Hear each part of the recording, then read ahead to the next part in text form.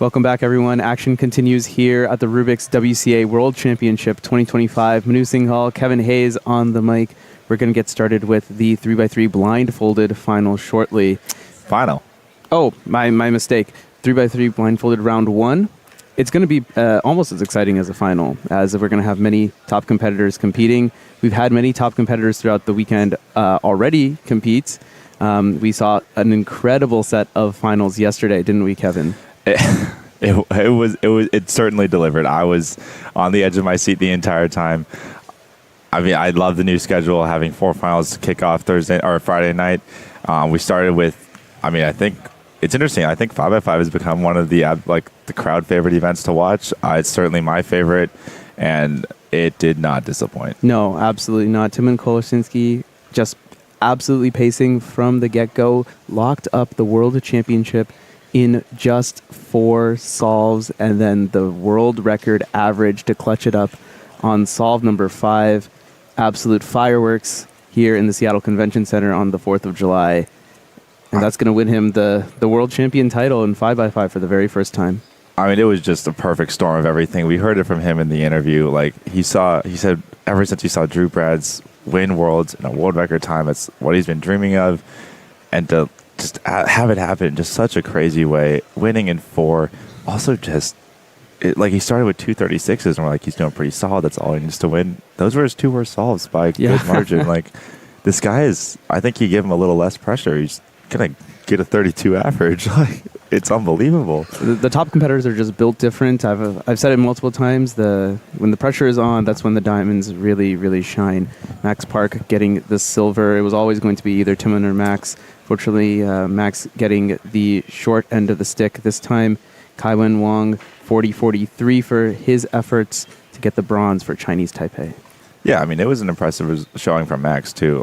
36 is no slouch whatsoever. I think we actually were probably predicting that as the winning time, but Tamana's just built different.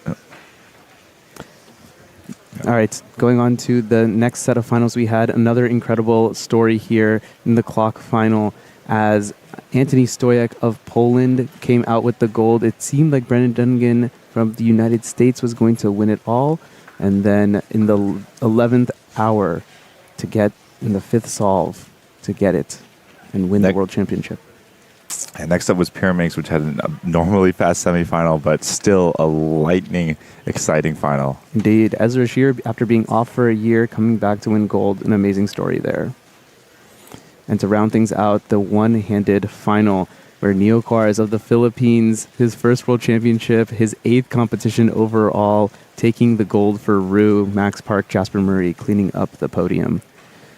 An amazing set of finals yesterday. We are going to see another awesome set on this Sunday as Noah Swar gets us started. 19-second 3-blind single. Very, very good. It's okay. It's pretty good for a round one. I feel like, because you got to imagine all the competitors are going to be safety. Yes. They're triple DNF, you're completely out. There's no way you can make it into the next round. For a safety, 19, I feel like you have to feel pretty good about that. My reaction was, it's not like an amazing single, but it is a success in the sense that we already locked it up. We've averted disaster. Blind and, interestingly, clock now specifically are very... has similar, you check the mental because, what is your plan? You got to make the final first is always the most important thing. The triple DNF is real. We saw top seeded clock DNF out. We saw 2 different people DNF in the finals of clock. There, in these events where you're not 100% sure the puzzle is solved when you stop the timer, it requires a different level of strategy. And I think generally for a lot of the sided events, as you progress through the rounds, you can't go too wrong with just the same plan in all 3 rounds. Maybe there are some optimizations to be made, but blind is definitely not the case. No. I was talking to Graham Siggins about this a while ago on a long drive back from Sacramento about what does it mean to safety, and he was talking to someone. It's it's getting what you can get at 100%. He's like, I don't think I can ever get 100%. So your eyes are closed. Even for the top blinders, it's not that simple. Just be just go slow and you're going to get it. In these high DNF events, anything can kind of happen. No, I mean, your eyes are closed. The pressure's on. Especially, the whole point is that when you are safetying, usually it's because you're in a scenario where your back is against the wall and you require success. And so if you just randomly decided at home, I'm going to get success in the solve. Probably pretty easy, but when you're in round 1 of Worlds and you're all of a sudden looking down, not even making the semifinal tomorrow, Right. like morning, like all of a sudden something that's so easy normally becomes so difficult. Indeed.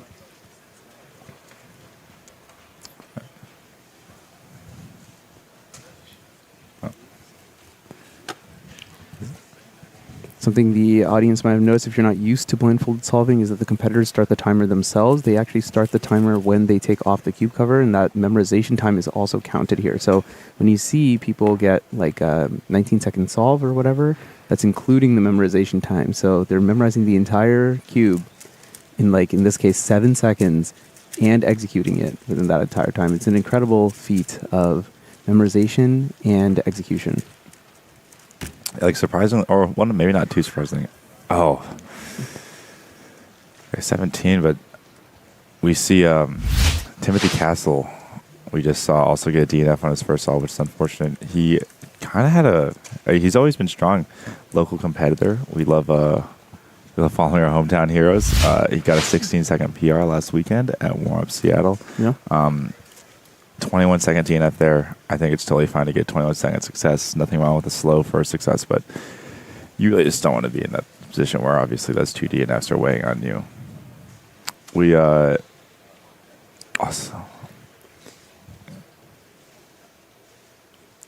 Yeah, I think my apology. I think I misrecognized a competitor earlier, as no swear that competitor actually Manuel Gutmann from Argentina. Yeah, Gutmann is the world champion in 2019. He's in his 3rd world championships, and while he's not necessarily at the very peak, obviously Tommy Cherry and Charlie Eggins are the 2 that we are looking out for to win the entire competition. I think behind them it's pretty open. In addition to the fact that once again, these events where you don't know it's solved, like there's a lot more potential for upsets. Oh, yeah. Can you hear? We're going to get an angle on Stanley Chappell now. Stanley was the first world champion of 2025, winning the 5x5 blindfolded event. As you can guess, he's a pretty good blind solver in and of himself. 3rd place at the world championship in 2019. That's the hoodie he's wearing right now, actually. Absolutely. I mean, he's definitely obviously not known. He's more known for his big blind, of course. The small blind needs some more fancy tricks, some execution optimizations, while Stanley's just really 4 blind and 5 blind dominance and uses that skill set to carry over to 3 and multi while not really usually contending for podium positions. But you got those consistent types like lurking around, really setting like kind of like the gatekeepers like we saw in Max Park, and one-handed like Max is always sitting there getting like he doesn't, people that don't have the top end speed of the best competitors but are really consistent, really strong, and it's like, okay, well, if you mess up, like all of a sudden you've like jumped like down 3 spots because these consistent people will always beat you. Ooh, and here's Graham, as I was mentioning earlier, an extremely good blind solver. I think this is slower than his multi-blind, like an attempt during his multi-blind world record. Oh, yeah, certainly. Looks like maybe might have forgotten something here, there. 1 move mistake is what it looks like, unfortunately. I don't think Graham is too focused in this attempt. Graham has had an interesting story this World Championships due to a procedural error, got an extra on his multi-blind 1 attempt, which he ended up DNFing as well as his original. So no real change there, except for the fact that multi-blind is extremely taxing mentally and honestly physically. Like sitting in that one spot for an entire hour, like with like people are like, oh, I can cube for an hour, but you have to consist, like it's way. But like you're not really like solving for the hour. You're only solving for maybe 20 minutes. It'd be like doing that entire hour. It'd be like doing a 7x7 session, doing 37x7 solves, but and literally every single time you put it down, you instantly pick up another one and start going again. Like no one does that except for multi-blinders. Wow, Manuel with a great mean. Yeah, 1758. I mean, we don't rank on mean for blind, but I think it's very likely it ends up in the top 3, depending on. I mean, honestly, dude, be first mean given depending on the DNFs. Oh yeah. Obviously, it's a little different when like mean is a secondary accomplishment and people aren't going for mean. It's like a little disingenuous to rank skill purely on mean versus like if that's what they were shooting for, it's more accurate. But it does give you some sort of indication of like, okay, well, this was like either a good set of scrambles or they were able to just be consistent enough to kind of just lock in and get it. I think it's also an impressive like order, like 19, 17, 15, like first round of Worlds. Okay, let's make sure we have our success. Okay, let's speed up a little bit. Okay, what? Like, just get a good solve. Yeah. Like, let's see. 15's. I mean, 15 is very, very unlikely to win tomorrow, but once again, like as we talk about a lot, like you have to make sure you don't want to ruin these medium solves and turn them into bad solves. You never know what's going to happen. You have to treat every single solve like it's going to count. I always like tell people, like especially on like 4x4, like if something bad happens, just assume you're getting no parity and you can still count it. Like, because like it might like you never know what's going to happen. You assume you're going to get lucky at the end, and this is going to be a counting solve because you have to always plan that like something could happen later. Yeah. Some folks in the chat noticing now that some cubes have logos on it. Good, sharp eye. That was previously not allowed. This actually just became a regulation that it is allowed now for this year, beginning 2025 in 3x3 blindfolded only. Oh, let's get Timothy Castle up if we can. He's on red. Hopefully he can get success here. The local, our local competitor. Where is he? He got 18.6 looks like a success, so he's going to be safely on to the next round. As we see Draco Tong, delegate from Illinois.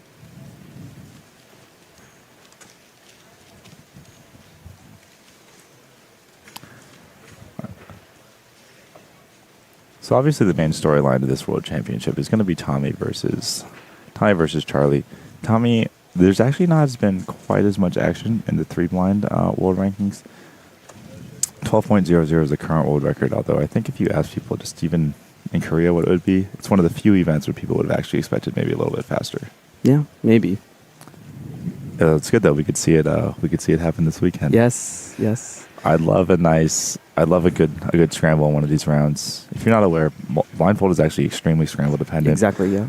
It's and oddly enough, it's very consistent amongst all solvers. Like all events, of course, can have easy starts. And like in 5x5 round 2, for example, the white yellows were extremely easy. And so a lot of the Yao solvers had great starts. But for blind, everyone does because of how the pieces are arranged and the plan to move to solve the cube without affecting a lot of the other pieces, it's extremely consistent across all solvers. And so usually we're looking at a 10 algorithm solution for execution. And then when you get those, you can get a realistic good solution in a competition is 6 algs, but that is very unlikely. 6 is extremely unlikely. No, you're right. It's unlikely we see one at all at the World Championships. Yeah. There's only 9 scrambles we're going to see across these 3 rounds. Yeah. But I guess this group has two sets, so we'll see 12 total scrambles. Yeah. But it's unlikely to see a 6. It'd be fun, but 8 alg though very possible. We did see an 8 alg scramble generated. That was the 3rd scramble from Warm Up Seattle. Actually, if you watched that last weekend, Timothy Castle actually getting a 16-second single. That was his PR. Oh, I'm so sorry. Like 6 is, yeah, I think I was meaning to say 8 because 6 is like impossibly unlikely. I think, ridiculously unlikely. 6 is like unofficial world record status. Like people practice, like I think Tripodi was telling me that like you practice for like 2 months and you'll get 1 6 versus like an 8 is it could still happen. It could happen. But like an 8 is a realistic thing to happen in the competition. Yeah. But even then it's unlikely to happen at this Worlds. Yeah, indeed. Yeah, because of the scramble dependency, most people's PRs are on a relatively low alg, like an 8 and a 7 to 9 alg scramble. Yeah, which is why you can't always take PR and say like, oh well, this person is just objectively better. It definitely depends on scrambles to some extent, but all these blinders are definitely good enough to the point and have competed enough to where they have had their shots at 8 algers as well. Yeah, and scrambles, like, also you just can't assume, like, the time cutoff projected by round 1 will be the same for round 2. Yeah. As we saw in Pyraminx yesterday, semifinal scramble set on Pyraminx was extremely easy. 7 people got sub 2 averages, didn't make the final. 8 people out of the top, 15 got PRs. And the final set was more in the middle, reasonable. And we still saw some amazingly fast times. As for getting a 1.7, and he was one of the few people to do poorly, or poorly for himself on the semifinal set. We just saw Liam Chen compete there, getting a 20-second single. Liam, the American, 3rd place at the World's Podium. 3rd place at the World Championships, in 2023. Stanley Chapel now. for his third attempt. Regardless of how he does here, he's locked in a 18-second single, which is very, very good. That should be putting him into the next round pretty comfortably. Yeah, the real key here, because there is, as like logistical limitations exist, like there are different scramble sets of the two groups, but I mean, it's a 120-person semifinal. Yeah. Anyone worth their salt can easily make it into the final, onto the semifinal, no problem. And then everyone's on the same scramble set to make sure. That's why also for the sprint events, we have 200-person semifinals. Kind of wild to run a 200-person group of Pyraminx, but it's really nice just to make sure that like scramble variance is not going to affect any of the top solvers making the final. We did see yesterday one person from the bottom 80 of Pyraminx semifinal make the final. So we are probably, I mean, that's what kind of expected. Maybe that one person got a really unlucky set in group one, but due to having a large semifinal, we kind of balanced that out. Yep. And yeah, the logistics about it is very, very, very intense. I'm sure 10 stages here at the World Championship. Yeah, 100 timers, 2,000 competitors to try and coordinate it all. Certainly a huge headache for you. I mean, you have an idea from the inside of the organizing team. There's a lot of people smarter than me that are working on the scheduling and the logistics. I know you have to go compete in blindfold yourself now, so we're going to swap you in for Alyssa, but good luck. Thank you. I wish you. I'm going to need it. I'm not making it. I'm no good. I just want to give it a try. You can do it. You can get it mean.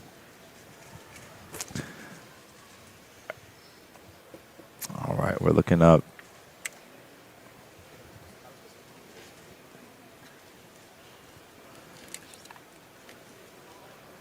Okay, so most of our top blind solvers in this group have now completed. Really, nothing too much of note right now. Manuel Gutman, our top seed in Wave 1, the 15-second single, so certainly respectable, something that is going to be solid for the next round. Probably definitely lock up a top 10 finish if you were to get that in the finals, but I don't think that's quite what he's looking for, given the fact that that's pretty unlikely to make a top 3 on tomorrow. Oh, man, tomorrow's the big day, tomorrow afternoon. And welcome, Alyssa. Good morning, everyone. Good to see you all. And man, there's just so much packed into today. It's only 9:17 a.m. and I'm sure we've already seen some incredible solves on stream. It's gonna be another big day. I mean, we have 4 semifinals right before lunch, and then we have those same 4 finals tonight. I'm loving the schedule of round 1, day 1, and then day 2, semifinals and finals. It's a big day. Everyone who's like manning these events are really specific on like, okay, this is the day I gotta do. I gotta be on. I was talking to Sebastian last night. He was showing me.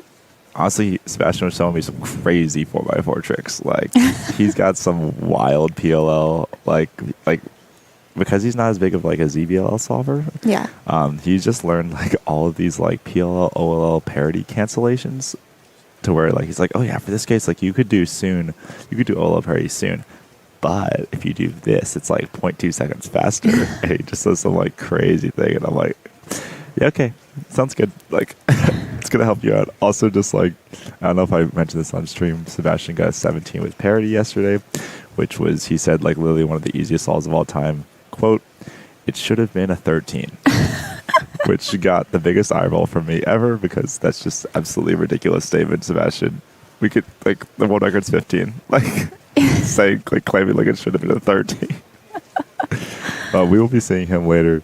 It will be Sebastian representing the oldest generation of the early 2010 solvers versus Max, who is the late 2010 solvers, versus Taman, who is the 2020 superstar. So 4x4 is a battle of the generations. It'll be very exciting. Felix will most likely be in the final as well, and we'll have the world champions and the last 6 world champions all in the same final. That's so cool. It'd be cool if they also went, like, Felix could totally get 4th. They could go 1, 2, 3, 4, which would be pretty. That'd be wild. Exciting. Yeah. First, obviously, Felix needs to make the final, but I think it's very likely he does. Those top 3 are pretty much guaranteed in. After that, we have other than 4x4, we have 2x2, 7x7, and Mega Minx, where, I mean, I think 7x7, which is obviously the one I'm most familiar with, it's just the Max Park show. Mm-hmm. We saw only 2 people under 150 which is kind of the new standard for being like world, like really elite in this event. Timon with an absolute amazing European record average, PR by 5 seconds, and he still got absolutely destroyed by Max because Max is just that good at 7. It's Max Park at his normal versus everyone else on their very best, and Max still wins. It is wild to see Timon competing so well, like absolutely crushing it, and just be like, yeah, he has no chance. Because he has no chance.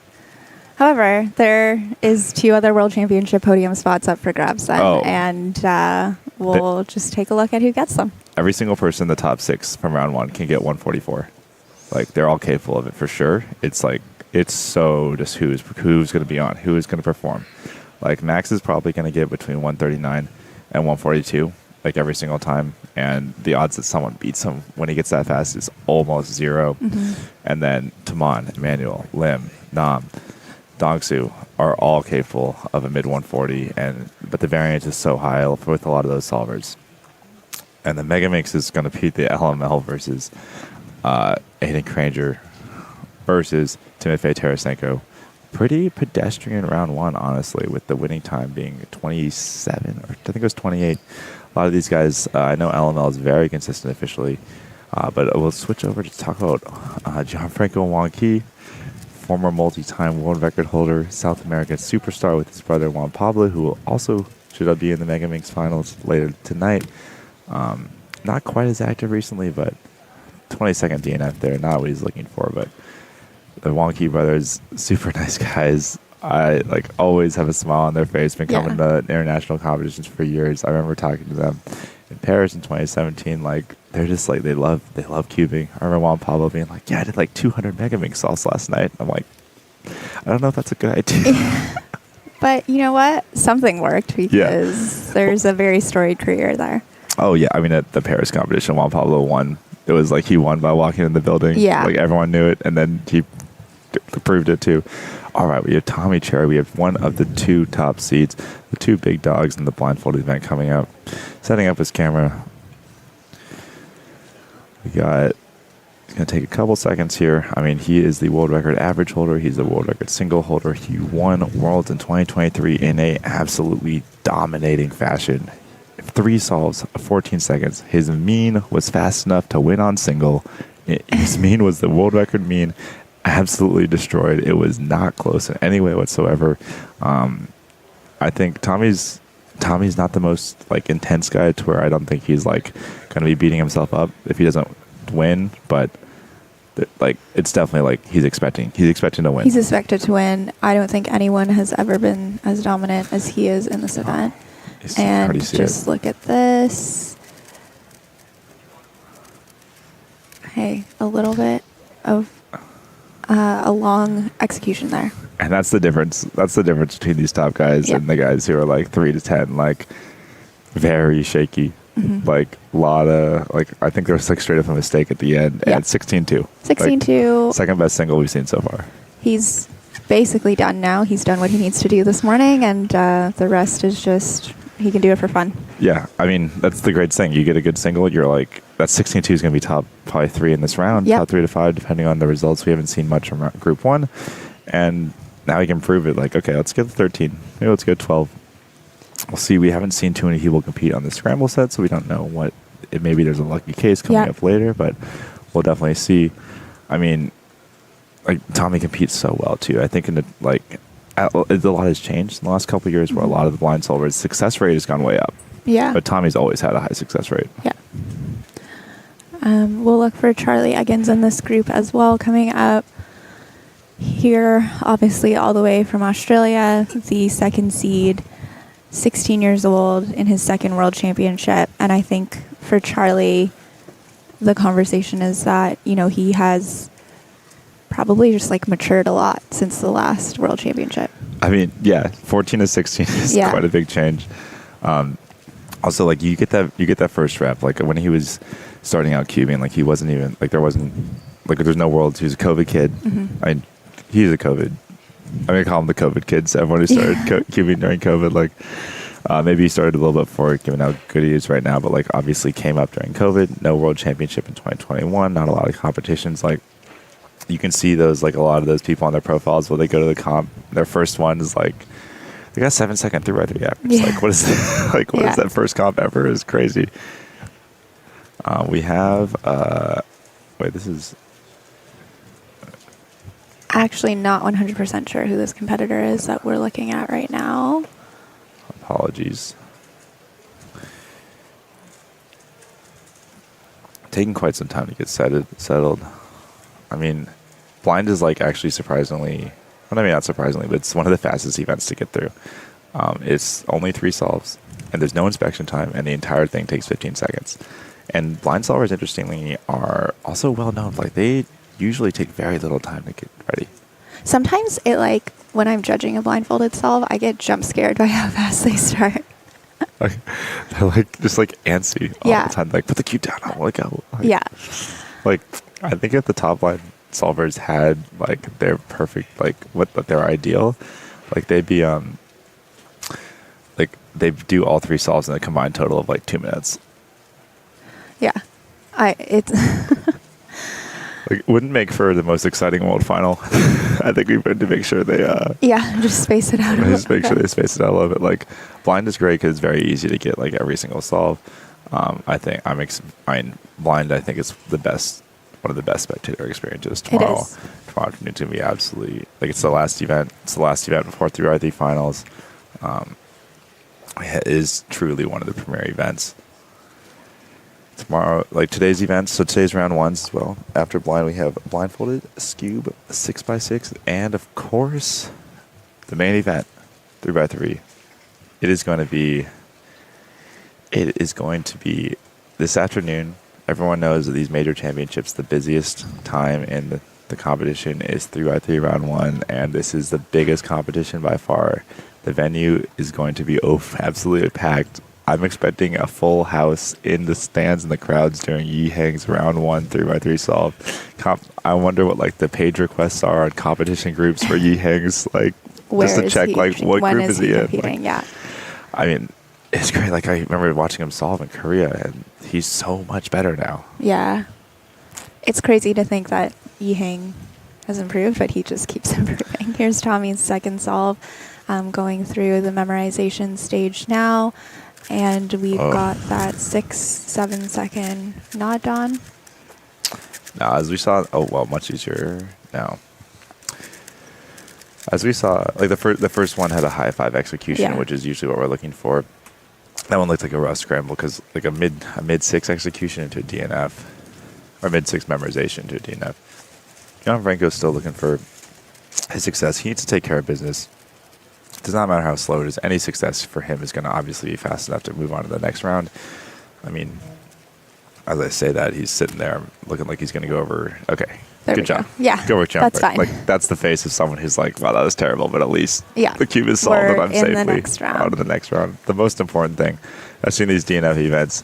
You see it with people in clock. You see it in 6, like even in 6 and 7. We're like, you just gotta be a little careful. Mm-hmm. The margin for error, like, it's so rare to DNF a 6 or 7 solve. It just never ever happens. But like that 0.1% chance, you do not want that to happen in a round of Worlds. All of a sudden, your entire weekend is over. Same with blind. You do not want that triple DNF. And we have unfortunately, our own Manu single got booted off the stream.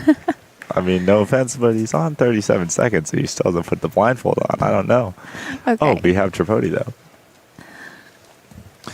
Michael Tripodi, unfortunately, had a rough 5 blind his main event. He triple DNF. Yeah. He had a great solve on solve 2. 255 off by 2 centers. That's the name of the game, but it is tough to watch sometimes. Yeah. It was tough, but he had a quick bounce back. He was in high spirits, and I know he's looking to put down some good times on 3 blind here, so let's see what he's got. And it's going to be an Australia double feature as Check-ins is getting situated right now. Looks like Tripodi will be done right before he starts those, so we can just go back-to-back into their 2 solves. Well, let's make sure we get Check-ins this full solve. Tripodi with a 12-second memo. That is quite slow. All right. Charlie really quick to start there. Not a lot of warm-up and 5 seconds. Nice. Okay. And there's his success, 14.08. Yeah, we can see that Charlie and Tommy are just so much better. Like that, I think that like that one, that's the solve. Charlie did the solve that Tommy wanted. Yeah. They both had a high 5-second memo. They both were moving pretty quickly at execution. And then Tommy made a mistake and kind of lost himself, locked up. I think he had to do an extra algorithm that wasn't planned. And Charlie just didn't make that mistake. And you can see it right there, 14-0 versus 16-2. Yeah, that's the difference. And in this round, that doesn't matter, but in the finals tomorrow, that will matter. Oh, yeah, 14.0 could definitely win. It's definitely like one of those solves you get in the final. It's not safe, but it's absolutely possible to win. Also, we have Jeff Park, who is on a career research. Also, okay, yeah, the first one's pretty easy because also Jeff is, you might think of him as a former world record holder, great superstar from the U.S., but he has been grinding and practicing, and he is ready to come to Worlds to try and definitively try and claim the title. But a DNF there. It's, even if it was a success, like that's not a good start. No. 5-second memo into a 13-second execution. Like 13 is certainly a lot of mistakes there, obviously with the DNF, but completely lost it there. That's the difference too. Like even if Jeff has that high-end capability, I think the lack of competing recently, like the huge break, it's gonna take him on his best day to knock off Tommy or Cheggins. For sure. Okay, Gianfranco here with his last solve. He already has a success. It's 28 seconds, so might be looking to put something down that's a little bit better, but at the same time, he's into the next round, so this is just to get a rep in. Oh, we got Tommy on as well. Tommy's. All right. Okay. Not too much has changed for Tommy. I mean, 15 obviously better than 16, but sure. It's not like crazy. It does bump him up to second place ahead of Manuel, so it looks like, unless we've missed anything, Tommy will be second. Check-ins will be first. His last solve is merely or second and third solves are merely a formality.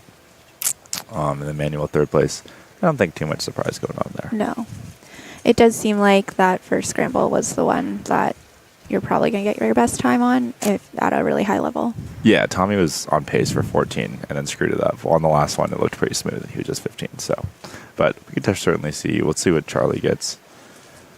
Like, Gianfranco is seed 6 this competition, but he does look a little shakier. Like, I mean, world champ second. All right, so we're gonna take a look at Tommy's replay here.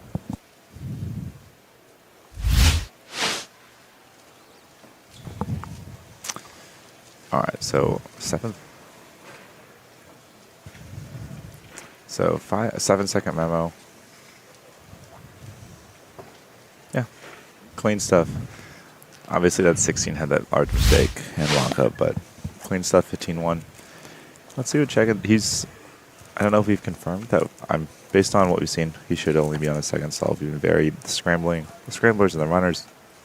The staff here has been extremely on it, making sure we catch all the action from our top line solvers.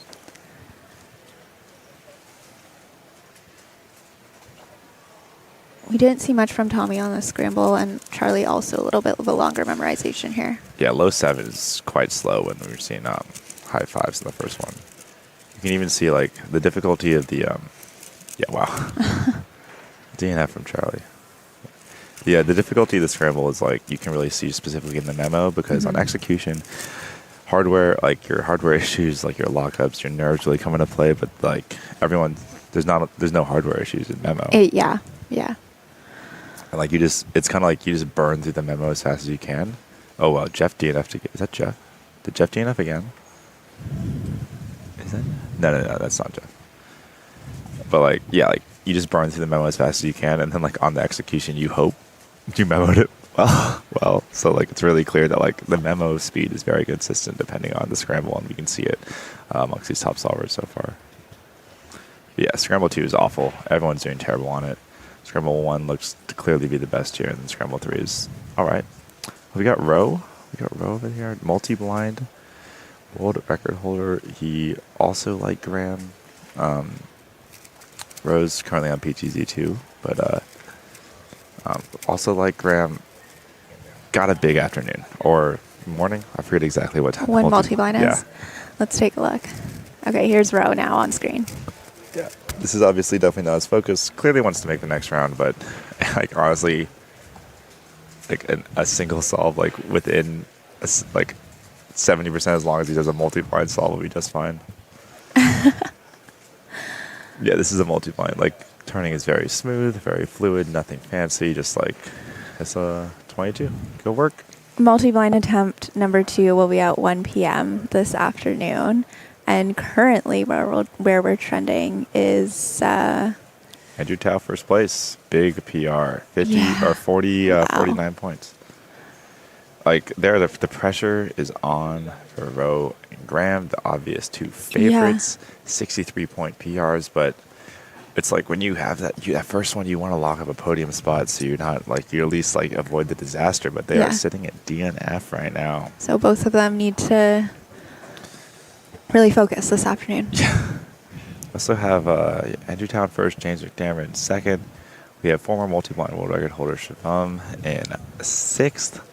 We'll see how things shake out. We have like Charlie in 17th.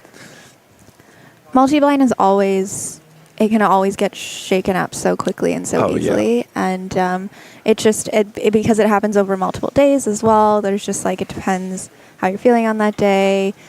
Last minute decisions to submit more or less cubes, like just all of those kind of things. There's some of those like mental mind games. Like you can submit your cubes. You submit your cubes, everyone submits them without knowing how many everyone else submitted. But then between when you submit your cubes and when you start the attempt, you get to find out what everyone else submitted, and that could legitimately affect your strategy of like, oh, well, they submitted like 70. They're going to screw it up. Like, there's too many. They're going to screw it up. Like, I should just go, like, they're going to DNF. Like, I know it. Like, totally. So, like, it's certainly interesting that they're allowed. Like, it's like, it is blind. Like, obviously, you need to not, you can't game it. Like, I'll submit exactly one more, but like, but then you get to find out in between the submission and the, well, and we're looking at Charlie's final. Oh my God, 5 here. flat. UU prime and a head lean. Oh. Okay, that's it. It's all good for Charlie. He did get his success on the first solve, so can chill out a bit. But at the same time, I think in your first round reps, you want to see a little bit more composure as you go into the rest of the weekend. Yeah, I mean, that was obviously a huge missed opportunity. I think it was like a 4.9 memorization. He might have kind of rushed the memo. He already has a great success. Like, if he's watching Tommy's results, he already knows he actually won this round. Yeah. So it's like, okay, like, let's really go for broke, which I think is a good strategy, because when you're in the final and you have a 14-1 on that last solve, you got to go for it. Yeah. Like, there's nothing else that you can do. Yeah. Anything over 14-1 might as well be worthless. So like, you just gotta hope you gotta assume the scramble's easy and try and go for a 13. Totally.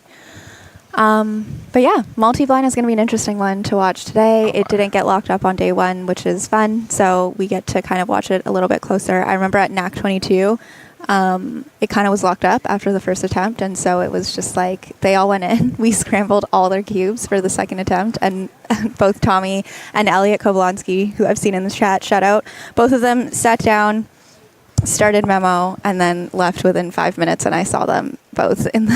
Why? I don't know. Elliot, tell us in the chat. Tell us why you made us scramble all those cubes. We scrambled all the cubes, and then I was like in the lobby of the venue, and I was like, why are you here? Why are you here? You're supposed to be doing multi-blind. I mean, I didn't scramble them, but shout out to the staff team that had to scramble all the cubes, and they would have done it happily. I was going to say, I'd be surprised if you were on scrambling duties.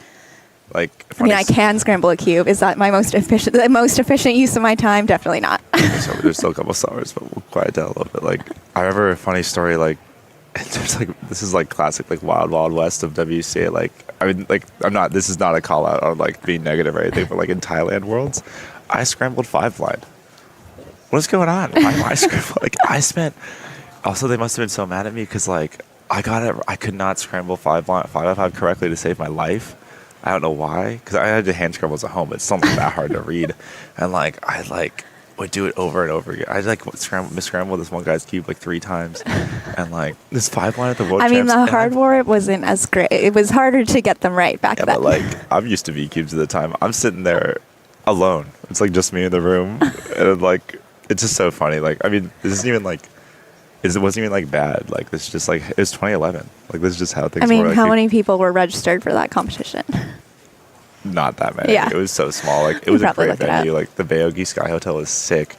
Like it's just crazy how far we've come. Of like things are so professional now. Everything is like so meticulously thought out. There's so much thought and care and like yeah, like I don't even reflect on like those old days with like kind of the interesting enforcement of regulations and the lack of like I don't even think like negatively or it's like the lack of that's not like a negative or positive. It's just like the growth of cubing. It's just like yeah, it makes sense. That's how it was. It makes sense now. That's how it is.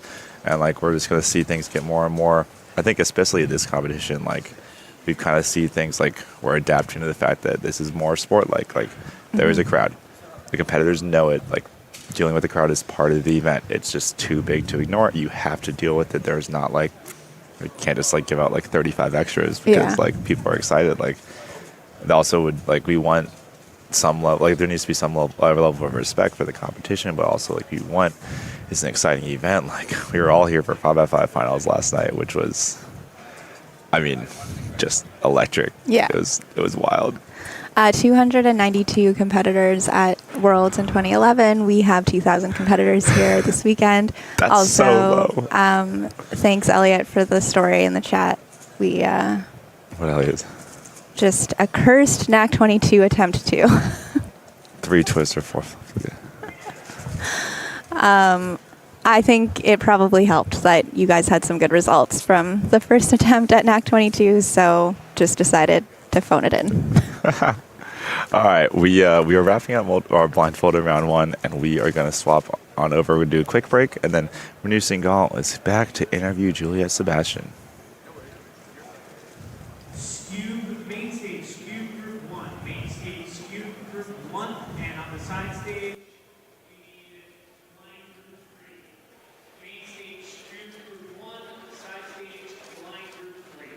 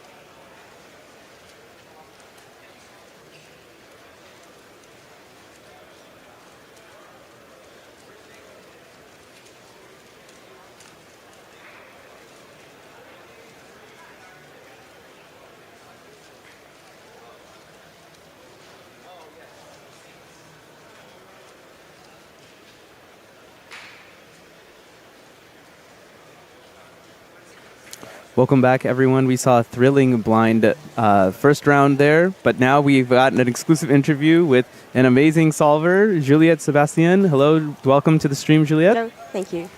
How is this Worlds going for you so far? So yesterday was rough because there was 2 rounds of OH.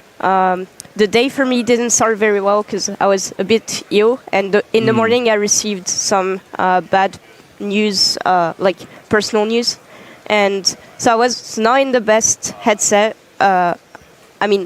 and then I managed to pull out a good average in the semis, and so I started having really high hopes, probably excessively high, and then the finals didn't go my way. But honestly, the podium was really hard to reach, so I don't have many regrets. I think Neo killed it, and Jasper and Max also did really, really well, so congrats to them. That's very professional of you. Of course, you are one of the best OH solvers in the world, and you are really, really, really good at ZBL at work as well. Give us an idea of like how you kind of like learned all your methods and how you got to this point. So I started learning ZBL quite a long time ago. Actually, the algs weren't as mainstream and developed as they are today. And so I kind of had to search the internet for good algs, and also like a lot of people were telling me this was completely unnecessary, so it was hard to keep the motivation. But yeah, I remember early on I talked to Anthony Brooks on the forum, the speed solving forum, and he encouraged me to continue. So he also gave me some advice, so this was really helpful. And then at some point, I decided to make a spreadsheet with all the best algs that I found. Overall, this whole process took me a very long time, 7 years in total. But I don't think this should take that long. Oh, to fully learn, you think? What? If someone else was to fully learn, you think it would be faster now? Well, that's much thanks to you. On this computer that we have in front of me, I also have a spreadsheet, a tab that's always open. It's Juju ZVLL. I'm trying to learn some things from there as well. So, do you have any advice for anyone who wants to learn like a big set like ZBLL? Well, I would say take it easy. Learning algs, in my opinion, is fun, and so you shouldn't learn. I don't think you should learn too many algs for you to handle. Everyone has a specific threshold. Like you have people like Timon who are learning like 12 algs a day, but you don't really have to do that. Just learn as many algs as you feel you can handle, and then practicing the algs and trying to implement them is really, really important. So I think alg trainers really help with that. So websites such as bestsiteever.ru and other trainers such as Taoyu. Yeah, I've used some of those myself. Those are certainly good resources. Yeah, definitely. So you've had a bunch of really good placements at major championships, other big competitions. For example, the French championship. You are the French champion, of course. How do you prepare for big competitions like this? So I like to have 1 week that I fully dedicate to practice. It can be the week leading up to the comp, or if I have a very busy week before, I will treat whichever week I have available as the last week before the comp where I can practice.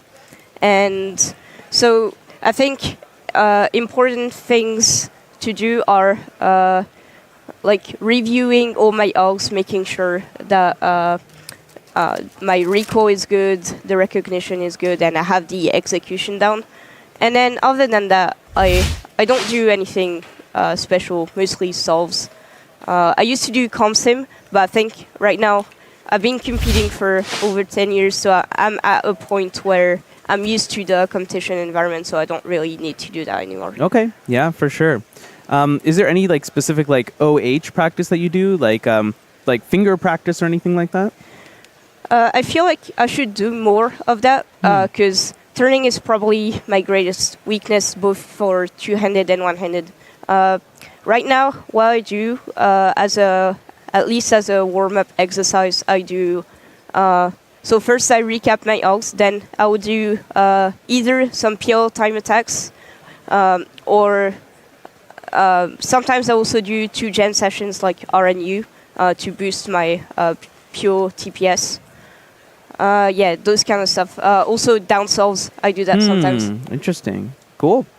How do you prepare for traveling abroad? Because you've traveled all over the world at this point with your incredible results. So yeah, how do you prepare for a competition that happens in like a completely different time zone like here? So I make sure to arrive like several days in advance. I had made the mistake before of arriving, like scheduling to arrive the night just before, and my actually we didn't really have the choice because my best friend had an exam the day before, but our flight ended up being delayed by 4 hours, so we only got 2 hours of sleep the night before the comp, and yeah, that was really a really rough start. So now I try to arrive a few days in advance, and then I always make sure to take some time to go sightseeing, because I think having so many opportunities to travel is really really a privilege. So yeah, I do that, and I also try to keep practicing regularly leading up to the comp. Like before this comp, I would do like an average of 100 of OH a day. Wow. How does your hand not get tired? Or you're just used to it at this point, maybe? Yeah, I think I'm used to it. Yeah, fair enough. One thing that's interesting about this World Championship is we're halfway through, so we're 2 days through. We have 2 more days left, but your main event, OH, is already over. There are no more rounds of OH. Yeah, so how do you feel about that? This feels very unsettling, to be honest. Interesting. Do you want to talk about that a little bit? Sure. So I only found out that OH was on Friday, like maybe a few weeks before. I didn't really look at the schedule prior to that. And yeah, this... excuse me. So I'm in a weird place right now because my main event is over. I did not really do as well as I hoped. But then it's not completely over because I still have 2 events that I'm competing in, including 3x3. So yeah, I hope to do well in 3x3 and in Mega Minx. Awesome. What are your goals? Do you have any goals for 3x3 and Mega? So starting with Mega, I didn't practice very much because I was mostly focusing on OH. But I tend to be good, like better at Mega when I'm competing for some reason. Because it's nowhere near my main event, and since I don't care as much, the adrenaline pushes me. So initially I was hoping that I could make finals, but given the first round results, I would need to break my PR by a fair margin to do that. So I just hope to get a good average, and then we'll see what happens. And then 3x3, I just hope to get some good averages, make semis, and then give semis my best shot. And yeah, I think making finals will be very unlikely, but I will still do my best, and we'll see what happens. Yeah, that sounds like a great mindset to me. How do you handle like the pressure? Because you are very, very well known in the Speedcubing community. I'm sure many people come up to you and like want to like take photos and stuff. So how do you handle like the pressure and kind of the being an icon? It's not always easy, to be honest. So sometimes I feel like I get more attention than I deserve. But yeah, it's probably there's some imposter syndrome going on. Anyway, so I try to treat this championship like any other comp. Yeah. Because I have a lot of competition experience, so this is a familiar environment, and so yeah, this is basically what I do. You deserve everything, Juliette. You are an amazingly good solver. Your results speak for themselves. So No, you deserve all the praise and all the spotlight. Let's talk a little bit about OH a little bit more technically. So OH is in a really interesting position right now. We saw that Ru got 2 out of 3 podiums at this World Championship. How do you feel Ru versus CFOP is kind of going right now? I think Ru definitely has the advantage. It's probably a better method. But I think CFOP will stay relevant, especially if people start taking ZB more seriously and implementing good ergonomic algs. I also hope I can stay relevant and improve my turning to be up there.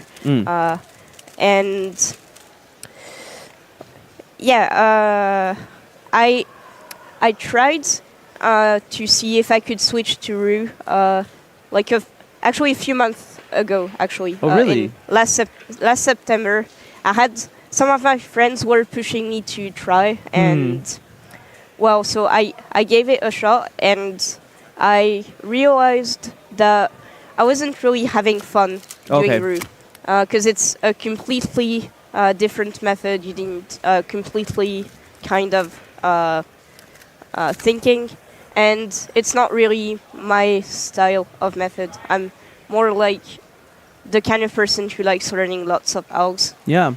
And doing fancy stuff. And Ru didn't feel like the right method for me. So even though CFOP might not be the optimal method, I'll keep using it, and we'll see what happens. Awesome.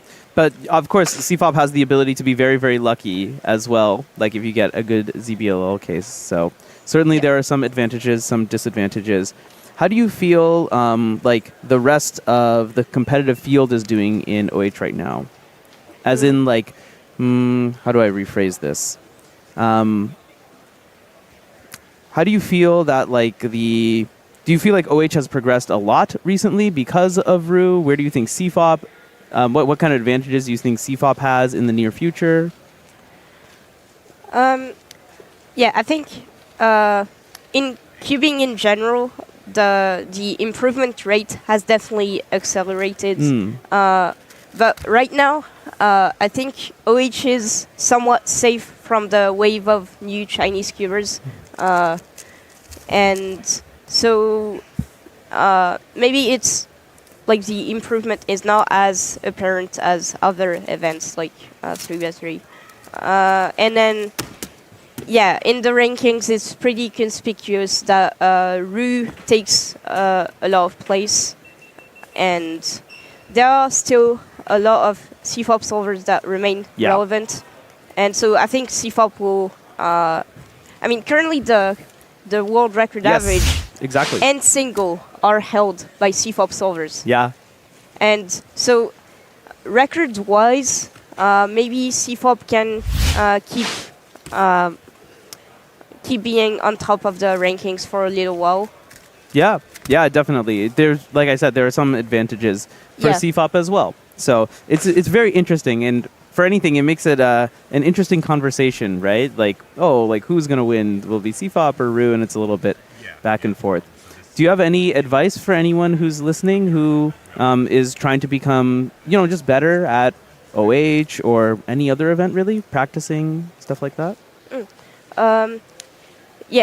I feel like you need to find a balance between doing the right things to improve, like finding your weaknesses and working specifically on that, and just cubing for the fun of it. I think it's important to take pleasure when you're cubing, because this is what gives you the drive and motivation to go forward. Yeah, I actually really, really like that answer, and I definitely agree with that. I think we're going to wrap up the interview now. Juliet Sebastian, everyone, amazing OH solver, icon of speed cubing. Thanks for coming on, Juliet. Thank you. Thanks for having me.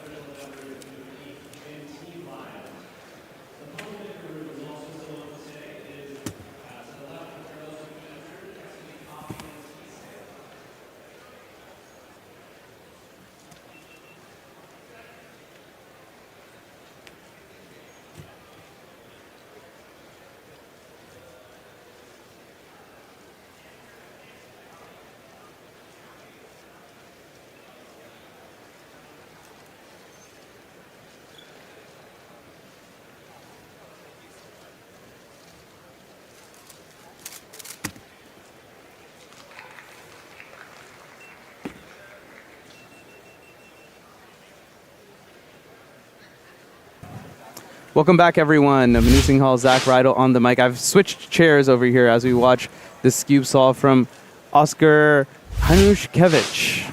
First time I've had to say that name. First time I'm practicing that name, as you can probably tell. Hopefully I got it reasonably close. Yeah, we're currently seeing the groups in transition. I just finished up competing in Skewb Round 1, Group 1. We're going to see a bunch of other competitors come up here to the red and blue stages here.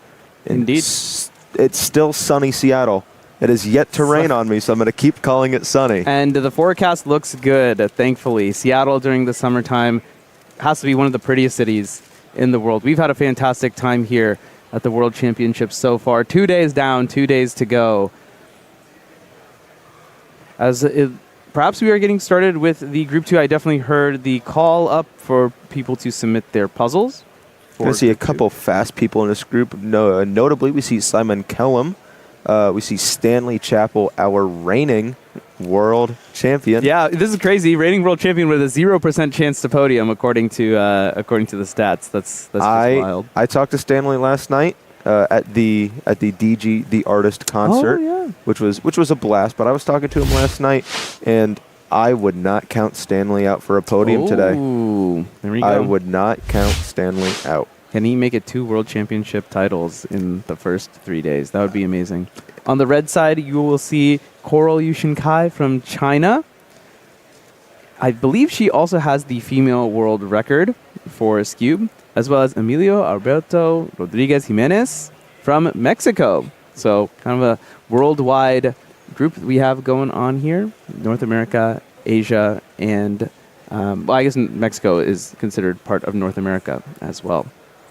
If we have results from 3-blind, that happened earlier today. We saw a couple of good results. Manuel Gutmann getting a 3-blind mean even, which was pretty nice. Stanley Chappell just missing out on getting a mean. A couple of other, I think, good results coming in. If we can get those loaded up, more than happy to talk about those. Incredible stuff we're going to see for the rest of the day. Thank you, production. The production doesn't get shouted out enough, I think. They're doing an incredible job behind the scenes. Charlie Eggins in the group that I was competing in, 14.08, looking really good to maybe get his world champion. So say over a full second ahead of second place Tommy Cherry with a 15.18 single, and then Manuel Gutmann with a 15.93 average to round out the top 3. But honestly, even this top 8, anything can change. Like, it's possible that everybody triple DNFs. I don't think that will happen in the next round, but things can shift dramatically in high variance events, high DNF events, such as 3x3 blindfolded, as you see the rest of the top 16 there. Simon Praschel of Austria also getting a silver medal in 5x5 blindfolded with a national record single. Timothy Castle from right here in the Pacific Northwest, Ben Barron of Israel, Stanley Chappell, as mentioned earlier, Krzysztof Bober from Poland, Graham Siggins, Jeff Park, and Aiden Kainalu, a bueno, triple Americans to round out the top 16. I was going to say, definitely very exciting 3x3 blindfolded first round. I was just back here making sure the stream was getting all set up and running and warming up for Skewb Round 1 myself, but I'm really looking forward to see 3x3 blindfolded semis as well as the final round, which I believe we'll see tomorrow. Tomorrow, I think in the late afternoon, it's going to be one of the finals, so to speak. I was going to say, it will be electric, but you won't be able to tell because everyone will be silent. Exactly, yeah. It's a really interesting environment where the competitors are getting amazingly good solves, but you can't clap because everyone else is still competing, and obviously that will mess up the immense amount of concentration that it takes for 3x3 blindfolded. Although, to be fair, at every event at this level, at the World Championship level, for the people at the top takes an incredible amount of concentration. As we were talking to Juju just earlier, sometimes there's a lot of pressure, a lot of expectations that can be put on you, and unfortunately, it's kind of part of the game. You just have to be able to manage those expectations, deal with the pressure. That's what makes the world champions the world champions. Yeah, I was going to say, even though we ask people in the venue to be quiet during these blindfolded events, with 6,000 people almost in the room at any given time, there's always a dull roar happening. As the cubes have been scrambled, Stanley Chappell now for his first solve of Skewb. I did not see that much on that scramble. I did see 3 corners kind of solved relative to each other, but missing the center. which might be quite unlucky. I didn't really even see any bars, so we'll have to take a look again when Coral starts inspection to see what we're cooking with. Here she is on your screen. This is her second World Championship. She got 6th in Scube at 2023, looking to improve that placement here. She has 2 continental averages as well. Yeah, I believe that was a no bar. Both of our first 2 competitors not quite pleased with that first solve. We see Simon Kellum inspecting as well, and ooh, yeah, this one looks messy. So talk to me, Zach. What makes a good Scube scramble? Like, what can you see from inspection that will make it good or bad? So kind of just like any other events, we're looking for blocks. A block is pieces that are already solved relative to each other, which means that you don't need to solve them there in the first place. You don't have to waste a move to do that. It's already done for you. This scramble, though, not only were there no blocks, a lot of pieces were solved relative to each other minus a piece missing. So it would actually take more moves to be able to build a block than to be able to just create a block that wasn't existing already. See Christopher Chi there, former North American record average holder in Scube.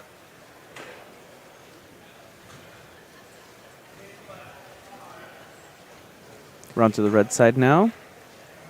And Scube has seen a bit of a development, I would say. Well, at least from my perspective, it seems like somewhat recently. Everyone in the past used to talk about Sarah's method. You heard Sarah Strong here.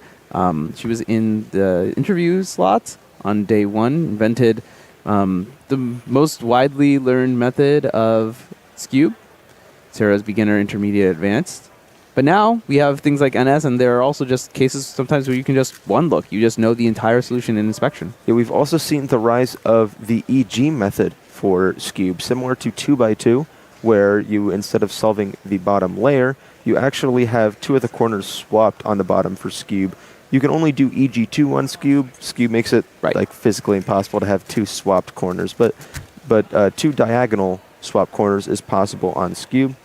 And then competitors are maybe looking for the exact same case there. That is a +2 for Stanley Chappell, who we did see briefly up there in the picture, in the top right picture-in-picture. Yeah, we're going to see some competitors are much higher level ones use EG2 for some cases. If it's lucky, again, all these top level competitors are one-looking multiple solutions in inspection. Yeah. Yeah, I was talking about concentration earlier, right? Like, to be able to find one solution is good enough to be like, oh, well, I can just tell right now that this will completely solve the puzzle. To find multiple solutions and then evaluate each of them for move count, ergonomics, etc., it's just incredible what the top level of solvers can do. Not Scube, but a Scuber, Zane Kanani in 2x2. I know I've talked to him many times, a local in my region, as well as interviews that we've had in the past.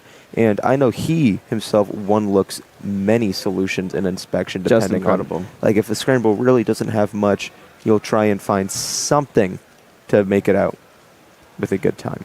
To be honest, it's not an event that I've practiced that much, but recently I've had a couple friends who are trying to egg me on, so I've been doing a couple more solves here and there as we see Coral get a 2.17, and it's been more fun than I thought it would be. So who knows? You might see me up there in 2 years' time. 100%. No. 225 there for Simon Kellum. Yeah, my Scube PRs are not reflective of my actual skill and ability to this event. A lot of people that I know for Scube just get lucky 3 or 4 times in an average and then walk away with something that they'll never be able to top again. Hey, look, it's not a crime to get lucky. No, it's not. It's just a bummer that I'll never get lucky like that again. Now, you and I, both delegates, we read the delegate handbook. One of the things I think I've unfortunately forgotten, though, is what is the minimum number for Scube? I want to say it's 6 moves. It is not 6, 7. 7 moves. It is Darn. 7 moves for Scube. Darn. So it is possible to get, for example, a U-perm. It is even possible to get 1 move canceled into U-perm, but we did see famously at the 2019 World Championships, I believe. Yes, it was 2019. I'm hoping that's right. I am fairly confident it's 2019, where there was actually a scramble in one of the maybe slower groups of Scube that was just a U-perm. Yeah. And we saw someone who previously was unnamed, Anthony Huang, pull out a incredible world record single. I forget the time, but I believe it was sub 1. We can look that up for and you. I don't think Anthony even knew that it was world record at the time, figuring that someone else in the group must have gotten a faster time than him. 0.9. We're just looking at it on our side screen here. Oh, apologies. I'm looking by results instead. Oh, Andrew Huang, my apologies, in 11th currently. That single is almost 6 years old. Yeah. And it is still up there in the top Scube results of all time. We see Coral on the red stage. Any thoughts on this? Ooh, corner twist in Scube. That's really interesting. There are some corners that can't even be twisted. Yes, it is quite uncommon on Scube, but again, when the Scube is like partially misaligned, it is much more unstable, and you can see, hopefully we can see it happen. No, we weren't able to see it happen live, but yeah, on Scube, corners do have like fixed orientations to where it might not, well, it's the same function as really any cube where a corner twist is unsolvable. So again, when a cube is partially turned, it's a lot more unstable, and maybe those accidental corner twists happen. It's weird because they're really easy to twist accidentally, but trying to fix them at the end of the solve is where it gets rough. Oh, yeah, of course. As with every corner twist, huh? Always the easiest when you don't intend for it to happen.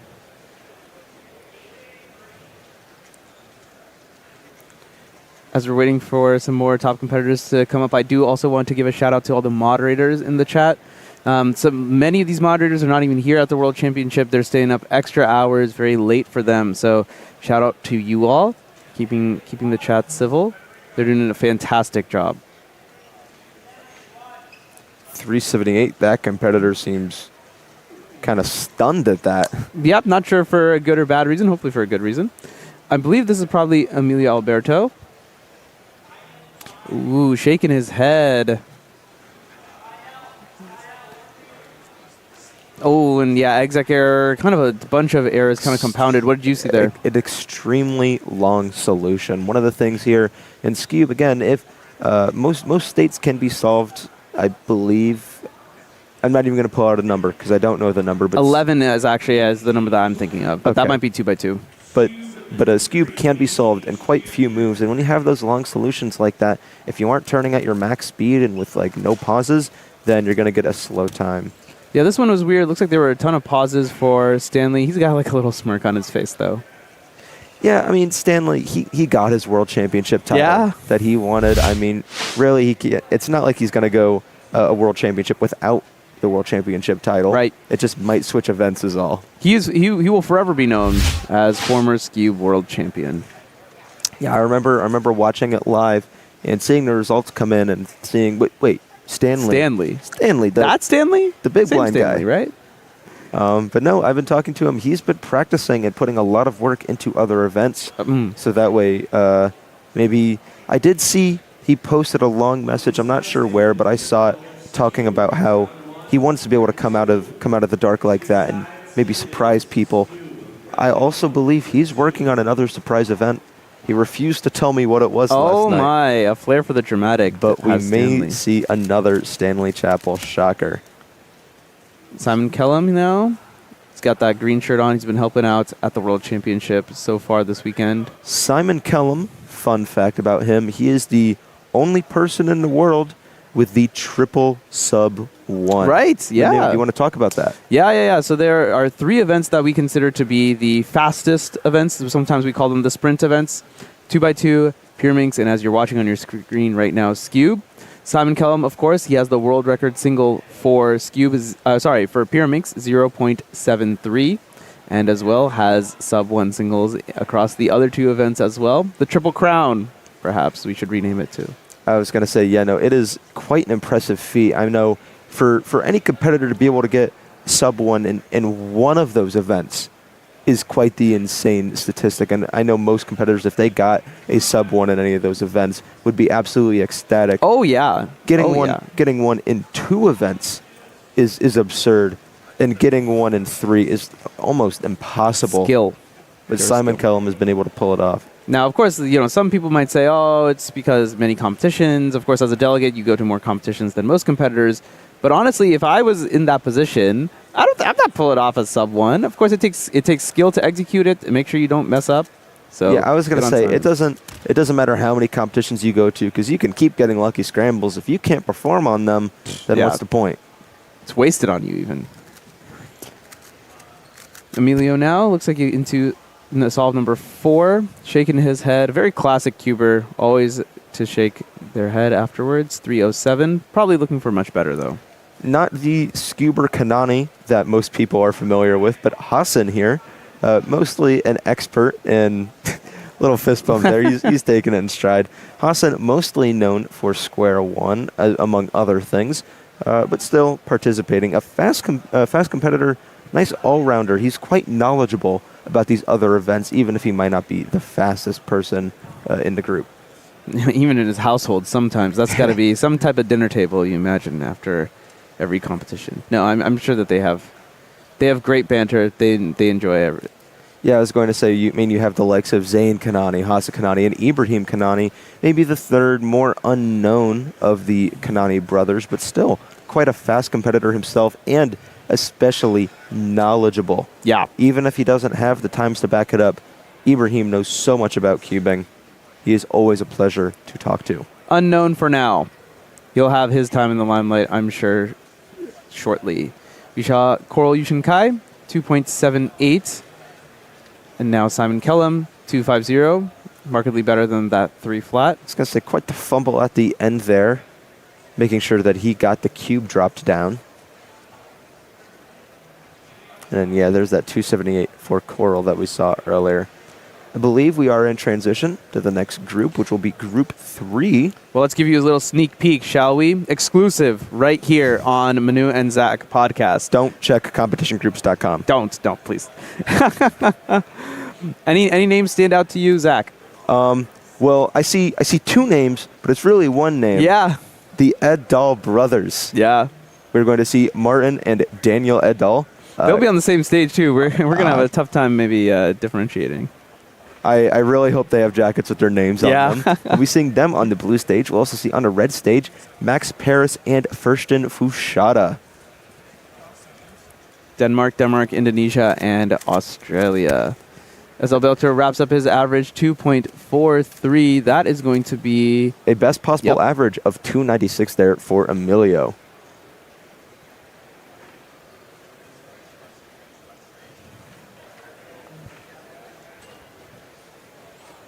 Yeah, we're excited to see the remainder of the Scube groups as well. Zach, I think I mentioned it earlier. You want to run down the schedule for us for the rest of the day? Let's get all the viewers kind of locked in so they know when they're going to show up. After Scube, we are going to see a run of semis. Every final that there is today, we're going to see the semis all in one run. We're doing the finals, but just a step before. 7x7 semis, Mega Mix semis, 4x4 semis, and 2x2 semis, all before lunch. Yeah. It is going to be a blast. I know my voice is starting to go. I had an amazing time watching the final rounds last night. 5x5 clock, Pyraminx one-handed. If you haven't already, go back and watch the stream. It's on the same YouTube channel here after this one's done. You can hear an amazing voice commentate some of those finals as well, and I'm not talking about myself. I was going to say, even if you watch it with the sound off, there, I will convey emotion through just myself alone. But afterwards, we have a ton of interviews during lunch. We also have 3x3 round 1 after lunch. The best competitors in the world all here. Oh, yeah. It's what we're here for. Yep. It's 3x3. We're going to have a huge first round. We're also going to see 6x6 first round. And then we're going to cap it off with every semifinal we saw. We're going to have the final round, 4x4 finals, Mega Mix finals, 2x2 finals, and 7x7 finals to round off the day. An amazing list of finals here, and as with every single event, the competition is so fierce. The field is extremely talented. The margins are razor thin. The only one I can think of is 7x7 Max Park. He has quite the edge over the rest of the field, but hey, World Championship podium is something that every cuber dreams of. So anyone who can find themselves on that podium, that's going to be a fight. Yeah, I was going to say, we saw it yesterday. Names coming out of the woodworks, people that we didn't expect to win won, and especially unexpected things. We saw Timon Koleshinsky with a world record 5x5 average taking the win last night. You got to wonder, can today top yesterday? Every day is just it's up in the ante. It's all going to come down, and then at the very final, the last event of Worlds 2025 is going to be the marquee event, 3x3 head-to-head finals. That's going to be an absolute masterclass. So now that Zach has read off the entire schedule, hopefully you all can plan your day around it, figure out which ones you want to tune into. You should tune into all of them. I was going to say, I was back here in the stream area for the last few finals of the day, well, all finals yesterday. And during 5x5, I wasn't even commentating. I didn't have any role in the stream, and I was out here bouncing around. I feel like I told Oliver Wheat, I don't think there's any other time in my life I could do a backflip except right now. The energy in the room is that high. It just incredible stuff. Max Paris there with a 188. Quite the hot start to the average. Yeah, good to see. Finally, we're going to see some sub-twos there. I guess maybe that last scramble set was just not doing it. What do you see here? Yeah, we went too quick for me to take a look at the scramble. I will blame it on Max. Max is just way too fast, man. I was going to say, yeah, you're going through the solve way too quick. Let's see if I can see anything here. I believe I saw a green bar there and a red bar there. There's a few blocks. The more blocks, the better. That way a competitor is able to plan out many solutions instead of just one. And yeah, you'll get a good vision here as we watch Matteo de Witt of the Netherlands. 2.19 average to their name. 232. Quite the fast turning there.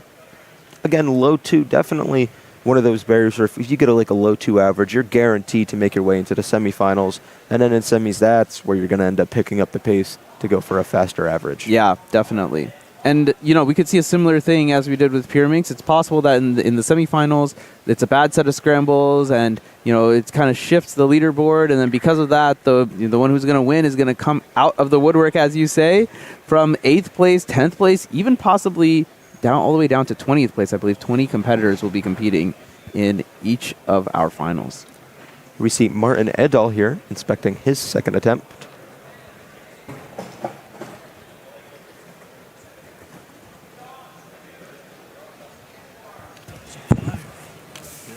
That is sub 5. 2.52 solve for Martin, as we see Frishan. Representing Indonesia, an incredible all-rounder. That's an interesting stat there. On pace for the best yearly average in Scube. That's nuts. 204 to open up his account. Here we see Smack. Sean Mack.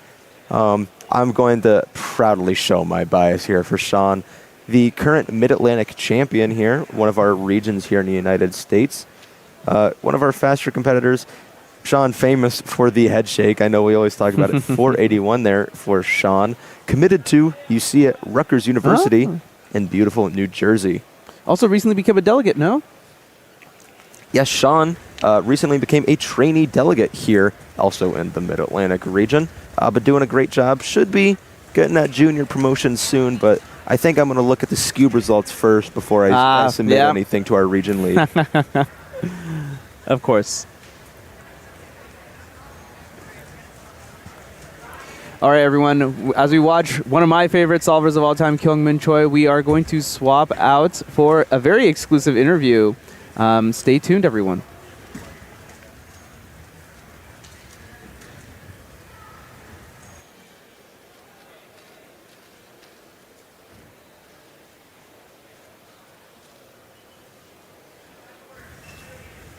Same as your previous time, but all the digits are swapped around. Nice. Oh yeah. That's good.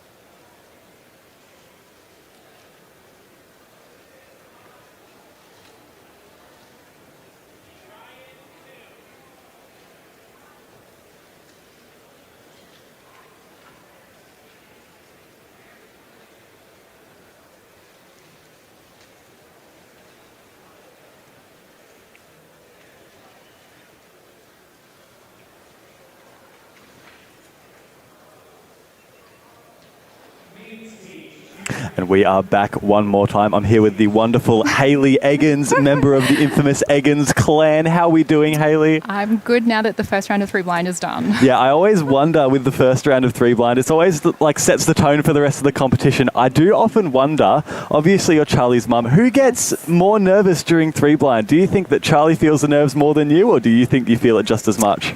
I think he's pretty cool, calm and collected. So it's probably me who feels more nervous than him. Yeah, he's always like a pretty cool, calm, collected character, as you said. You know, he never lets it show. Yeah. I think the most we've seen from him is probably last Worlds. We don't want a repeat of that second round we had last Worlds. If there was some of you on stream, you will remember that Charlie Eggins DNF'd the first 2 solves. So he's always putting a lot of pressure on. But we're hoping that the same doesn't come by this time. Otherwise, it's been a pretty good competition so far. But how's your trip to the United States been so far? How's Seattle been treating you? It's been pretty good. We got in the day before the competition, so we've had a little look around, not too much, because we spent most of the time here at the competition. But yeah, we spent some time in Vancouver beforehand, so it was really nice to get our bodies adjusted to the time zone before we got here. Yeah, it's always nice to kind of like rock up a little bit early. That way, you know, you're all well and prepped for the competition. This is obviously something that Charlie's been working towards for 2 years since the last World Championship, so it's always important to do it right. Charlie also, in fact, popped up to America as well for the North American Champs in Minneapolis last year. He did. Did you attend that trip as well? I did. We did a really quick trip in and trip out for that. The competition was 4 days and we spent 6 days here doing that. I seem to remember that was that during a term, during a school term, or was that during a very brief break? No, it was during school term. He had Australian Nationals the first weekend of term 3 in Australia, and then we flew over and we did the competition and went back, so he missed a little bit of school. Yeah, it's worth remembering as well that we always know Charlie is a bit of a young gun, but for those of you watching at home, I believe in the American school system, Charlie would be a junior. So I know he's in year 11 in Australia this year, is that right? Yeah, he's year 11 in Australia. I don't know how it relates. I believe that's a junior. So either way, he's in the second last year of his high school, so he's got a lot to balance, not only making content and being a top speed cuber, but he's also still in school, so he's got to keep on top of everything there. We've got Luke Garrett solving just now with a 3 flat PR average. Underway now. You'll be seeing Luke a lot on this live stream. In fact, you've been seeing him in a few finals already. Saw him in one-handed finals and Pyramix finals yesterday. But otherwise, trip to Seattle, do you have much planned after the competition, or is it just a plan of, you know, getting here, getting adjusted for the competition, then just heading straight back home? No, we're going to spend a few more days in Seattle. Then we're heading back to Vancouver to spend some more time with family. And then we're going down to California for a week, which is going to be a bit different for our family because we haven't done that before. That sounds like a very nice trip coming up. Got Max Paris there, the current Oceanic record holder, with a 2.56. Looked on pretty decent pace. And Matteo de Wit of the Netherlands. A little bit of a sleeper pick for many of our events coming up. He's been putting on a good showing all throughout this competition and also the warm-up competition last week. So you've got the whole Eggins family over here from Queensland. We do. You've got Jeff and is it Caleb, and I'm not sure Charlie's sister's name? Emily. And Emily. So you've got the whole family over. Is this the first time that all of you have come over for a massive competition like this? Well, this was Caleb's first time ever on a plane, and it was Emily's first time flying international. She'd only been on a short domestic trip before this. So it's our first time traveling as a family. Oh, this is awesome. And how's the vibe in the Eggins clan? Is it as nervous as we're making it out to be, or is it all pretty cool, calm and collected? I think...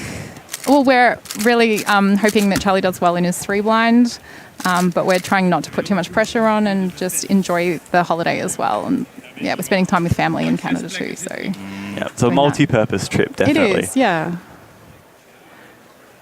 It's also been really funny to see on Instagram. We saw a few days before the competition, I believe it was Caleb, Charlie's younger brother, broke his arm, and I think that struck a little bit of fear into some speed cubers who weren't looking too intently. For those of you who haven't seen it, just a few days before the competition, I believe, a few days before you flew out, Caleb... It wasn't before we flew out, it was actually in Vancouver. Oh, wow. So we arrived in North America, and on day 2, Caleb broke his wrist in 2 places. Oh, no. And so it was a bit of an interesting arrival to North America here.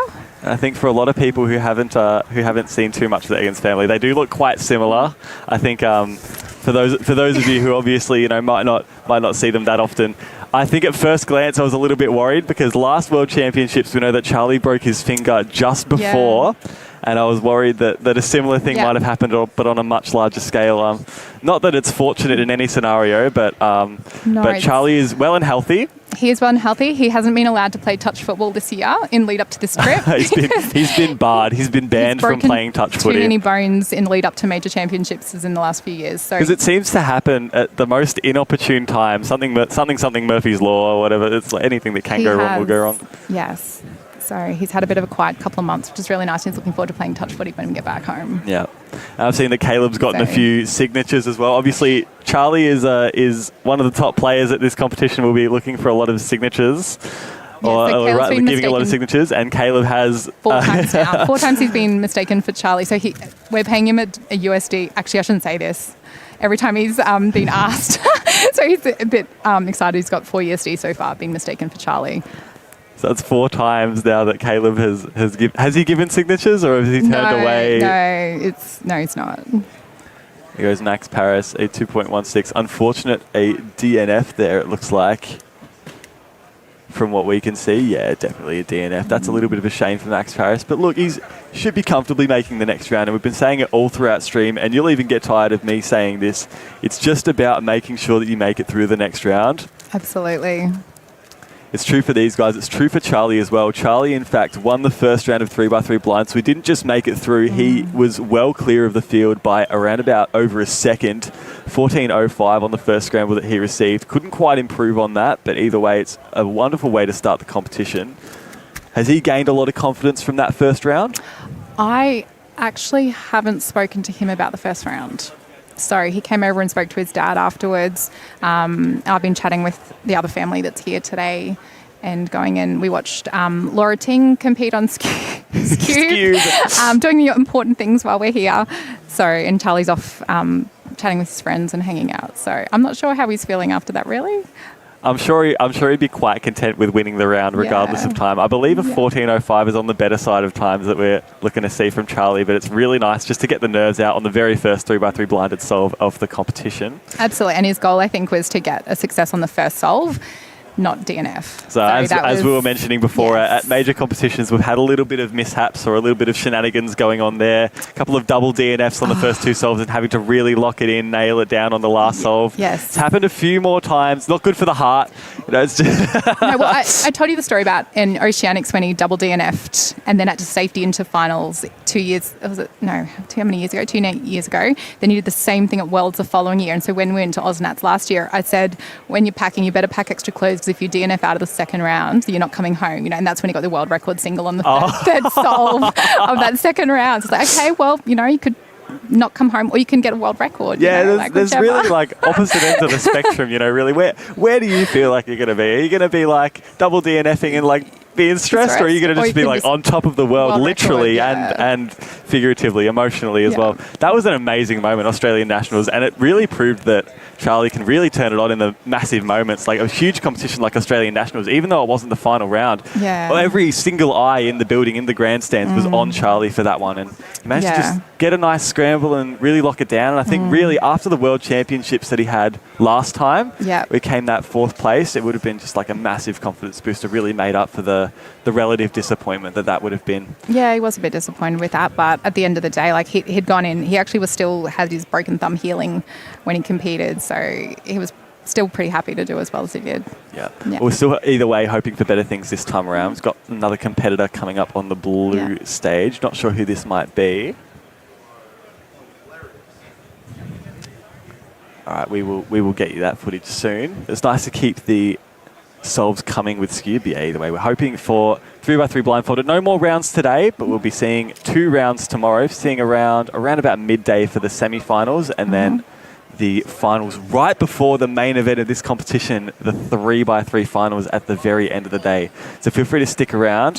If Charlie Eggins was not on your radar before this competition, although I don't know why that would be, definitely keep an eye out for him. That is Braden Roten of the USA. I believe former 2nd in the world for the average. Scube is the event I probably know least. One of the events I know least about in all of the events. It's definitely a long way away from 3x3 blindfolded. I don't think it's an event that Charlie particularly puts a lot of emphasis into, but you know what? Really. Charlie's one of those guys that has a lot of talent across so many events. So Yeah. you can never discount him. He does solve pretty well in Scube. I believe he's got an average around about the 4-second mark. Does he? We've got, yeah, I think so. I remember being there or thereabouts for some time. Here we've got Amy Smith, another one of the Australian competitors, doing very well recently. Actually came fifth in 5x5 blindfolded with a new personal record single. She did so well. She went down from, I think it was a 6-minute to a 3-minute. Yeah, she PR almost single? halved her time. I Yeah. think she's down to a 3:29 or a 3:27 now, and that only gets you 5th place at the World Champs, which I think speaks to the quality of the field as well. Also had a chance to get the oceanic record on I believe the second attempt, which was a 3:16, only off by 2 centerpieces. The OCR currently standing at 3:17, so there's another name to watch for the future.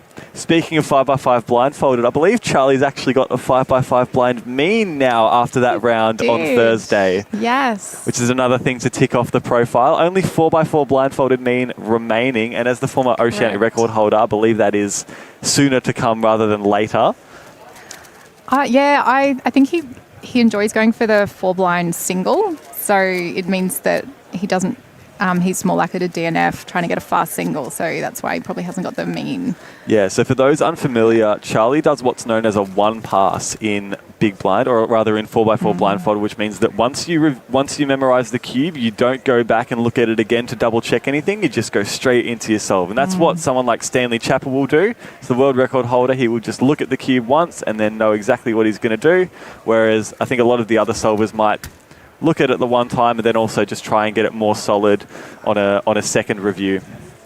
But yeah, Charlie going for I believe it worked out well for him. He had a 123 flat oceanic record Single, back in 2024, I believe, just last year. I'm not quite sure on the dates for that one. I believe I don't know. 2024 I could tell you the venue, time. not the year. It was Brisbane State High. Yeah, a classic venue for the Brisbane competitions. Yeah. Had quite a few competitions in that venue. It's a nice little spacious venue. I think you can see in the video you've got like the projectors up the back, and it's all a It's very great. nice vibe. And yeah, there we go. 5.35 for our competitor there on the red stage. Yeah, I believe you're right, actually. So the fact that he does go for single, and I think with big blind being the single what really matters the most, I think maybe Amin is just a little bit out of view for now. Braden Roden, unfortunately, not starting the timer there, so that's going to go down as a DNF. See that replay there, and he did look pretty disappointed with it. It looked like a pretty solid solution. Yeah, rather short and not a lot of issues with the turning, but just, not starting the timer, so we'll never know so what disappointing. happened there. Is a very common mistake to make. We've seen, in fact, Sebastian Lee in Pyramix finals doing the exact same thing yesterday, which really took him out of contention Oh, is that what happened? for the win. Yeah, just one of his attempts just didn't start the timer, so he had a DNF, and then later on counted a time with a +2. So We were sitting at the back, and so we couldn't actually see what happened. We could just see he sort of picked it up, and then he sort of fumbled. We didn't realise he'd not started the timer. We were Yeah. trying to figure out what happened. we've got Carter Kakala, the Scube world, the former Scube world record holder as of very recently, held the world record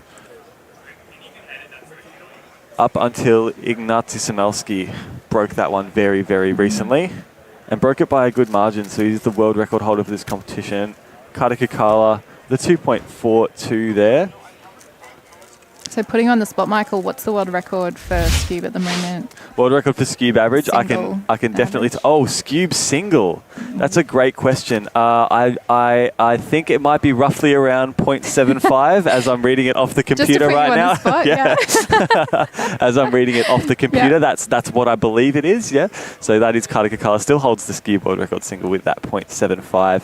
His PR average still North American record and second in the world with 152. I don't have my WCA live and my WCA records and everything in front of me. Normally at competitions, I've got them all, on the different tabs. You've so. usually got them all on like speed dial, just about. I do, and so does a lot of the family at home. It's fun when they're watching along competitions as well. They're all like comparing stats and stuff. So. An expert audience member, expert spectator. Yeah, we've got a few of those in the family. All right, here we've also got, we'll try and cut to Zane Kanani. Zane Kanani is in inspection on the red stage right now and just about underway. Had an unfortunate undoing last World Champs and is looking to rewrite that this World Championship. We've also got Amy Smith on the red stage, as we were mentioning before. She had a good showing in 5x5 blindfolded earlier. Also PRs in multi-blind. So done very well, and not the greatest solve there, unfortunately, for Amy, 6.96. Got Braden Roten back up again. Looking to avenge that DNF he had on that previous scramble. Looks like there's a yellow layer with 2 diagonally solved corners. I know Braden knows a bit of EG2, so solving the cube even with the diagonal swapped corners. Not sure if that's what he's done here, but 3.43. Unfortunately, that's going to be a counting solve due to the DNF from not starting the timer on the previous attempt. So how many get through to the second round on skew? That is an amazing question. I believe 120 make it through. Okay. I'm not sure how many waves they run of that one. I think it might just be in one wave across a couple of different stations, but we'll get the top seeds on this station for the next round. Looks like all of these competitors that you're seeing here should comfortably make it to the next round, ideally. We've seen another DNF, unfortunately, there. And was that from Carter? That might have been from Carter.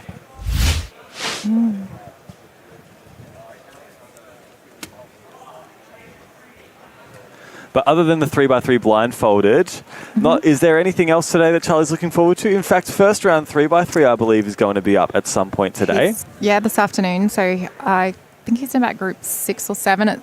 He's meant to be around 3:45, so we're going to come back and watch that this afternoon. But yeah, otherwise, I don't know how he's feeling about that. Yeah, you've just. We were so focused on. We're really three just blind. focused on 3 blind. You know, it's obviously the event that he has the greatest a chance at a win in. Yeah, but and I think he just wants to do his well best. there. But yeah, doing his best is what's really important. Obviously, he'd love to win, but he's been working really hard, and I think he'd just like to get his times down a bit. 2.19 there from our competitor on blue. Yeah, do keep a lookout for those next subsequent 3x3 blindfolded rounds on Sunday. And also keep your eyes peeled for 3x3. You're going to be seeing some big names here later on in the day. Yeah, I'm really looking forward to watching and seeing them go so fast live.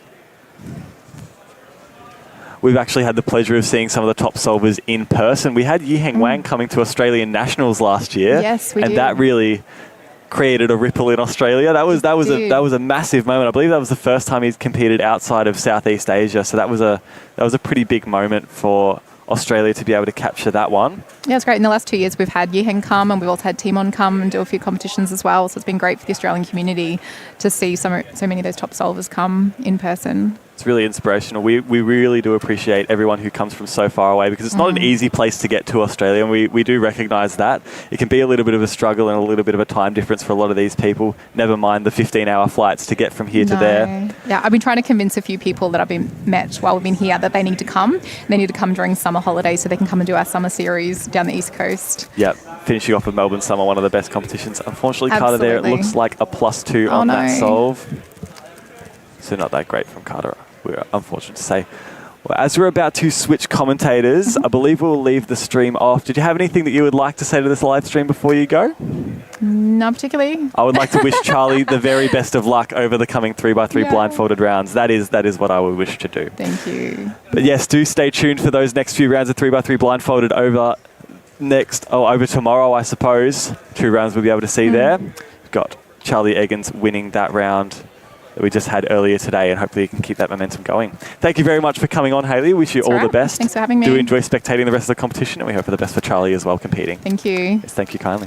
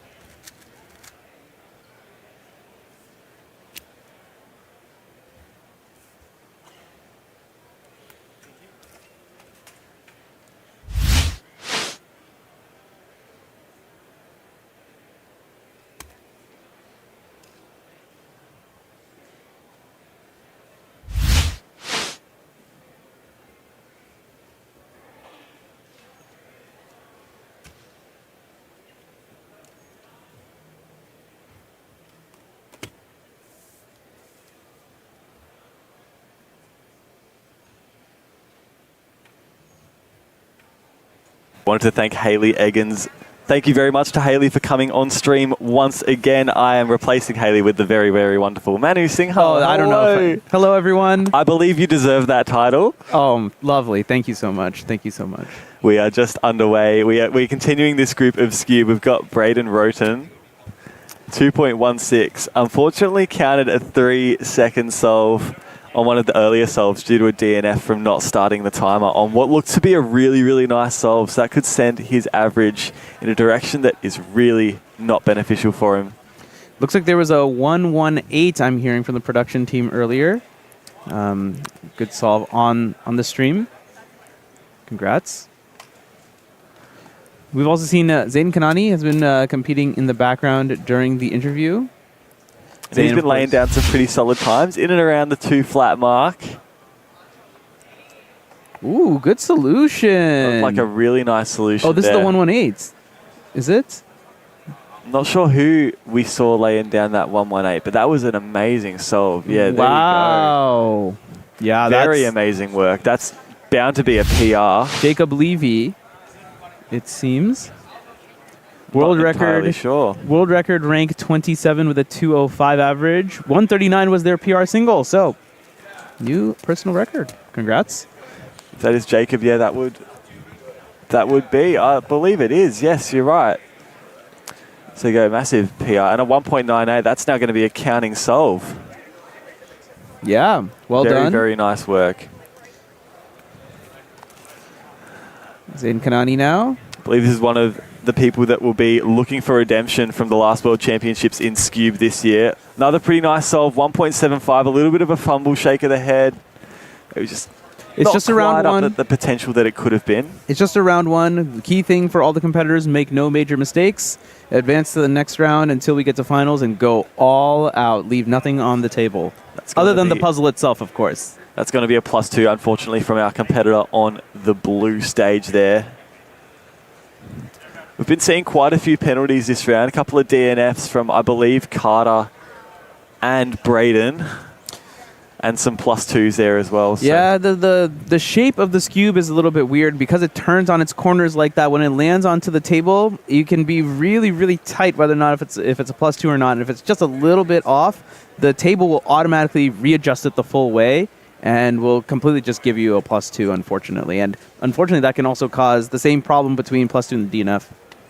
Mm-hmm. We know that Scube is a pretty finicky event. If anyone's ever tried to pick up a Scube off the table, you will probably know the feeling where like it just slips out of your hands and turns so easily. These top competitors, they have a bit of a wrangle on it. They know how to tame the Scube. But that being said, it doesn't completely eliminate any of those fumbles occurring, especially at the end of the solve, Certainly. as we've been seeing. Yeah. Yeah, as I was mentioning with Zach earlier, every event at the World Championship at this level is just the cream of the crop.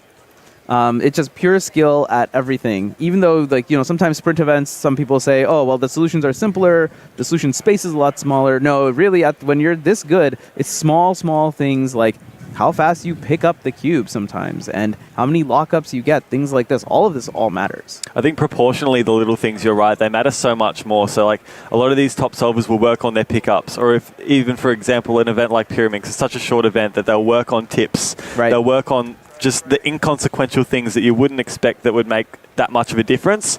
But when you're talking in tenths of a second or even sometimes hundredths of a second, those little things really, really do matter. Yeah, it's the difference between winning the World Championship and not making it into the final whatsoever, right? So,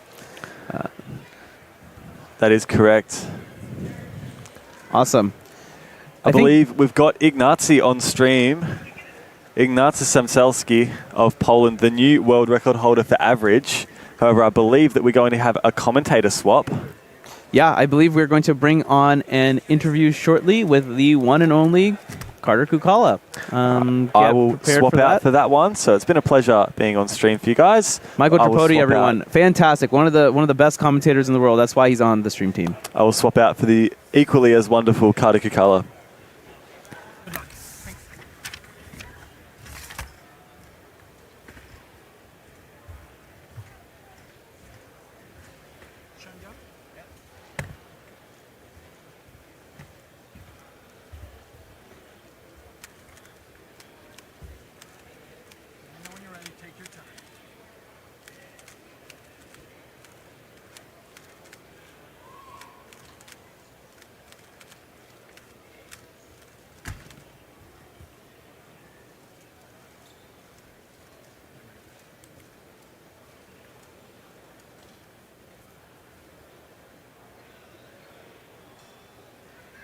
seconds. 12 seconds.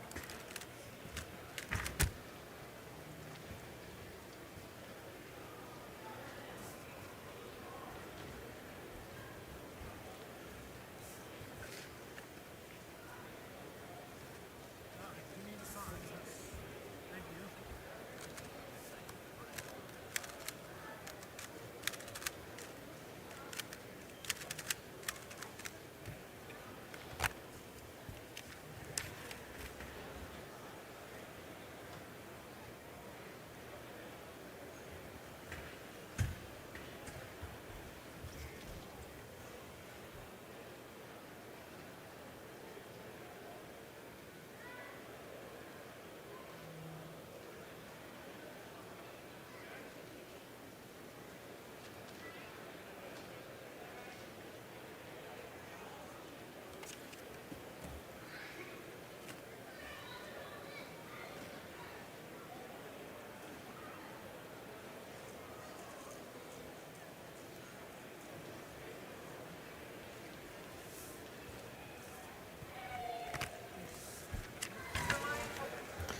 Welcome back, everyone. Carter Kukala has joined the stream. Welcome, Carter. How did your round go? Well, it was okay. I mean, it didn't go very well, but the goal for the round is to make the next one, and even though the average didn't go as planned, I'm pretty confident in that that went Good fine. enough. It's good enough for the next round.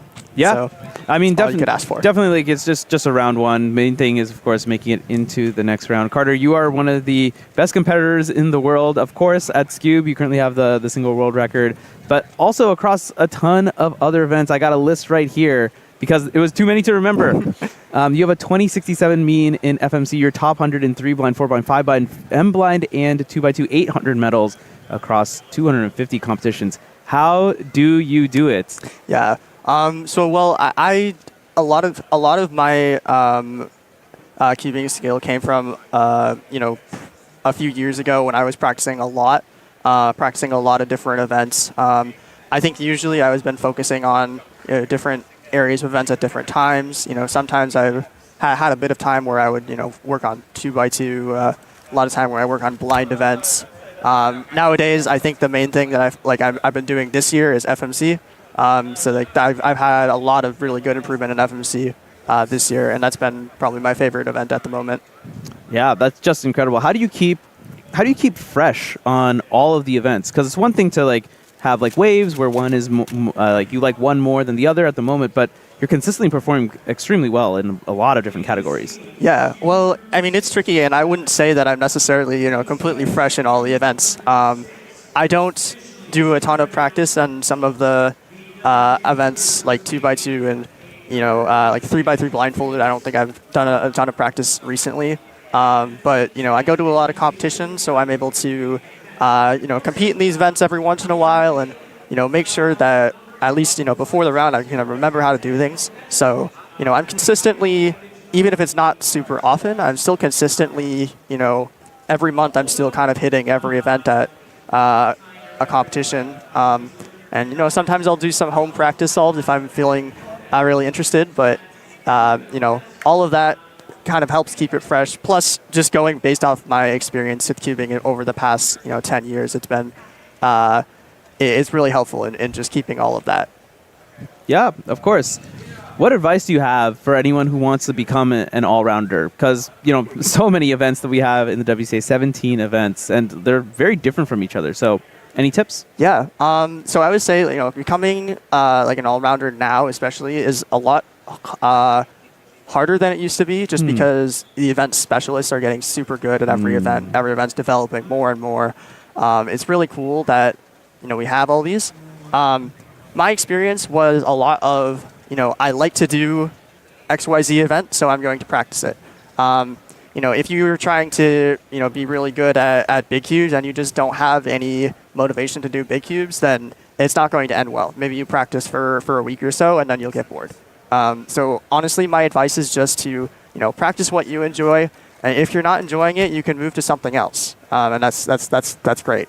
But it's definitely not for everyone. If you don't like events. You can't force yourself to like them, but if you do enjoy a different variety of things like that, then it's good to have. Yeah, as we saw Ignacy get a 1.82 just on the stream here. How do you prepare for a major? Because there's a lot of pressure, there's expectations, so how do you manage all that? Yeah, for me, a lot of it now, especially now that I'm not practicing as much anymore, it's just kind of, not having super high expectations for myself. Knowing my skill level, knowing that I could do well, but also knowing that anything can happen, and just understanding that you can see anything happen. Last world champion we had Stanley, who's of course very good, very good cuber, but I think he would agree that he isn't necessarily the best in the world, but he's certainly good enough to become a world champion, and he did so. And that can happen to a lot of people. So managing those expectations, just understanding that not everything will go your way, has been very, very helpful. Yeah, at least have your name in the hat, so to speak. Yes, exactly. I do want to make like a bit of a hard cut now, and let's discuss the things you do behind the scenes, because Sure. people know you as like a world record holder and whatnot, but there is so much work you do for the WCA and your local community behind the scenes. I have a list of things here also because there's also just so many. You are the leader of the regulations committee. You are a senior member of the integrity committee, and you do a ton of work for Midwest Cubing Association as well. What drove you to get this involved in all the behind the scenes, a lot of thankless stuff? Yeah. Well, I mean, I've been cubing for over 10 years at this point. And, obviously it's been a really big impact on my life. And, for me, it's been like, that's something that I can do to, help other people have that same experience I had.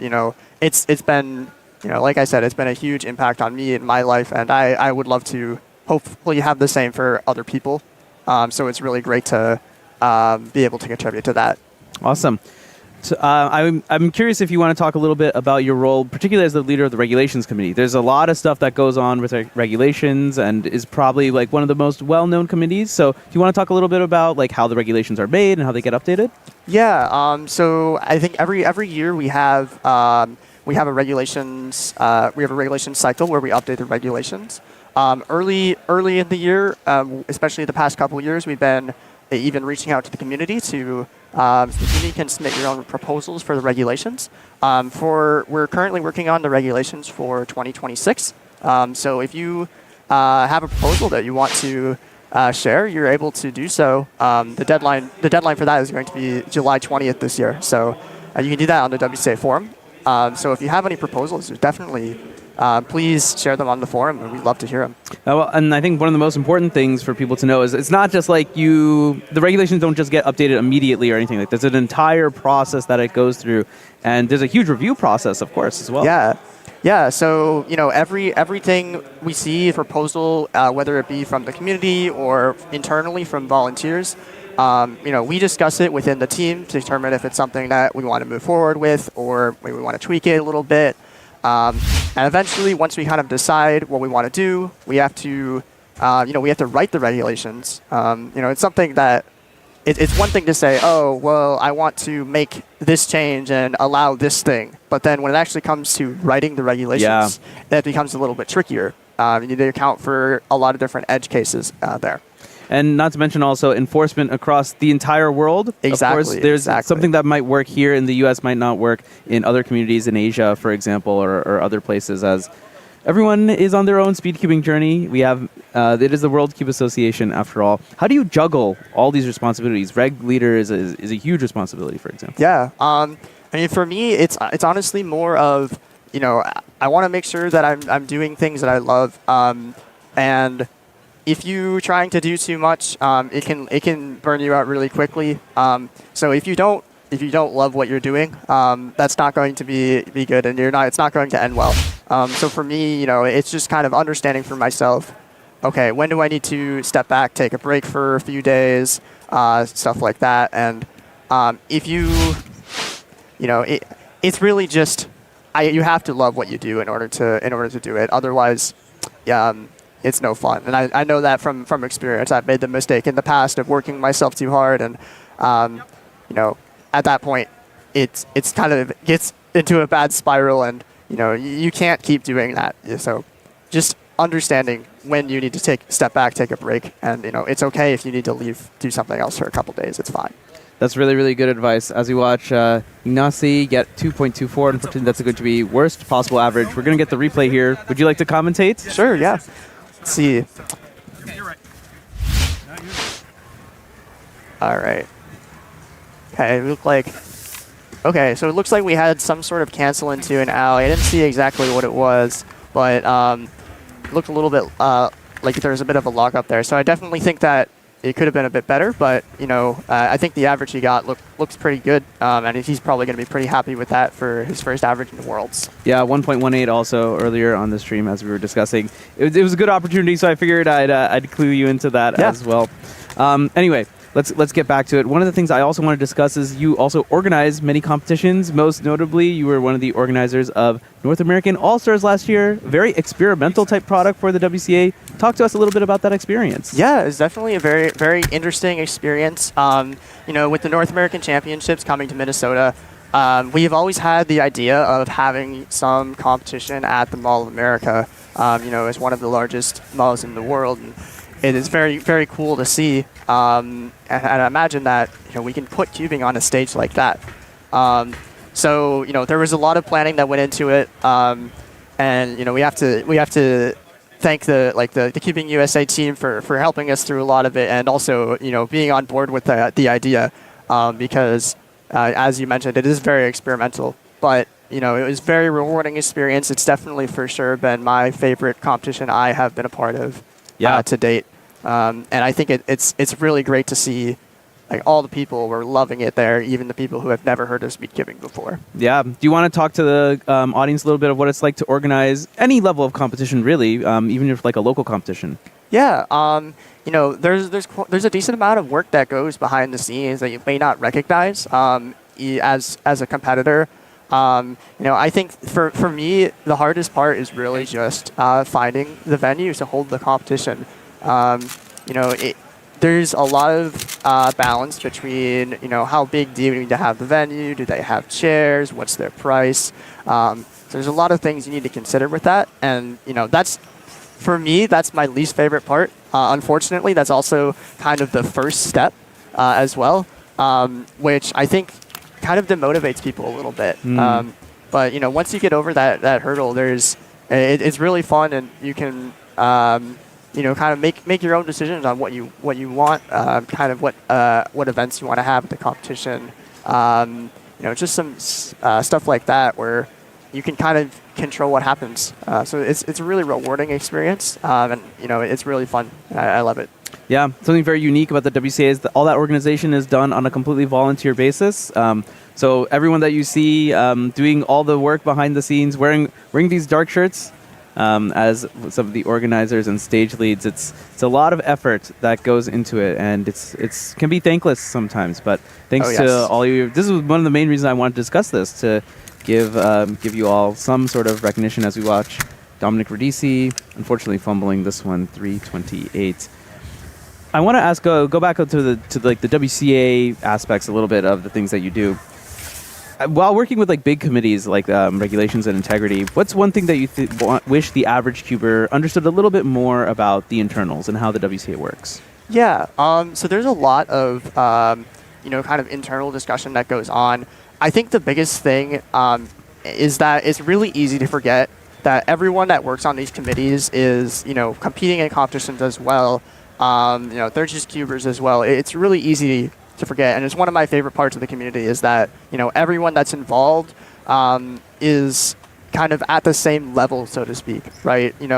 I have a lot of friends that are just cubing at competitions, and they're not part of any WCA team or anything like that, and that's completely fine. And it's everyone has their own path in cubing, and it's great that we can all come together to share that hobby. By cubers for cubers. From the very beginning, over 20 years ago. What is a good way, you think, for cubers to get involved, either with the WCA or in their local communities? Yeah, it's really, honestly, it's just, kind of talking to the people that are already involved in the community, seeing how you can help out at local competitions. Most competitions are generally going to be expected to judge, but sometimes there's other things that you can do as well. And the more that you contribute, the more that you judge, help out, get involved. Just talking with other cubers, the more rewarding it is, really. And if you continue to do that, you'll go far. Yeah, from all levels, certainly. Now, let's talk a little bit about World Championships. We're about halfway through day 3 now. What are you looking forward to most in the remainder? Yeah, it's been really, really exciting so far. I'm really excited to kind of see the results from all of the finals. We've had a lot of really good improvement in all of the events over the years. It was really, really cool to see the finals yesterday. So I'm really excited to see how they play out today and tomorrow as well. If you had to pick one event that you're most excited for, which would it be? Ooh, that's tricky. I guess I would probably just have to be boring and say 3x3. We've seen a lot of 3x3 improvement over the past couple of years. Definitely going to always be one of the most exciting finals. Certainly, yeah. The only one that we hold head-to-head. Yeah. Carter, thanks for jumping on, giving us a backseat, or rather a view inside the WCA. I think that's really rare. Not all competitors get that view, so thanks for sharing your experience, and best of luck in the rest of your SCUBE rounds and in FMC as well. Yes. FMC attempt number 3 is going to happen later today. So thanks for coming on, Carter. Yeah, thank you so much for having me. Stick around. We'll have more SCUBE for you right after this.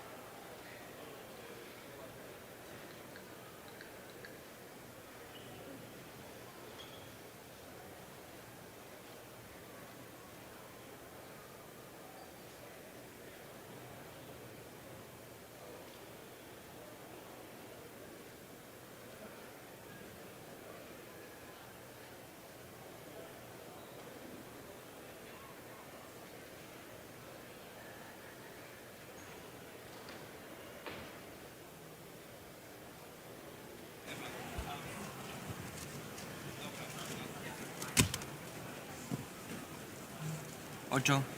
Welcome back, everyone.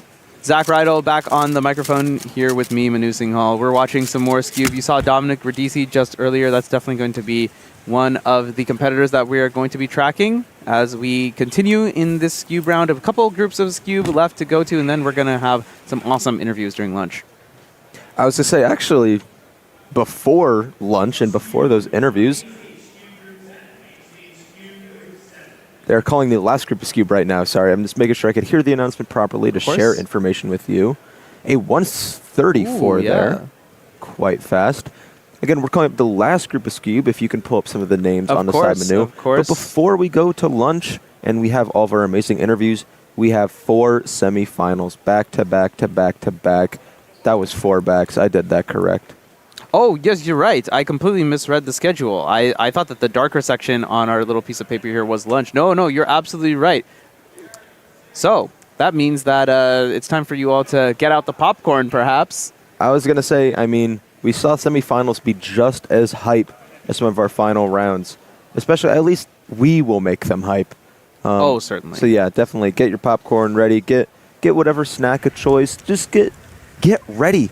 Get here. If you were, again, I said this on the first day, if you are at the World Championships in Seattle, but you aren't in the venue yet because you're here just to watch 3x3 round 1, get here now. Save your seat because I know as soon as it is time for 4x4 Mega Minx 2x2 and 7x7 finals, this room is going to be packed. The atmosphere here has been electric so far through 2.5 days. We're coming up on the 2.5 mark at least as we watch a 163. Great solve from that competitor. And yeah, you heard Zach mention the announcement was made for the last group of Scube, Group 7. You're going to see Ariel Bencharit from the United Kingdom, Elias from Belgium, Noriyuki Okada from Japan, and Anthony Lafourcade from France, an international group we have here. But of course, we are also going to be wrapping up the previous group, so you'll see some awesome competitors from there as well. Awesome competitors all around at the Rubik's WCA World Championship. Yeah, I was going to say, we have a ton of competitors, again, going into our last. This is Group 6 and going to be starting Group 7 of Scube here. Let's see quite a big block there on orange and green. That might turn into something good. And it will. 2:06, that's a pretty solid time. Seems okay with it. Dominic Radici. Yeah, Dom unfortunately was going to count a 3.2. 1.7 though, that's a good comeback. Dominic is our reigning North American champion in Scube. In quite dramatic fashion too. It was certainly an awesome competition experience. I don't think I was commentating that, but it was really, really fun just being back here, seeing all the energy from all the competitors. Just off stream, we just saw Titus Sutterfield not start the timer. I believe that was going to end up being a mid to low 2. I don't know where that puts Titus in his average, but I cannot imagine he's upset. Titus, one of the nicest people I know. It's never... Yeah, here you see... Oh... That was going to be really, really good. That was going to be an incredible time there for Titus, and that is quite unfortunate. Quite a bummer there. Carrying a DNF means that all of their solves are going to count except your best one. It can be devastating for an average, especially in short events like this.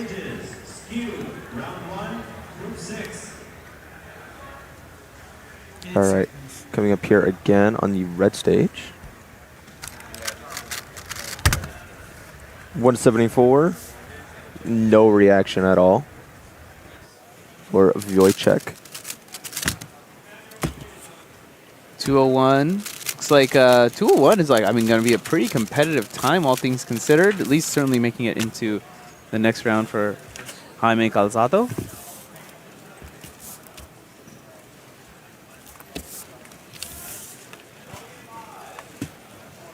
Are seeing potentially maybe some timer malfunction issues here. Just getting confirmation on the ruling. As we're going to see another competitor come up here. Actually, this is Jaime Calzado. Got it. I think I've made an error there. I apologize. Yeah, with these timers, something that sometimes is not entirely obvious is that they don't not immediately start when you lift up your hands. You do need to leave your hands onto the timer for a short amount of time. There's a light on the timer. Sometimes different timers can be a little bit different in how long that hold time is, leading to unfortunate situations where you're used to just lifting up your hands immediately. Unfortunately, that will not start all timers. 8. 12.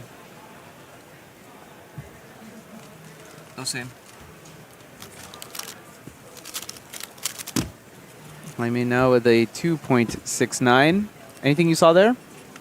Not much. I did see what I saw most importantly. At the end, the head shake. Not too pleased with that solve. Unsure what Jaime's solves have looked like. Maybe we can get a peek at the scorecard. It's only the third solve. Yeah, of the only 3. Yeah, there's still plenty of room to be able to pull this back. Yeah, so still going through the group 6 then. Dominic Radici now onto the other side. Is it going to be the 5th and final solve here for Dominic Radici? And yeah, kind of a roller coaster. 328 to start things off, then 186, 524, 175, 215 right smack in the middle. That's going to get him something pretty close to maybe mid 2. That's a 244 there for Dominic Radici. Again, not an awful average. I'm sure that Dominic is just making sure that he can get into the next round. Indeed. And is then going to worry about doing good in finals. There you see incredibly smooth turning there. Just quite a bit of a long solution there for Dominic. Yeah, other than that, I mean, his turning looked pretty good to me. It is a weird puzzle in the way that it turns. You have to hold in like kind of a strange way.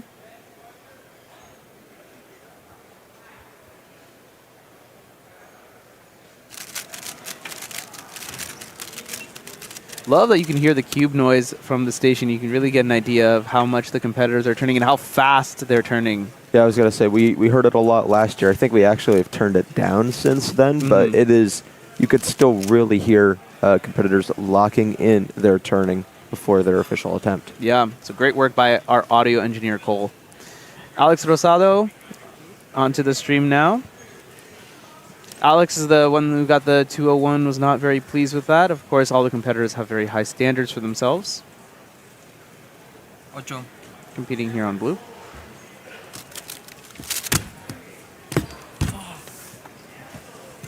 $131, but just kind of a shrug? Just a shrug. Actually looked quite upset with that.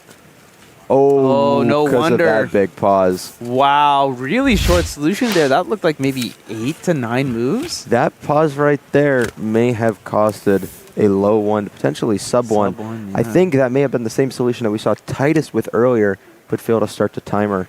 Man. So we're going to be on the lookout for maybe some fast times from competitors coming up. Yeah.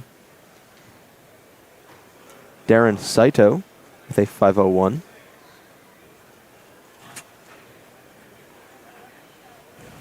Jaime Calzado once again.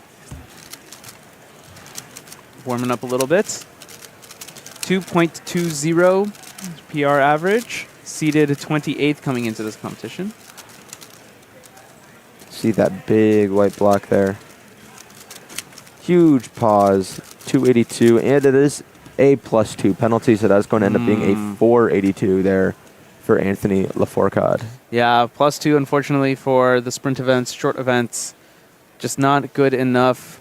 Almost as bad as just completely DNFing, just not solving the puzzle at all.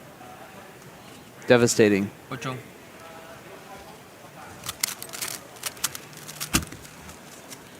$197, little fist bump as well. Good work from Jaime Calzado.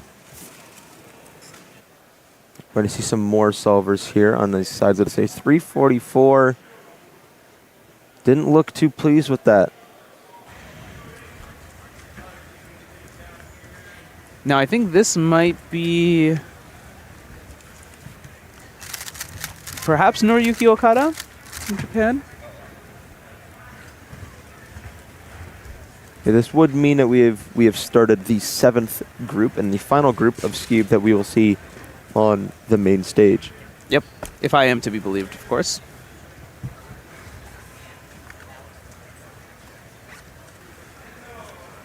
Eight seconds. So much is going through these competitors' heads and inspections. It's almost like they're computers. Unfortunately, this one was a bit of a longer solution. Perhaps miss one looker. Or that's exactly what I thought. It is quite rare that you'll see these top-level competitors force a U-perm. Most of them are just trying to skip that step altogether, right, and get it done beforehand. But here, let's see. I think right about... Oh, yeah. Noriyuki ended up with Sledge and then U-perm. Maybe thinking that they were just going to get Sledge or end up with something else. 178, I think, to round out this this average from. I was going to say 178 and still seeming quite upset with it. Yeah, it's kind of crazy because that means that I think he's going to count. He's definitely going to count 201, which is pretty darn good. Yeah, again, just a bit of a locky and regrippy solution there. Yeah, it's just incredible the amount of skill that all the competitors have. Where even the smallest thing. You know, it doesn't seem like much now, but maybe it'll end up mattering in a final where the world champion title is at stake. I was going to say, we imagine that like a sub-2 Scube average would definitely make a final round if we were to have one. But we saw just yesterday a sub-2 Pure Mix average didn't guarantee you to make finals, though it would have guaranteed you podium in the final round. Yeah. Wow. Bit of a crazy result here. Anthony getting a DNF, I believe. Just not solving the puzzle. Definitely missed out. Here's the replay.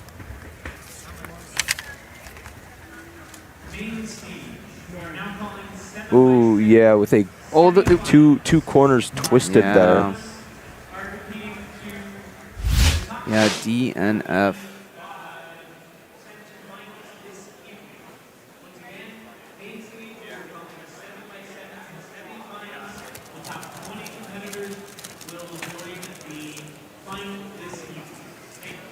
We have Jaime here again on the blue stage.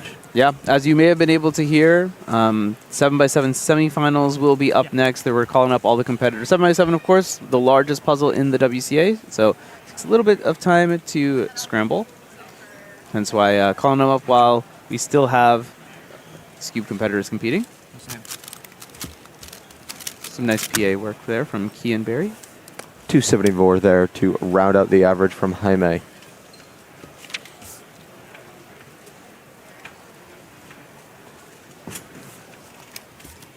Zach, I think we talked a lot yesterday about what events we're looking forward to today. Which of the 4 finals we're going to get today, which one are you looking forward to the most? Which one's going to be the most high octane?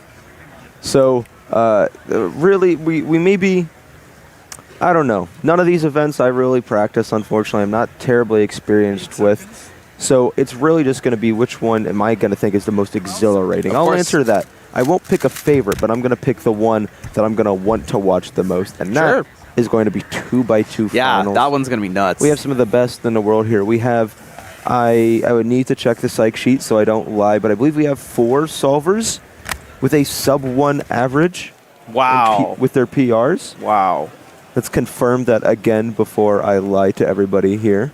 See, this is why Zach is good. He actually checks these stats. 5. So Zach, unfortunately, 5. You were a liar, but you know, if I thought in my head long enough, I would have realized that it was truly 5. But 5 sub-1 solvers, the best in the world. Oh yeah, Manu. Oh yeah, the best in the world. It's going to be electric to watch. And it's going to move super quick. Extremely fast. Extremely fast. The projections, we saw a little sneak peek of that yesterday during the other finals. You'll want you to glue your eyes to those projections because things are going to move extremely quickly as data is entered live as the competitors wrap up and vie for the world champion title. It's a fantastic type of chaos. I was going to say, yeah, don't go anywhere.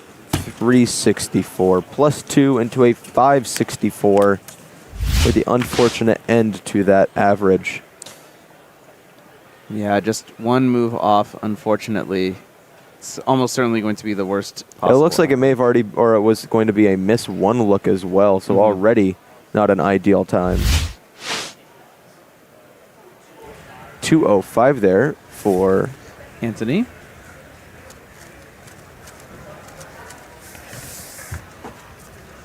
A lot better. Good comeback, of course, from DNF. Yeah, lots of DNFs plus 2s coming out today. I believe we're going to start wrapping up here with some of our Scube averages. Yeah, there you see. It's a lot of emotion. You know, a lot of competitors come from a long ways away, of course, with high expectations for themselves. And it comes down to really small moments. Sometimes it's 5 seconds can make or break your entire career. Even. I was going to say, it's crazy to think that some of these competitors travel thousands of miles for maybe 10 seconds worth of solving into an average, and those 10 seconds being extremely important for the future of their competition experience. Yeah, just like any other sport, there are high moments, but of course, there are low moments sometimes, and it can be tough. All the competitors have to steel themselves. We are seeing here some of our current rankings here in Scube. Zayn Kanani in first place right now with a 208 average. During our interview yesterday, I remember Zayn telling me maybe taking a back seat on Scube to give 2x2 the focus as he is in school and now doesn't have as much time to practice. But it is quite interesting to see that he's still got it. Oh, certainly. Oh, certainly. He's going to make a run for the world champion title, and no one's going to tell him otherwise. 8 seconds. Noriyuki, seed 26 coming into the world championship. Looks like it was a pretty decent solution, but just kind of choppy on the execution. Yeah, I mean, 229 is good. I mean, again, looking, a 229 single, if it were an average, would put someone fourth right now in the round. So 229 is definitely a good time to have in your 5. Yep, as more results come in, you can, by the way, you can follow the live results as they come in. If you go into the description of the YouTube stream, you'll see a link to WCA Live. That is our score-taking system. The data team working very hard to gather all the scorecards that sometimes you see from the top-down angles, collect all that data, and put it all in. Double-check all the data, very importantly. As we mentioned, there's the world champion title at stake, so we want to make sure everything is absolutely correct. So they do a very, very hard job doing that. Unfortunately, that does mean it takes a little bit of time. So the solves that you see on stream, that won't always be immediately updated, but you can follow around throughout the day at the link below, WCA Live. Yep. Speaking of which, here we are. Yeah, again, just some more Scube results coming in here. I believe at this point, ATP, as Zain Kanani would probably tell me, at this point, we are going to start our transition into the semifinals of the morning. Before that, we still have one more solve here from Anthony Lafourcade.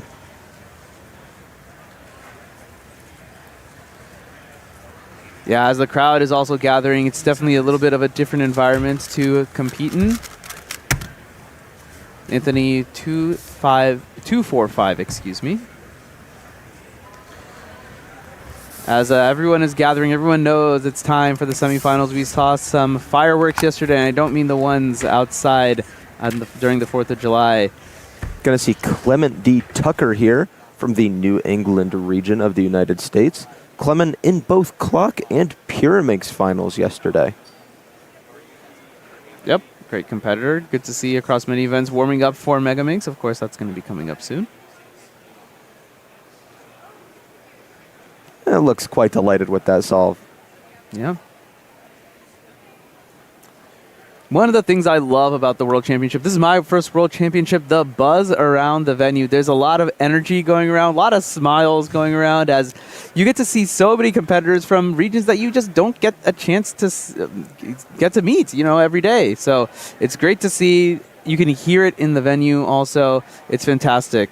Yeah, I was going to say, I'm not going to call myself washed up, but I'm obviously not in my same prime that I was at one point. So now these competitions are always just a blast to meet all these people. And I mean, look out into the crowd right now. Look. There are waves of people coming in to watch our semifinals. The semifinals, we're getting a full spectator audience. Exactly. Can you imagine what it's going to look like when it hits time for finals? Oh, boy. I don't know if we got a crowd shot in yesterday during 5x5 finals, but it was completely packed, standing room only, all the way back to the very, very back of this room where we have bleachers set up. It's just amazing to see the scale that we are at. Of course, the largest competition in speed cubing history at 2,000 competitors. Incredible. We're going to see, we still have 2 more solves here from Noriyuki.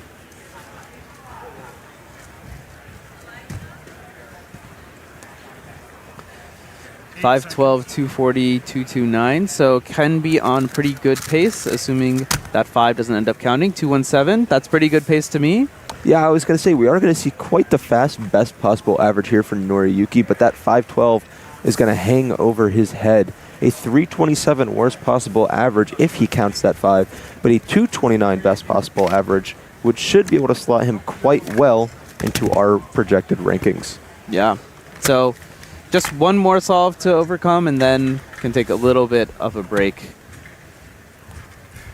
Anthony now also has a DNF, so a bad solve for him, but otherwise 402, or 482, excuse me, 205, 245.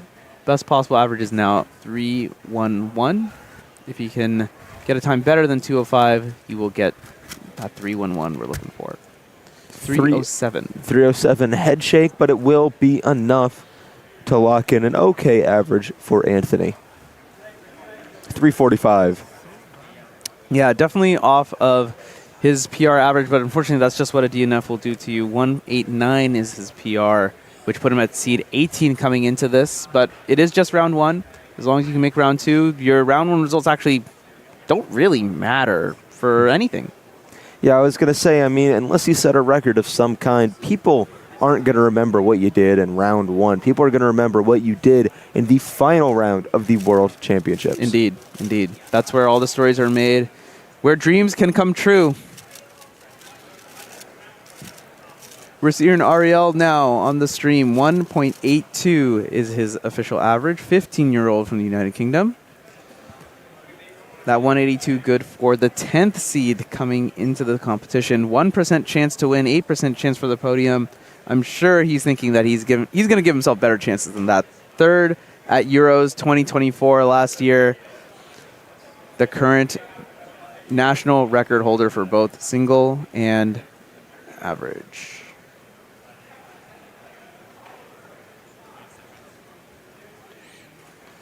Ariel inspecting here, looking out into the crowd maybe. I almost thought that the camera might be a little bit frozen, just perfectly still. 388. Just trying to dial in that concentration. 388 is not going to be a fantastic time, unfortunately, but hopefully a decent enough time to advance into the next round. I believe that might be it for real this time. I don't see anyone else with any scubes. Yeah, and looking around, we can kind of see in general, looks like most competitors are wrapping up. It seems like the blue stage, actually, we're getting word, is one group behind, so they will still be wrapping up. Okay. Yeah, but we'll try it. If we see anything come out here, that we will try and take a look at any solves that are occurring. Yeah, most definitely. I do start to feel and hear the buzz of maybe some of our organizers running around trying to make sure we are prepped for semifinals of 7x7. Of course, yeah. Big logistics back here. We see a little bit more as members of the stream team, of course, but a lot of logistics has to go on behind the scenes to make sure things run on time and are clear to the competitors on how they should proceed. Yeah, you can see the staff members are starting to occupy the stations, get ready for their judging positions. Couple more results for you here. 9 through 16 pulled up. Get their time on the stream. Yeah, currently, if we're looking at the barrier to make it to semifinals, or make it to finals, if this were the final round, a sub-3 average would lock it in for most of these competitors, which seems quite easy, it feels, for some of these top-level Scube competitors. Yep. George Scully of Rubik's fame. Got a nice chat with him yesterday. You could hear that over the PA system. Nice interviews. Great guy. Really fun to talk to. Represents our sport very well. And now works for Rubik's, which is pretty dang awesome. Coming back up here to the blue stage, who will it be? It's Ariel. Yeah, after that, less than stellar 3-second solve. Hoping to get a bit of a better result here. Got the noise, the not quite noise canceling, but noise mitigating headphones. Of course, noise canceling headphones or any type of electronic hearing aids not allowed. Again, staring out there. Gotta wonder, what is he looking at? Looking to lock in, get a good time here. Not make that 3 count, certainly. We're also seeing some competitors being brought onto the red stage as well, just to speed things up a little bit. Elias from Belgium. I think it's the first time we are catching him on stream. 216 is his PR average. Bit of a pause, perhaps, to recognize NS. 306, and you may have caught it there in the picture top right there. Ariel with a 312 there with a cube drop. Yeah. Gotta imagine without that cube drop, that would have easily been a sub-3 single. Yeah, so unfortunately, Ariel is going to count a 3, but we've seen other competitors count. Here's a 5 replay times. of that. And right there it happens with a +2. Well, it's a good save because that definitely did not take 2 seconds to end up fixing, but of course worse than if he just solved the puzzle in the first place. User moving around is, I believe this is Joel Kim. It's a competitor from my region, SoCal. Shout out to you, Joel. Hope you're having a good World Championship. Very fast turning there from Joel, just a long solution. 576, and we're seeing, maybe if we can put in picture-in-picture, Yeah, we have almost a picture-perfect replication of what Eddie Arts is dealing with right now. And yeah, another delegate to be called It's over. also between the red and the yellow, or red and white centers, sorry. Yes. Hopefully we can put one of them in the top right so you guys can see this is quite the funny Yes, situation. this is very amusing, and I think I mentioned it before, sometimes with skew, because of the way that the puzzle is shaped and turned, it can end up on its side like this in between two, and because of the perfect right angle that it can make, it can get really, really close to exactly +2. Yeah, we see 2 delegates right now with Eddie. We see 1 delegate.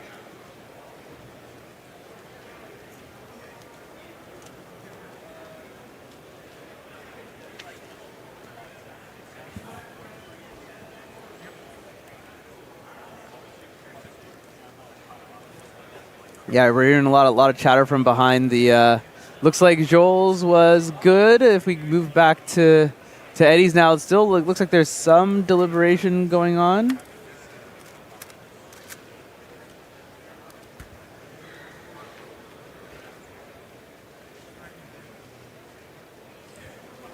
It looks like additional information being written down on the scorecard. I think, unfortunately, for Eddie, that is going to be a +2. For Elias, 5.82, excuse me. Second solve. So we do see stage lead Alex Cohen here, Mm-hmm. writing something out, potentially an extra. I'm unsure what's going on there. Yeah, Sat not next to him, we did see Michael Nielsen, second place yesterday in Pyraminx finals. One of our sprint event experts. Yes, indeed.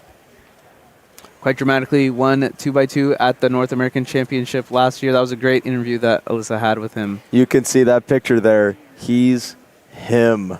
Indeed.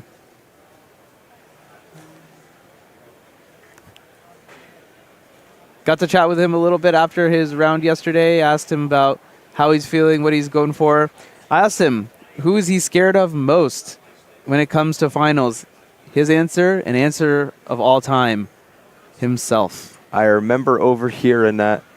Yeah, I'd be scared of myself too. If I were a top-level competitor, someone other people see as a threat, I would feel, maybe in the back of my head, I'd feel a target on my back, thinking that people are really just going to look out to try and take down myself.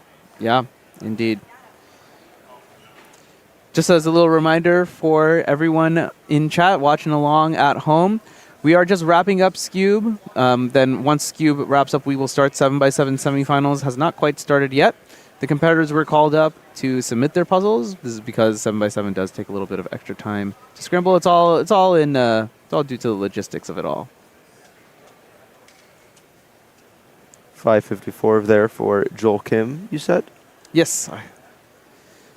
Feeling pretty good that this is Joel. Hi, Joel. I'm sure that's going to get clipped and spread around the West Coast Cubing server now.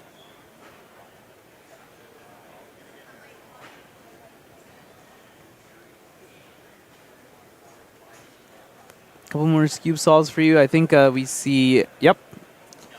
This is Ariel in the camera that's just behind the staging area here. We're going to switch over to Elias.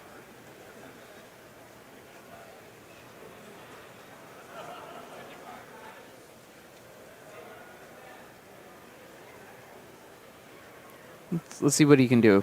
Now, we're not entirely sure what happened earlier with him. We did see Delegate Alex Cohen write something on his scorecard. This one looks to be okay. Pretty close from our top down. I was going to say, that does look good, though we might see some more of Alex going if we are going to build that. I believe that is going to be a 221 there. Yeah. Chris Tabor, the judge, also a delegate, so was able to make the ruling. Ariel, good single for him. 1.69 looked like it might be a good solution as well. As well as Alexei Svetkov. He's really liking that UCLA sweatshirt. He's also wearing it during warm-up Seattle, where he got some good results.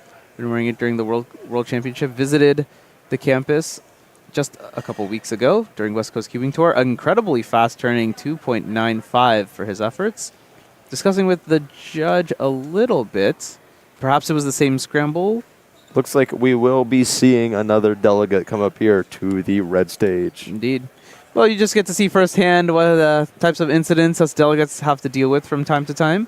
I was going to say, that is solved. Sorry.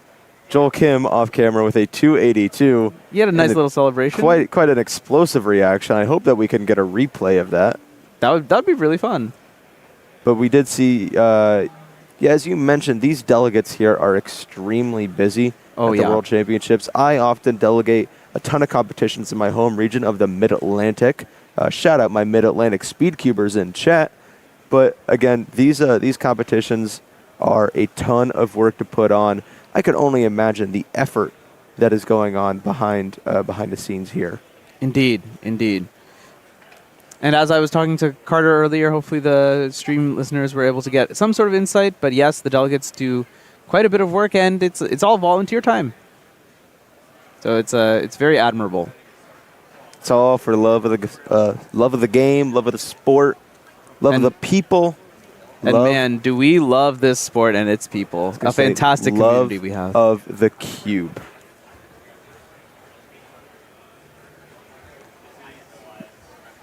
Both Elias and Ariel looks like they're queued up, for their fourth solve.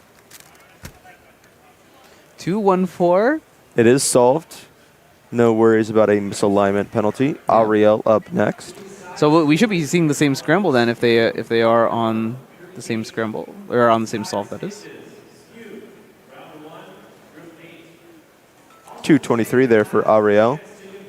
Yeah, not bad. Two pretty solid times for our two competitors that we've been tracking in this group. Quinn Maloney up next, a sprint event specialist, quite well known for 2x2 and clock. 317.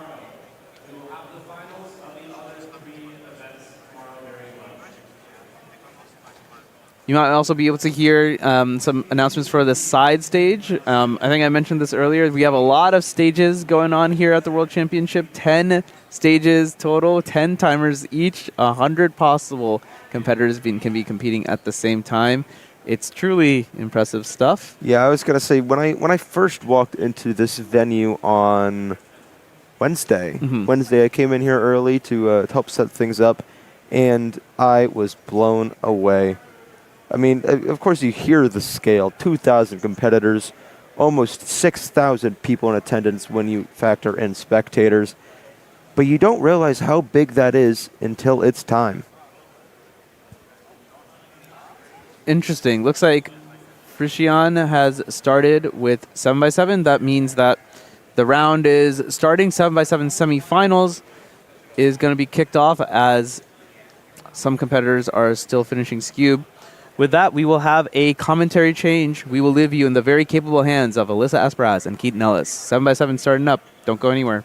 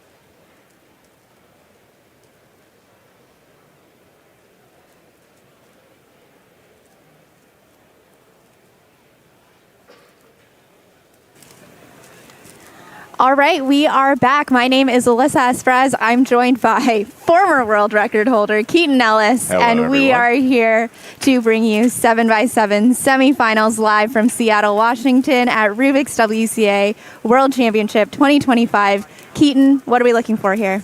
We are looking at a couple of things. First up, at the top for 7x7, we're taking a look at, of course, Max Park, Timon Koloshinsky, and then the litany of very good 7x7 solvers from Asia. Emmanuel Cao, ranked 2 in the world. Lim Hong, Chung Hyuk Nam, Dongsu Park, the usual suspects. Down in the bubble, right, this is 7x7 semifinals. The goal is only to make the finals here. We have a lot of well-known cubers that are at that stage. Kevin Hayes, 20th seed, one of our casters here. Other names you may know: Luke Garrett, 21st, Ben Way, 22nd, and Daniel Rush from South Africa, 23rd. These guys are all separated by just a few seconds here, and unlike smaller cubes, Normal Normal cube. cubes. Smaller cube. Unlike smaller cubes, every solve counts here, no matter what. And so that's what we'll be looking for is again, every solve counts. This is a mean of 3 event. The competitors will solve 3 times. Those 3 times will be added together, divided by 3. That is their result. Times we're looking for the 2-minute range and below. In the last round, that bubble cutoff time was 2:12. I do feel that was like a little bit slow, and potentially we will see it be a little bit faster here. Yeah, so 2:12 was Kevin, but 19th place is a 2:08. Yeah. So we're seeing a little bit of a drop off there. Anything sub 2:10 would make you feel okay. Yeah. Anything sub 2:08 will make you feel good. And right here on our screen, getting ready for his first solve, is Max Park. And honestly, in a lot of ways, this event is Max Park versus the world. Yeah, Max, with the only sub 1 minute 40-second average, has been able to hold on and stay most dominant in this event. I think the real story is that when you look at the first round results for this event, Timon Koloshinsky was our second seed, broke the European record, 144.78, and he still lost the round to Max by almost 4 seconds. Yeah, to put some context, we've done some simulations in the background here. Max, 99% chance to podium. You don't see that at the World Championship that often. No, this is one of those things where it feels like the closest thing to a guarantee that exists.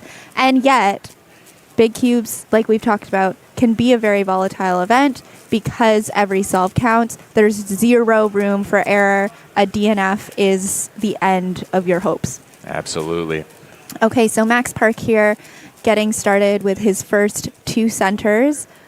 Max is a Redux user, and so he will be doing all 6 of his centers first, and then he will move on to edges. You're looking for somewhere in the high 40s, low 50s range for Max to be finished those centers. Yeah, anything around that time would put him on good pace, which we're seeing here. He's getting to last 2 just at 55, flipping over the edges. The other thing you want to take a look at here, if you're able to solve 4 edges and place them on 1 layer, you don't have to do these Z2 flips that he's doing. So he's flipping the puzzle 180 degrees over and over again here. Similar to Yao in the sense that once you've got 4 edges on the bottom, then you can just do rotations left and right. It doesn't look like he's been able to do it.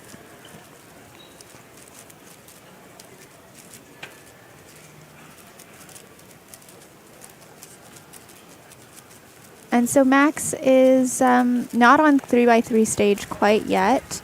And we're looking at Timon Koloshinsky here as well.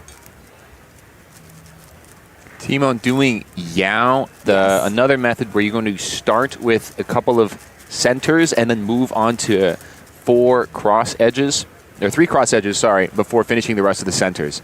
This is what I was talking about with Max. For Yao, you don't have to do these flips that Max was doing. Everything is all up top and on the sides for your edges. All right, so Max started off with a 1:48.01. That's pacing. That's fine. That's totally fine. Anything below 2:08 is what you need for finals. Max, of course, unlikely to get a world record average unless he also gets a world record single at this point. But we have plenty of other things to look at as well. Timon finishing 3x3 stage. He's doing ZB on a 7x7. ZB on a 7x7 feels like that's a wild phrase to be saying out loud. Well, Timon, actually, honestly, I think the thing that's even harder on for ZB is doing it on a 6x6, because then you have to recognize both the ZB and then also whether or not you have PLL parity. That's true. It's true. Timothy Tarasenko here in our first round was a 2:02 average, the 11th seed. So, that's well into the finals. I feel like, again, that's actually right on pace because his world ranking is 11th. So I'm sure Timofey, this is not one of his events where he's kind of really looking for that top level finish, but putting in the reps anyways. Yeah. Anything here around the 110 mark for finishing centers will be decent, especially given his average. One thing about Yao, which Timofey also uses, you have a trade-off here. Your centers are not going to be as good because you don't have both your left and right hands as available, because that left hand is sort of locked with these three cross edges around you. So for 4x4, it's very clear. Yao is the better method. And I think at this point in time, it's also pretty clear for 5x5 and 6x6. 7x7, it's a bit tougher. And then there's some people like Felix, who Kevin was talking about a couple days ago, for 5x5, really only deciding whether or not to do Yao or Redux in the last couple of days before this World Championship. So there's a lot of variety around cubers in sort of which method works better for them, depending on whether or not their strength are edges or centers.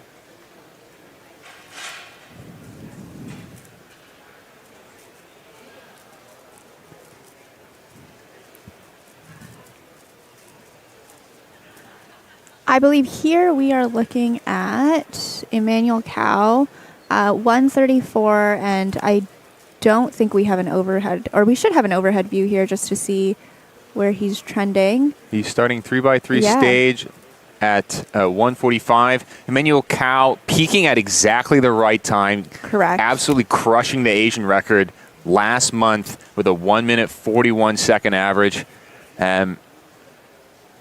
151.73 here. Third place in round one with a 149 average. So 151 seems to be about on brand. This is Martin Vedela-Egdahl, trying to pronounce his name the best I can. One of the best all-rounders that cubing has ever seen.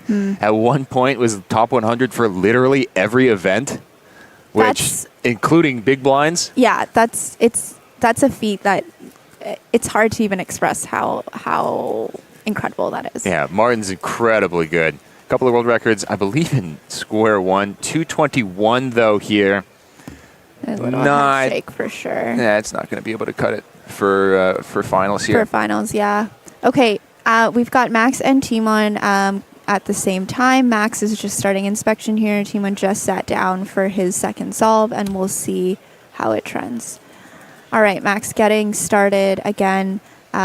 Between these two solvers, we get a really nice and clear comparison between Redux on Max's front, and for Timon, we've got Yao.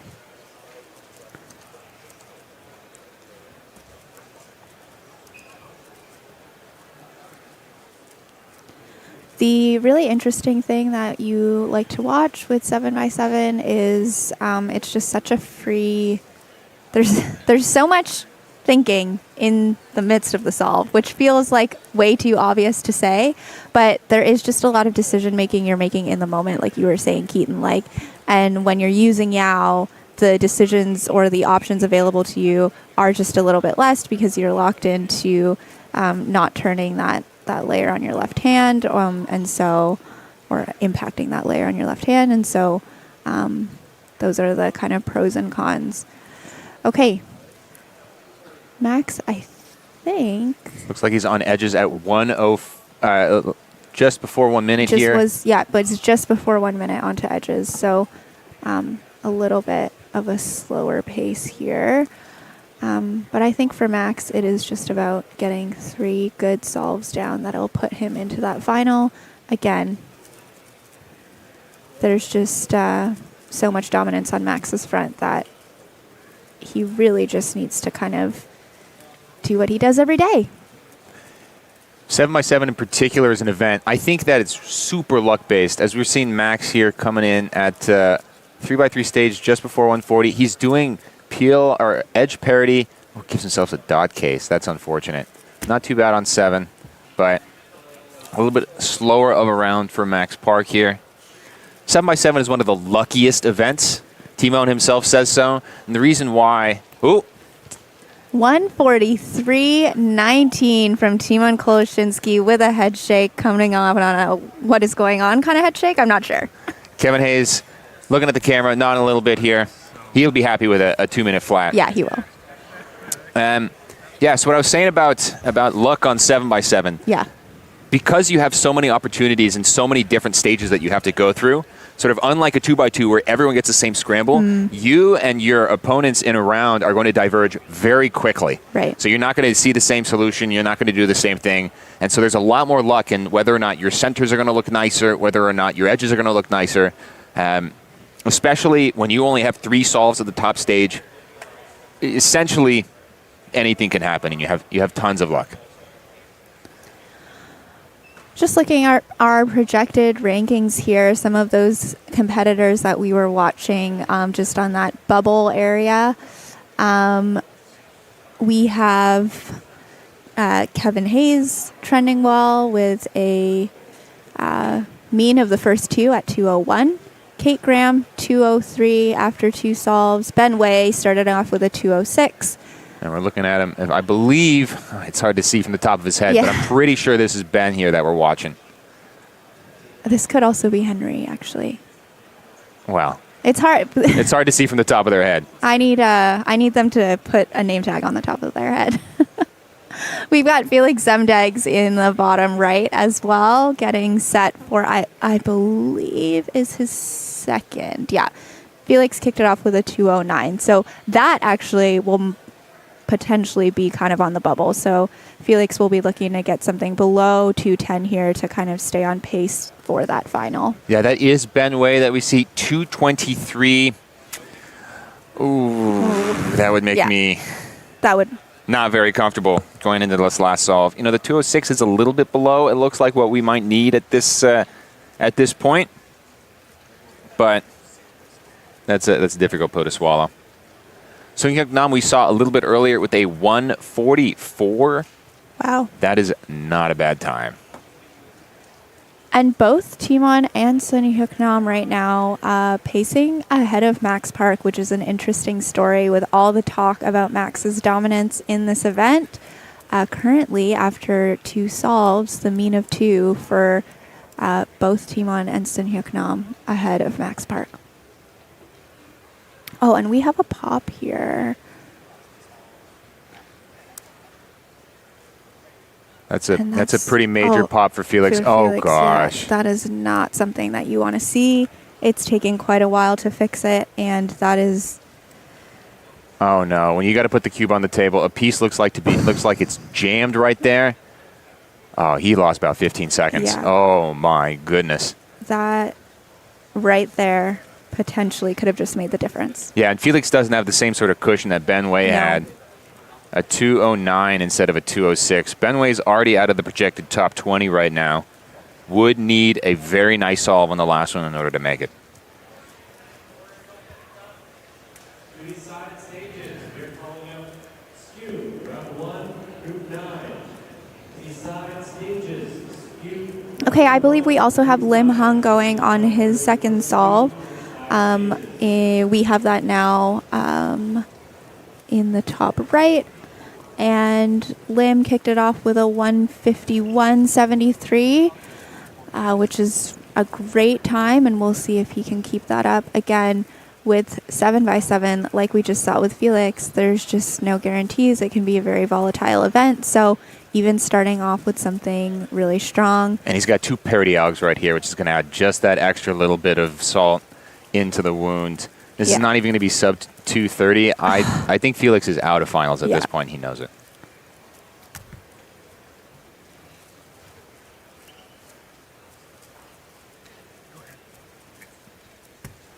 And he's got an extra piece that he still needs to put back in. What is he going for there? That is solved because it was just a single color piece, so that's all right.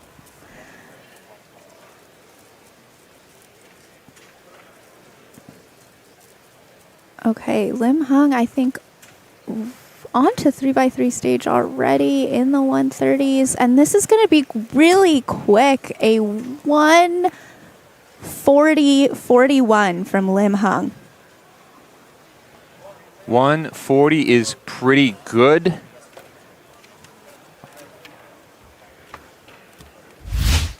Okay, we're taking a look here at Felix's cube pop. What are you seeing? Oh gosh, just a jam from turning a layer with the 7x7 a little misaligned. And when you have a centerpiece that sort of made its way past one of the edges, you essentially need to take both of them out. And it looks like he's got a massive jam right there. Putting in the X center in before the oblique. I don't know if that's the strategy, but you know he's on the clock right now, so that makes things pretty tough. Yeah, and trying to like keep track of all the pieces. They're like falling in his lap. And he's got yellow messed up, and he's got blue messed up. I mean, at some point you just take the L. That is a strategy, though. You know, instead of putting every piece back in, you can survive with just one center piece out, and try to deal with that as best as possible. Okay, here we get Max Park getting set for his final solve. Right now, even though our story has been Max Park dominance, Max Park is sitting in the 4th position. Now, obviously, that's safely into finals, but we'll see what kind of time he can put down on this 3rd solve to round out the mean. Here he goes.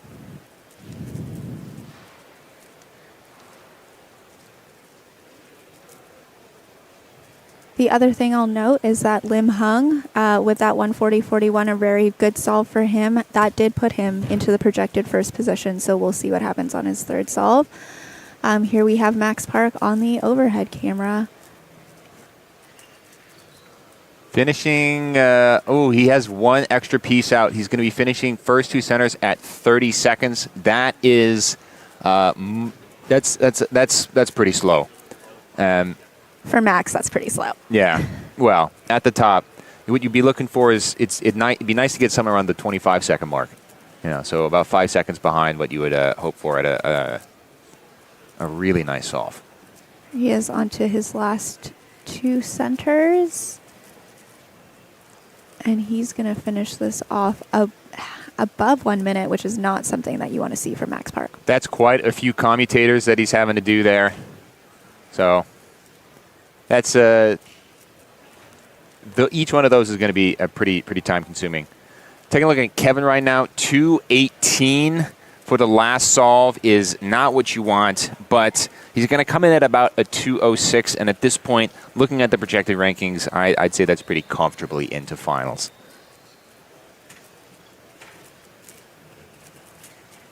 Max flipping multiple times here. Looks like he just put his last edge down on the bottom layer, which means he shouldn't need to flip again.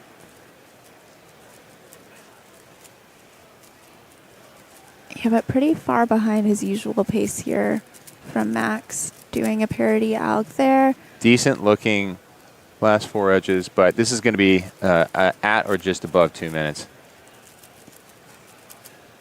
Very interesting to see that from Max Park. That's going to be a 2:01.16. So Max will not be on the pole position for 7x7 finals, but of course, all you need to do is get there. It doesn't look like we're in any record watches at this point, other than potentially Lim Hung with a PR mean. You know, that 140 is counting and does help his times quite a bit. Timon, of course, could get something. He got continental record in the last round, but would be needing a single below 140, which, you know, is doable. He has a 136 PR, but fairly difficult, all things considered. I'm just seeing in the chat that this could be Max's first round of 7x7 that he's lost since 2018. If that's true, that would be something else.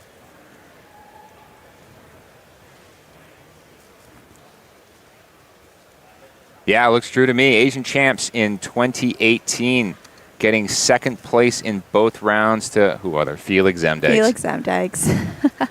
Okay, we are going to see Lim Hung's final solve here as well, and Lim Hung is trending very, very well. Has a 140 single.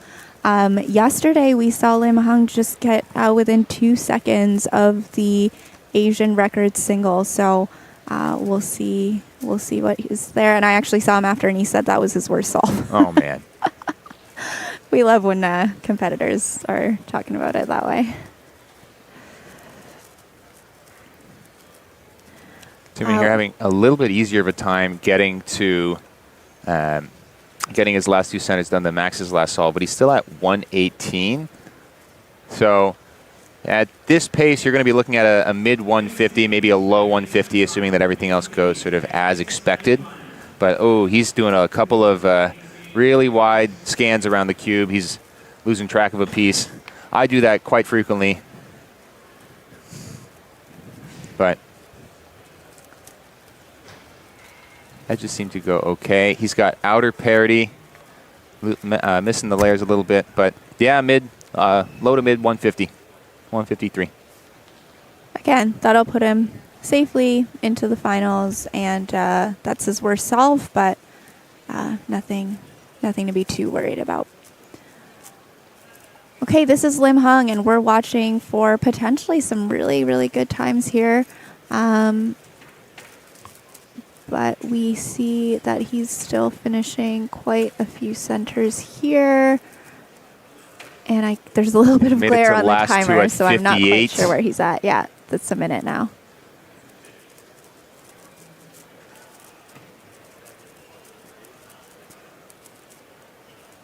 Flip up at 110, so not a bad time.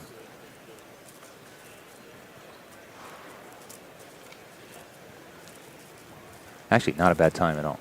Yeah, we'll see where this lands. This should be a little bit of a lock-up there, but not a jam. Not too bad. Yeah. You never want to force through a jam just in case you get some hardware issues on 7x7, which, as we saw with Felix, can cause disaster. So it's like there's double edge parity, if I'm seeing this correctly. No, it's just inner parity.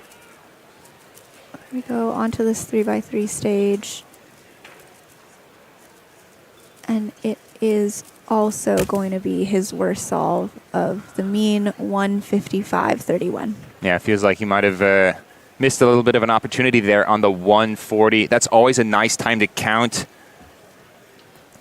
So the risk in 7x7 is always that you can mess up and it's going to count. But also, when you have a single good time, then that'll bring your average down, or your mean down quite a bit.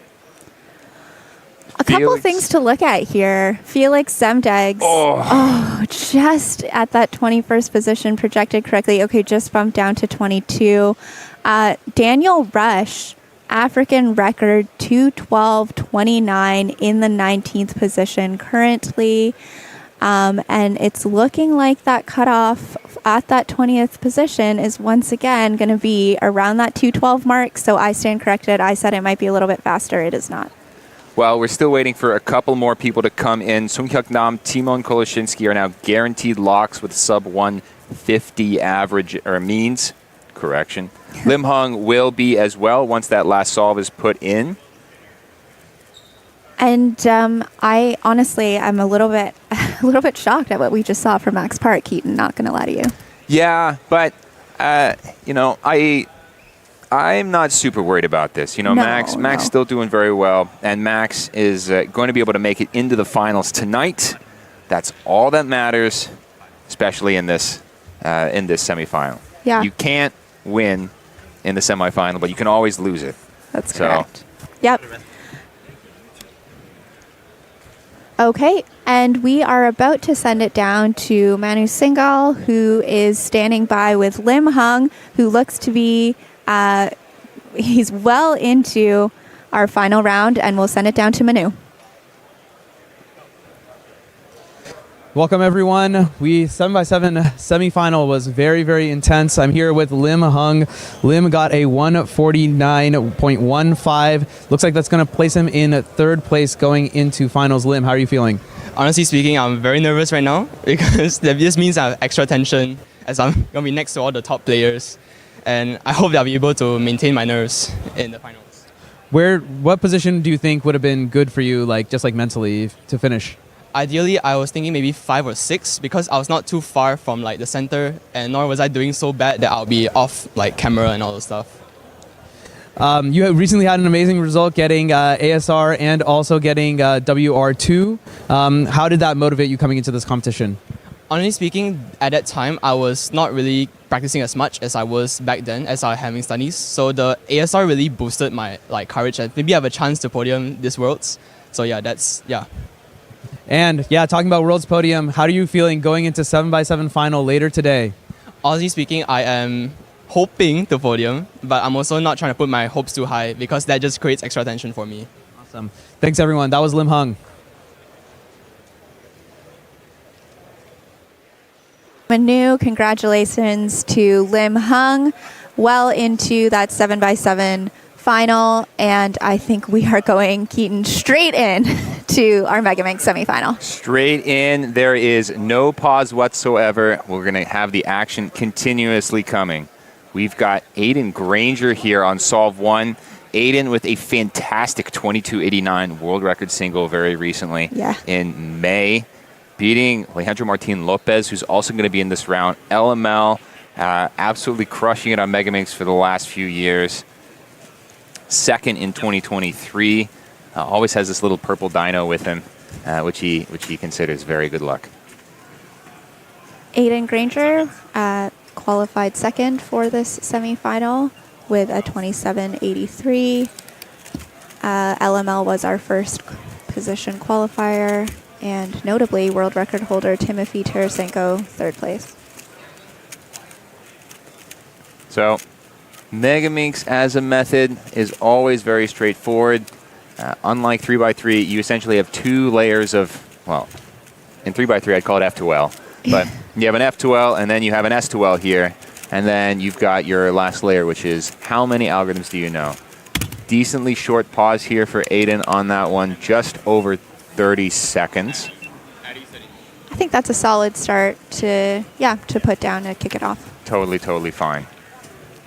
When it comes to our cutoff, 34 is approximately what you want to be looking for, and we have quite a few solvers that are in that range. Ariane Martin Nunez, Jamie Otsu from Australia, Lucas Kuchai from Canada, Prabhan Rajaram Nayak are all in that 34-second range. So this is a very tight event in the middle. At the top, we've got Leandro, we've got Aiden, and we have Timofey Tarasenko as well. And here's LML with that purple dino on that shirt. Just taking a deep breath as he gets prepped, and LML is starting inspection. 8 seconds. 12 seconds. Oh, we got a +2 here.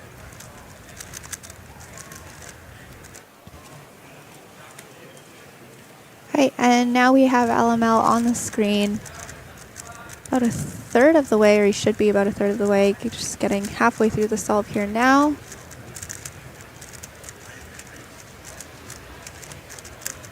And here he is onto that last layer. That's really good recognition. Ooh, a corner twist there, 28.08. Fairly common, at least for some of these Megaminxes out there. There's you don't need to rotate it as far in order to get some sort of twist, because you have Okay, Timothy Tarasenko recently set the Megaminx average world record, and I think pacing really well here on this solve at 24.63. Timothy Tarasenko. Almost a full second below his PR average. Timofey, very good chance to win this whole thing. It's essentially a two-way race between Timofey and Leandro for first place. And a 24 starting off is going to put him in a nice position early on. We'll watch Timofey here. You know, this is the first time he's solving at this level at a world championship, and it's just a matter of, like, after putting that down as your first solve, how do you hold your composure and make sure that you don't get too high, because that solve doesn't count yet, actually. We saw that a little bit with 5x5 yesterday. Timofey getting off to a really hot start with a couple of, high 30s, but still sub 40 solves, and then cooled off a little bit going into the rest of the average.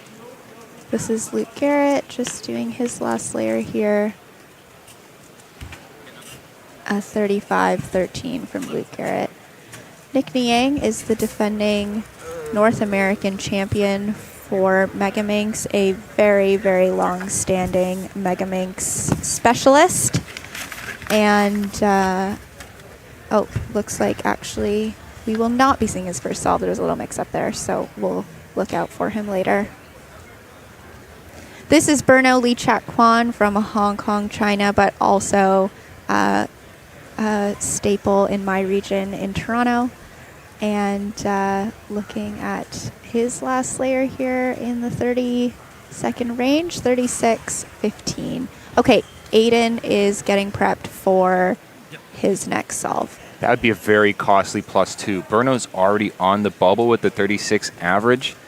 I can't tell whether or not that is. They will go and take a look at it, I'm sure.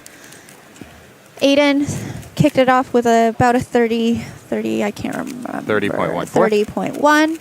And so obviously Aiden will be looking to be below that 30-second mark comfortably.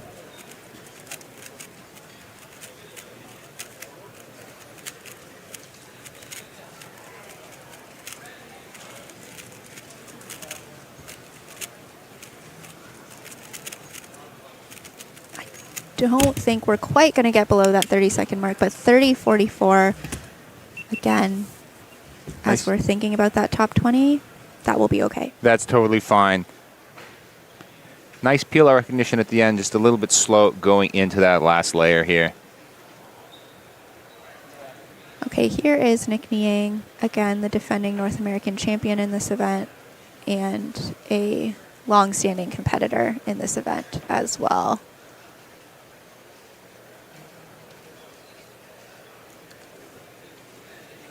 31-14 from Nick Niang.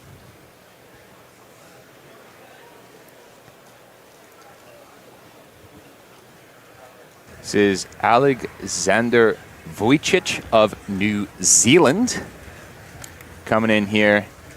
First person to beat Felix Zemdegs down in Oceania in quite a long time. Taking those records just after COVID, and has been pushing it ever since. Currently PR with a 28, which was set just very recently, a couple of weeks ago in June. So peaking at the right time here. It's looking a little bit shaky. Yeah, there's definitely some nerves going on here. Oh. But still excellent solving. 27-27. Head shakes there, but I'm not sure that he knows that that's actually one of the fastest times we've seen so far. Yeah, taking a look at the people that have come in so far. We've seen the 24 by Timofey. Off screen, Alexei Sinyavin from the Mid-Atlantic region in the U.S. getting a 26. Really was the first person to come on the scene and challenge Nicholas Nang, who had a strong hold on Megaminx for the longest time at the world level, but then also, of course, at the U.S. level.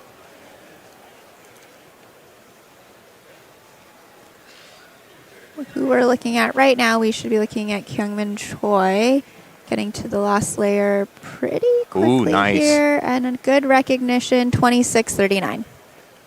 Kyungmin coming from the SoCal area, one of Manu's good friends, a.k.a. Minnie. And it looks like we're going to have LML and Timofey starting just at the same time, so we'll track both those solves for you at once. Shout out to our multi-view right here. 8 seconds.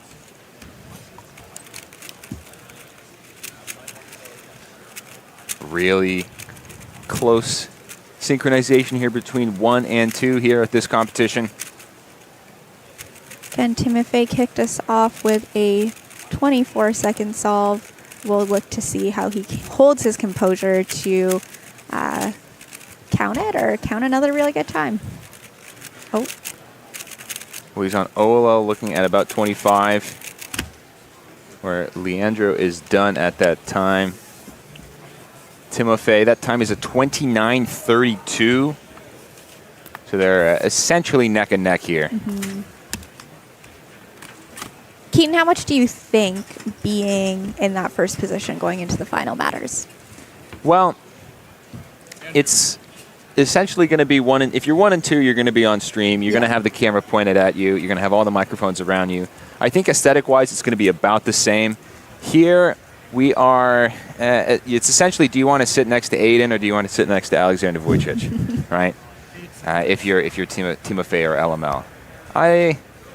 I don't think 1 and 2 matters that much. I think it matters more whether or not you're on the main tables or you're off the main tables, because you'll have more people watching you, and then you'll have more things around you if you're at the very top.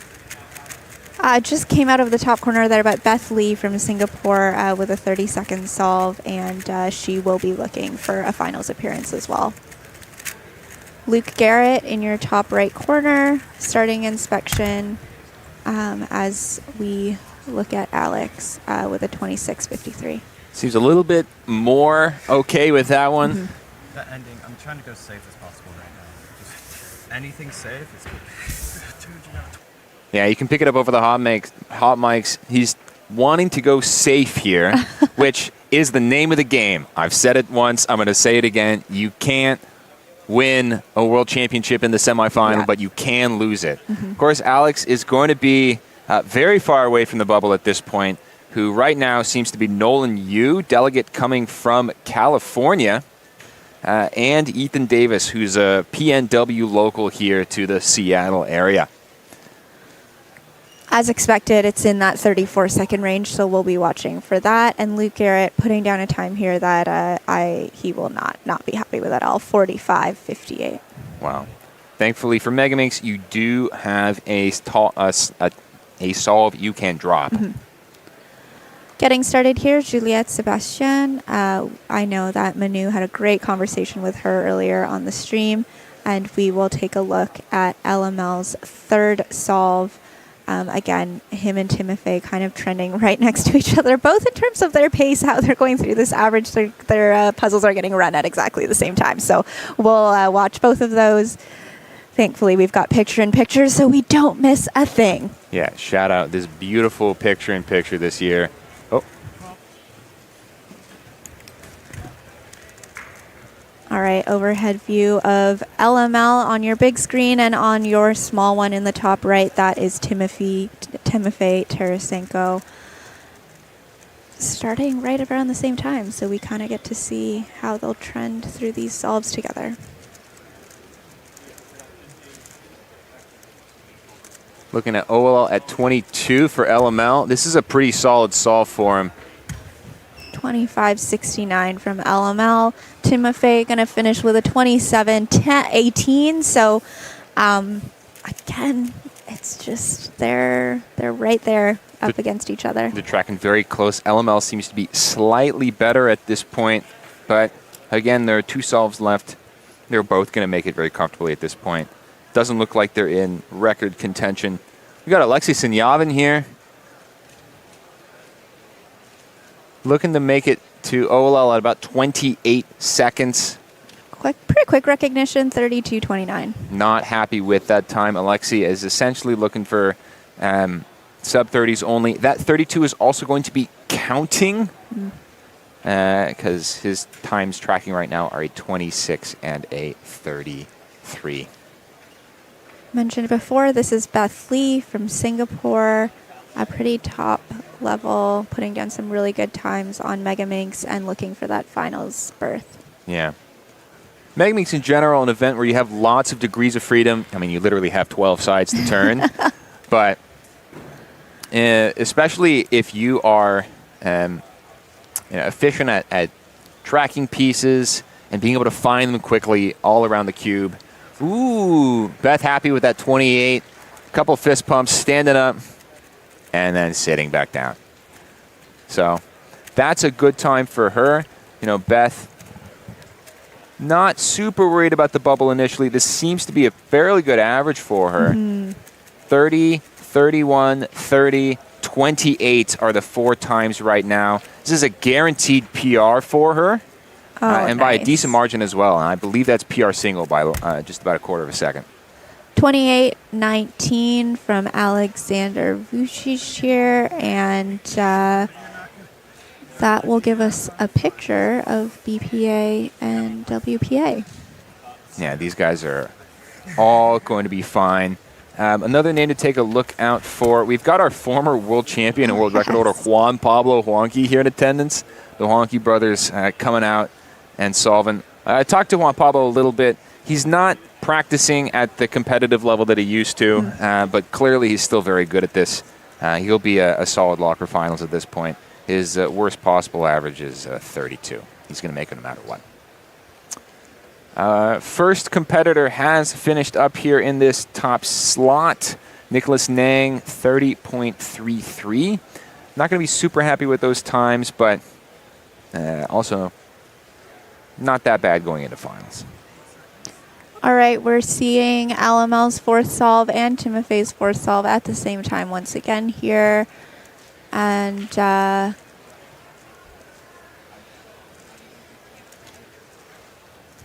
right now LML is counting a 25-6, so that's actually quite a good spot for him.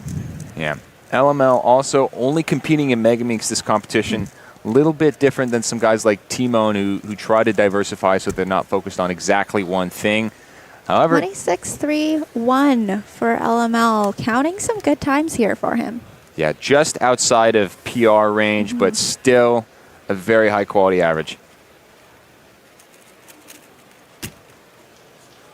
Ooh, a fist pump from Timofey as we see a 25-76. Timofey, of course, the opposite of LML in the number of events that he's competing in. Yes. Has quite a few things on his profile right now and has some already has made some very high-profile appearances, almost podiuming in 5x5, making it into 7x7 finals. So, very impressive stuff coming out of these guys.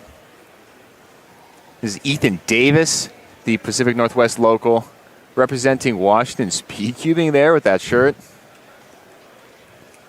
It is so exciting to be at your hometown Worlds, and just it's a rare experience. Definitely not everyone gets that experience. You know about the Continental Championships a couple years ago in Toronto, right? I do, yeah. That's the secret to getting a hometown major organized. Just do it yourself. All right. Alex Vucic popping off there with that good 26. Reaction there, 26.00. And we'll get a story on what. That is PR average. That is PR average. That's the reaction that we're seeing. And it's always just feels so good. I think especially, okay, I see we're hearing that this is also the oceanic record for Alexander Vucic. It's going to be an oceanic record by almost a second. And we could hear him on the hot mic saying that he was playing it safe. Yeah. Playing it safe into a continental record, that is not something to take for granted. All right, here's Aiden Granger. This is Aiden's fifth solve. Again, safely into the finals here. So he'll just look to put down a good solve and see if he can get that BPA of 28-28. But either way, he's all good. There seems to be a decent set of scrambles. Nolan Yu coming in with a 34-24 PR is on the bubble slot right now. Looks like we're going to be in the low 34s, which is a little bit faster than what we saw last time in the first round. 26-16. 6. That's going to give him, not BPA, but very close to it. So we'll be looking at a 28 average that's going to put him fairly comfortably into the top 5 here. We've seen some fast times here, especially as I feel like it started a little bit slower, except for Timofey, and then we've seen some really fast times come near the end of these averages.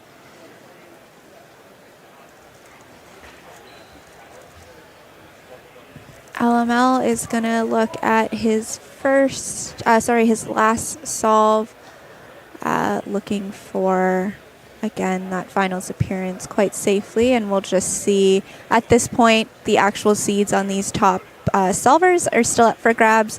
We'll see where everyone lands. And we're very close to, but not able to get some PR averages out of Timofey and LML. They're going to be BPAs in the 25-second range, but just out of reach for records for either of them, either SAR or world record.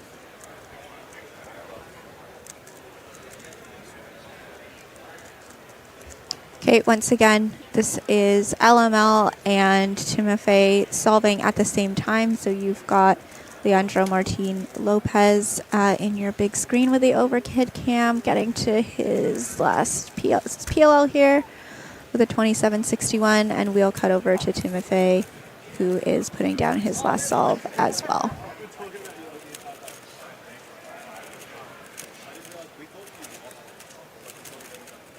This is a good solve. Fist pump 25.06. He is happy with that, and with those two solves, our top position should become clear. It's extremely close.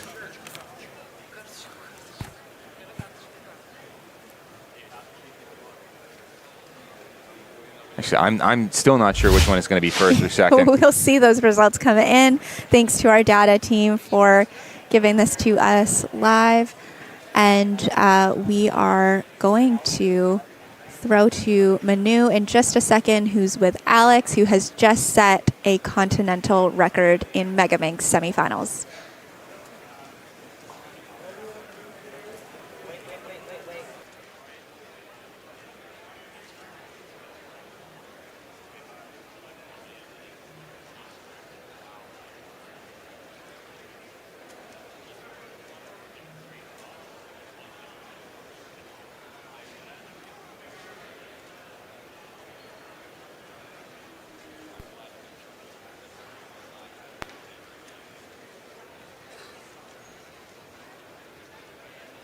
On our field interview, so we will get to that in just a second. As we are fixing that, we are seeing Timofey Tarasenko will be our first seed going into Megaminx finals with a 26 flat average. Yeah, that last solve really clear cinched it for him. That 25.06, beaten LML by 2.5 seconds there, and that's the difference between first and second here in this round. Also taking a look at a bubble watch right now, Furshin Fushada is currently our man in 20th place on the hot seat. 34.20 average means he can no longer control his own destiny. It doesn't look like there are people that are able to beat him, though. So I think he's comfortable at this point, given how many people have been entered so far.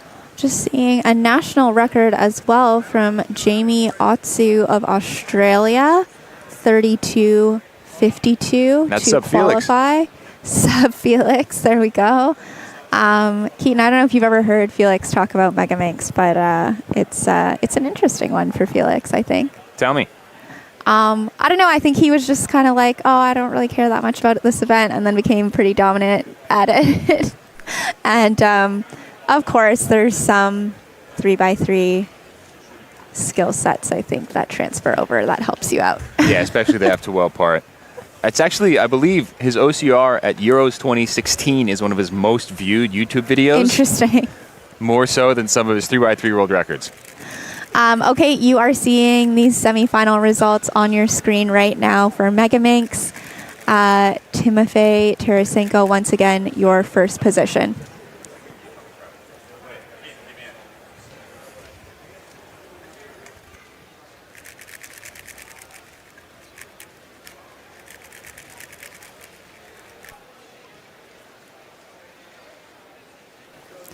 Okay, we are about to get set for 4x4 semifinals. We are already seeing Max Park on the screen, getting ready for his first solve. I am joined by 6-time world champion Kevin Hayes, no stranger to the World Championship stage. Yeah, this will be an interesting round for sure. I'm curious how Max Barnes is back after his 7x7. Yeah. There was definitely an issue with the timer on one of his solves.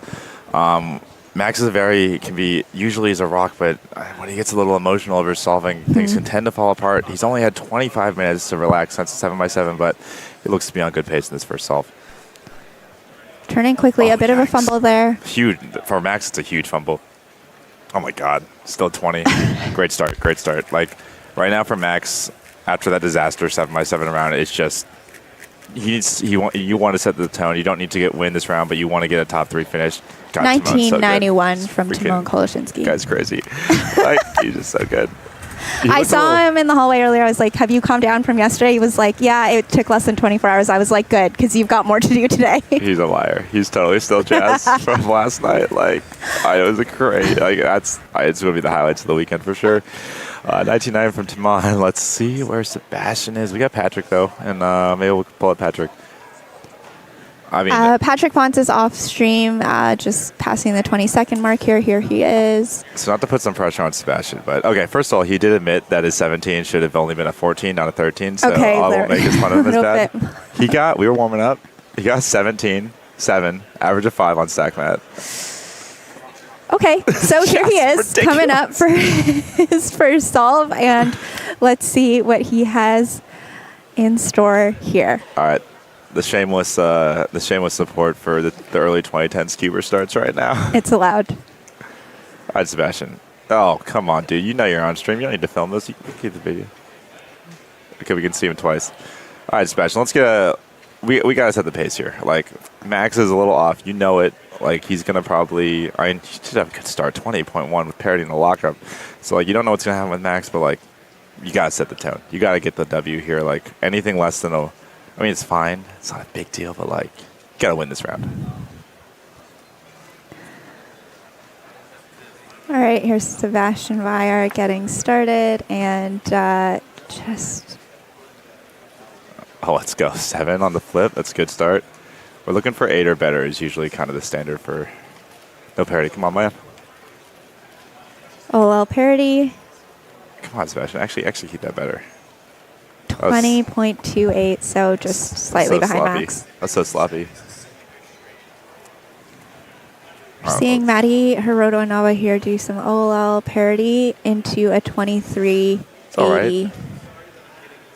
Like, I mean, it's interesting, like, Sebastian, like, these other two guys, like Max and Timon, like, obviously extremely good on all the end-by-ends and have, like, a few tricks on 4x4, but, like, you watch Sebastian practice, this guy wrote the book on 4x4 specific tricks. He has, like, his entire OLL, like, he has so many OLL plus OLL parity combinations, PLL plus PLL parity combinations. He has, like, special algs for every single case.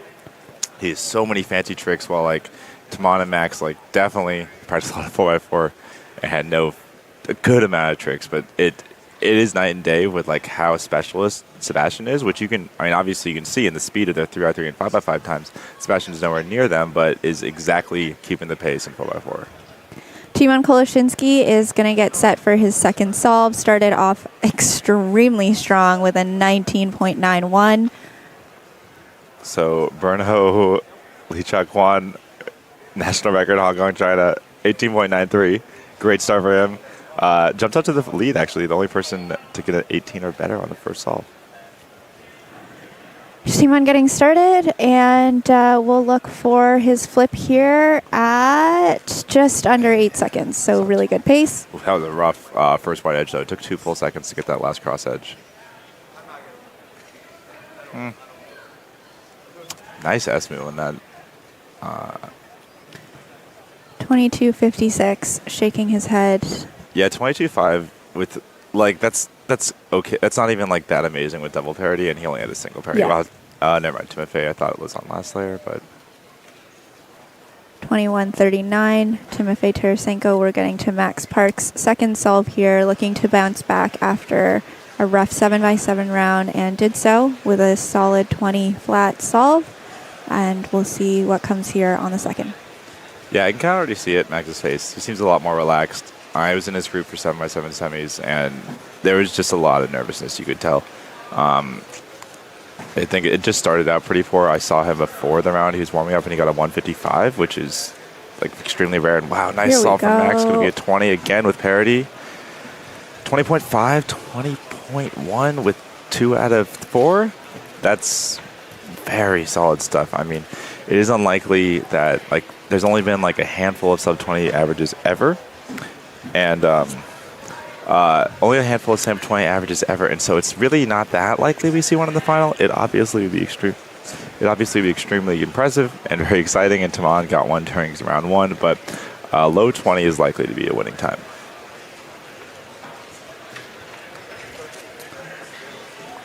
We have...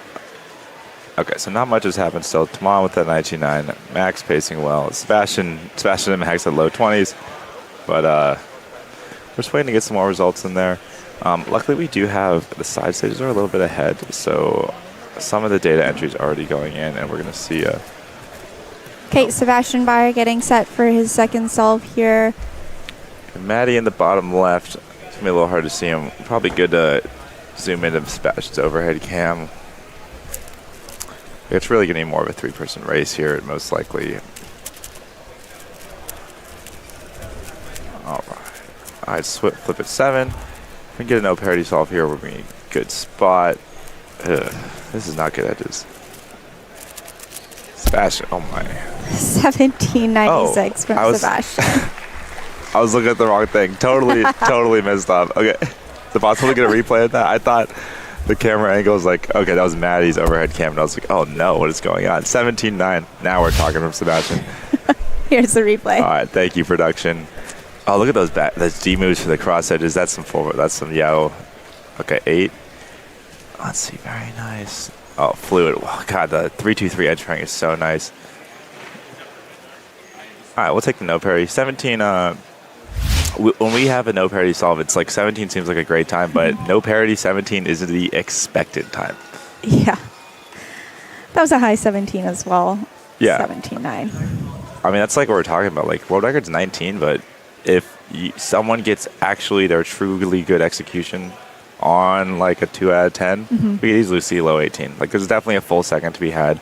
Like, I think Max is competed at this level for so long. I think Max is like, once again, similar to OH, but his level is higher where like he's very consistent. But Taman and Sebastian, when they're at peak, Max can't keep up.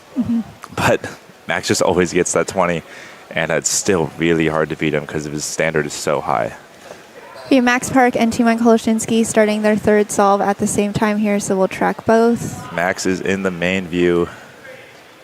And we've got Timon's overhead cam in the top right for you. Oh, okay, he's doing green. Yeah, Max does do green-blue if it's really easy, but it's not very common. All right, 14 yaw adduction.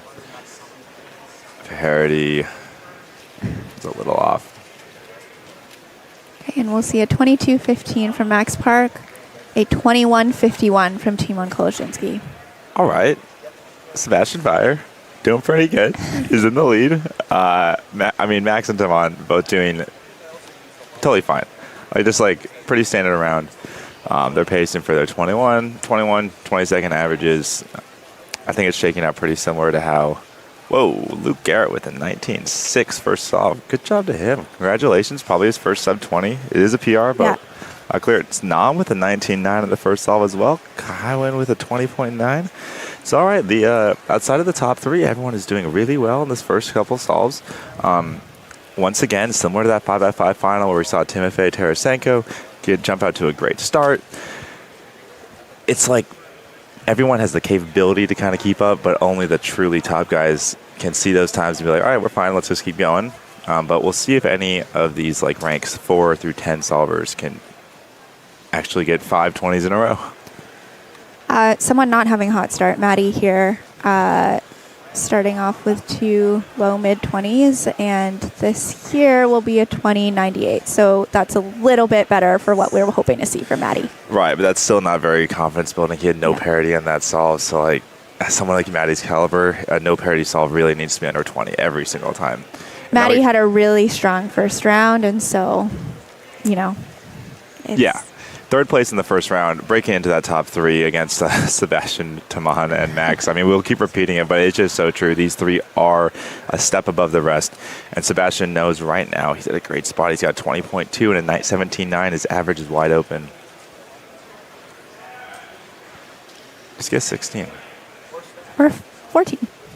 Let's get 12. I wonder what his best at home is. We'll have to ask him later.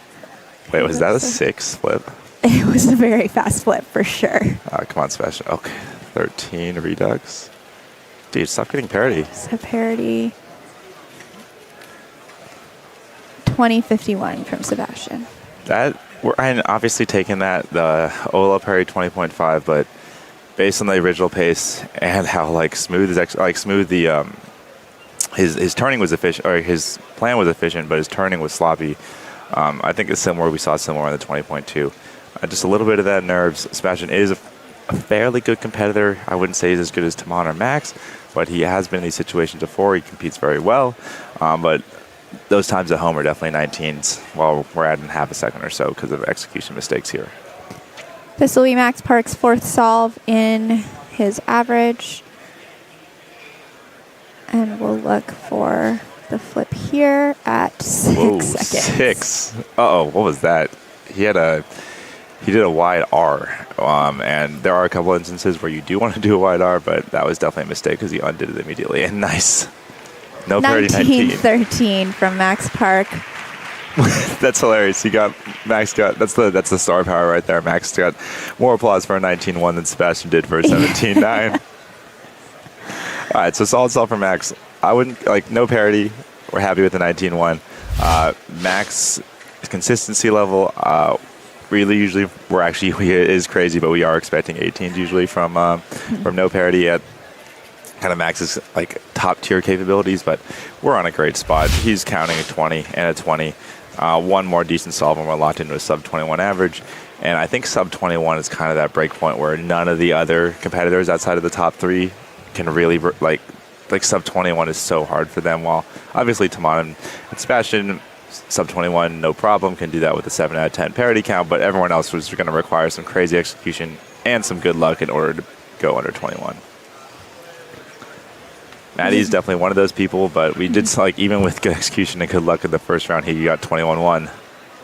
11-second flip. Yeah, it was on the last one as well. Yikes.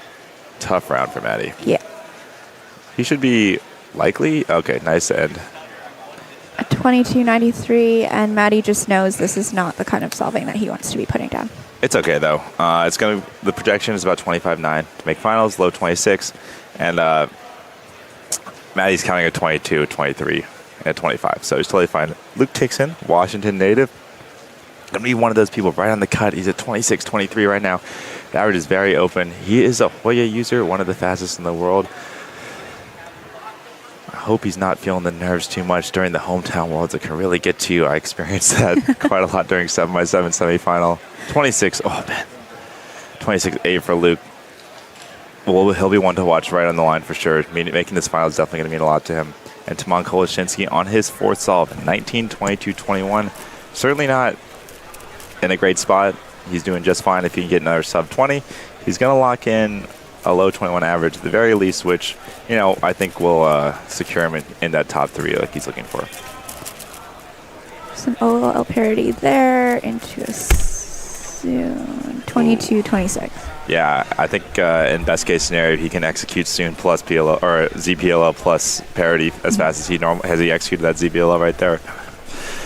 So Taman, not the greatest average so far. 20. Actually, this is the first round. He hasn't done just amazingly well. Yeah. Even 7 round 2 where he was sub 150. He was under his old PR. Obviously added a few seconds from round 1, but round 1 was kind of extremely good for him, and round 2 is just solid, which is no problem. All right, Max is going to finish off his average here. Best possible is sub 20. Yeah, I think that sub 20-second barrier is kind of what we're going to be looking for in terms of locking up a win. We saw Taman with the 19.9 in round 1. Sebastian is pretty unclear what he's going to get here. Sebastian's about to start his fourth solve, and Max is right around that spot as well. This is okay. Let's flip it 8.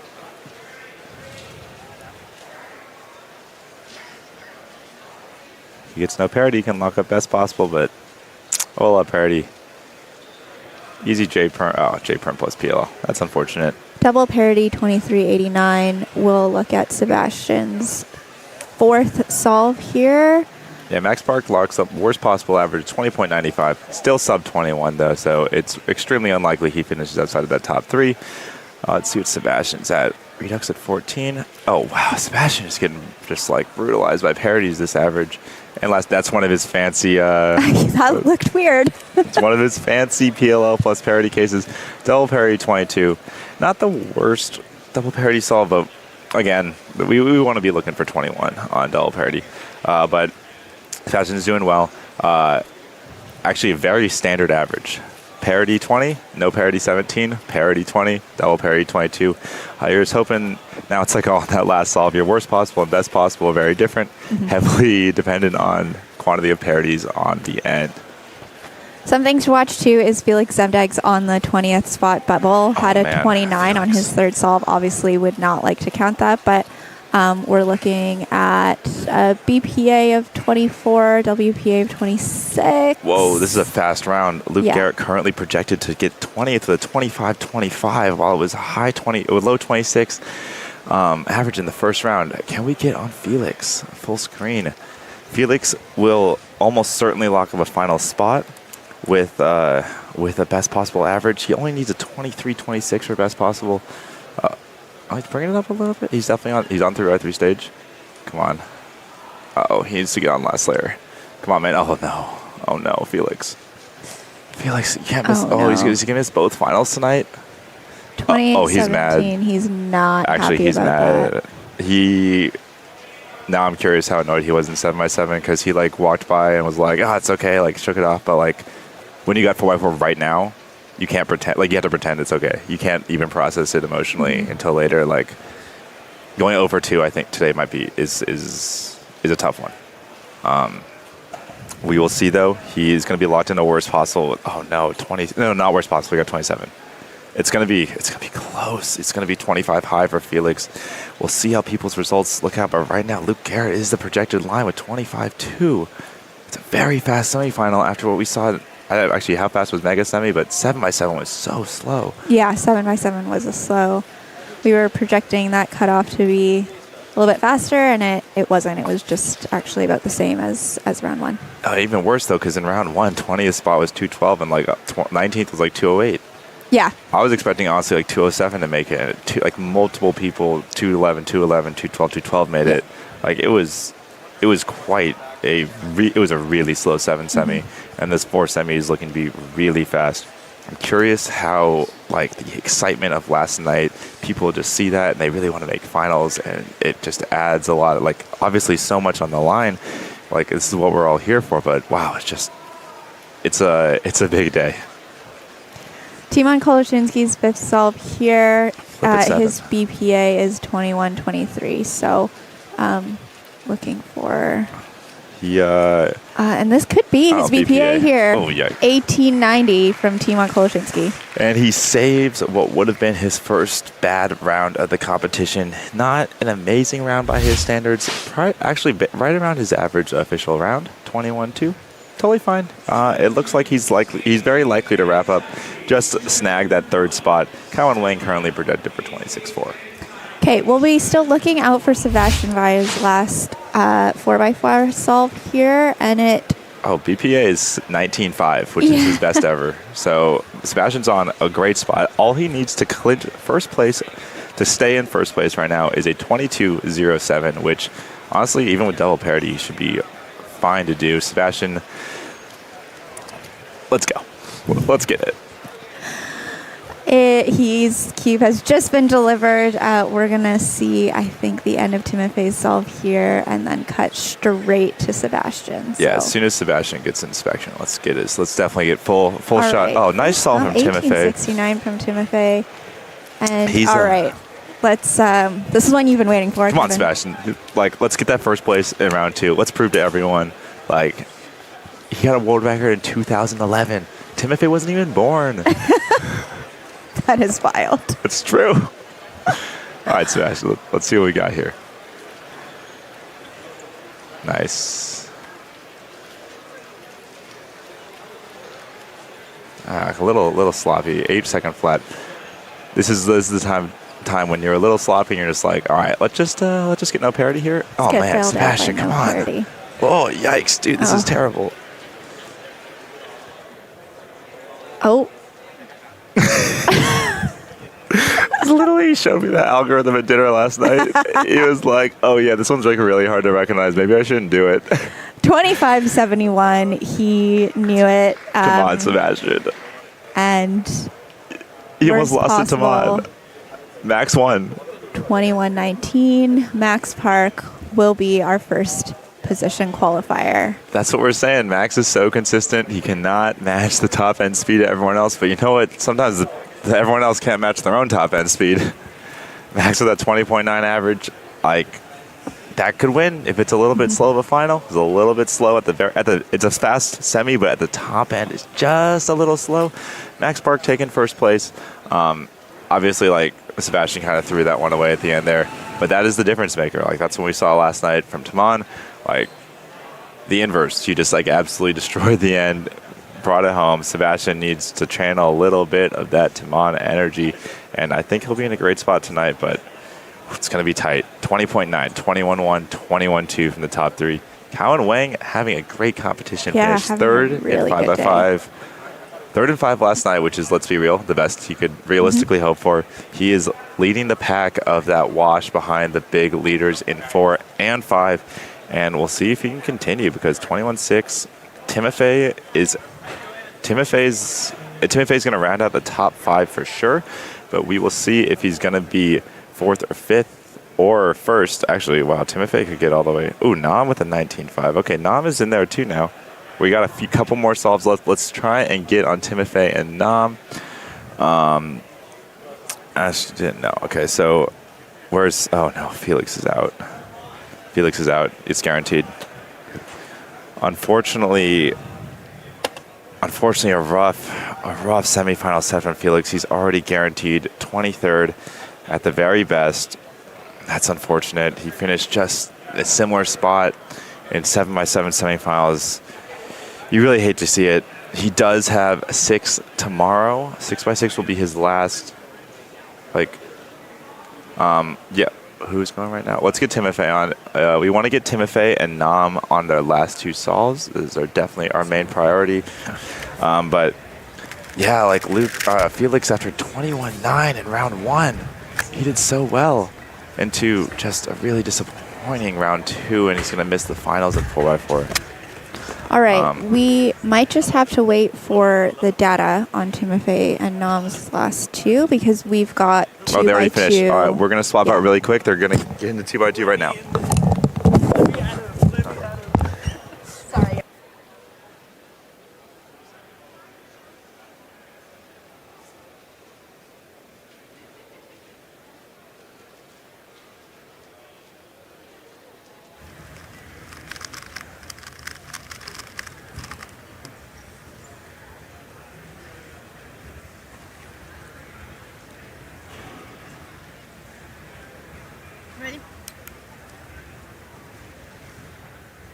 We are so back. No time to waste. Here goes Theodore Zaider. 2x2 semifinals at the World Championship is always one of the most chaotic things. Every solve, literally a second long. One flat Theodore Zaider. And cold, absolutely cold, no reaction. That's the type of thing that you want to see in order to make it in. Everyone here in this semifinal getting the exact same set of scrambles, which means you are down to choosing your solution and executing it well. Those are the 2 things that you have to do here in order to make it. This is just the new normal for 2x2. We've seen such an improvement in this event so recently with this younger generation coming through. Here comes Phoenix Patterson, the former Oceanic record holder. I was talking to Zane Kanani, my homeboy from the DMV region in the United States. Everyone here at the top level is trying to find the best solution. It's essentially find the best 8 mover. And that 245 by Phoenix means a 170 is counting. That's going to be pretty tough. The first round, the cutoff for the top 20 was a 150 average. There's a 118 by Luke Garrett. And can you believe... No, it's a DNF, is it? No, that looks fine. Oh, DNF. That 118 looked to be a resolve. Might have not started the timer on the first one.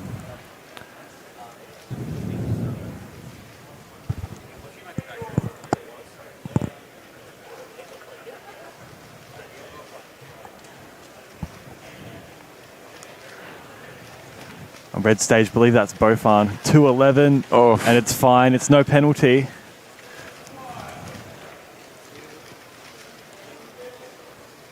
Even then, I believe this is Joaquin Renes Hernandez. On blue stage, 1.72 there. And here goes Theodore again. Theodore started off with a one That's flat. not Joaquin. Started off with a one flat. Here we go. We've got... not sure what we're seeing on this scramble. Seen Zane off stream with a 161. Here goes Theodore again. Untroubled, 144. Maybe by his standards, it's not that great of a solve, but as we mentioned before, 150 made it through to the top 20. And in this round, there's a lot more pressure, so you have to say that 150 might be the mark to beat. Seeing some +2s in here. I think Yohung Wong off stream did get a +2. He's got a 3.32 entered as his second solve. Another +2 there from Emmanuel Shellin. 1.11 +2, 3.11. Here goes Theo Golubov. Has been a quiet achiever this World Championships. Set the continental record in one-handed in the first round for South America. 259 with a massive lockup. Oh man, you mess up one single move in 2x2 and the solve is over. It's Phoenix Patterson, as we mentioned before, counting a 1.7, some way off the mark that would got top 20 last round. I've been in this type of position before where you're starting a major semifinal with a couple of less than ideal solves. Phoenix right now feeling a lot of pressure here. He's come all the way from Australia for this World Championship, the former Oceanic record holder, former second in the world. It's a lot better, 1.01.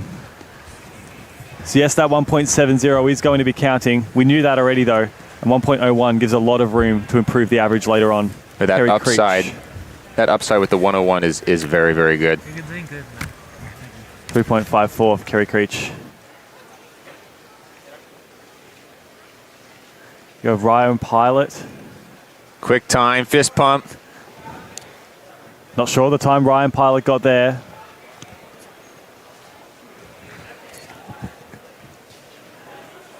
Yohung Wong with a 1 flat. That is counting. Helps take the sting off of the 332 a little bit. Kyungmin Choi with a 151. That's bubble territory, solve-wise. You're absolutely right. That 150 on the nose was what made top 20 last round. 151 is just outside, but I imagine a mark slower than 150 would be required given the pressure to make top 20. Off stream, we've got Theodore. There's a 1.30 for Joaquin. For Alan. My apologies.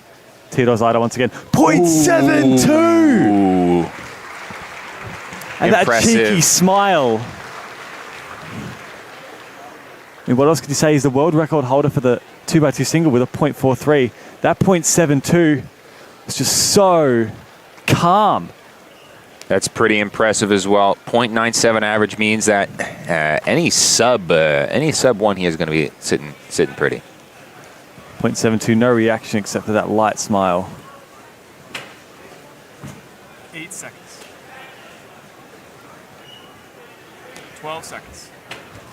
It's a 12-second call.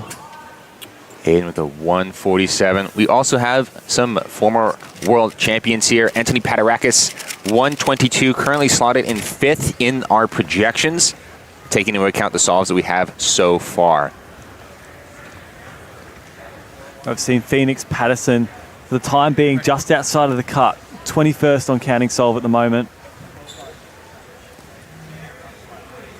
Looks like we've got that diagonal layer with one corner missing. Yeah, both red and white seem to have decent potential here. 1.43 for Phoenix. Little fist pump. That's closer to what's required. Here goes Yuheng Wang on that same scramble. Unsure of which orientation to pick and even changing mind at the last moment. It's a locky solution, but too flat down to the millisecond. And that's going to count as well. He looks like he's calling a delegate over. Someone saying flash. I think he's saying flash. Flash, of course, something that is extremely distracting to competitors. Is Zane Kanani. They're giving Yuheng an extra here for that. 12 seconds. Zane rotating a lot at the very end of that. Choosing a solution, really relieved there with a 1.3. Zane with a 1.61 as his first solve. Definitely a little nervous going into that one. Able to execute it well. Was rotating and changing his orientation at the very last second. So that's got to be one of these on his YouTube series where he's like, I saw these 6 solutions and I chose one at the very last second, literally. So we've got Bofun again. Did not start the timer. No! That is unfortunate. So it's a DNF. Looks like he's going to count. I believe he got a 2.1 on that second scramble. It's going to be counting now. I think Bofon's essentially out at this point. Even the best case scenario is going to be looking at a 1.7 average, and that probably won't cut it. 2x2 is a cutthroat event. And here's that replay. Yep. His hands were just not on the timer long enough. Solve looked pretty good, but if you don't start the timer, obviously it just goes down as a DNF. Can't do anything about that. Taking a look at times coming in. So John Feist, one of the few people in the world with a sub-1 average. First solve 105, has yet to do the remaining ones of his. Oh, maybe I should refresh. There, still with only one solve in. 8 seconds. And Aiden Dincho was seen on stream before. He's back again, 2.22. Not a great solve for Aiden, unfortunately. Seeing off stream right now, Theodor Zeider with a 2.14 as solve number 4, which means BPA is going to be a 1.05, but still worst case scenario, 153 average, going to be pretty comfortable with that. Yuheng Wang 1.41 is counting a 1 flat and a 144, so on for around about a 1.2 average for the time being. Still has a 332 as his second solve, so nothing is guaranteed for him at this point.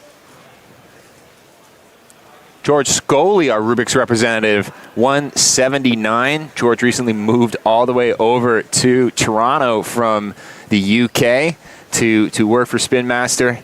Moving across continents, that's a pretty big deal. We can take a look right now at some of these projected rankings here for 2x2. Right now, the cutoff is going to be a 159 as we see it right now. Both Ian Cantius-Frederick from India and Luke Burns with those times. This is Caleb Chen. Surely a name many will be familiar with. Fortunately, just a few lockups and maybe a missed one look in there too. 3.93 there for Caleb. One other name that you should be keeping track of right now, Curtis Chai from the New England area. 120, 126, 132, but with a DNF. We have seen a 0.86 off stream for Zane Kanani. We'll take a replay of that right now. Theodore in inspection at the moment. We'll try and bring you both solves. Nice, efficient solution. Theodore solving now. 1.59. And that is going to be a counting solve. That will finish off Theodore's average. He should still comfortably make the finals, which we'll be seeing later on today. Getting a replay of that 1.59 from Theodore now. A little bit of a lockup there on that YouTube Prime to start things off, but otherwise the solve looked pretty clean. Theodore going to be a lock for that. Going to be a lock for that final. Yeah, definitely no struggle for Theodore there, making it into the final pretty comfortably. Seen some slick solves there. Even with the 2:14 on the fourth, didn't seem to trouble him too much. Very still comfortably making it into the finals. And he is going to be a contender for top 3 without a doubt. Absolutely. We are also taking a look at what Yihong's last solve is going to be.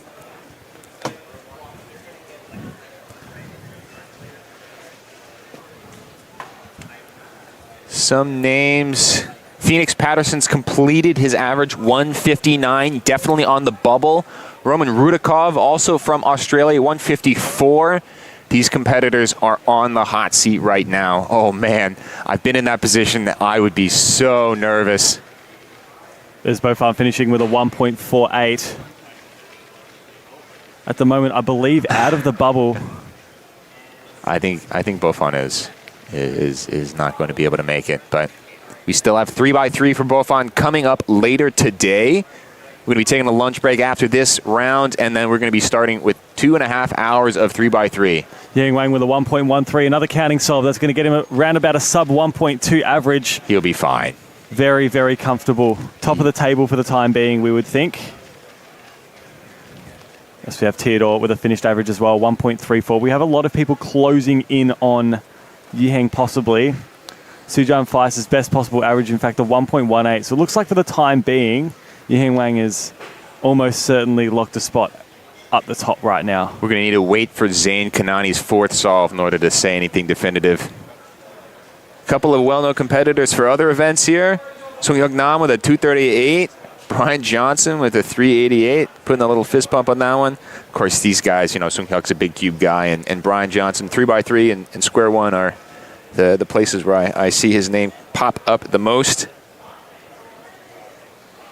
Still waiting on a couple of competitors. All right, so going to get Zain underway very, very soon. He's just sat down with the cube in front of him. Here's Anthony Stoic on stream, the clock world champion from last night. Stole the win from Brendan from nowhere, but here goes Zain Kanani on solve number 4. We've seen that layer, that diagonal layer. Looking like a green solution. Zain, that's a lock for finals at this point. That's going to be a 1.3 average. Zain, very relieved. Of course, 3rd World Championship here. Zain's got plenty of podium experience. He got 3rd in 2019, only 2 years after he started competing, and 2nd 2 years ago in Korea. Whereas our world champion is actually, our reigning world champion is not here today. Is Kerry Creech on stream.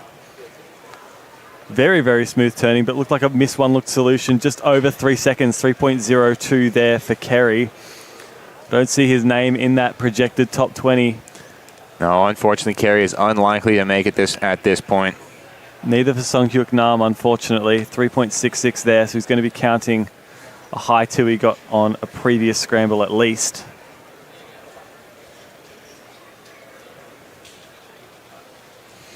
And not a lot of solving going on at the moment. We still are in wait for the last solves from Zain Kanani. And I believe Sujan Feist as well. Sujan's counting a 1.07, so he is possibly in contention. Yeah, for a podium spot as well. I think worst possible average for these guys, 137. So I'm not worried for them making the finals, but it's just a jockeying for seeding here. Believe that to be Siddharth Reddy. That's just laid down a 144 on the stream. A 508 for our competitor there on red stage. Hey, shout out 508. Some names that we've seen a 508 that you might know of. It's been 8 years, almost as old as Chunyi. Some notable names that have not made it. Curtis Chai looks to be out the 168. Beaufort is not going to be out. Timofey Tarashenko with a 177 out. Luke Garrett with the 179 out. Daniel Karnock, our OG boy, Derpy Cuber, is going to be out as well.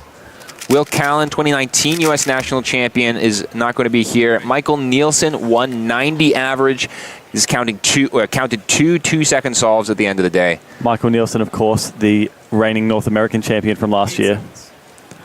So will not be able to contend for a world title. Zain on last solve. 1.24 looks to be solved. What's the delegate looking for? I think that's a DNF. I think he DNF. missed one looked. He's off by a 2 swap. Zane clearly relieved with his performance here. He will be okay at the end of the day. He's able to make one mistake like this. Yeah, he's off by a 2 swap. So he mispredicted what the case would be.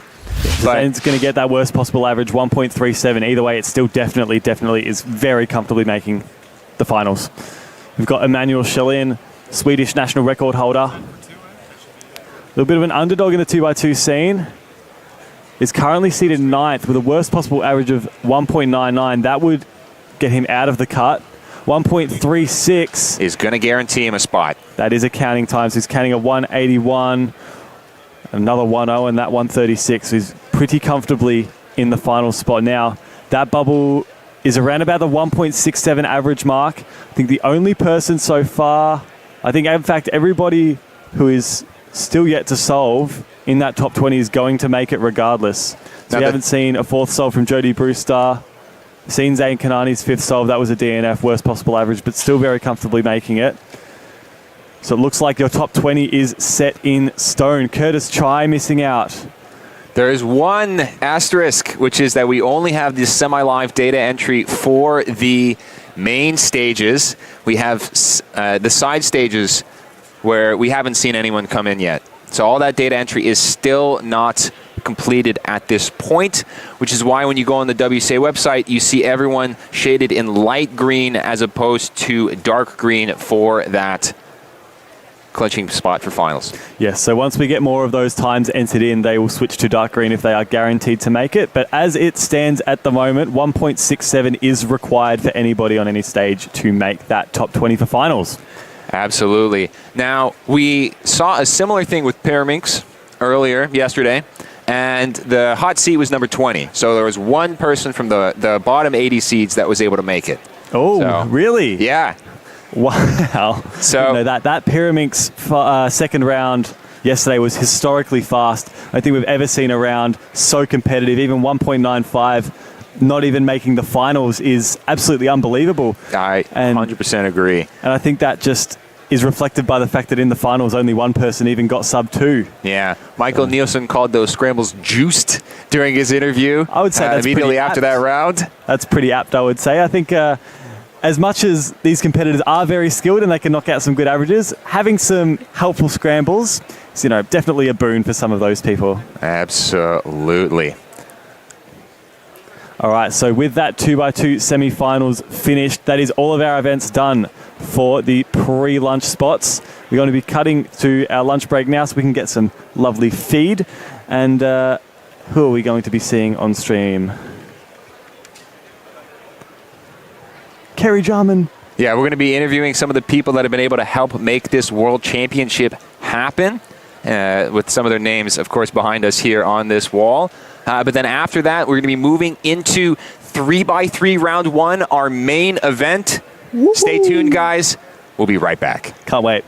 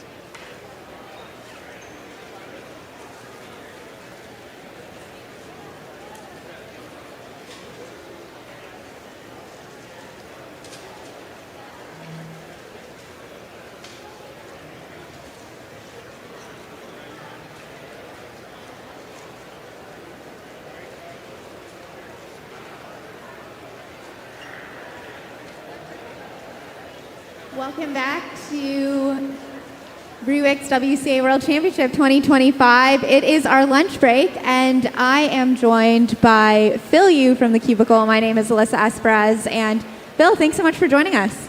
Thanks for having me. So for those who might not know you, can you just take a minute, tell us about yourself and the Cubicle? Right, so I'm Phil from the Cubicle. I'm currently the CEO. We started this business in our college dorm room in 2011, which seems like an eternity ago, but we're still here every day.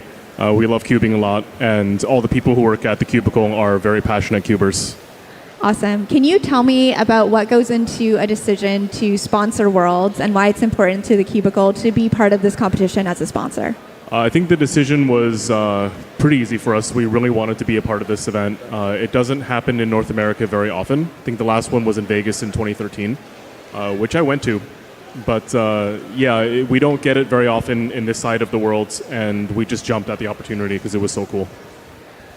And I think something that I, love about the Cubicle is like you said, you started it in your dorm room. Like this really started as a passion. So tell me what the abridged origin story of the Cubicle in a way. Do you have it? Yeah, I guess back in the day, all the businesses were like that. Yeah. There were businesses where basically very young people were starting warehouses in their families' houses.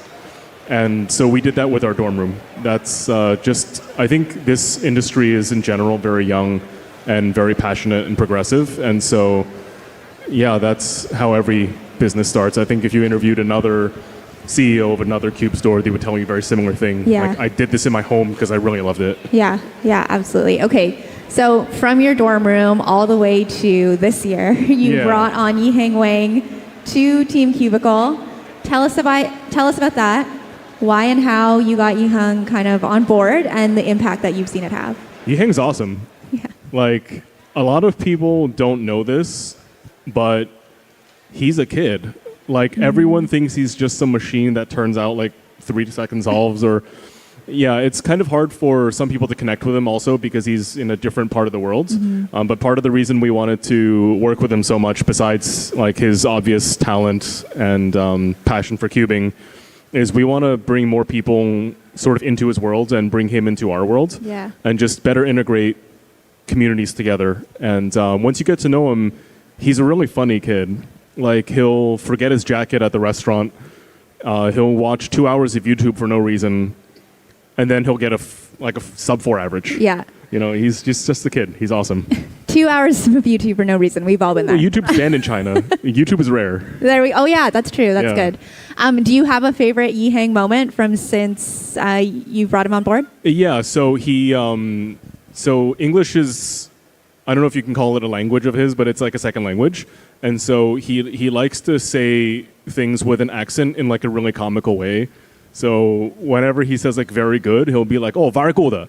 He'll have the cutest, goofiest accent, and he knows he's doing it on purpose, and it's just really funny. He just loves to be funny. So obviously bringing on Yiheng, that's a big one from the year. But do you have any other exciting things that the Cubicle has done in the past year and, a favorite event or a new product or partnership? Yeah, so one thing we did is, actually not a lot of people know this, we started a store in China. And did you know that? I didn't know that. Yeah, no, I should have done my research better for this interview. It's growing. We started it last year, so it distributes from southern China. And right now we sell a lot of custom cubes and loops because that's part of what makes us special. But we do want to, just grow in the global sense. And I think that's one of the other reasons we wanted to connect with Chinese cubers more is, we have a presence in China, and it's really fun. That's awesome. Yeah, I didn't know that, Phil, so thanks for sharing that. You have talked before about the Cubicle as a brand wanting to be like a cuber. And I think my question for you is you've been in the cubing space for so long. And so how have you seen that brand identity evolve over the years? And then the part 2 of that question is what do you think are the most significant trends impacting what it means to be a cuber today? Right. So part of that is not wanting to change. When I woke up this morning, the first notification on my phone was about cubing. And of course, we're at Worlds, but on an average morning when I wake up, most of my notifications are about cubing. and I hope that never changes, because that just shows that most of my interactions are about a lifestyle that I really like. But yeah, part of it is just keeping current, knowing all the hardware, talking to all the people, but doing it in a genuine way. Like, I don't want to ever be some corporate guy that's doing it because I think my job should be doing it. We naturally do it all the time. And we talk about cubes, we watch YouTube videos, we do everything. What do you think has been in your conversations, even this weekend? Mm-hmm. You know, the queue over at the Cubicle booth has been steady for the whole weekend. You know, some of your favorite conversations are what's coming through that you're like, oh, this is like what's on the minds of cubers right now. Yeah, just I think the togetherness of worlds is huge, and you begin to realize that, yeah, when you see people from all over the world, and also people you haven't seen in a long time. Like, I've had those escalator moments where I'm just like, it's you. And like, they do the same thing with me. It's like when you see like an old classmate, you know, after you've graduated for a long time, and they're still here doing the same thing that they're doing, and I'm still here doing the same thing I'm doing. That's just, you can't really have a substitute for that moment. Yeah. Like, some of these kids I watched grow up, and now they're adults with families, and we're still doing these things. Yeah. That is, we are getting to that point in cubing's history where there is some longevity and there is that storytelling that we can see over the years. And I think we are at a very significant point this weekend in cubing's history. Obviously, the biggest competition of all time, a very significant world championship, and the Cubicle has been such a big part of putting this on, making this happen, making sure more people can be in the room, making sure that people can be watching all over the world. So thank you so much for that and the investment that you guys make into the cubing community. I'd love to know, what can people look out for upcoming from the Cubicle, and anything exciting you can share. Yeah, we got a few things. One thing that publicly exists already is USA All-Stars. That's a competition that's happening in November. And that's a cool format because the venue is optimized for viewers to enjoy cubing. So you get to sit in an audience in a hall and watch the USA All-Stars duke it out. And it'll be good for live streaming, good for audience viewing. And I really haven't been in an event like this before, so I'm really excited to just see what happens. But that's another event that the Cubicle and Rubik's are supporting together. So that's going to be a really cool one. We got a lot of regional championships coming up. And also one thing that's been kind of new on the radar is Monkey League. We're bringing back Monkey League for Season 6. It will have a live streamed component and also a live in-person grand finals. Whoa. Okay. Lots of cubing, spectating growth happening and upcoming in the next year. Yes, and lots of plane ticket purchases for Chinese cubers because they're taking over Monkey League. I love it. That's so exciting, Phil. Thanks for sharing. Last thing, where can people find you? What should give us a call to action? Right. So at Worlds, we're in room 4C3. That's just a little bit over there. Online, we are thecubicle.com. We're also CubingGG. CubingGG is an educational platform that Timon manages that teaches people how to cube good. That's what I guess Timon does best. So, yeah, that's where to find us: CubingGG, the Cubicle, and room 4C3 if you're physically here. Awesome. Phil, thank you so much. We appreciate all your support for the cubing community, the way that you've been such an integral part, not just as a business, but personally, and all of that as a brand, and the growth of the cubing community over the years. And thanks so much for joining us in the room and on stream today. Yeah, thanks so much. Have a good lunch, and shout outs to that Benmagen.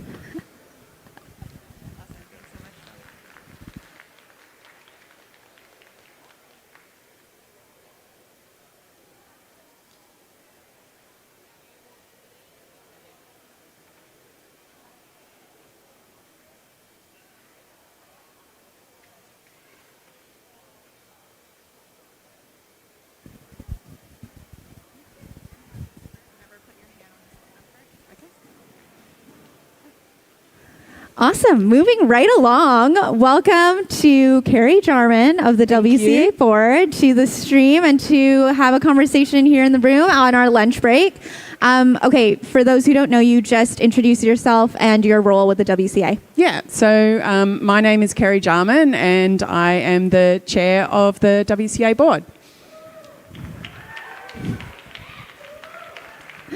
Coming to us all the way from? Coming from Melbourne, Australia. Awesome. Okay, I'd love to hear, because I think everyone has this unique story of what brought you into the cubing community. And then, I mean, a lot of people are in the cubing community, but not a lot of people then end up on the WCA board. So tell us that story. Exactly. So my story is it's a little bit complicated, as everybody's is. I came in via my son, who came to us back in 2015, 2016, and started solving cubes and came and said, oh, look, I can solve this cube really quickly. And there's these competitions that you can go to. And I went, oh, sweetie, it's okay. You know, you're not that fast. It's all right.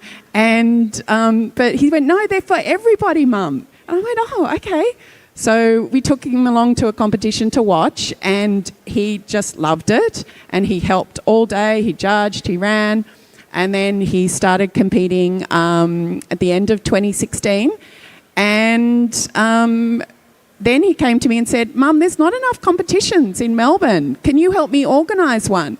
And so we did. We organised Melbourne Winter 2018, and I was hooked.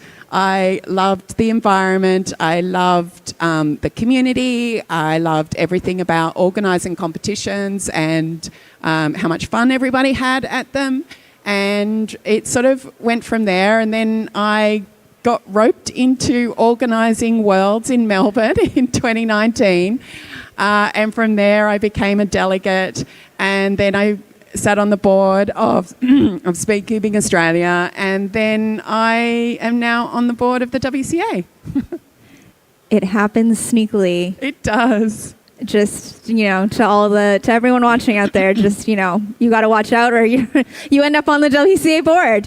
Okay, so I think many people, you know, think like, okay, the WCA board is in charge of the WCA, but then they don't really know what that means. So can you kind of take us through either like a day in the life or maybe more like share something that maybe people don't realize about what the board actually does? Yeah. So I think... firstly, there is no ordinary day. The WCA is a very large organisation. You know, something like this doesn't happen just in isolation. We have a multitude of teams that take care of many different areas of specialty. And like any organisation has many departments, so does the WCA. So I think what people don't realise is that we are a large organisation. We have a finance department, we have a marketing department, we have some that are special to our organisation. We have results teams, we have regulations teams, all of those different areas that need to be taken care of. And at the WCA board, we sit across all of those different functions. We help manage all of those teams together if they need to speak to each other, or if there are disputes between teams, we help manage that. But there is also there's many functions that the WCA board has to take care of.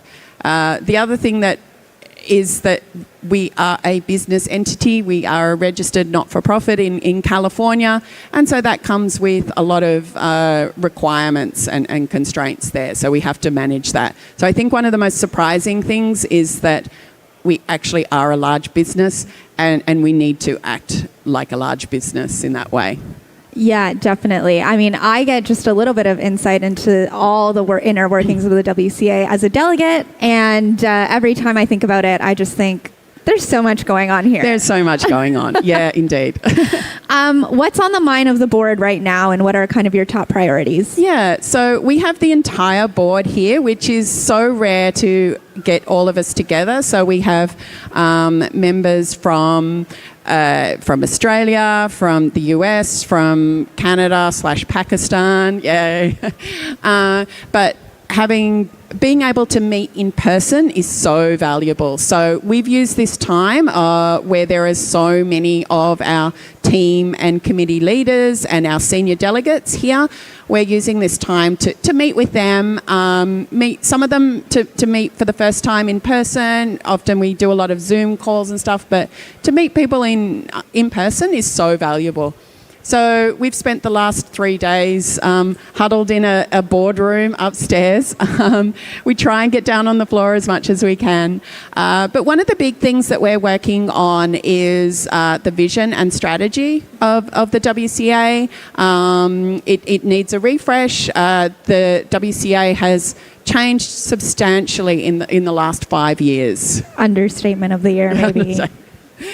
So both in growth and where we are heading. So we've spent this time sort of talking about that, looking at that, talking to as many people as possible to understand where the WCA, because we are a member organisation. We really value the input from our members. So we've used this time to speak to as many people as we can to understand where the WCA should be heading. That is a perfect lead up into my next question, which is where should the WCA be heading, and what are your hopes for the future? Yeah. So look, it's multifaceted, but I think one of the big areas that we need to look at is sustainable growth. So we have seen tremendous growth. Just look around at this. This is huge. And while the CubingUSA folk have done a tremendous job in pulling this off, we can't scale forever, and we can't have 2,000 person events, every few months. So we need to look at how we can do that sustainably, how we can put systems and processes and people in place to make sure that growth is sustainable over time. So that's a big part of our strategy is just managing that sustainably and making sure that we don't get crushed under our own weight. Absolutely. Okay, my last question for you is, to people in the room listening, to people on the live stream listening, who might be thinking about getting involved with speed cubing, getting involved with the WCA, what do you want them to know, and how can they get involved, not just as competitors, but, you're a clear picture of being a part of the WCA isn't just about competing. No, it's not. There are so many options for people to get involved. We love it when both competitors can join a team or committee and maybe push themselves in a certain way. They want to get experience in, they're studying for an IT degree and they can join the results team or the software team or, some way to improve their skills. We also love it when people bring real world skills back into the WCA. So because we are, we're volunteer led and volunteer driven. So if people have real world skills around, marketing, communications, social media, development skills, building software, whatever it is, there is a place for you in the WCA, and you can work on those skills and build the WCA into something bigger and better. And that has been the story of the WCA over so many years and continues to be, is just the way this community comes together, people like you stepping up to make the WCA what it is. And so, Carrie, thank you so much for all that you do. And something that I love about these lunchtime conversations is just getting to see the people behind the scenes who are the reason we are here for so many reasons. So, Carrie, thank you. Thank you to the whole board. And thanks for joining us today. Thank you.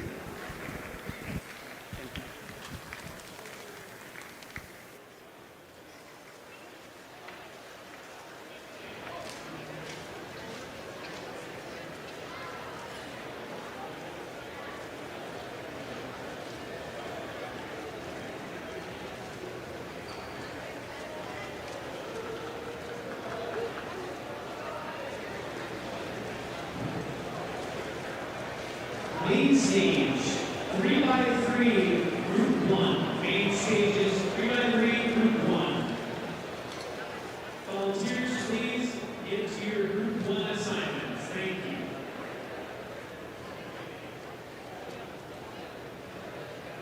to these side stages. 3-by-3, round 1, group 1. To these side stages.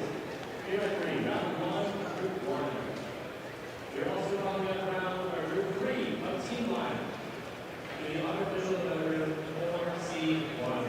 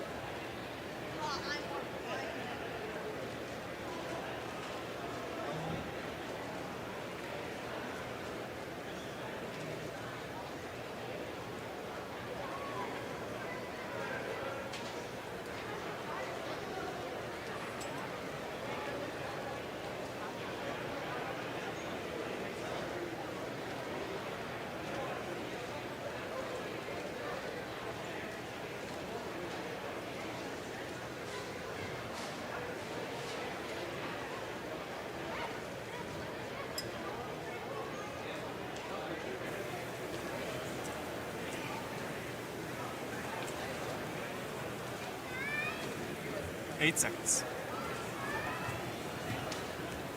12 seconds.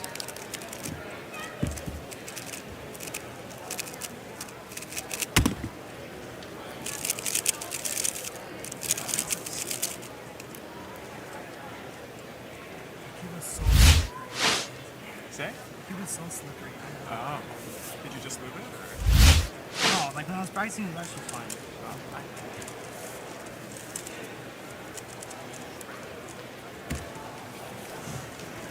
All right, everyone, welcome back to Rubik's Presents WCA World Championship 2025. We're starting 3x3 right now. I'm going to be your host for this starting segment. My name is Keaton Ellis. I'm joined by the chair of CubingUSA, Kian Berry. Kian, how you doing? Keaton. Good. How are you, Keaton? We're doing all right here on the stream. So, Kian, you're the head of CubingUSA. This is, of course, CubingUSA's biggest project for the year and, of course, for the last... Yeah, biggest project ever. Could you walk us through a little bit of the organization process for a competition that's of this size? Sure. So it started 2 years ago.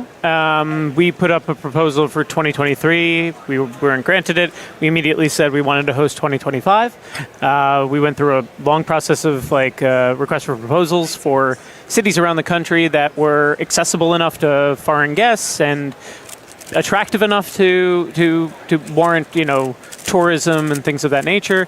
And then once we got the bid, we've been meeting. We've had formal meetings every month for about a year, and then every 2 weeks for the last year. Constant communication. There are, I think, 10 people on the organizing team. This is way beyond anything we've ever done before in terms of financial resources necessary, in terms of manpower. This is far exceeds anything we've done. And it has been it's a rewarding experience, but it's been quite a lot. We have a bunch of organizers. Certainly our lead organizer is Tim Reynolds, as it always is. I don't know how this competition would work without him. We're really excited to host the world and do a competition of 2,000 people, which is extremely unwieldy and large, but I guess doable. Yeah, so actually I wanted to ask, we're now on the third day of Worlds, 2.5 days in at this point. It's clear that all this work is culminating in such an event. How do you guys think things are going so far? Yeah, so first day we had some delays that we are not used to. We had a couple of different structural elements to the competition that were different than we've done in the past, and so we had to allocate more resources to certain stages and do certain things. We weren't happy to be behind because we really pride ourselves on running a competition that is extremely efficient and organized very well. I think we've adjusted. It's not perfect, but we have some very different circumstances with 2 different rooms, and even in the main stage, you can't see 4 of the stages versus 2 of the stages at the same time. So there's a lot of complications, but overall, things are moving relatively smoothly. We're pleased. We're pleased if the public is pleased. We want to put on a good event, and that's our goal. So one thing that happened this World Championship that hasn't happened in the past is this phased registration that some other places, such as Poland, have done in the past, where you can only register for stage 1 if you're sufficiently fast, but then you can register in later stages as things open up and become more and more relaxed. Yeah. How do you think that process went when it came to registering? So I think it was a good decision because we know what happened 2 years ago for Worlds in Korea. Things fell up so quickly. We thought that it was important to provide avenues for people to be part of a competition. We expanded it to 2,000 people. However, it is a world championship. We want to make sure that the best cubers in the world have an opportunity, and not because they were 3 hours late for registration, they are not able to compete. Right. We knew, especially given it being in the United States with such a large cubing population, that there would be an enormous rush. Certainly, at least of Americans. Even now, it's almost 60% American here at the World Championships. So we wanted to make sure that we provided an opportunity to crown a good world champion who should be the world champion because they had an opportunity to sign up. But also, I don't want to exclude anybody, but it's impractical for us to be able to hold a competition of 4,000, 5,000 people, which it could have been what it would have been. We found out that the demand is really, really high. We sold out of spectator tickets. We then expanded the spectator opportunities. We sold out of them again within a day. The demand was far exceeded what we expected. But I think phased registration is a reasonable option for the World Championships, and I can't speak for whomever will do it in 2 years. It will not be us. But I imagine that a similar kind of idea is probably prudent. Yeah, you guys definitely have a well-deserved break coming after this fantastic event. So, for future competitions that CubingUSA is going to put on, I presume we'll be having more North American Championships, more U.S. Nationals in our future. Do you guys plan on doing such a phase system for these events, which probably won't draw 2,000 people, but instead will draw 800 to 1,000? Yeah, so we have our CubingUSA All-Stars event that, with the Cubicle and Rubik's that we're doing in November. This is a totally different format, right? A very, very limited. This is a test opportunity for us, especially in a year where we're doing Worlds. We couldn't commit to also a U.S. Nationals. We don't have the manpower to deal with that, financial resources, and otherwise. Next year, we will be hosting a U.S. Nationals. We're not bidding for North American Championships, but I don't know about the future. By the way, we'll be announcing the site of our nationals at the closing ceremony tomorrow, so we'll find that out. But in terms of phase, I think there might be some element of that. I don't think we have really delved into that nearly as much. Like, we knew this 2 years in advance because it was part of our proposal for World Championships. I think we're going to go back, look at how it went, data, what is reasonable. I don't know if we need to, but we'd be open to the idea. I don't. That's a good question. There would definitely be qualifications for certain things. Right. I don't know that the expectation is that there will be phases, but it's on the table. Got it. Yeah. So it just sort of depends on how the numbers exactly. Yeah, I think we'll have enough room that I don't know that we'll need to, but we'll see. We'll see what happens. Yeah. Gotcha. It's possible. Nice.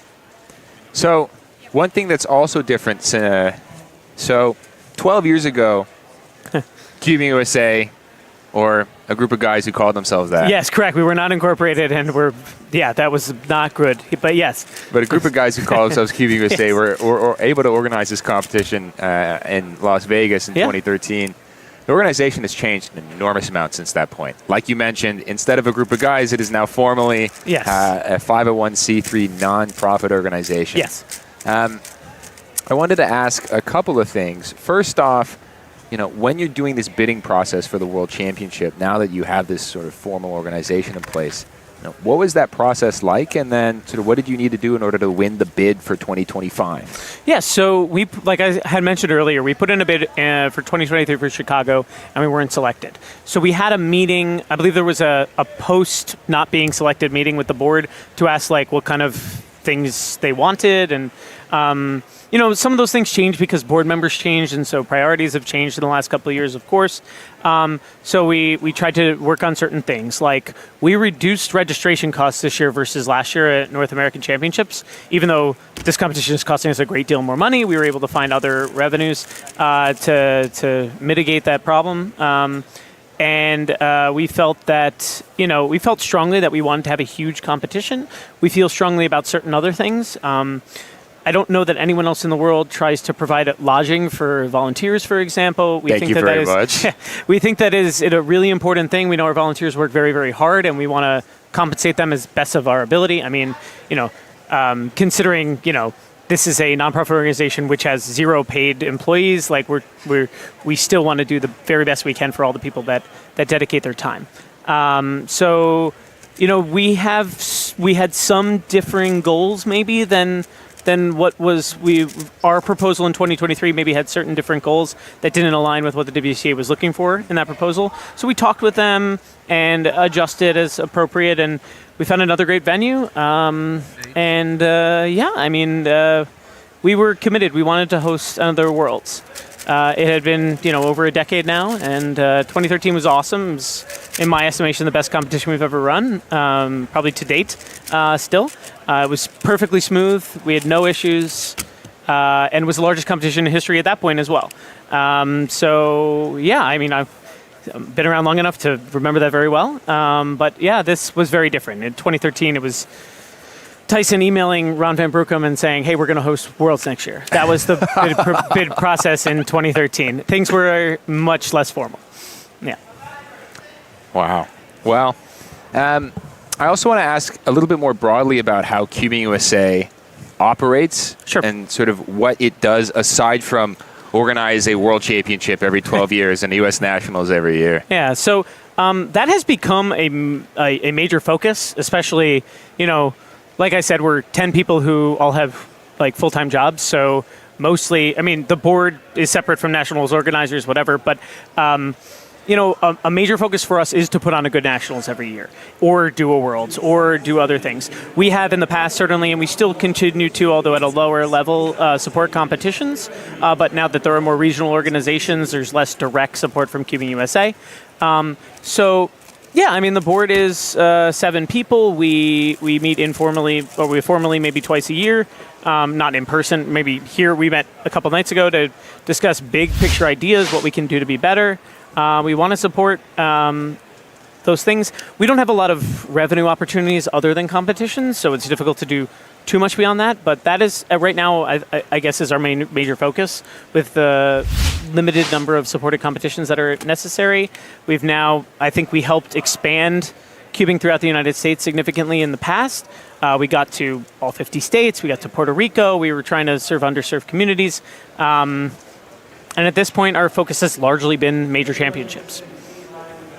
I did see something in the chat. Just a quick interruption. Amanda Pelser is thanking you guys for the staff accommodations because that's the only way that they'd be able to get here. So, it is making a difference for people. Yeah, we've done it for 15 years. It's really important to us. Yeah, well, thank you as well. Yeah. I wanted to follow up a little bit. You mentioned that, CubingUSA is no longer doing as many supported competitions and is sort of more focused on the national picture as opposed to some of the micro scenes. Yeah, we're not opposed to it. It's just that with the arrival of all these local regional organizations, it's been less sub-regional organizations. It's been less. There's been less demand for it. Right, and I wanted to ask sort of what the relationship is between CubingUSA and some of these sub-regional organizations that have been popping up around the United States. Yeah, so this is an ongoing topic of discussion for us about recognition of sub-regional organizations.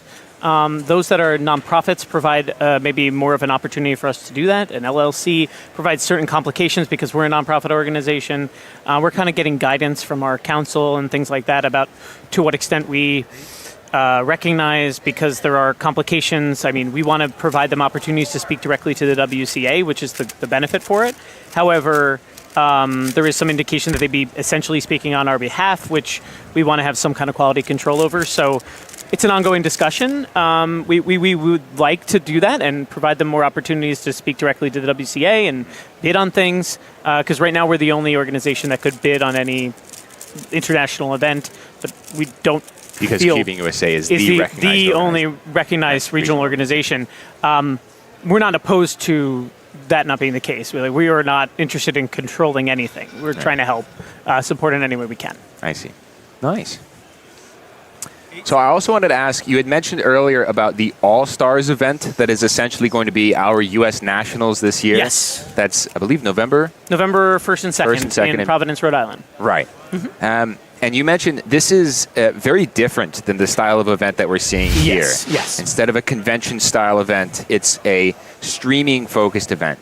Can you talk a little bit about the organization behind that, and then how you guys came to the decision that we want to have a separate U.S. Nationals? Sure. So in the past, like last year, for example, we hosted North American Championships, but we also recognized national champions. That was not an opportunity for us to do that this year in the World Championships, and we felt that we wanted to try and provide some opportunity to crown national champions still, even though obviously the bulk of our resources had to be dedicated to Worlds this year. So we came up with this idea to do more. There was this idea of All-Stars before North American Championships as well. Right before, the week before, they did a kind of a test run with the even smaller. It wasn't a national championship, but we got good feedback on this, right? And this entity is more streaming focused, more spectator focused, more elite competitors. It's a different atmosphere.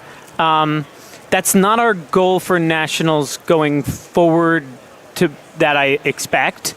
But there might be we might be bifurcating that one day. I don't know exactly what the future is there. We're going to see how this goes too, right? So this is an experiment.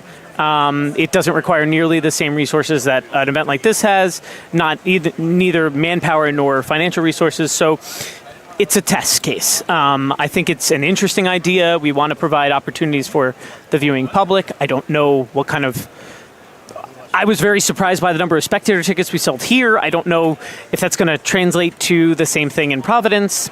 We're going to find out what that looks like. But it's, I'm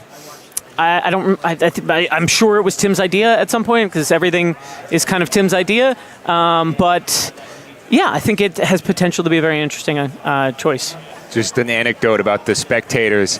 I flew over here from Italy, and I had a layover in Montreal. And I met a Cuber in Montreal waiting for my flight. And I was like, oh, are you excited for the World Championship? And they were like, yeah, I'm going only to watch. Wow. So people are flying from other countries just to spectate at this event. Yeah, that is, we did not really expect that, to be honest. Like, things have changed rapidly post-COVID. And it's been difficult to adjust. We're trying to figure out what the new, atmosphere is. And we're excited to keep changing as the community changes their goals or desires. Yeah. Got it. So one last thing I want to touch on is, the vast majority of people that are watching the stream have never organized a competition. Sure, of course. And even the chunk that have never organized anything other than your local event that'll serve 50, maybe 100 people in most cases. Mm-hmm. How does organizing something like this, like a U.S. Nationals or a World Championship, differ from that of a local event? Well, okay, so there are so many differences. Number one is just the complexity of running this event. Like, you would not believe the number of vendors we have to work through. This year we worked through a decorator. I don't know the correct organization. They're not just decorating, but they are helping us be an intermediary between us and a number of different vendors for things. The kind of discussions are now more serious because the financial resources necessary are much, much more significant. Like, there are huge losses potentially if we don't do things right. The moving parts of the schedule are massive. With 2,000 competitors, the schedule is a behemoth that I don't understand. That Tim has some savant qualities with the scheduling that's there. I would say that at its base, it resembles very little of organizing a small event. I mean, at its core, of course, you are still trying to make sure that appropriate conditions are followed, people are able to compete in a good format, and they're able to do what they need to do. But to me, the difference between now and, say, 12, 15, 17 years ago when we were looking at these things is most of the conversations we have now about an event have basically nothing to do with cubing. They have to do with the event and the backdrop and the microphones and the projector and the schedule. And things are naturally about the pageantry and about the venue and the look. And you have to have people that are doing the zoomed in work and then the big picture work in a way that you wouldn't at a local competition. One thing that this competition has, I think that most local competitions don't, are sponsors that are able to help with some of these costs that you're talking about. Do you have any thoughts on sponsors, both within the cubing community and then potentially looking more broadly to other non-cubing focused sponsors? Sure. So we have 3 sponsors. We have our title sponsor, Rubik, the WCA, and the Cubicle. Without their support, this fundamentally does not happen, right? I mean, our registration fees are a very significant and important part of our competition revenues in order to do this, but we wouldn't be even close to being able to do an event like this without it. Especially the World Championships and I'm not going to talk numbers, but it is a lot more than it cost us last year, for example. Wow. Without financial resources from outside agencies, this doesn't happen, right? We want to keep registration fees at some kind of a reasonable level. We kept them a little lower this year to try and make it a little bit more amenable to foreign competitors and people who are already spending a great deal of money to come here. We continue to hopefully work with a number of sponsors in the future. We're looking at all options all the time to try and expand our financial opportunities so that we can, all that money gets put back into the competition. And so, we're really pleased. Things have changed a lot in terms of the support we can do, which is why we can have an event like this. For those of people who aren't here today, if you walk around the venue, just the size and scope is just dwarfs anything we've looked at before. And that is a direct directly responsible for that, in part, are sponsors. Got it. Yeah, I mean, speaking of the competition venue, I mean, we have essentially 2 rooms plus a hallway connecting them, 10 stages. It's the 2 rooms is the most complicated part for us, I think. When we decided to do this and we said we're doing 2 rooms, it was like, well, we're going to see if this works.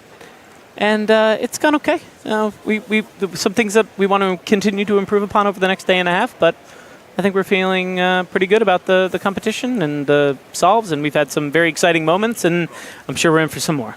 Yeah, we're looking forward to it. Last question that I have for you is, I've been asking this to everyone. Do you have any shout-outs that you'd like to give to the stream? I've done it for my mom already. Hi, Mom. To the stream. Yeah, sure. I'll shout out to my wife and kids, Shelly, Jermaine, and Jeremiah. Hi. I'm sure they'll be watching, if not now, then in a little bit. And other than that, thank you to our sponsors. Thank you to the people, the volunteers. We have almost 400 volunteers at this event that are making this happen in a way that is physically impossible without them. They dedicate a huge amount of their time and effort to make this competition great. We have the resources of the whole world here in terms of the cubing community, which is wonderful. And certainly no one person deserves more of a shout out than Tim Reynolds, without whom none of what's happened in the last 15 years in American cubing would have happened in the same way. Shout out Tim Reynolds and all the other people. Kean, Chairman of the Board of CubingUSA, thanks so much for coming on. Yeah, thanks a lot, Keaton. Really appreciate it. All right, have a good one. We'll be right back. Thanks, Keaton.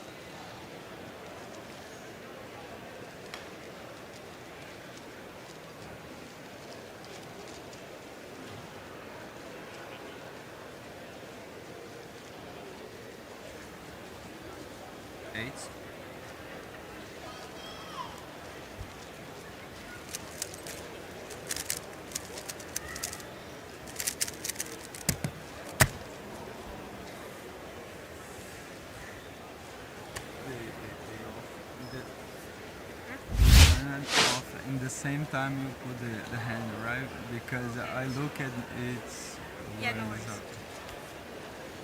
But okay, you okay.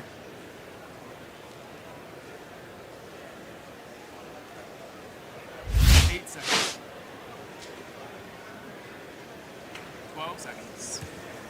All right, welcome back. We are here with 3x3 round 1, seeing Felix Zemdex put his third solve down, 594. And Perm a little bit unlucky there.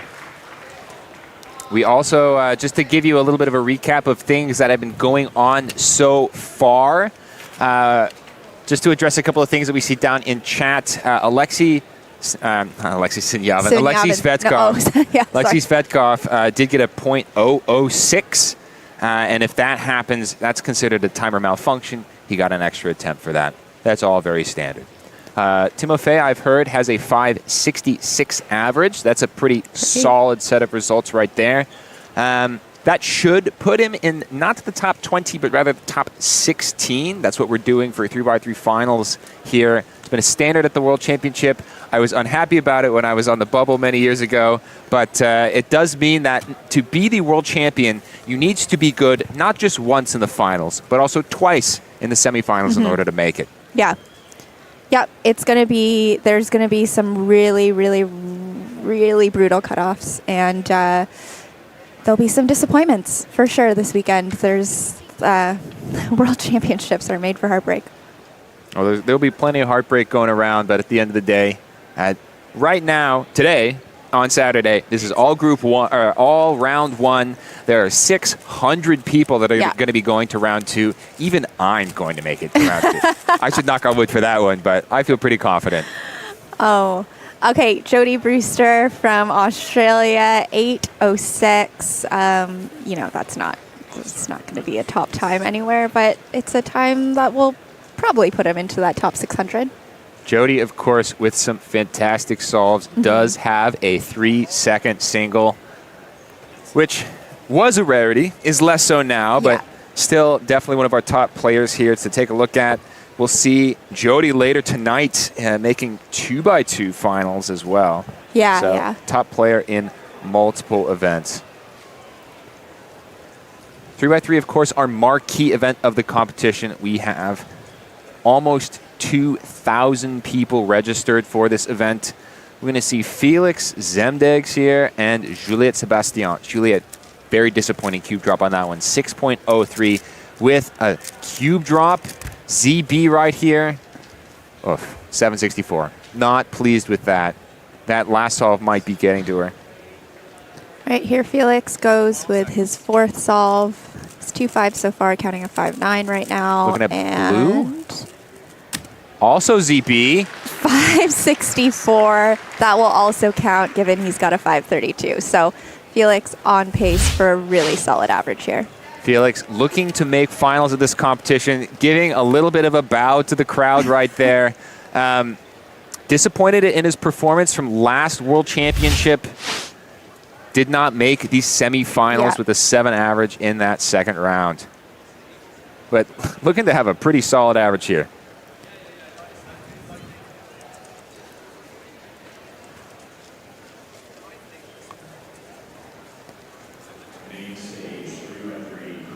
All right, as we take a look at some more 3x3 first round solves, we are here live to you from Stealth Seattle, Bomber OOL Washington. into Upern. 787.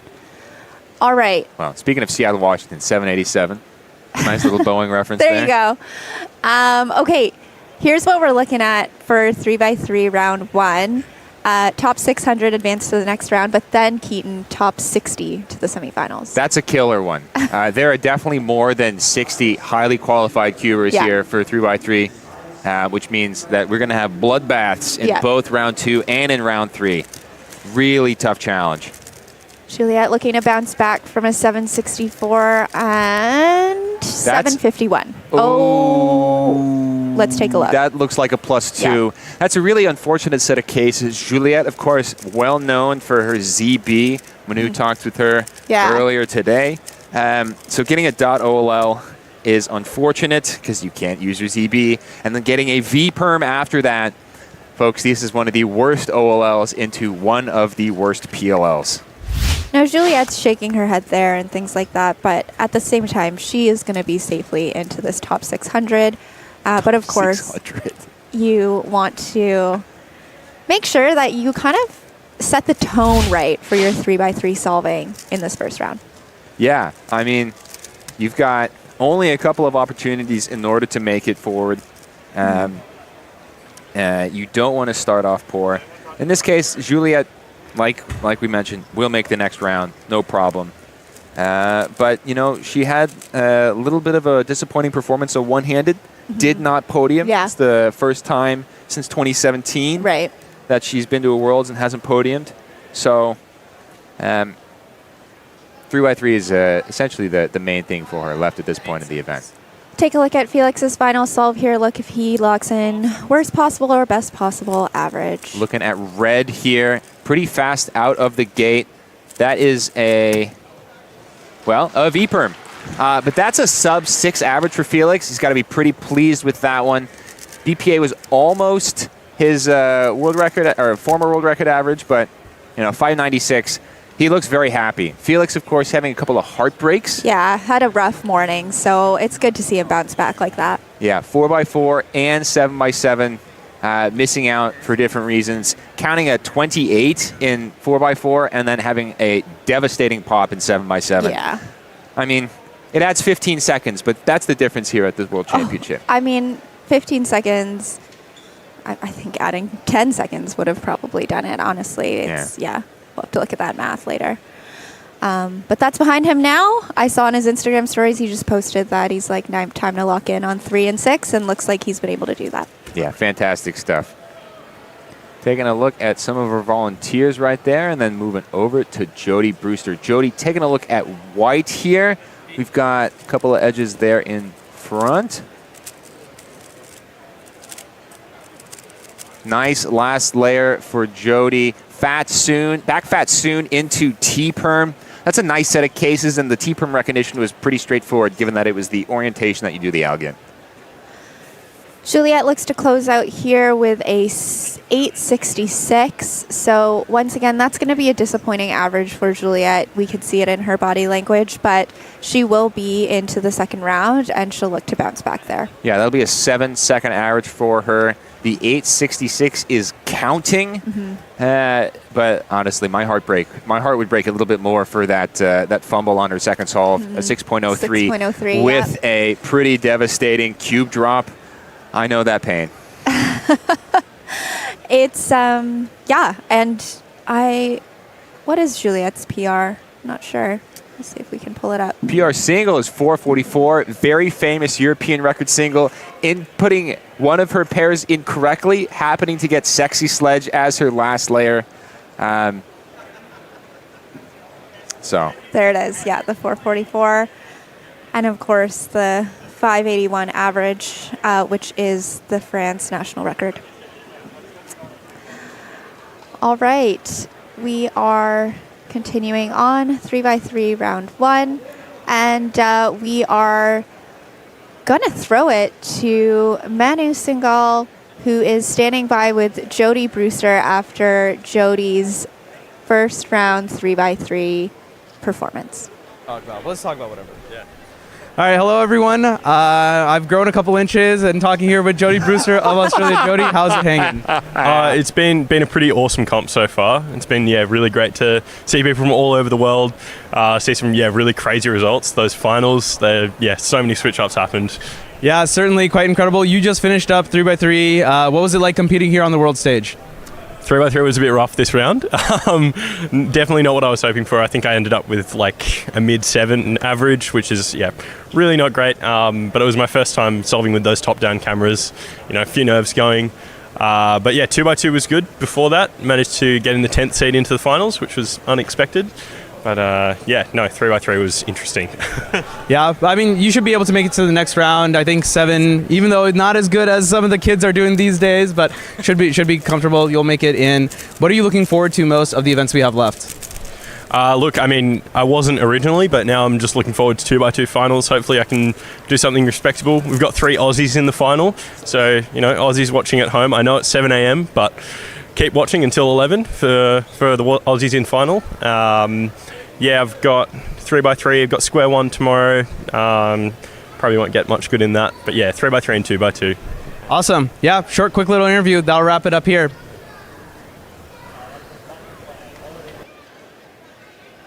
Thank you, Manu. Great conversation with Jody Brewster there, and I relate to needing to stand on a box, so all good. Even I need to stand on a box to talk to Jody. I think he's 6'8".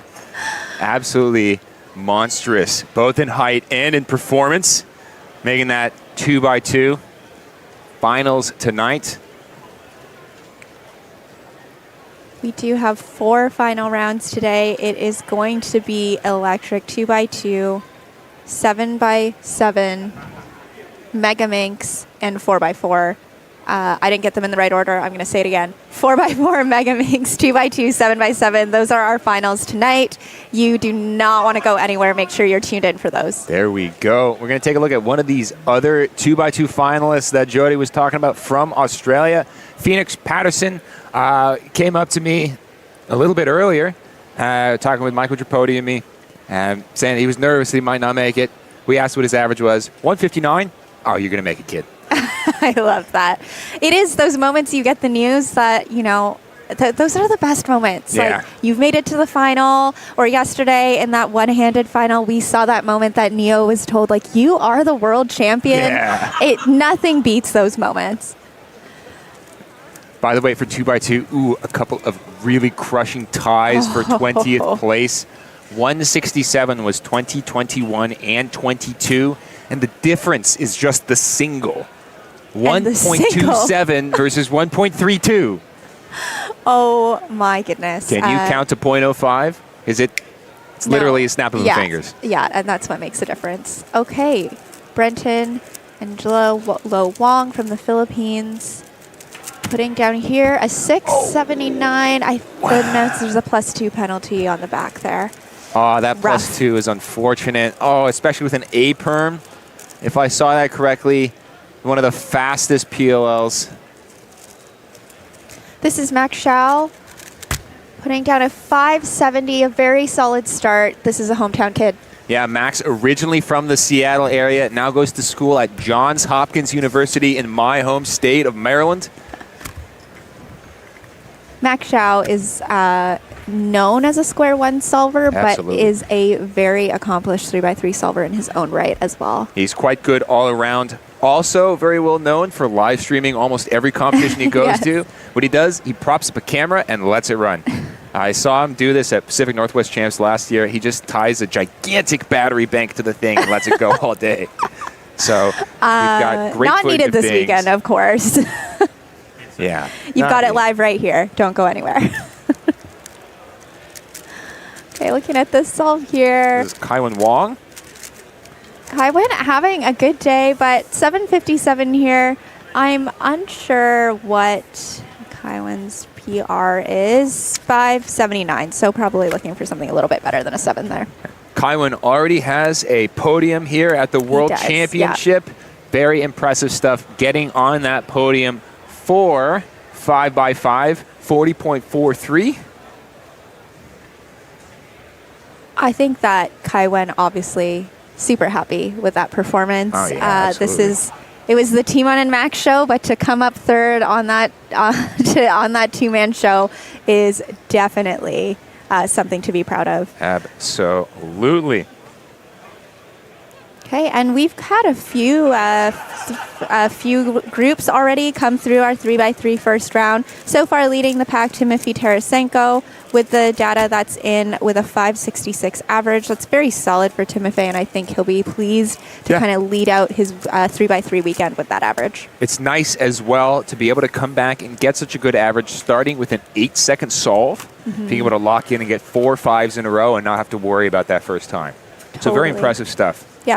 Yep, some great composure from a young solver there. A couple other highlights. Claudio Cancino, South American record holder for single, first sub-4 for South America with a, if I remember correctly, a 374. Yep, 374. Good memory, Keaton. All right. Coming in with a 7.07 average. Now, that'll be fine probably to make semifinals for certain.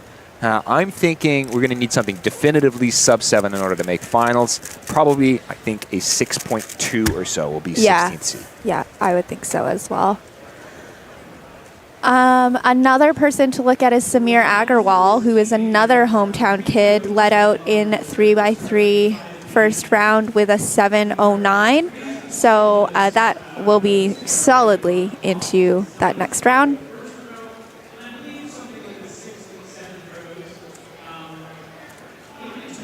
And here's Max Shao. I think we are looking at his second solve here. So we'll take a look at what Max Shao has in store for this solve. 403 PR single, 549 PR average. And looks like he is, look at white here for the cross.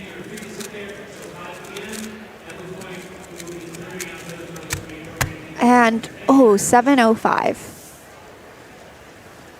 Yeah.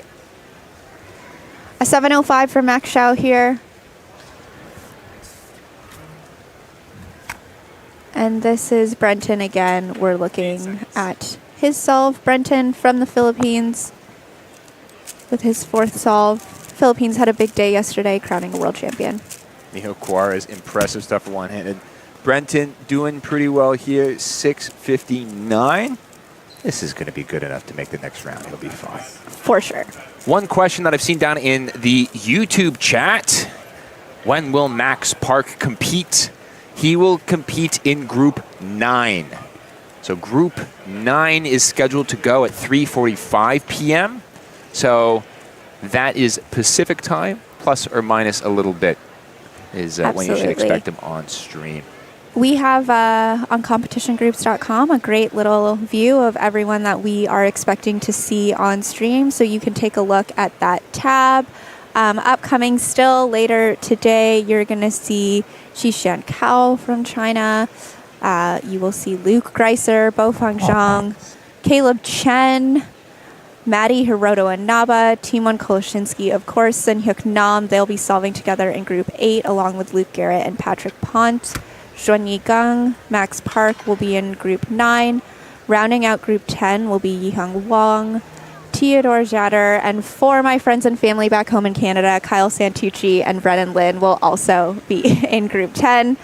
I think a few more eyes will be on Yihang than those two, but hey, my eyes will be on those two. Well, the Canadians, of course, will be cheering for their own. Yihang Wang, coming from China, will have plenty of people back home cheering him on.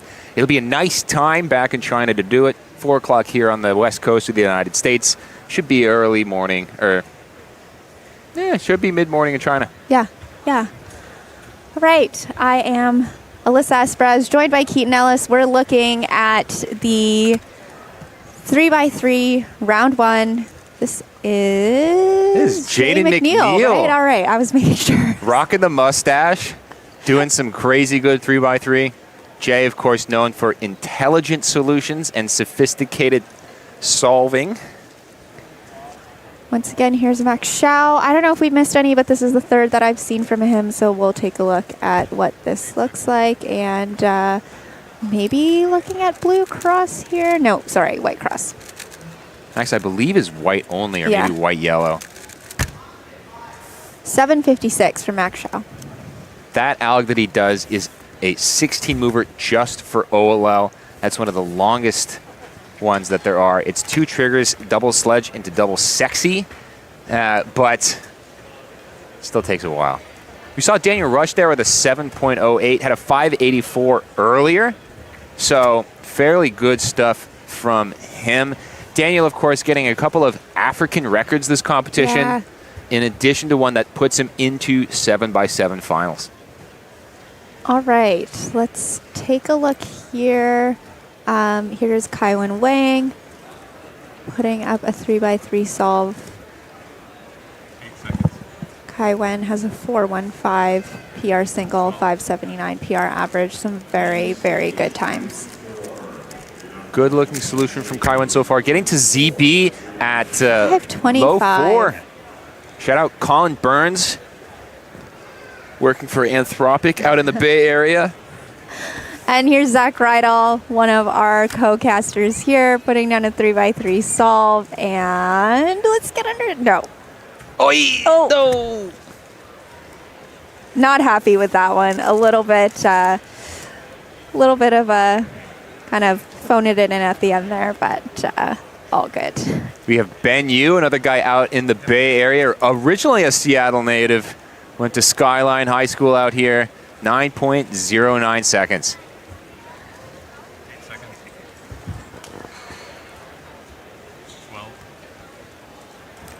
I believe this is this Olaf Kuzminski?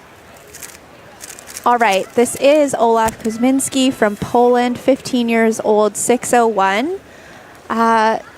I just saw the reaction at the end there, Keaton. I think he feels like he left something on the table. Not quite pleased. That G-perm execution, mostly good, but we're talking about perfection here that's needed at the top level in order to make the finals.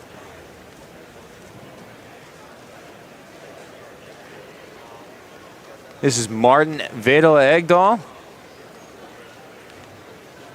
I think we've mentioned this on stream before. Excellent all-rounder. 748 here is a little bit slow for him, but nothing too crazy. So this 3x3 story at this competition, Keaton, I think we all know it very well. It's the Yihang Wang story in 3x3 here, and then everybody else. Well, don't count out some of the other guys that are at the top. Of Chun course. Yu-gung, incredible solving, has world record single, is able to one-look entire solves minus AUF. So he's definitely a guy to look out for as well. Of course, yeah. He was at Warm Up Seattle last weekend and definitely had the crowd going for him for sure. It is incredible to watch him solve. He is quite young as well. Experience will definitely be a factor. And yeah, as we kind of think about this 3x3 story, I think a lot of people just have Yihang as the runaway pick, but that is not necessarily going to be the case. There's lots of people who would like to make that not the case. Yeah, Timon's also one of the guys that's, Of course. that's going to give him a run for the money. Yeah, So absolutely. this is not a gimme in any sense of the imagination.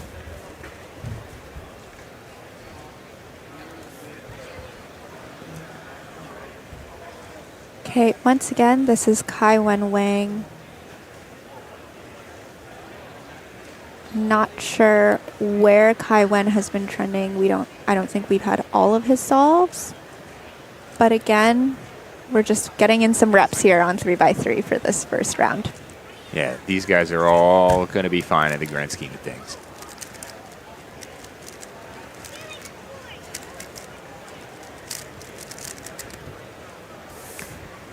.828 from Kai Wen, not necessarily on pace with what he is capable of.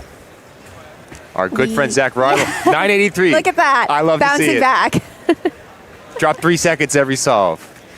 That's what you want, right? You're Right. just trending in the right direction, and we saw that. from Linearly Zach. extrapolate down. Correct, yeah, every time. You'll get a 0.3 by the end of things.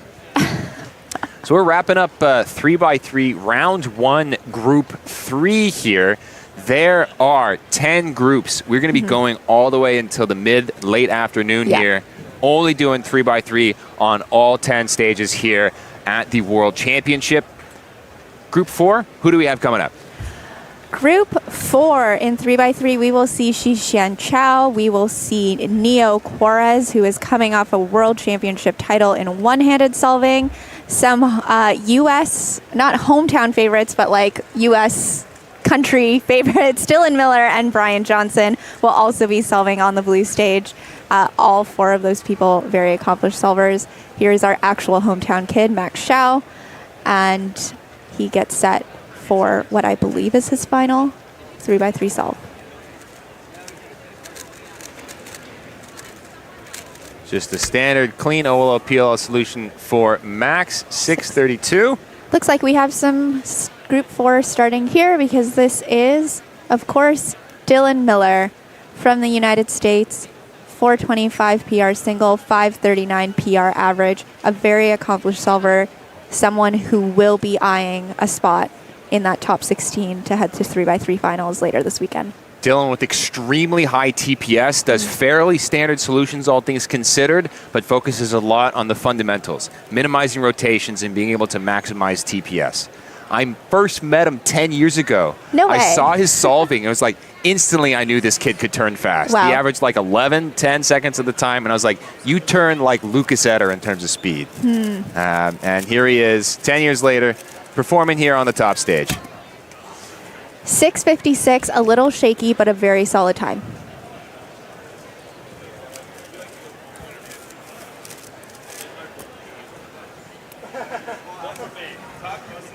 Awesome. Okay, we are about to transition here as we're transitioning groups. We're also going to transition here in the booth, and the biggest name of all big names is about to join us in the booth. So do not go anywhere.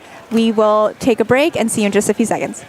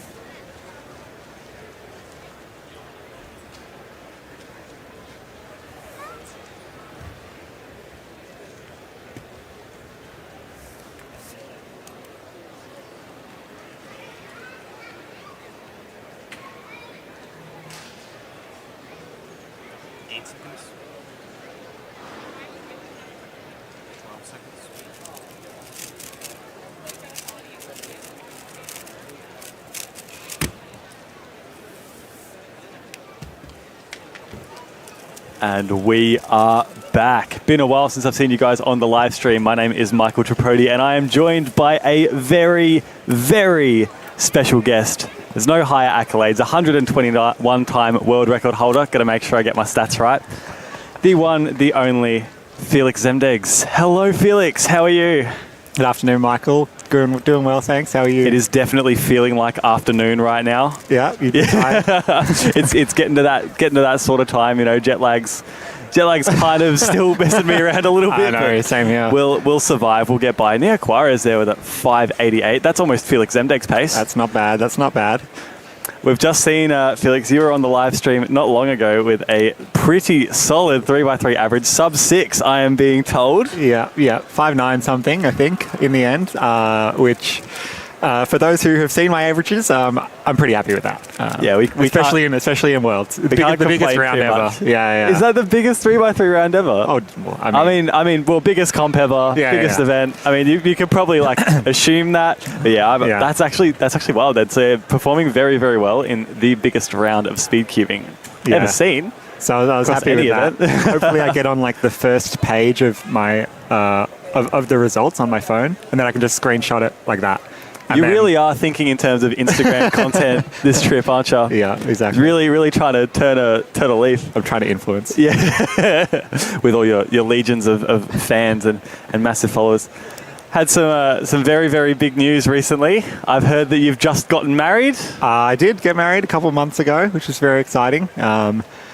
Yeah. not much more I can confirm this information. Confirm this to be true. This is very, very big news. If anyone's seen a certain Jeff Hobbs, he's been a runner at this competition. He was a celebrant. If you need weddings done, reach out Jeff Hobbs Celebrant on Instagram. Not sure if he travels to the US, but certainly travels within the state of Victoria. I remember way back when in the Oceanics 2022 stream, you gave this guy a shout out, Jeff Hobbs. Did I? Yeah, you gave the Instagram a shout out. Jeff was trying to find the clip on the live stream to say Felix is promoting my business. Oh dear. Remember this way back when. Shishian Kao has been solving extremely solidly, pretty solidly sub 6, 524 there from Shishian, and we see Dylan Miller again just about getting ready to go. Yeah, it's a pretty big life event happening. It's been a very, very busy last few months for you personally. I know you've she's moved in with you now, hasn't she, your wife? Yes. And has been very supportive over the past few months while you're grinding for Worlds and prepping meals. And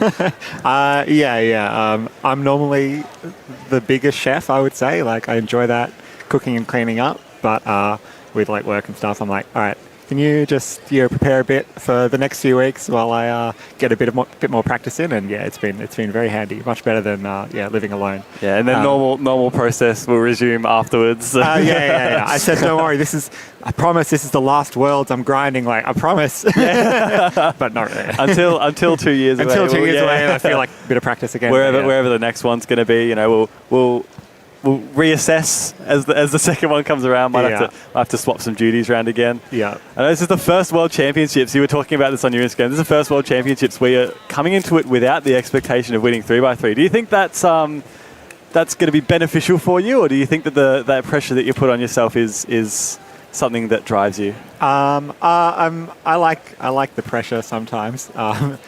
Sometimes when it goes well. I think definitely this World Championships, I'm feeling much more relaxed. Obviously, when you go up there and it's semi-finals or a stressful round or I need to get a good solve, the pressure is the same as ever. But just in terms of general competition, I'm feeling pretty chill. I was in a final the other night and definitely felt pretty relaxed. So I'm liking the vibes, and I think this time I'm trying to take care of myself a bit more. I think in previous Worlds where it's 4 days and I'm essentially just non-stop, whether it's signatures and photos and warming up and competing and in more events, it's pretty hectic. And so I'm trying to just take a few more breaks and unfortunately say no to a few autographs and photos. Chishan Kao there with how do you say the last name? Sorry. Qixian Cao with a 4.94 there. You had it. You had the hard part. Nailed it. Dude, you could be a commentator. Name, time. Yeah, it's pretty easy when you really boil it down to the basics. And the jet lag, like you say, it's been pretty bad this time. I don't know how it's been for you, but only last night I think I got my first good sleep and feeling really good today. Yeah, I don't want to harp on about myself too much, but I think going to the East Coast first for a little bit with my mate Sean was really beneficial for coping with the jet lag. So when we came back to Seattle, it was a little bit closer to home time. So that was pretty good. But yeah, I remember when you were in that not the interview booth, rather. That's where we are now, the signing booth. The line for you was just absolutely massive. Well, surely you wouldn't have got to see all of those people who were in the queue for you. Yeah, I'm not sure. For those on the stream, there's an interview booth at the WCA booth, and people lined up for quite a while to get the interview. I think it was me, Max, and Nam and Sebastian were there, and I mean, obviously, it's very flattering to have that many people keen on a photo and an autograph, and it was good fun, and I like doing it. I think it's very important, but this competition with 7,000 people or 2,000 competitors plus 5,000 spectators, it just means it's impossible to actually get around to everyone that asks. Unlike the previous World Championships, I think it's been fine, but this time it's just not enough time. Yeah, sometimes with the biggest competition ever, it can be a little bit of a headache sometimes logistically. It's just there's so many people, so little time, and you're only one person. Yeah. If there was multiple of you out there signing signatures, we'd all be very fine. But if there's only one Felix Zemdegs, that sometimes causes a little bit of a bottleneck. But that's okay. But everyone's so lovely and says obviously such nice things. It's hard for me to not get too desensitized, so I try and enjoy it as much as I can. How does this compare? It's very lovely. Yeah, how does this compare to the last time you were in America? Was the last time you were in America for the US Nats, or have you been around since then as well? I did US Nats 2018, in Salt Lake City. I like Salt Lake City. It was a cool venue, and it was a very relaxed city. This downtown is a bit more hectic. This is just absolutely massive. Yeah. And I kind of agree with you on the downtown part. I loved US Nats 2018. Maybe because I won. It was nicer, made the memories even nicer. Right. But I had a good time. You look back on that with a bit of rose-tinted glasses kind of thing. It's just it's a good moment. got to beat Max, put a check on that. Beat Rami Spahi. Oh. Yeah, 100%. Yeah. Second seed. Yeah, that was always nice when you're in a head-to-head, and no offense to Rami, but against someone that you're somewhat confident in beating. Makes things a little bit more relaxing. I'm not sure how it would have gone if it was head-to-head with, Max or Philip. Dylan Miller, I think, on his last solve here. Looked like a little bit of an inefficient F2L and a bit of a fumble towards the end there. Finishing, I think, with the worst possible, 684. Yeah, just roast him. Just really, really get into the F2L. God. Chat's going to flame Not me. here to make friends, mate. No. Dylan Miller fans are coming after me. No, but he looks a little bit disappointed with that. But the good thing is, for him, this round doesn't matter too much in terms of the competition. It's just about the next three, really, that he'll need to focus on. Definitely lock in for round 2 and need to lock in even more for round 3. Yeah, you can gain a lot of confidence from doing pretty well in the first round, but ultimately when you're a solver of Dylan's skill level, you're going to progress pretty much regardless of what you do unless you really, really, really stuff up. So just making sure that you're getting yourself into the next round and giving yourself kind of every possible chance from there to get some good times in the later rounds when it really, really matters. Did they get my average up? I just want to know. Oh yeah, so let's have a look see on WCA. Hey, live. there we go. There we go. 596. Yeah, confirmed 596. All right, let's go. With 3 of the solves being sub 6, we can confidently chalk that up as a win. Not a round win, but like a personal win. We can definitely be happy with sub 6 in the first round of Worlds. I can die happy now, really. Yeah. Other rounds don't matter, it's yeah. We had a dub in the first, so we can live with that. I think it's also like a bit of a nice sort of bounce back after my morning, which wasn't particularly great. So it's always a good feeling. Oh, Chishan there with a 503. Looking like potential for a PR here. Best possible average, 507. That would be so a let's make sure we tune in and not talk about me for the last solve. We've definitely got to lock in when Chishan finishes her last solve. love it. How nice is the soon? Oh, yes. Oh, yeah. Look at that Turning finger is so nice. How good is that? The pinch finger tricks, and it's all there. That's so beautiful. We're definitely on pace for a new women's world record, and we would love to see that in the last solve as that comes through. Obviously, touching on it's been a while since you were in the US last time, and I think your expectations are probably a little bit different. How are you approaching cubing these days? Is your mindset a little bit different to what it once was, or are you still trying to really be competitive or like up there at the top of the table for your events? My mindset now is just to really do my best. Like, I think I had a lot of satisfaction the last few months preparing for Worlds, doing like comp sims at home, like run through the schedule, got a few home OCRs, that sort of thing. And it's just satisfying to sort of put in effort. And actually, I'm like still improving. Some of that is like just getting new cubes and hardware. Shout out PyCube, not a sponsor. But it's still satisfying to improve. And so, yeah, that's kind of the approach now, really, for me. Just enjoy it, improve, and try and, do my best and prepare as well as I can, which I feel like I have. It's been a little bit up and down so far this comp, but I've had a few good rounds and a few really nice results, so I'm pretty pleased. I think there's something to be said about tapping into that intrinsic value of just being able to improve, because obviously it is a time-based sport. Yeah. So regardless of what anybody else is doing, if you can just improve on your own times, then there's a source of satisfaction there regardless. We have Chishan up once again. All right. Counting a 524 and a 503, so definitely on pace. PR is. Not sure I don't know off the top of my head, but let's see. I know it's close to that worst possible average, so she won't need much better than that 583 that she got on the first solve. And looking good with the Soon ZB. With the Soon ZB there. Best possible average, 507. Amazing. She gets it. Oh, love that last layer case for her. So well deserved. Let's have a look at this solve on the instant replay. Oh, just one rotation there. And then boom, and then, lovely. Lovely yes, finish. Absolutely amazing. Oh, you love that. Oh, yeah. So that's a new female world record. Yeah, I believe it to be. She already had it with her previous PR average, so that is definitely a new female world record. Congrats to Chishan Sao. We're going to be actually having her on stream later today for an interview with Xuan Yu. So keep your eyes peeled for that one. Are they dating? Or Squeeze me. 6.99 there for Ryan Pilot. We'll scoot on with that one. Seen Ryan Pilot has been really, really locking in recently with the 3x3 singles. Just seems to continually, no matter how good the previous PR is, just continually beating it and just outdoing all expectations. That's pretty. He's done pretty well recently. He's on full ZB. ZB F12, ZB I believe. So, people would say maybe that kind of sort of makes you a bit more consistent, less chance of those amazing singles because you're sort of focused on a little bit more recognition in the last layer, but seemingly doesn't seem to be harming him too much.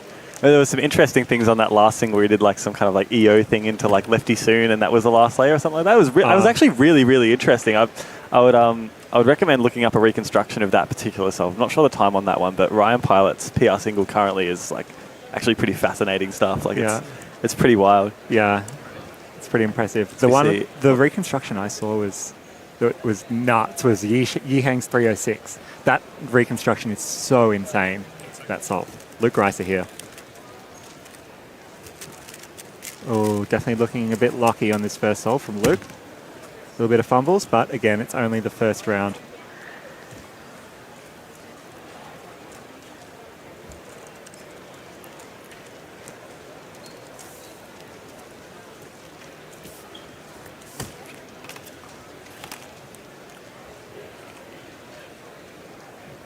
Yeah, Luke Reiser, second place at the 2024 North American Championships. It was a bit of a breakthrough performance for him. We knew that he was pretty like up there and pretty due for a good result like that. So it was nice to see him get that one. We've got Neo Juarez up on this station, just about to begin the one-handed world champion. Yeah. Did you get to watch many of the finals that were there yesterday? I know you yourself were competing in 5x5 finals. Yep, I watched the remainder. I didn't. I missed the clock. I went back, but yeah, watched Pyraminx in one-handed. It was pretty cool. Pretty cool atmosphere. That's some pretty good oceanic representation in across those finals. Yes. So I believe that we were pretty happy to see Jasper Murray coming third in that one-handed final, which was very exciting. After a bit of a disappointing Pyraminx round, not making the finals due to just how speedy that semi-finals was. Did you see how fast that group was? Yeah, I saw there were a few PRs in Pyraminx in the semi-final there. Some cheeky scrambles. The stat that we like to bring up on the stream was that 7 people in the first round got sub 2. In the second round, 8 people got sub 2 and didn't even make the finals. Yeah, and then in the finals, one person got sub 2, and his name is Ezra Shear, and it was a 1.7. So that is to be expected for these sort of sprint events in the finals. I find Pyraminx hard to turn at the best of times, let alone at a major championship final. You're talking the former OCR holder saying that Pyraminx is hard to turn. What's all the? It doesn't work with my hands. Maybe not the most fun. I believe this is Varun. Varun standing up, is it? Yeah, the stand-up cuber. Oh, wow. It's pretty smooth there. Looked pretty smooth. 6'10". Good effort there from Varun. Back to Luke Greiser. Luke Greiser back again. 8 seconds.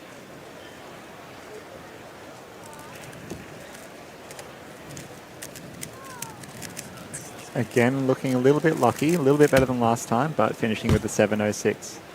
It's not looking too pleased with himself. Luke is one of these competitors that is using cubing as like a source of income. Like we're in an era now where professional speed cubing is like very much a possibility, where maybe even 4 or 5 years ago that was just such a rarity. You would never see anything like that. But even through some things like coaching and more lucrative sponsorships, speed cubing is starting to become more of a professional, more of a, what am I trying to say?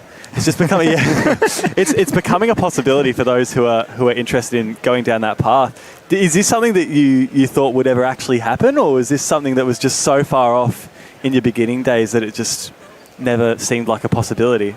It's funny. I mean, the community and the sport or hobby or whatever has been growing forever. So I feel like it's an inevitability. I vaguely remember like being in university and like putting together a spreadsheet of like, all right, I need like 30 grand a year to live. How do I make 30 grand? And like adding up YouTube and all this. I'm like, oh my gosh, and trying to get to that number. And so it's quite funny thinking back on that relative to the size of things now. It's pretty cool to see. You know, we've got Max, Team On, essentially. I mean, they're pro cubers, they're pro athletes. And they're focused entirely on competing. I mean, Timon has his coaching as well, which is pretty cool. But I'm sure even without that, he would have no problems making a living from competing. Now, that's Max and Timon, two of the best ever to do it. And so hopefully, you know, as the years go on, that will get bigger and bigger. Definitely coaching. I see, you know, it's pretty massive in China. Looks like it's starting to pick up elsewhere in the rest of the world as well.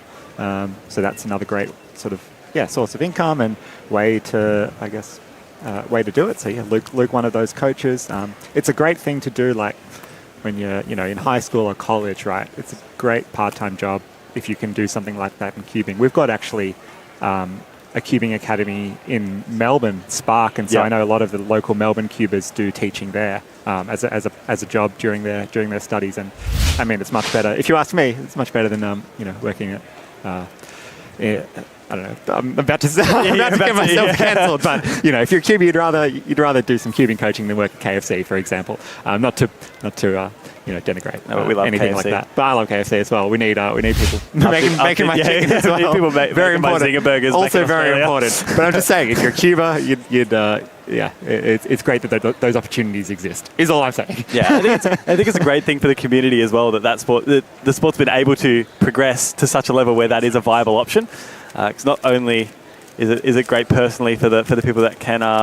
This could be good. This looks good. He's happy with it. 488. Nice ZB there from Luke. just interrupting me with a super, super fast F2L, and it looked like that ZVLO was just... Maybe just the execution was like really smooth turning, but it seemed like a bit of a long execution. I'm not sure about the case on that one. You might be able to provide some insight. Oh, that looked like really nice sort of F2L economics. He didn't look like he regripped one bit during that F2L. That was so slick. Plug in whatever he's listening to up there. Yeah. Yeah, that grip was like so optimal. objectively optimal. It's pretty OO if you ask me myself. Yeah.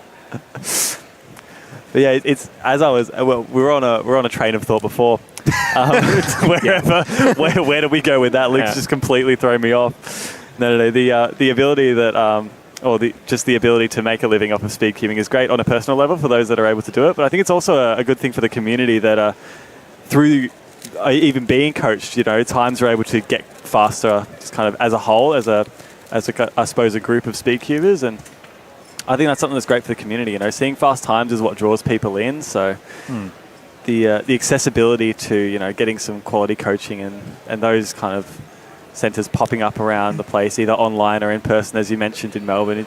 Do you feel like I feel like that's a really good thing for the sport, just the ability to have that accessibility for coaching? I think so. Like if I'm a parent and my kid's into cubing, I would love to be able to send them to a class, especially because I know everyone sort of learns differently, ends up with different habits. No two people solve the same, and so the sort of advice, I mean, don't get me wrong, like almost everyone here is like sort of self-taught and learns things themselves, but just to have sort of some particular pointers that are tailored to your own style, your own habits, is I think pretty valuable, because like I said, everyone solves differently, has their own sort of unique quirks. Manu. Oh yeah, 14:38. Only the fastest on this live stream. Nice special feature there for Manu. Yeah, you've probably been seeing him all the time on the live stream. We in particular saw a very humorous interview with Jody Brewster just before. What a time! Look, waves to the camera. He's loving it. What a time, hey? He's going to have to lock in if he wants to get into round 2, though, I think. I think that PR is some way away as well, unfortunately. 14 is not going to cut it, man. You got to lift your game right now. We'll get his professional thoughts and opinions on that solve afterwards. Luke's struggling a bit here. Looks like he's solved his cross incorrectly as well. And has a corner twist. It's kind of all the bad things at the same time. I think half of that solve was just fixing errors. It looked like a little bit of variance in this average. 7.7411. That rhymes.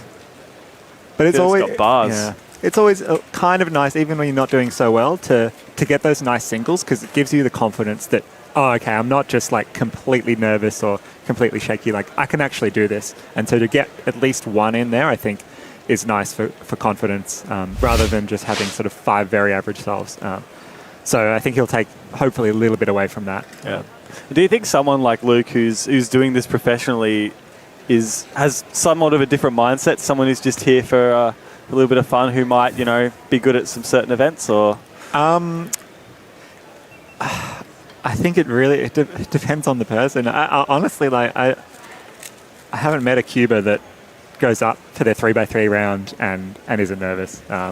Unless they're sort of extremely tired or something like that. Me. Oh, you're not nervous? Me. Really? I missed my 3x3 group today. But you don't get nervous in 3x3? No, it's not an event I really care about too much.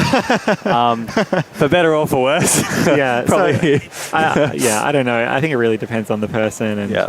Well, anyone who puts like significant practice into 3x3, I imagine, being the main event of the competition, it's like, I think if you care about something, like you'll be nervous, and exactly. It's about managing and controlling that. Like I don't imagine you'd be particularly nervous if you sat down and did a 5x5 blind solve, for this Worlds or anything like that. No. So that's why my 5x5 blind official solve is my overall PB and my 4x4 blind. And your 4x4 blind. Yeah. Wow, and my multi. World best back in the day. And my multi. Oh. But yeah, what were we talking about? The pressure. Talking about pressure of a professional mindset. Yeah. I think whether it affects you the same or differently to an amateur cuber, I think everybody has some degree of nerves, especially at an event like a World Championships. It's a bit of an unavoidable truth inconvenient, you might say. And it's just about how you handle it. I mean, even before the 5x5 final, people won't believe me, but Timon said he was about to throw up because he was so nervous. Oh yeah. And so he looks so like focused and locked in and gets a world record, but he is just insanely nervous, just like everyone else. It Might have been the Chipotle. Definitely not the Chipotle. I don't want to hear any Chipotle slander on the stream. I would never. 6.79 there for Luke Finishing Greiser. with a 7.14 average there.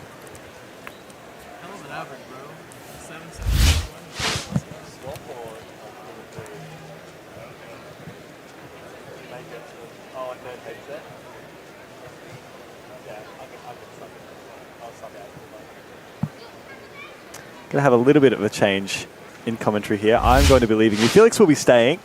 We'll get a slightly different point of view from not a fellow Australian, but a fellow Big Cuba, fellow veteran Big Cuba. We've got to use the official titles.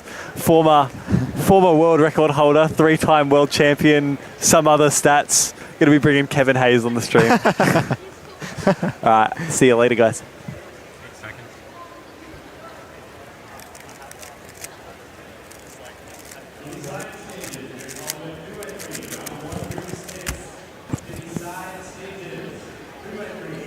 All right, welcome back. Felix is still here. I'm Kevin Hayes. We've met before. We have a few times. I'm sticking around for a little while longer. Yeah, see a few more groups. How's your lunch break? Oh, this is good. It was the most necessary thing of all time. It's I feel like it's been a pretty stressful morning. Yep. Tell me about it. I think a lot of the the excitement from last night just kind of amped up the nerves for semifinals just because of last night. Everyone saw the excitement, wants to make the finals. It felt like the vibe backstage for semifinals was just seemed a little tense. Yeah, it's fun being in the semifinals. It's more fun being in the finals, but even the semifinals with the big live results screen showing, and it is possible to look through for those who are interested. Some of the competitors sort of looking at the time, seeing what they need. I think, would you say it's better to, well, what's your approach? I did not look. I could not look. Oh my God. I mean, I felt like I was going to vomit after I finished my seventh round because I had no idea what, I assumed it was, I don't know. It was stressful. I've been just excited to, you experienced it last night. I got my final tonight, so I'm excited to have one in the books. Yeah. And then, we'll see what happens tomorrow. Yeah, nice one. Manu's got a 13-3. All right, we're just getting a lot of focus on the stream. All right, what do we got coming up? Let's see. I wonder if we can get Sebastian. So, we got Philip. Unlucky. Philip couldn't make it, obviously. We got Bofon, Zhang, and Caleb Chen in this next group. I know. I was gonna hopefully we get Sebastian because you owe him back after we sat during 4x4 round one or in OH round one. We were in OH round one. We were roasting your one-handed average. True. Yeah. It's fair enough. They weren't anything special. Okay, we have Valerio from Italy here with a 568 PR average. I think set pretty recently actually. So definitely has the skill. Can he turn it on at the World Championships? This looks like a great solve. 524 there with a 6-move OLL into J-Perm. A nice combination there. That's a good solve there after a couple of subpar ones on the first two. Pulling up live results now. We have nothing like seeing 100 results and then saying 1,871 more. Yeah. Obviously. Biggest round. It's a pretty big round. Yeah, probably the biggest round in cubing history by a few hundred people. Oh my God, this is crazy. There's 625 people in so far. We have 1,971 signed up. Obviously, there'll be a few no-shows, but we're probably looking at 1,900 people plus, which is, I think, will be the record by 700 over Korea. Yeah, it's pretty big. And it kind of doesn't feel like that big because I'm only competing on these main stages, but I kind of forget that there's a million other stages in other halls in the room, which is pretty crazy. Given the format of like the main stages look out into all the seating, and then even it's easy to forget like the 40 other timers just in the main room, let Yeah. alone the 40 more in the side hall. Yeah. So you're doing pretty good so far. Third place. We got about a third of the results in, it probably looks like. Yeah, I'm happy with that. If I get I was saying, if I get within screenshot distance of number 1 on my phone, that's good. 708 there. Oh, we love classic. that. We love that. Daniel Volin with a 708. No applause from the crowd. Yeah. I think it's been a while. It's people need to read up on their history. Yeah, your average was even better. Like looking at the times, like you started with the bad one. Yeah, I made a mistake on the first, but it was like turning pretty smooth, and so it wasn't like a nerves thing. It was just a small mistake, and then the rest were pretty clean. It was inspecting well, turning smooth, so love to see it. Yours in it's just 3 and 6 tomorrow. Yeah, that's all I've got left. 3 and 6. Yeah, kind of had a rough semi-finals this morning, but nice to bounce back. Yeah, it's pretty unlucky also. Skill issue on 4x4, but still 9 parodies. I have the right to complain. Yeah. Oh yeah. If you get 7 sevens, yeah. But if you get 8 plus, is definitely brutal. Yeah. But 7x7 pop is also a skill issue. I was gonna say like the hardware setup for how you like practice at home versus competition is like, I feel like they're just like entirely different things. Unless you're Yihang, who just has like the loosest cube of all time and doesn't make any mistakes anyways. Yeah. Okay, Valerio here on I think solve 4 or 5. All right. Few rotations in an F2L, but finishing off solve number 4, 684. Looking like on pace for high 6, but pretty big difference between WPA and BPA. Mm-hmm. 708's the world record set by Eric back in the day. Indeed. Saw him last night. He's hanging around. Oh, we've got some George Scully potential action. No. Rubik's ambassador. The legend. George, he had a UK national record BPA a few months ago. Still got it. Which he was pretty impressed by. I was pretty impressed by as well. He's got a lovely, smooth, fast turning style. That one looked like a little bit inefficient. He's the shake of the head. Looked like a 5-pair solution, but brings out the smile. Classic George style. Where's should we miss this all from Caleb with the 6.3 on the other screen? Definitely a little bit off what he's looking for. Okay.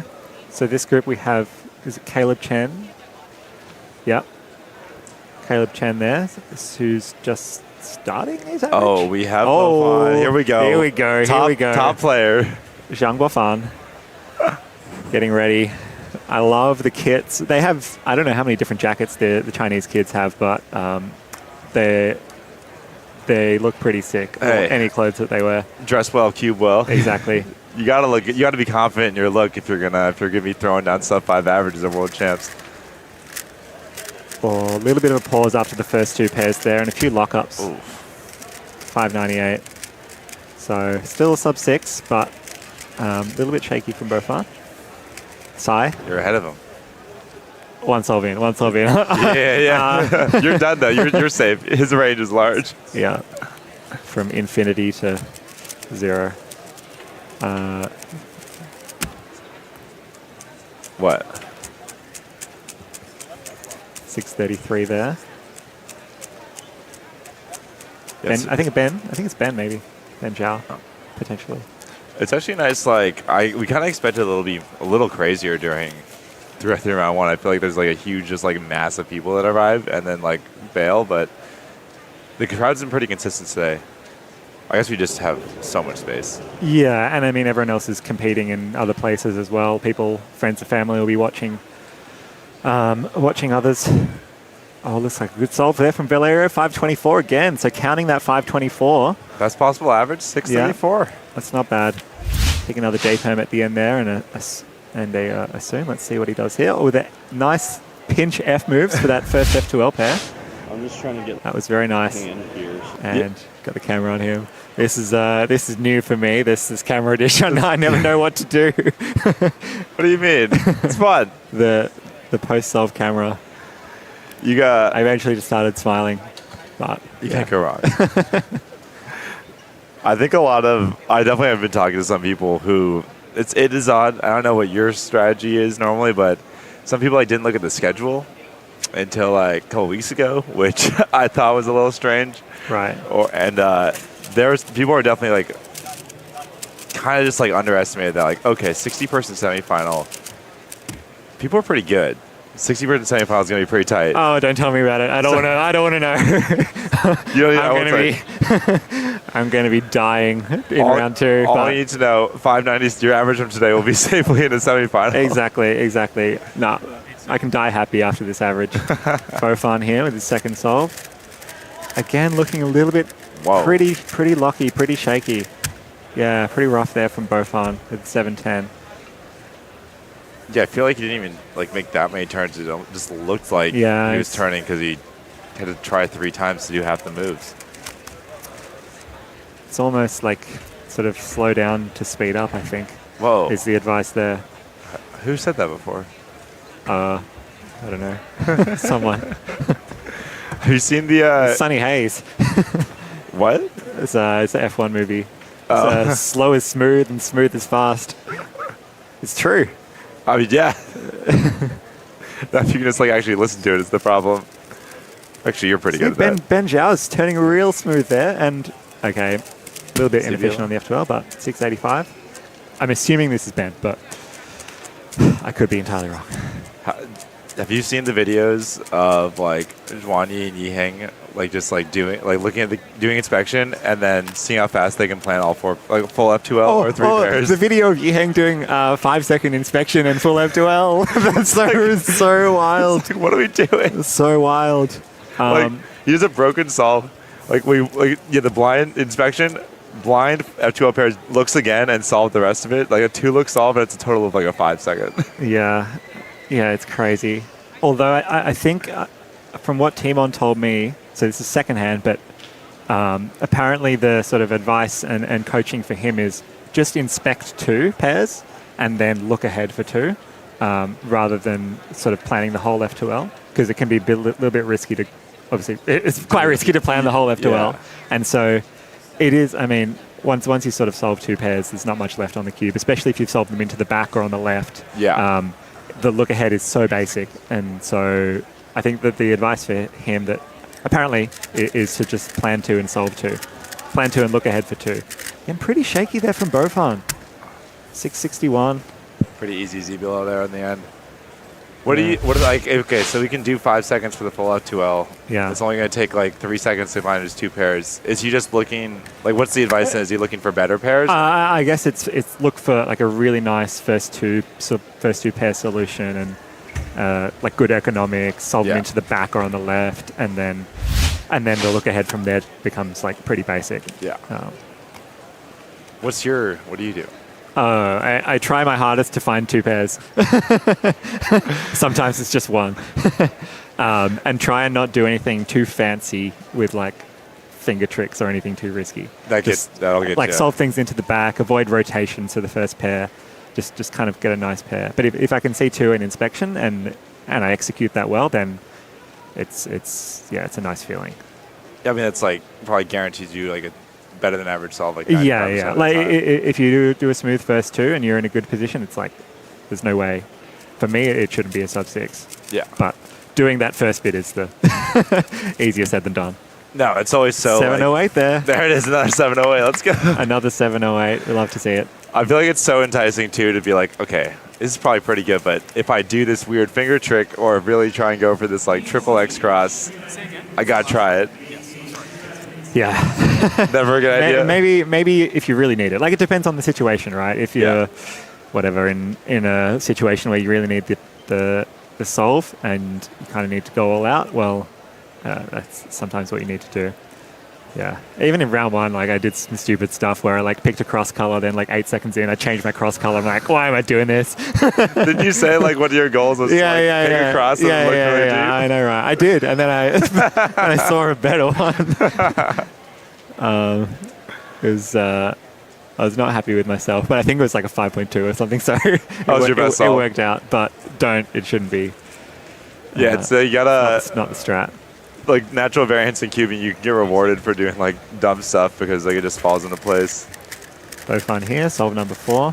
This one looks a little bit better, much better. 486 there from Bofan.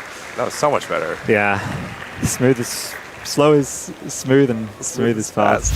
I mean, that honestly, like, I don't even think it was that much Let's different. Have a look. It just, he didn't lock up.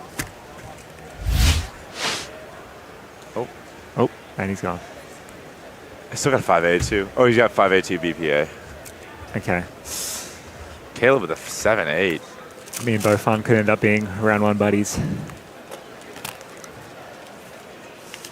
We had smart. We haven't seen. Still sitting in 4th. I'm happy with that. On first place. I mean, like, it's unlikely, but she could win this round. I had 5.07s.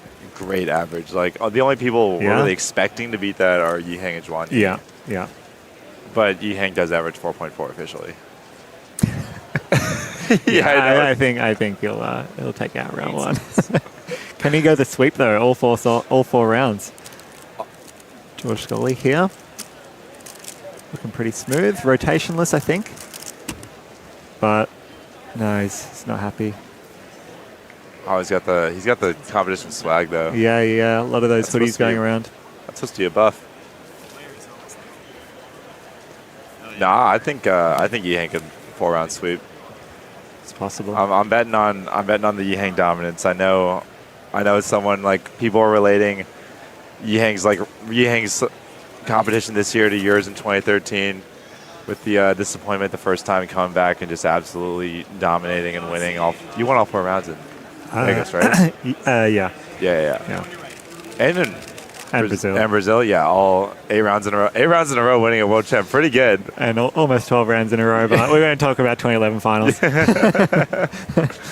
was going to say, 2011 was a mixed bag for both of us. So fun here on the final solve. A few lockups. Yeah, pretty shaky. Wow. It's pretty shaky. So he ends up with the worst possible, 656. Out of the Chinese kid superstars, he seems to be the one that's the like up and down, even just like in this average. He puts down some insane singles. Like at SSL, I remember watching him the first year that they ran that competition in China. He's just puts down some insane singles, but sometimes seems to be a little bit shaky. And the cube sounds, I don't know about it's just me. Cube sounds pretty dry. Oh, really? Like, completely. Yeah. I think it's pretty normal for like the Chinese kids' cubes. All are super fast and loose. Yeah. But this one, you're right. It's really dry. Just the sound of that, I don't know. It's way too crunchy. All right, who do we 547 got? There, was it, from Caleb? Caleb, yeah, even if that was a 547, his average was not in a good pace. Okay. All right, who we got in wave 7? We're going to do wave 7. Oh, we got, I thought we had Garrett. Oh, I think it might just be Maddie. What are your thoughts on Maddie? He's so I feel like he's just overdue for an actual good official average. He is, yeah. He's I love to see Maddie solves. Maddie's a smooth Maddie solve is a beautiful thing to watch.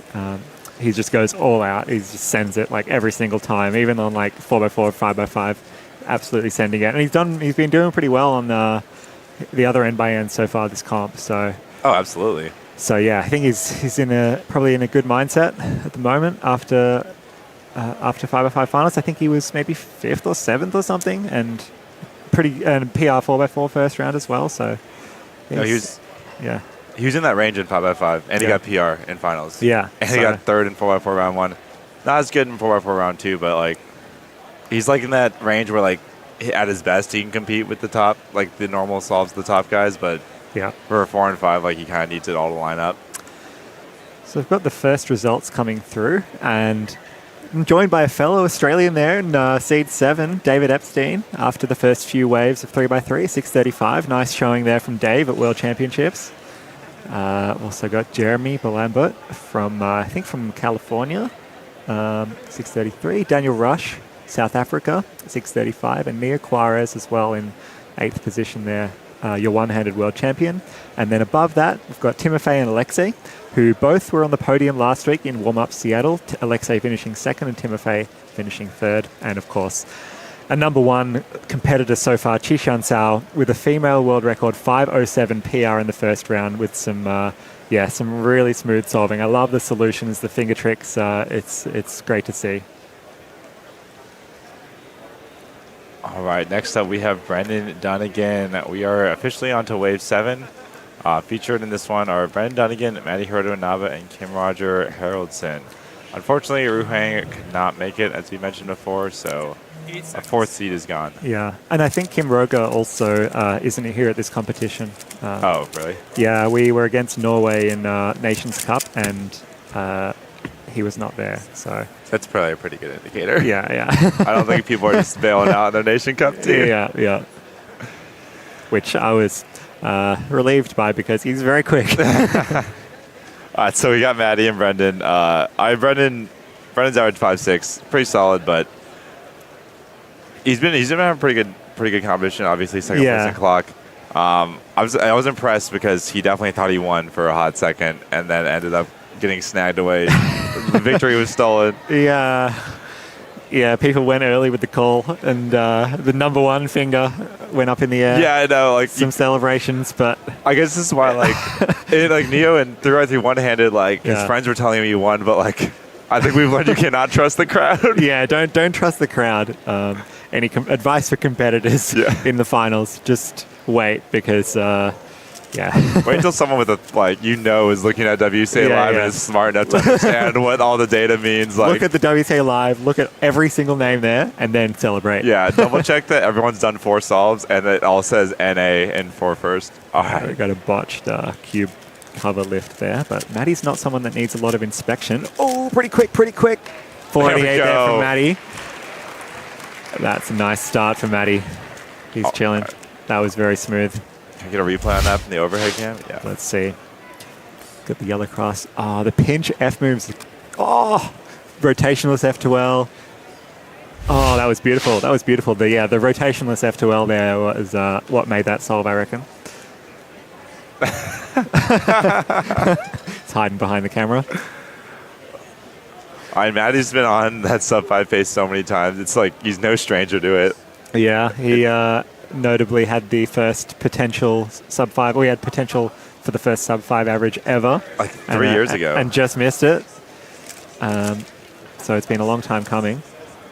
Yeah, wait, he's been able to get sub 5 through the sub 5 barrier all the way to the sub 4 barrier. Yeah. I think obviously he talks about not just getting sub 5 being North American record, and then it's kind of interesting at all these locals where he's shooting for sub 5 North American record to shift focus to be okay, those don't if you win in 5.00, I think he's gonna be just fine. So I think priorities, even though it's in the back of his mind okay, we want to get this record, we want to break this barrier. It's not the primary focus. Although I think, breaking that barrier in round 1 when there's no pressure would do a lot for his mental. And maybe that's exactly what he needs, is to not be thinking about the sub 5 and just be focusing on the solves, and then it just happens. But don't want to put any pressure on him. Off to a nice start there. Brendan here, 586. Much better. Right on, what are you expecting?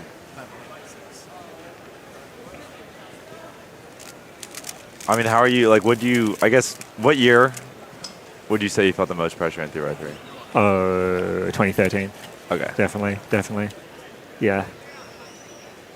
That one was was it, even if you had the most pressure, did you feel more comfortable though? Because you just knew no. Or you felt the most uncomfortable? I was it was bad.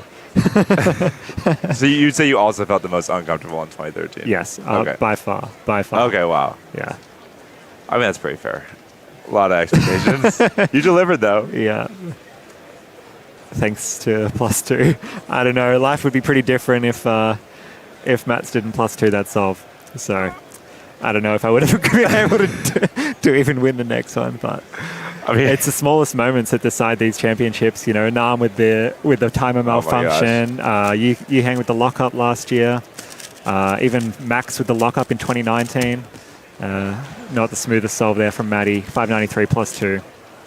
It really is like ever since, pretty much every World Championship has been decided by something very minor. I mean, I think you blew everyone out in 2015. Okay, I'll be here to brag for Felix. It's like that's mostly true, but I was like, I don't think 2015 was very close. 2015, I was cooking. Yeah, I was like not nervous at all. I was gonna say, yeah, you almost got world record single in final, which is wild. Yeah, but it was like I think I was looking at Mats's solves and look at the times. Yeah. Or like hearing the times, and then I plus 2'd my fourth, and it was still like my WPA was better than his, worse than his BPA. Oh, so you secured the win with a +2? No. As in like I plus 2'd, and in my head I was like, oh shit, like have I plus 2'd out of a win here? But it was okay. It was all good. It was all good. You can't +2 out of a win on a 4 solve. Yeah, I don't know. Oh, you were trying to lock it up. I was trying to I would have locked it up. Yeah. If I didn't get a +2 on the fourth. But did you actually lock it up? Is what you're saying? No, I didn't lock it up because of the +2 on the fourth. Okay. And then my mind was like racing, but then I locked it up after Mats's last solve, so it was all good. Oh, anyway, you had already won before your. I was very relaxed. I was very relaxed. Yeah. 2017, I was really relaxed in the finals as well. I was like so relaxed. I just like made a couple of F12 mistakes.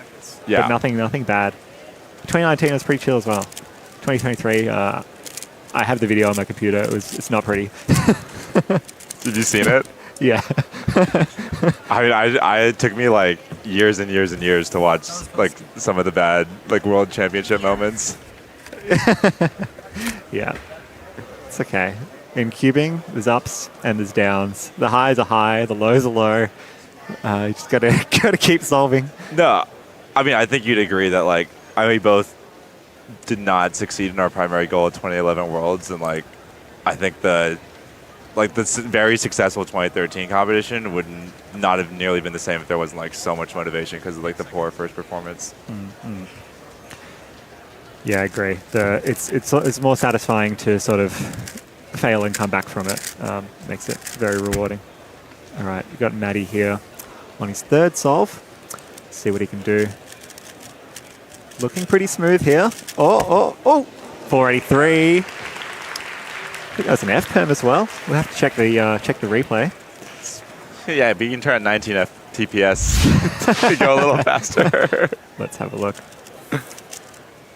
Oh, the rotation through it as well. Oh, straight into the F-perm. That's some really impressive sort of F2L to OLL, OLL to PLL transition. That was non-stop solve. He did like a pull with his right index too. Is that normal? I don't know. He's Matty. He can do it. Yeah, that solve just did not stop. Just got a counting 4-8 right now. Basically a DNF in the second solve. Doors wide open. Yeah. Wide range. Oh, we got Alyssa Esperaz, MC for tonight. Let's go. She has notably a 9.6 PR single. It has an 9.6 LL skip. Like a completely unforced LL skip. Wow. That's pretty impressive.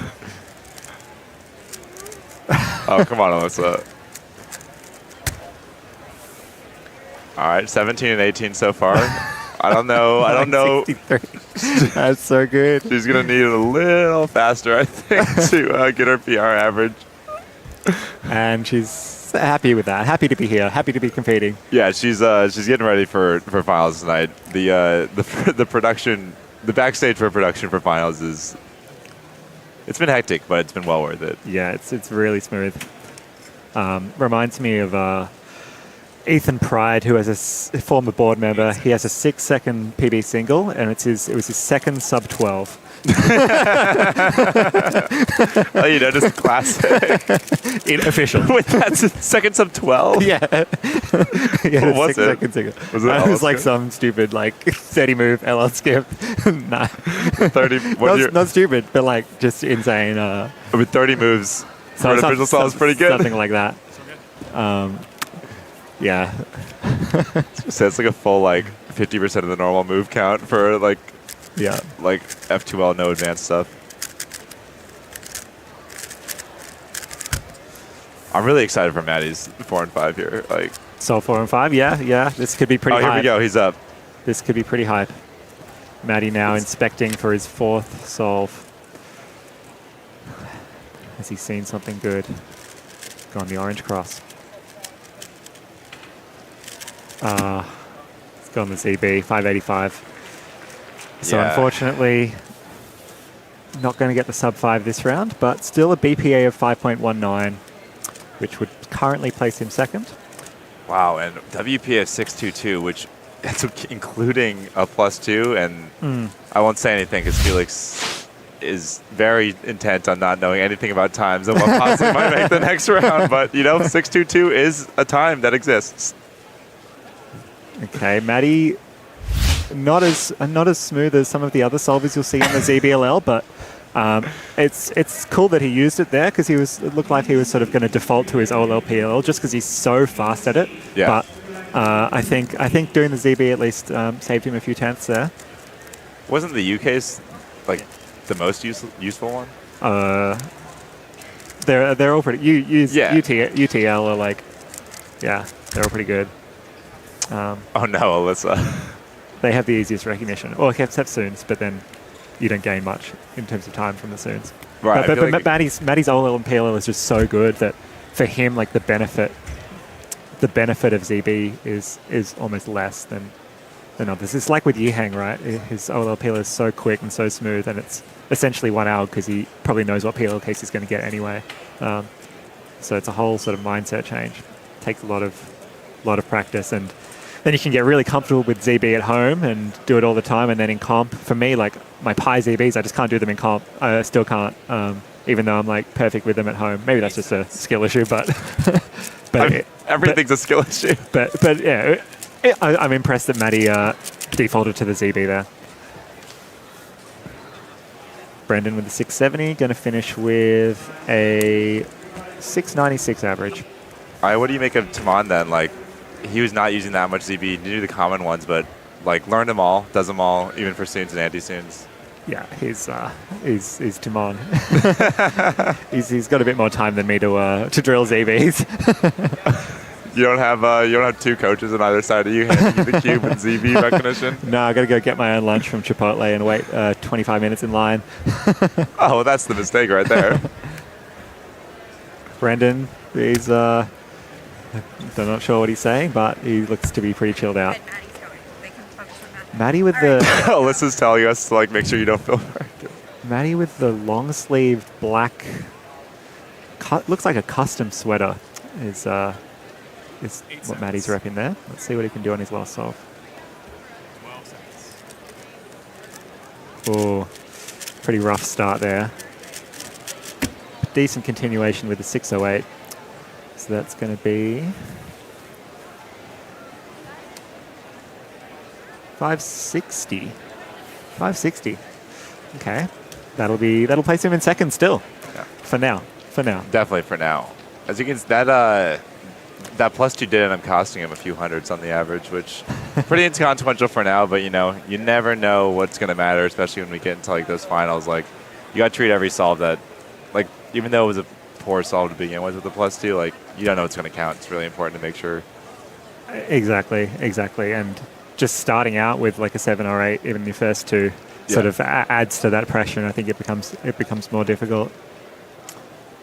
We have the next group up. I think we are going to transition in the stream. Felix has been.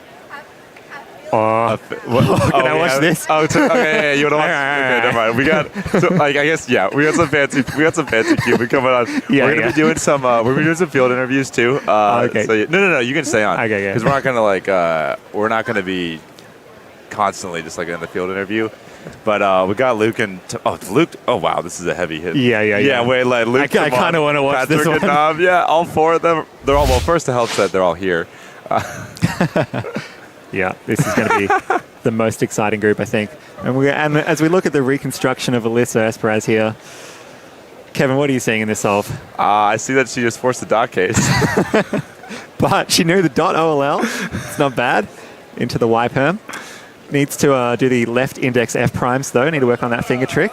But clutching the BPA, we're told. So strong finish. Wait, do we have Brad? No, you're good. 8 seconds. All right, what do you see here?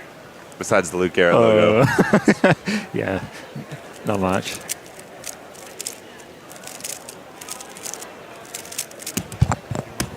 Oh, a little bit of a cube drop there at the end from Luke. That was looking smooth right until the cube drop. Okay, yeah, we have an interview with Brad Garrett, Luke's dad. We're gonna kind of see how much does he really know. What's actually happening in the practice room. We know Luke talks. He's got his public image, but we can get a little more inside information. Does he want to go while Luke is solving? Does he want to go while Luke is solving? Yeah, I think. Okay. All right, we're still waiting for our next. We're still getting situated, and we're waiting for our next solver. We have a quick gap here, but we are gonna switch.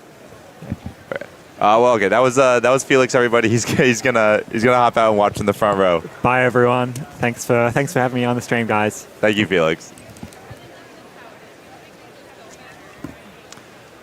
All right, we can throw it down to Alyssa.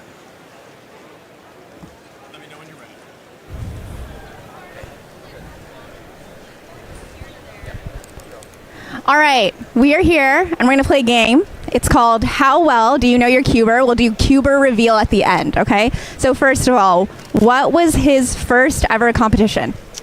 Ann Arbor, June of 2017. I have to know the name, don't I? You know what? I'm impressed you actually got it. Yeah. Lauren's wedding.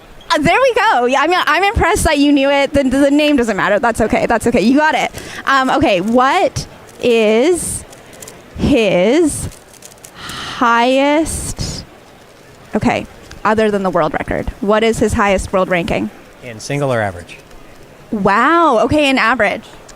That's a great question. 3x3. Correct. Good job. Okay, what is his PR average? 4.94. Great work. Yeah, good job. Okay, let's see. How many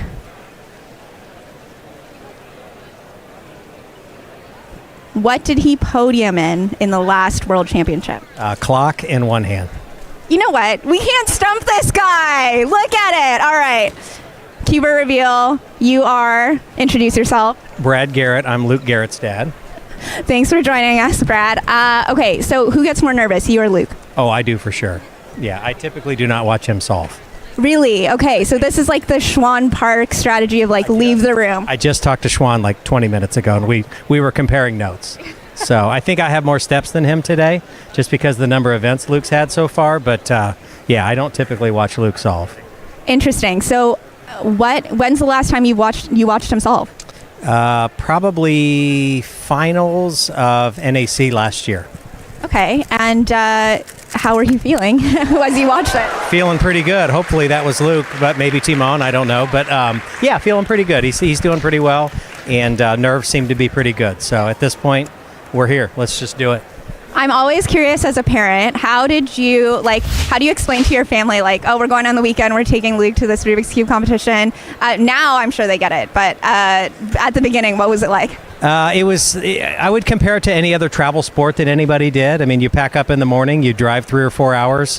When we started, we would sit and watch a lot of the competitions. Now, because we've been to so many, 266, I think, at this point, typically I'll drop him off and then I go do something, try to find something fun. And so, we just kind of describe it like a swim meet. You compete for a few seconds, and then you wait a bit of a time, and then you compete again. And then as the day gets further along, depending upon how well he does, it gets busier. And so most everybody in our family now knows cubing, and all of our friends know cubing as well. Totally. Okay, last question. Your best cubing dad advice? Oh, have fun. It's awesome to see Luke be one of the top cubers in the world. I think for me and for my wife, Karen, it's more important when we hear comments like, he's a good person, right? He takes the autographs, and so soak it up. It's not going to last forever. I think the car rides to and from are probably some of our favorite times. And so, everybody grows up and grows out of the house, and just enjoy it while you can. Awesome. Brad Garrett, Luke Garrett's dad. We're seeing him solve in 3x3 round 1 right now. Thanks, Brad. Awesome. Thank you. Brad Garrett, an absolute legend in our community. You just saw 2 legends solve themselves, and we're about to get a third one on the stream. Timon Kolosinski, 4:02, amazingly fluid, in 0 time needed to recognize that ZBLL. You saw the replay multiple times. As Manu Singhal joined by Zach Rydell. We did also see Luke Garrett with his first solve, a 536 plus 2 equals a 736. There was a pretty fluid solve, but there was a big pause there for last layer, recognizing the case, and then unfortunately not doing AUF correctly, leading to a plus 2. 8 seconds. While we have Brad Garrett on the brain, I have his face 12 on seconds. 2 of my cubes currently that I'm going to be using at this competition. Incredible. It's amazing how recognizable he is. Patrick Pons, former world record holder. Unfortunately, this one not quite going his way. 670. The 4th legend has arrived, chat. Seung-Hook Nam just leaving the station. 626 for his efforts. Yeah, it's going to be quite the amazing group. I mean, again, wait, hold up. I just sat down and I'm realizing some of the names that we're seeing here. We're seeing Timon, we're seeing Luke Garrett, we're seeing Seung-Hook Nam, and Patrick Pons, all of which former world record holders or current world record holders. Yes. It's a star-studded group, this one, Zach, that we've been thrust into. As 1 star has left the booth in Felix, 4 more have arrived, 5 if you include Brad. And you know what? Why not? Let's throw Brad in there as well. Both Luke and Timon are sat down. They're going to be competing at the same time. It actually turns out that Luke did a solve earlier. That was 649, as you can see on your screen. Timon now for his solve number 2. Looks like Yellow Cross is going to be his choice. Decent is execution, but F2L field felt pretty long. ZBLL's 5.60. We're going to see Luke immediately going into his solve. Big pause for, looked like maybe ZB, but misrecognized H-Perm. 591, yeah, seemed quite upset. You saw, again, a little bit of percussion with the table there, but let's see. Quick little review here. And then, yeah, here you go to ZBLL. Big pause there to recognize, and then still getting the case wrong. Yeah, you could see Luke's not too thrilled with that. Sub 6, even with that mis-execution, though. Yeah. Still quite a fast single. Oh, yeah. I mean, Luke Garrett known for his amazing turn speed. I find it incredible that these guys can recognize ZBLL on colors other than white and yellow, because those are the standard. That's what everyone has. That's what all the resources are based on. That's what the best solvers in the world do. So for me, it was impossible to figure out what ZBLL that was, but for these guys, they're just on a whole other level. I know during warm-up back here at some of our stream tables, I got like a 230 6x6 solve with a ZBLL, and I felt so fast. I can only imagine how fast these guys can recognize the same cases. Yeah, the name of the game has changed quite a bit. 779 there for Patrick. He's kind of laughing it off. Patrick should make the next round without too much issue, although counting a 7 is a little bit dangerous. Seung-Hook Nam, amazing solver from the Republic of Korea. 564 average, one of the best in the world. Incredibly good at big cubes, as Zach mentioned, previously held the 6x6 world record. ZB for him as well. Bit long one, maybe the split execution a little bit, 739. I was going to say, I saw a huge pause during F2L, which is something that these competitors are, of course, these competitors are looking to avoid, but really I saw one there that kind of seemed like nothing was really going on and nothing really came out of it. All competitors will be trying to avoid as many pauses as possible. Luke Garrett, he's got a 5, a 6, and a 7 in the tank. Can he get a 4? And then perhaps a 3? He's definitely done it before. A dynamic solver. On this scramble, what do you see? Doesn't look like a ton as he goes for orange. Yeah, maybe not a ton there, but you got to remember Luke is a color neutral solver. 566 there for Luke. Yeah, as I mentioned, Luke is a color neutral solver. He can solve on any cross color. 6-7, Luke is telling the audience with that hand motion. But again, I'm missing some sort of context, but I'll figure it out later. I think you're just a little too old for this, Manu. Perhaps. What never gets old is watching Timon Kolosinski solve. Oh, incredible. Got to ZB so fast. He's going to count that 4.27. Timon is on a hot streak. Oh, man. He's channeling some sort of tennis legend with that Australian Open hat. Just gets to ZBLL so quickly. Incredible recognition. Red cross there for Timon Koleshinsky. He is color neutral, but he does tend to really prefer white and yellow crosses. Quite amazing seeing him in such a high-pressure situation go for the different cross color. I think it's incredible how much he must have insane confidence in himself. He's got some incredible results. Of course, the 5x5 world record yesterday, the most recent addition to his incredibly full. What do you call it? Like a trunk? A catalog. I don't even want to talk about his 5x5 world record. Last time I was kind of screaming in Michael Tripodi's face, and I'd like to avoid doing that to you, Manu. I'll take it. You're all good. Ooh, good comeback from Patrick here, 568. Got to see also Sung Hyuk Nam inspecting his puzzle. Ooh, he's got red on bottom. Man, this red cross must be really good. Big pause there in between each. Ooh, the tail end of that F2L did not look great. 666. We're getting some word that Timon's mean currently is below his PR average, so that means that he has one solve to throw, and his best possible average would still be below PR, so that means, folks, we might be... Actually, no, we very officially are on sub-5 average watch. And not just that, that would also come out to be European record then as well, correct? Surely. Luke Garrett on the blue cross, 5.56. It's incredible how bad he can make 5.56 look sometimes. Just amazing work. Oh, a flare for the dramatic Luke Garrett. He's having fun. And here we are. A 6.02 average for Luke Garrett. Zach, what will we want to see here from Timon as he's chasing this sub-5 average once again? He's done it before. He's done it multiple times. One of the only people to have it in the first place. What do you see? So I'm looking across here. I do see a bunch of white pieces on one side. I'm unsure how that's going to pan out, actually, coming into the solve. He does opt for the white cross. Bit of a longer solution. This is going to be worst. 6.63 for Timon. We did see that soon ZBLL at like around high 4 seconds, and then around after recognizing what case it is, as well as execution of said case, we ended up with a 6 there.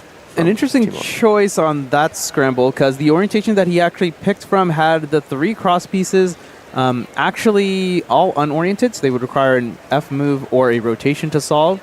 Typically, you don't want to set them up like that, but obviously he was cooking something. Speaking of cooking here, Patrick Pont with another 5.72. Yeah, the good solve there. Nice and fluid. 2 7s, 2 5s. He's back in it now. Sung Hyuk Nam. You'll see there's a pretty big difference actually between all the solvers that we are going to feature. Luke Garrett, really fast turner, can look ahead incredibly. Sung Hyuk Nam, much more of that controlled turning. That's what makes him so good. I said it before, I need a video. He needs to put it out there on his channel, how to turn like Nam. That alone will get so many people faster. It's amazing, mesmerizing. Little yeah, a bit of a commentator's curse there, going to ZBLL in the 9. My bad, Mom. My bad, Nam. Yeah, 9.16 there for Sung Hyuk Nam. Again, quite unfortunate. You saw going into that last layer, going into OLL specifically, really, well, just missing the mark. I'm not sure what happened there. He's a great solver. He'll be back, of course. So, Timon has one more solve left. You saw, it flashed up on the screen very briefly that he was on a sub-5 phase. BPA is 4.63. We're getting word that 4.11 is what he needs to get PR. That's a pretty uphill battle. 4.11 is going to be very tough. But if anyone's can do it, it's Timon. Yeah, we've seen Timon be an extremely clutch solver, being able to pull out great times in these high-pressure environments. And let me just let the man speak for himself. Let the man solve for himself. Yeah. Here we see Timon Koleshinsky sitting down at the red stage getting ready for his 5th and final solve. Again, you see that 463 best possible average there for Timon Koleshinsky. Yeah, 411 needed for PR average. But I also think the other thing we're looking at is sub 5 average. 560, 427 are his counting times so far. So he actually doesn't need a sub 5 in order to get sub 5, but obviously anything he can do will help. Let's see what he can do. Blue Cross. 524 there. He actually might be able to get... Let's check out what the live tracker says. 507 for just Timon. barely missing out on the sub 5, but that's one of the... 504. One of the best averages we've seen from the round so far, tying Qixuan's FWR that you saw earlier. Oh, beating Qixuan's FWR that you saw earlier on the stream. Just amazing. Just incredible. When you get to count a 4.27, there's a lot that you can do, and Timon took pretty good advantage of that. He's got to feel pretty good after last night's results and 3x3 round 1. These are those are the two events he cares the most about. We're going to see here the next group of 3x3 solvers making their way to the stations. And really, one of the guys to look out for in this next group is going to be Max Park. Here we see him on the blue stage. Maybe not yet. He is on the blue stage. We are going to watch Sunghyuk Nam solve first.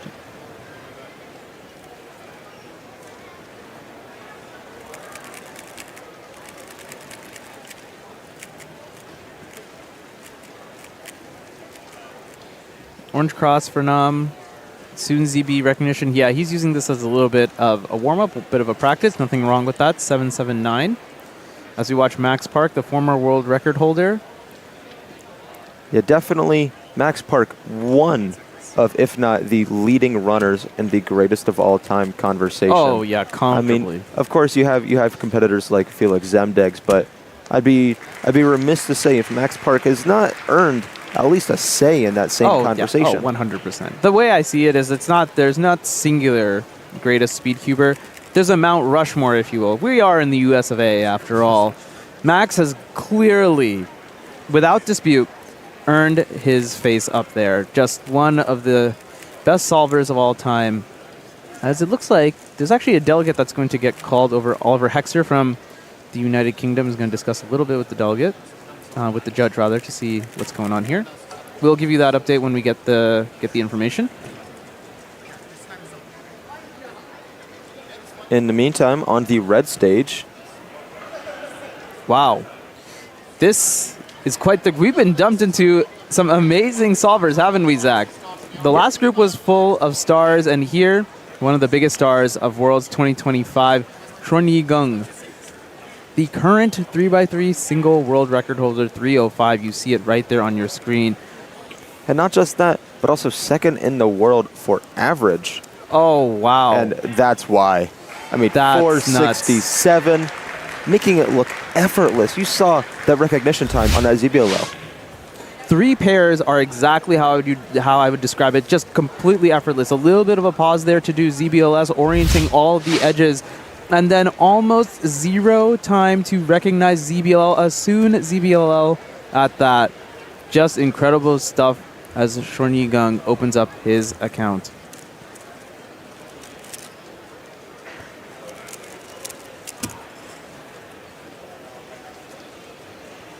Here we see John Petro III appear on the blue stage, solving now. Unfortunately, a +2 penalty, making that 12-14.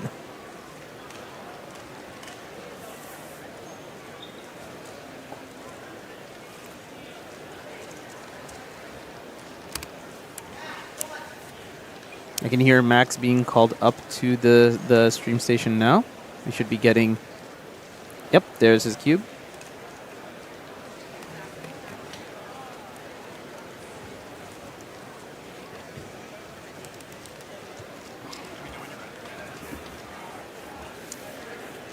Now, not entirely sure what happened earlier. There was a delegate that was called over. Perhaps an extra was given. We can check the scorecard later to get that result. But for now, assuming that the time stands, 5:69 was his very first time. Max known for being an incredibly good solver. And by good, here I mean consistent. I was going to say good is maybe an understatement. That great is an understatement, Manu. Absolutely. There's no good word to describe just how incredible of a solver Max is. Great turning. Looks like he messed up a little bit there on the execution. Kind of slipping on that F move a little bit. 587 though, still quick. Max on pace for a sub-6 average. And that's kind of what I mean by consistent, right? Like you saw, he had to kind of flick that F prime 3 times and finally getting in on the 3rd or 4th time. But even with those mistakes, his turning right before then was completely fluid, very, very fast. And with mistakes, he's able to get 587. Even though some people say Max is maybe out of contention to win the World Championship, I think he's never truly out of contention, because when others falter, Max is there performing at least a consistent level, if not a fantastic level, and he's always going to keep his name around in the hat. Exactly. We're going to see competitors, especially like our faster competitors, they could fluctuate in time from event to event to round to competition to competition. Max always there as a baseline that these competitors need to be able to hit. Yeah, I don't remember who mentioned it on the stream earlier, as a gatekeeper. Max is that great gatekeeper. He's going to be there standing watch. And if you can't beat him, which is an extremely tough task to do. I was going to say, if you can't beat him, join him, but I don't think that really works when it comes to cubing, does it, Manu? Not quite, unfortunately. 13-11 for John Petro, almost. Yeah. Getting really close to a PR single there as we see Xuanyi Geng inspecting on the red stage. Yeah, let's see if we can find anything. Xuanyi, of course, as one of the newer cubers, white, yellow only. Maybe slight exec error there, but 501 after the LZBLL, making just light work out of any scramble that he receives. Yeah, it's really astonishing because no reaction whatsoever to that solve either. Something not mentioned or not seen on stream. I actually think he is wearing the hoodie of Qixin right now. On the back, it says channel some luck. It says her name, so maybe, yeah, as you said, channeling the luck of her first round average. Not sure how much luck he needs. He is an incredible solver. Even when he gets bad luck, he is incredibly good. Just unbelievably good. Unbelievably good. 2 words to describe Max Park here. Getting ready to inspect on the blue stage. Maybe looking a tad nervous. It's back-to-back action here. Love to see it. Love to see it. If he is nervous, what'll cool him down is a good solve. Let's see if he can get something here. Green cross looks like it's going to be the choice. He's kind of locked in on the orientation. This is a good sign. The very first indication of a good solve from Max. A couple rotations in F2L going into last layer now. 525. Can't be too angry about that in round 1. I was going to say, quite a hot start again. 3 5s back-to-back there for Max Park. Going to put him on pace for sub-6 and be able to lock in quite a good spot going into 3x3 round 2 tomorrow morning. Indeed. And yeah, just looking pretty good overall. It doesn't look like...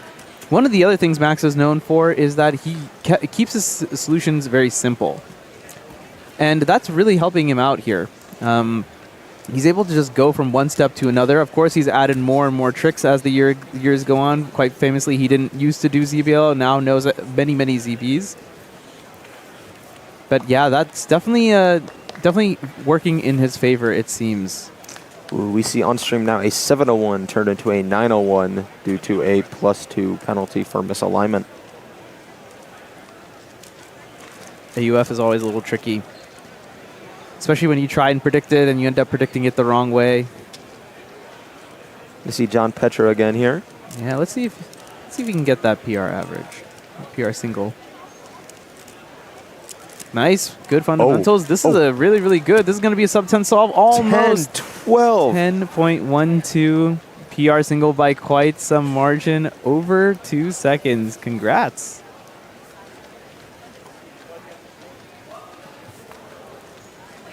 Always awesome to get a good result early. In his first World Championship as well. Great to see. Yeah, you could see there, I believe this is the PR single here for John Petro III. Yeah, kind of a nifty execution there on that last F2L pair to give very, very simple.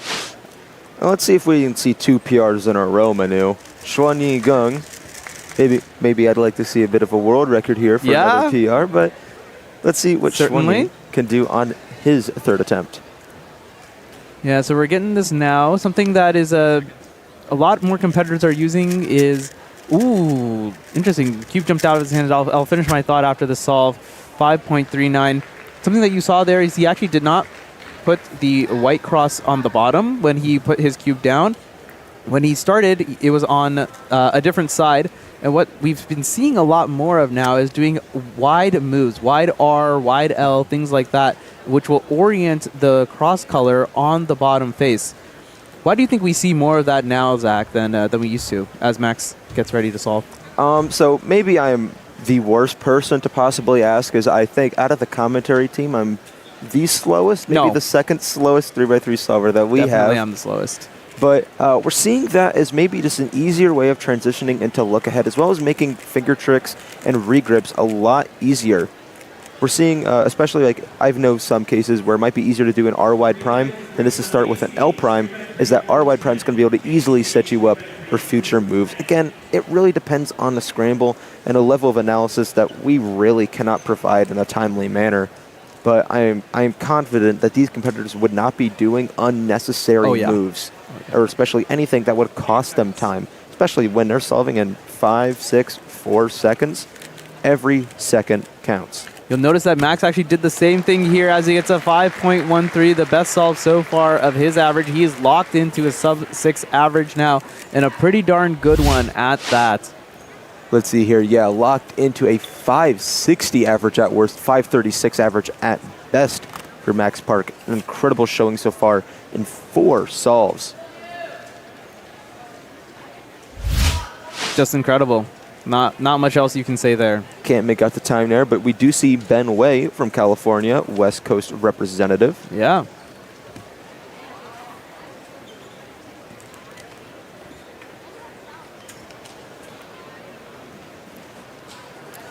Here's Xuanyi now. He's going to be stepping up. And as we see John also step up to do his 5th solve, I believe. Hopefully we can show off both here with some picture-in-picture mode. Yeah, I love the picture-in-picture action. Great work from the production team. Xuanyi Geng on the red stage in your full view. John Petro III at the top right. Looks like a little bit longer ZB recognition for Xuanyi as he gets 5.22. Not something he'll be thrilled with, but of course an incredible time. Let's see, a 14.33 there for John Petro. I do believe that makes his 14.01 from earlier counting. Yeah, indeed. And he has a 13.89. So perhaps he's able to get a PR average considering he did have that 10-second solve earlier. So great work from him. All right, I believe now we are actually going to take it off to Alyssa Esperaz for a mobile interview with John Petro. Yeah, you can see him right there, Alyssa just guiding him to the spot. Here we go. We'll swing it down to Alyssa in a few. Mike, and I'll give it to you. And I'm just going to ask you a little bit about your experience. Okay, great.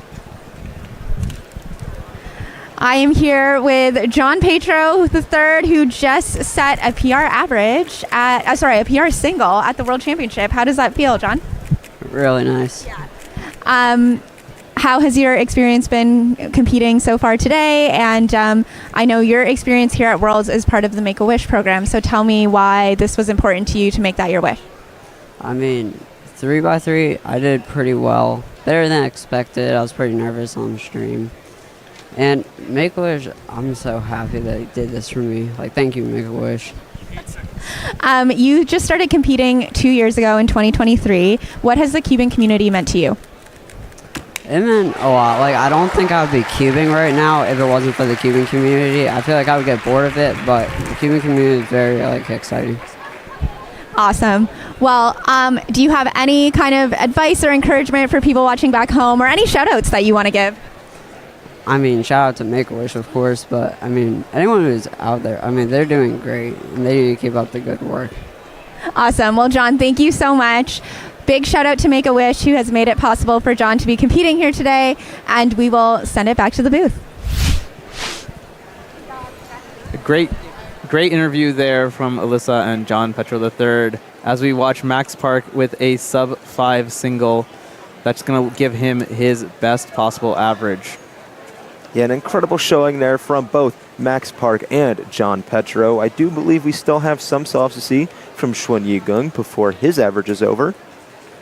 Yeah, it was good to hear from John about how he got into speed cubing and what keeps him into speed cubing the community. Certainly, there's a lot of community aspect. You've heard that from actually probably a lot of our interviewees here today. So I was going to say, John is from my region of competing, and from what I remember, anytime I saw him, always had a smile on his face. One of the friendliest competitors I knew. Awesome. Glad to see him here at the World Championships.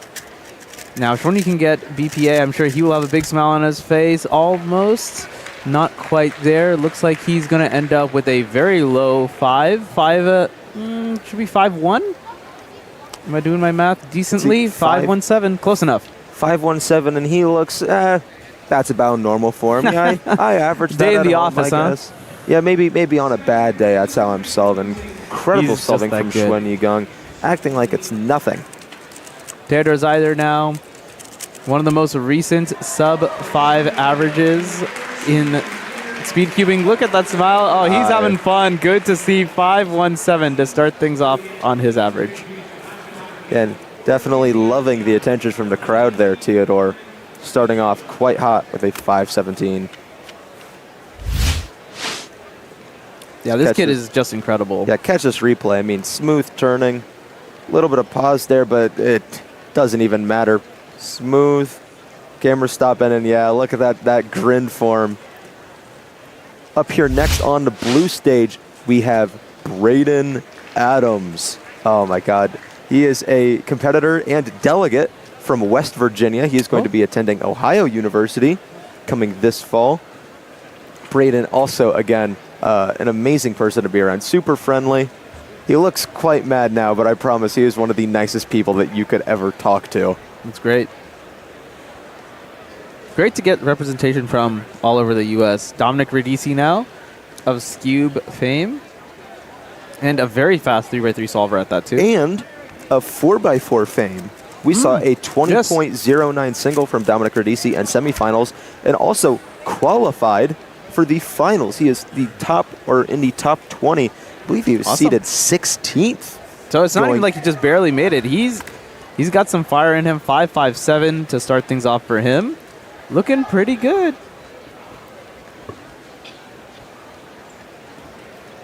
The incredible solvers continue as... Yeah, I was going to say, speaking of incredible, Theodore Zeider.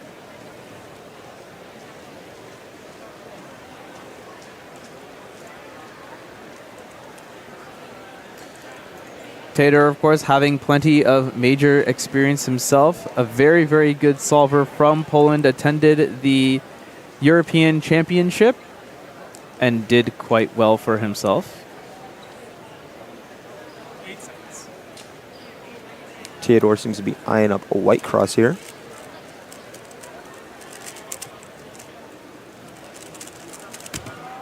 .628.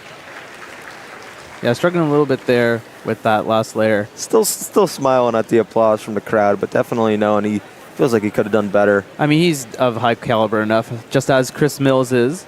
These guys are basically guaranteed to make the next round. I was going to say, I really got to shout it out here to Chris Mills. Every time I have seen him so far this weekend, I've gotten a fist bump. That does not go unappreciated. 481 for Chris Mills. There's good karma from all those fist bumps this weekend. Exactly. Chris is such a fun guy to talk to. Has a ton of energy wherever he goes. Good to see him get a sub-5 solve. And yeah, it looks like a ZB, if I may. It's ZBLL, Manu. I know why you're saying Zed. I don't Hey, even there's wanna, only one person in the world who's allowed to say ZBLL instead of ZBLL, and that's that man right there. I don't Chris want to Mills. entertain it, but yeah, you can see the aura radiating off of Chris Mills as he walks back to the Come on, waiting dude, he's area. earned it, don't you think? Yeah, oh, definitely. Brennan Lynn now, one of the fastest Canadian solvers, 5.63 average. He's hoping to get some good solves in this first round of 3x3. Quite the lucky starter for Brennan, but an 8:36. Yeah, unfortunately, the lockup's really eating into that time, not only because you physically can't move the cube, but of course, at this level, the lockups also mentally, they kind of hit you as you try and recover. 10:32 there. Laughing it off, taking Getting some it in applause, stride. too. As we see come up next to him, Theodore Zader.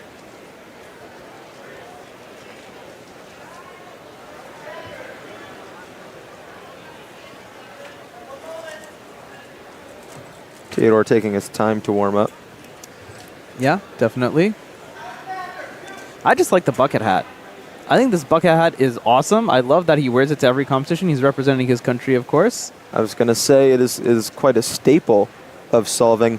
And not just that, Poland definitely one of the top countries here. Certainly. We saw Poland take 2 out of the 4 finals yesterday. Yeah, 2 golds already in 2 days for the country of Poland.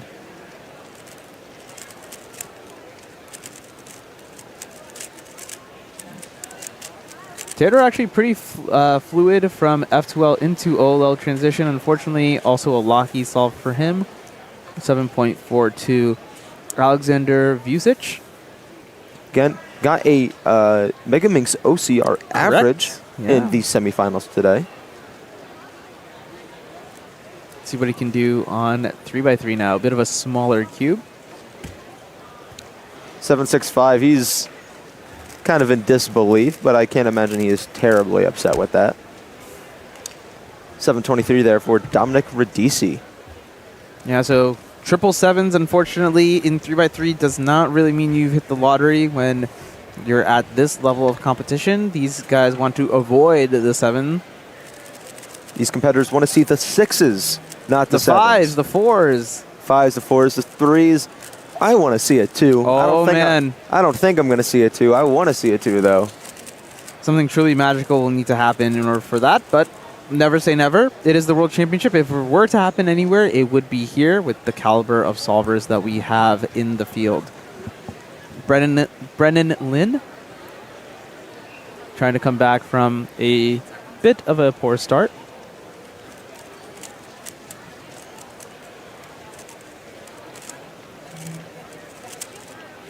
OLL and then now PLL 806. Unfortunately, that means that his previous 7 is going to count. Should be enough to make his way into 3x3 round 2, and then he can worry about making it into semis from there. Yeah, just use this round as a warm-up. There is absolutely nothing wrong with that. There's no need to go all out right now. Whatever is safe, whatever is comfortable, and it's the, experimentation is okay here. I was going to say, in the words of Liam Chen, smooth is fast. You see Jo Hung Sun here with a 6.54 using Ru. Ru is a very different method from CFOP, building the first block, then the second block, and then doing a step called CMLL before solving the last 6 edges. Ru took the podium, not just the podium, but the gold medal yesterday in the one-handed event. Neo Juarez of the Philippines. Congrats. We're seeing here Theodore Zader go up for his 4th solve.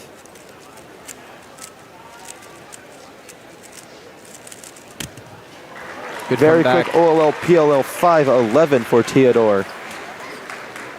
There again, showing off for the audience. He's having fun. And now, here's what we've all been waiting for, Manu. Yi Hung Wang. The world record holder, the only person in the world to have solved a 3x3 under 4 seconds using the Olympic average of 5 measuring system. 3:06, 1/100th of a second off of the world record single. And he's done it twice. Yeah. That is incredible. Arguably the most dominant solver in 3x3. Here we are, folks. What can we see from the greatest in the world? 422 to start off the average for Yiheng Wang. Absolutely incredible. Like, it's so difficult to commentate Yiheng in real time just because he's so fast. I was going to say, blink and you will miss it. White cross here for Yiheng Wang. Smooth, OLL, PLL, kind of a locky PLL That's execution. crazy. I think we could have been seeing anywhere from a mid to a high 3 if it weren't for that lockup. No, you're absolutely right, and it's so good. We almost have to show you again. Honestly, I wouldn't mind seeing it again if it weren't for Brennan getting this 644. I mean, Yiheng is the favorite to win the World Championship. The odds are really, really stacked in his favor when you look at all of the incredible results he's put up over this last year. He's just incredible. Here it is from a different angle. It's crazy that a lockup means that 422 is a bad solve. Yeah, it's crazy. I think there's good odds that 422 could be the worst solve in his average. But here we see Kyle Santucci representing Canada. 645 single there to start it off.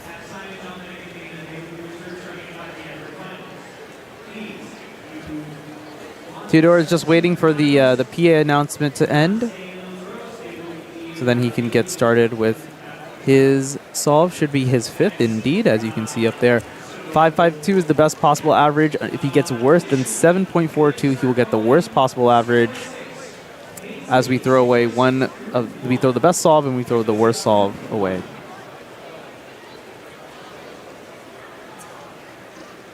All right. I do have to hop out here, unfortunately, as I just got called up for 6x6. I'm going to leave this to Manu, who's going to be able to take you through the rest of 3x3 round 1. Best of luck to Zach.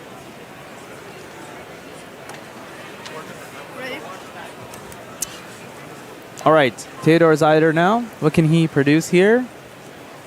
Looking at the top down. Yeah, looks like white is going to certainly be the choice. Interesting, doing that wide R2, certainly an interesting choice. We'll have to look at the replay to see why he picked that. He's happy about it though, 5.96. He's taking it all in at the World Championship. And this is certainly a great average of 5 to start things off. 5.80. No, absolutely no issue there. Sub 6 average. And he deserves all the limelight on him. Definitely one of the best solvers in the world at such an incredible young age. As the camera follows him as he walks off of the solving station.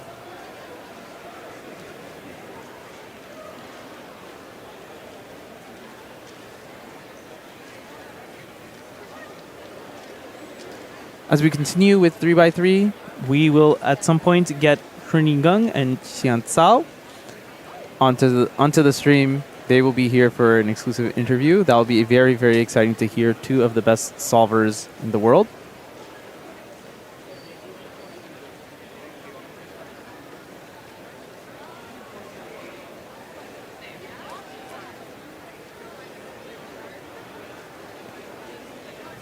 As we wait for the other solvers to come back up, just a reminder, a programming reminder, we will have 6x6 round 1 immediately following 3x3. And then after that, it's another intense finals block. 4x4, Megaminx 2x2, and 7x7. I'm definitely very biased when I say this, but Megaminx is one of my favorite events. That is the one that I'm going to be commentating on and the one I am most looking forward to in terms of results. So many incredible solvers. The battle for 3rd is wide open, as well as maybe 1st or 2nd. If Timofey Tarasenko or Leandro Martin Lopez, as they battle for the gold. Brennan Lin composing himself a little bit. Bit of a good comeback on the last solve. from his first 2 times, which were definitely below 8 seconds. his very lofty standards. 12 seconds. Here we are. White cross is the choice. Looking pretty decent through F2L, OLL, PLL now. 7.05. Still a little bit behind where he wants to be, but a much better solve than the 8-second solve he had earlier. That will finish out his average, it looks like. I think there was one solve that might have been skipped, put on a different station perhaps, or potentially just missed by me. Yiheng Wang. 4:22 is the time that he has, the first solve of his average that we were able to get. Perhaps he has done another solve on a different stage. We will not find that information out until later. Actually, looking at the top-down view, which I have available to me, and you all will get to see in just a few seconds, I can see that this, in fact, is his second solve. He immediately picked this angle. 8 seconds. White bottom, blue front. Is going to immediately go ahead and execute immediately. Oh, man. Oh, man. Just so good. 4.21 for Yiheng Wang, the little master himself. We have to see that one on the replay. Just his fluidity and there's just no pauses in between steps. His look ahead is just that incredible. 4.2. And yeah, here we go. Here it is from the bit of an audience angle, an elevated audience angle. You can see there's just a little bit of a lockup as he transitioned into OLL, or perhaps during OLL itself. 4.21, just 0.1 seconds off of his first time. Here's the top down, and let's see if we can see exactly where that lockup was. Yeah, transitioning into OLL, it was soon, and then just going straight into the PLL. Here's Kyle Santucci now, one of the greatest solvers from Canada. Alongside Brennan, it's a little bit of a battle with Canadians. Kyle is known as one of the fastest solvers in the world in terms of turn speed. He has some ridiculous solves at home.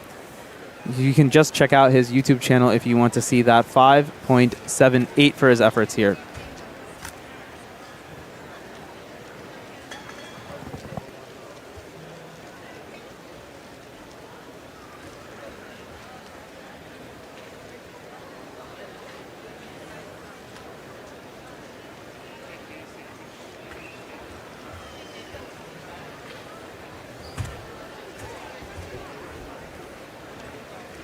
Just waiting for some more solvers to come up. I believe this is Jack Pfeiffer from my home state of Ohio.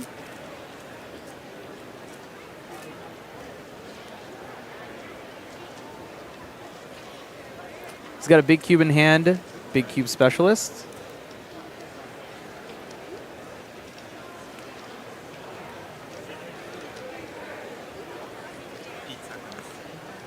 Oh, he's actually doing 6x6 right now.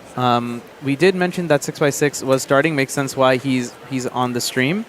I do believe that Yiheng has 3 more solves to go. Seems like the blue stage is a bit further ahead of red for one reason or another. Obviously, there are many organizational logistics that come in. And everyone here is doing their best. It's very difficult to run a 2,000-person competition, especially with the best of the best solvers. There's additional scramble checking and such that needs to happen in order to make sure that everything is done by the book. Everyone gets the correct scrambles and such. Certainly a great amount of appreciation goes out to all of the delegates and organizers. Now, as Jack is continuing, we do have Yiheng's third solve on the red stage, and I'm joined by the Australian great Michael Tripodi. Welcome to the stream, Tripodi. We are so back. Oh, yeah. Yiheng Wang, 4.22 and 4.21 to start the average. Isn't it crazy? Isn't it a crazy thought that he's not even on world record pace right now? Oh, man. He knows it. He knows it, too. But he doesn't need the world record right now. All he needs to do is make sure he gets 5 counting times.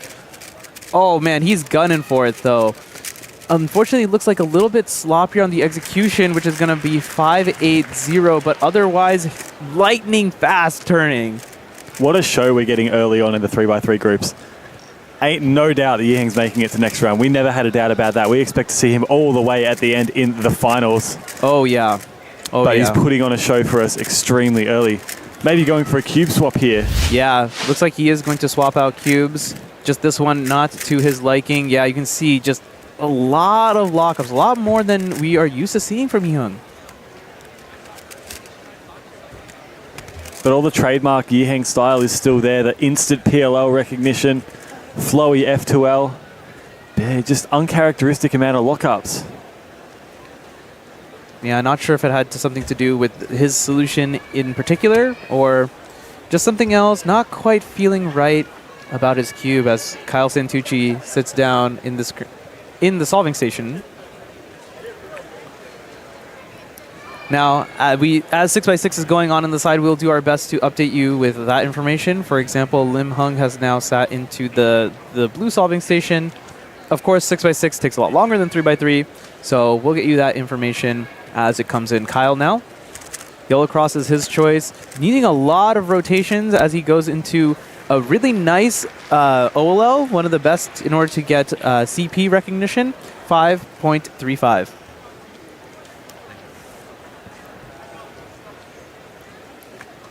We'll definitely want to see a replay on that. Just very, very speedy all throughout.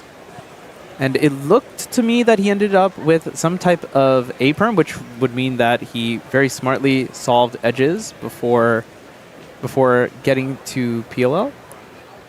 Here we go, Lim Hung in for 6x6 first round in this first group. As you mentioned before, we've got both events happening at the same time. Red Stage just running a little bit behind, but here is Lim Hung. Yeah, an incredible solver is Lim Hung at big cubes. He was, I believe, in 7x7 semifinals, I interviewed him. He had a 149 mean, I believe, beating out Max Park for the round, third place seeding. As he wraps up 6x6, 113 for his efforts.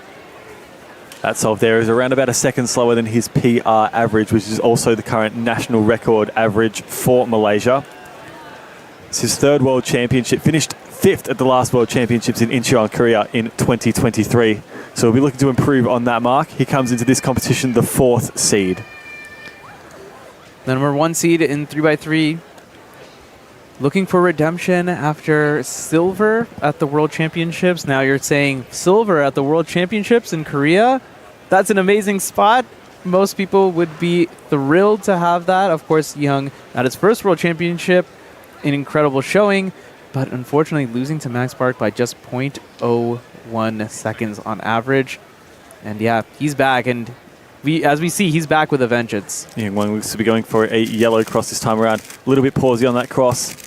But the rest of the solve, almost perfect. Oh, a little bit of a lock up on the PLL there as well. 5.16. Looks like he's asking for something or other. We'll try and update you with whatever is going on with this average. I did hear that in 2x2, he did need an extra because of some flash photography that had gone on in the crowd. So that is correct. Certainly, flash photography very distracting in an event. So that on 2x2, we've got two of the organizers deliberating. Looks as though an extra of some variety is being granted. You can see there, very nasty lockup. It seems like that might not be...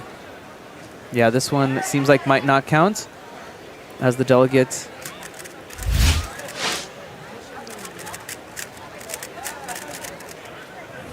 Yeah, looks like he did end up getting the extra. We could see, you can sort of see there the time getting crossed out. When he asked for the extra, he did point into the audience, so somewhere in that crowd. Jack Pfeiffer, by the way, on the blue station, 117. Pretty decently competitive. That is a time under his PR mean of 118.90. So under the mean by about a second there. Yeah, three of the stage leads now. Just kind of all gathered here, trying to deliberate, make a decision. Hopefully we can get you some information on what ends up being decided for this 5.16 solve of Yihung's. An incredible position that he's put in. There's a lot of pressure, certainly. And for someone at such a young age, he deals with the pressure quite well. Getting the 3x3 world record single with 3.08. And then, of course, multiple world record averages, bringing it down all the way from 4.86 to 3.91, breaking the 4-second barrier. Just amazing. Still some deliberation on that extra attempt. It looks like it has been granted, or at least that's the deliberation that is going underway at the moment. Realistically, it doesn't entirely matter if Yihung gets an extra in this round. What we really, really want to be on top of is if something like this happens in the finals. So in that sense, it's good for the delegates to be able to get some experience in this kind of deliberation before finals rolls around tomorrow. Yep. We did see that Maddie Hiroto Inaba from Hawaii started a solve on 6x6. Lim Hung was brought up to the stage, but then we saw him walk off just now in a side camera that we were taking a look at. I will show you some 6x6 action while we wait and see what is decided on Yihung's solve there.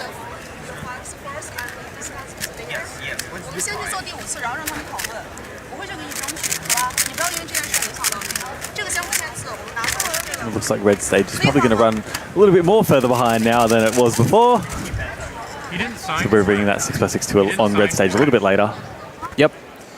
Yihung has put his, he's swapped his cube out again, put it into the box. Looks like he's going to go back to the waiting area as the delegates finish discussing. Maddie, it's hard to see where his cube is, as it's a little bit under the table. He'll be wanting to do decently in 6x6.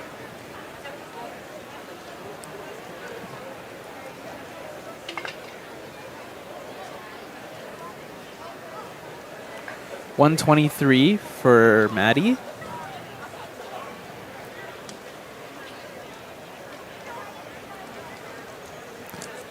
Some ways away from his PR average of 120 and nearly 10 seconds away from the PR single of 113. 6x6, another one of those events where parity plays a rather large role.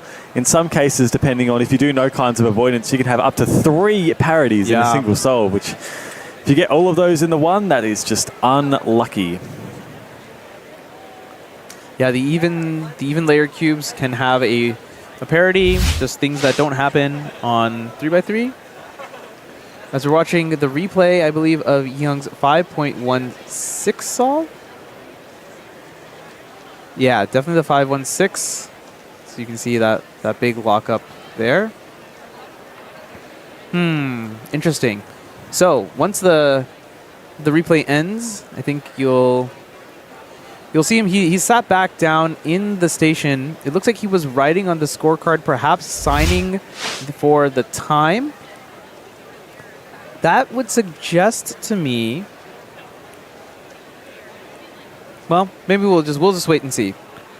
There's no point in signing for the time on the scorecard. Definitely looked like he was writing on the scorecard, and I wouldn't think that there's a reason for that unless an extra has been denied.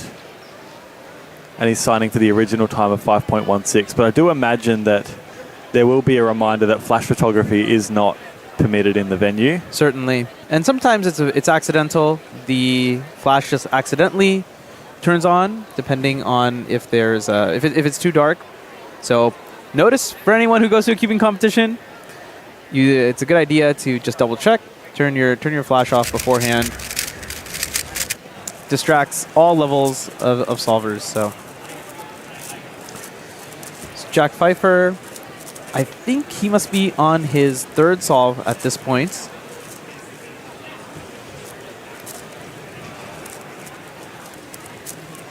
Hard to tell too much from this angle. But looks like definitely, is he doing redux? Kind of, yeah. Just hard to tell from this angle. Building centers definitely though.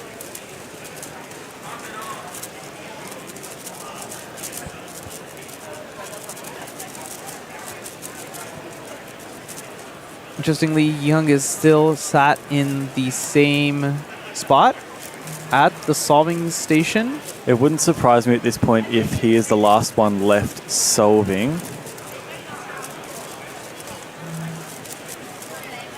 We'll hang tight and see. This is Jack Pfeiffer in 6x6 right now.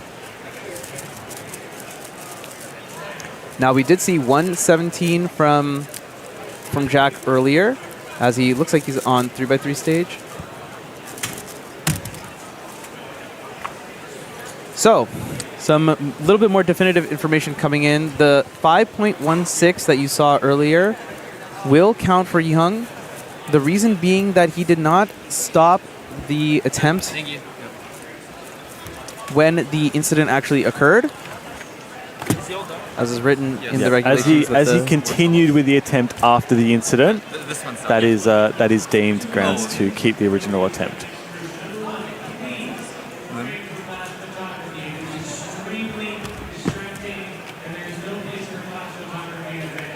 And yeah, there we go. There's the MC just again explaining that flash photography is not permitted in the venue.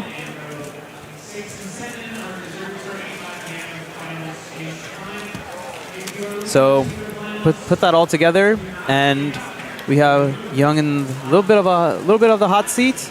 One final solve now for Yiheng. Yep. So after this solve, we will be able to get on with 6x6 on the red stage. And I say the hot seat also because remember folks, he is still on a very, very good average. 4.22, 4.21, 5.80, 5.16. So he is very, very comfortably locked himself in for a sub 6 average and should be looking very good to get a sub 5 average. 12. Just needs to avoid something worse than 5.80 or in that range. And yeah, he's comfortably, maybe not quite that comfortably, 5.76. And I think he's going to end up with something like 5.05. Yeah, 5.05 on the dot there. Definitely one of the faster solves of the round. He definitely stunned us early. 4.22, 4.21. An amazing solving coming out from him. Only a handful of solvers can even get close to 5.05. And in fact, with that 5.05, we know that Yiheng has definitely not won the first round, as Timon Koloshinsky has already entered with an average of 5.04, which is 0.01 faster than Yiheng's average in that first round. Oh yeah, and the U-perm, using the RU U-perm, unfortunately, just not quite the perfect execution, led to pretty big lockups, as you can see there, distortions of the cube. With that, I believe we are fully wrapped up with 3x3 round 1. 6x6 is now beginning on all stages, and with that, I believe we are going to transition now into a very, very fun interview with some of the best solvers in the world. Alyssa will be on stream to handle that. Don't go anywhere. We'll be back shortly.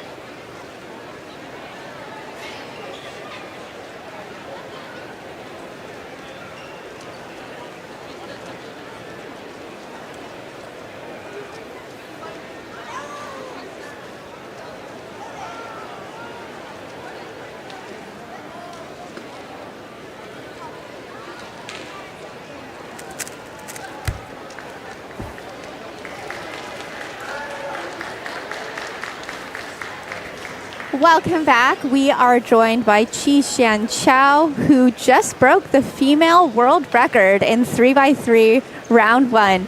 Qishan, congratulations. Thank you for talking to me, and congratulations on breaking the female world record. 启贤，首先恭喜你呢，刚刚打破了女子的世界纪录，也非常感谢你花时间来和我们做这次的采访。I'm wondering how you felt about the solves and the average. 我们现在想问问你，对于你这个还原呢，包括你的这个平均呢，你是现在感觉怎么样？我感觉很好。I feel very good right now. Was there any of the solves that felt, really good or that you were really excited about? 你这次平均里面这5次还原，有哪一个是你觉得还原的很好的吗？我最后一把4.3的那一把。I really like my last solve, the 4.3. Yeah, you got BPA. 你拿到了最好的平均哈，最后一次。Now, this is your first World Championship. Can you tell us how you've been preparing for this competition? 我们都知道这是你参加的第一次世锦赛，那么你能告诉我们你是如何准备的吗？我就享受比赛。I just try to enjoy the competition. That's good. I'm glad. Okay, a couple questions so that we can get to know you outside of cubing. Firstly, I'm wondering, what's your favorite subject in school? 那么我们还是想多多了解了解你在魔方之外。那么首先我们想问问你在学校最喜欢的是哪一个科目呢？我在学校我都喜欢。I like all the subjects at school. All of them? There's not one or two that stand out to you? 有没有你最喜欢的一个或者两个呢？我最喜欢的是语文。I like Chinese the most. Chinese, what do you like about it? 你最喜欢语文哪一部分呢？我最喜欢语文，就是把句子打乱，然后再排序。I really like how in Chinese we can take a sentence apart and rearrange the words into new sentences. Interesting. I like that. Okay, and then my other question is, do you have a favorite food? 那么我们还想问问你最喜欢的食物是什么呀？最喜欢吃什么？我最喜欢吃红烧肉。That's gonna be difficult to translate, but she really likes the dish, a Chinese dish where it's kind of like red carrots and meat. Yeah. Nice. Okay. I'm wondering, when did you first learn to solve the Rubik's Cube? 那么我们很好奇，想问问你，你是几岁开始学习魔方的呀？我是3周岁开始学魔方的。I started learning Rubik's Cube when I was 3 years old. Wow. And what did you think was the hardest thing for you to learn in solving 3x3? 那你觉得你在学习3阶的时候，哪一部分是最困难的呢？是我刚开始学的那种初级吗？就是或者说从你开始学到现在，你觉得哪一部分是最难的？我感觉都很简单。I feel like they're all pretty easy. Okay, good. Well, we can see that in your solving. I think a lot of people struggle with learning algorithms, and I'm curious, what is your strategy that you use to memorize your algorithms? 我们知道很多魔友呢，就是有时候在背公式的时候都会有一些困难。那么我们想问问你在背公式的时候有什么技巧吗？或者你是怎么背公式的呀？我没有方法，就是一组一组的背，然后背完了之后，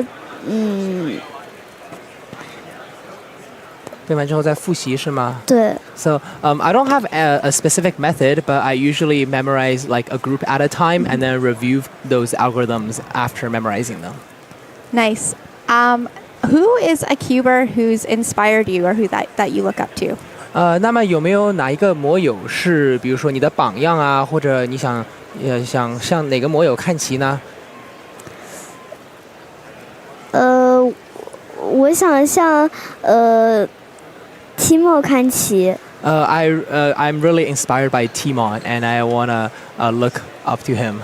Okay, nice. Well, Timon is on the screen right now. We're seeing himself 6x6. 6阶魔方。And oh no, he's actually a cube drop there, but a 1:18.60 on. 对，他6阶魔方1分18秒。What is it about Timon solving that you look up to? 那么关于 T1 呢，你就是怎么说呢？你是最想最欣赏他哪一部分？他玩魔方的哪一部分呢？或者说你最想成为他哪一部分呢？我最欣赏他3阶魔方的解法。I aspire his solutions for 3x3 the most.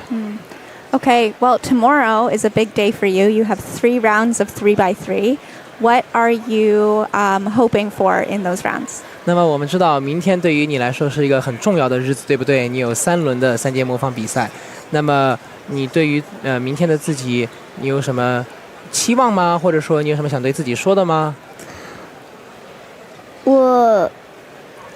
我只要尽力就行了。I will try my best. I will Yeah. tell myself that I will try my best.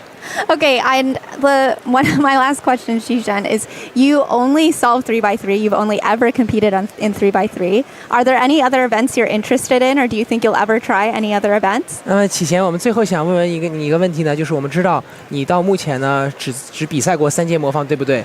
那么我们想问问有没有什么别的项目你感兴趣啊，或者说你以后想尝试什么别的项目吗？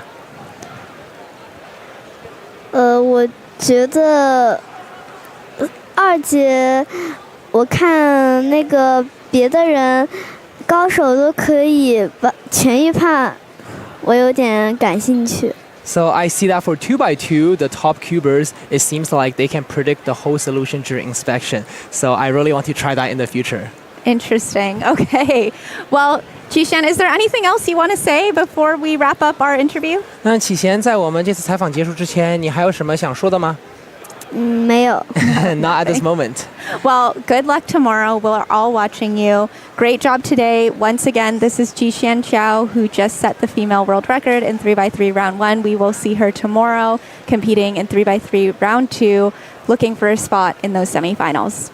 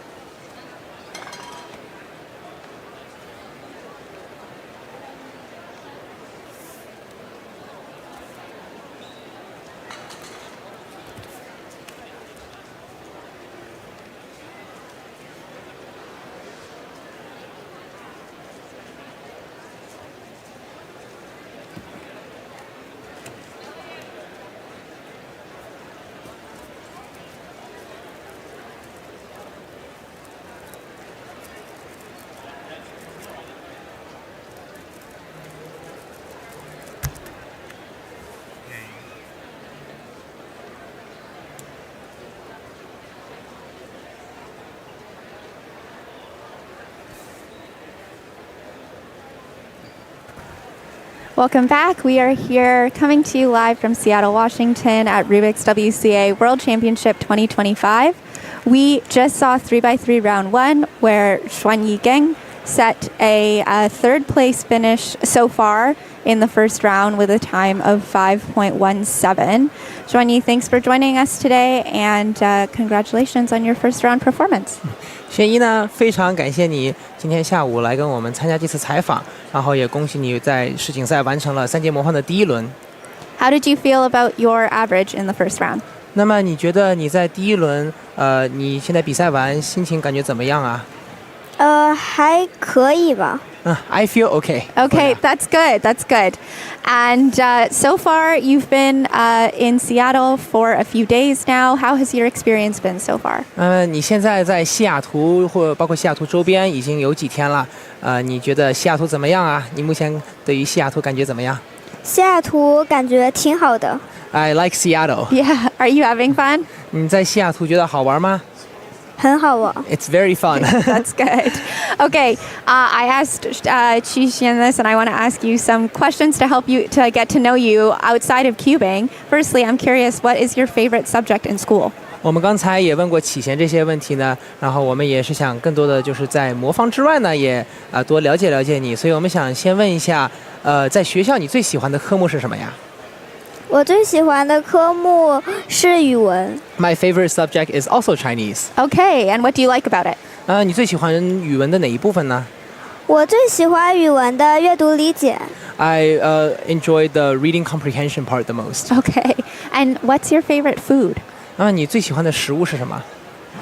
我最喜欢的食物是麦片。My favorite food is cereals. Okay, nice. Okay, I want to know when did you first learn to solve the 3x3 cube? 那么我们想问一问，你是几岁开始学习还原魔方的呀？我是5岁的时候。I started learning when I was 5. When you were 5. And what was the hardest thing for you to learn? 那么你觉得你从开始学习魔方到现在，你觉得最难的一部分、最难学习的一部分是哪一部分啊？这个我不清楚。I'm not too sure. No? Okay, now I'm curious, when you are using your inspection time, are there specific things that you're looking for during inspection? 那么我们想问一问你，就是在观察的时候，有没有你在观察的时候都会想些什么，或者说你有没有特别的去关注哪几部分在观察的时候？我在观察的时候会去想一些很好的解法，为了提升我的成绩。So when I inspect, I will think about some of the better solutions and hopefully to improve my time. Mm-hmm. How many F2L pairs can you usually see in inspection? 那么你平时在观察的时候，一般能预判几组？我平时在观察的时候，一般能预判3组。I usually during inspection can predict 3 pairs of F2L. Okay. Do you have any strategies that you use to memorize or learn your algorithms? 那么我们知道很多魔友呢，在背公式的时候，都会有一些困难。那么我们想问问你在背公式的时候有没有什么自己的方法呀，或者自己的窍门啊？其实我最好的方法就是去认真的去练习每一条公式。So my best method is to just practice each algorithm very seriously and very attentive. Do you like to learn them one at a time or in a whole set? 那么你是喜欢一个一个公式的去学习去练习，还是比如说一组一组的去练习呢？都会有。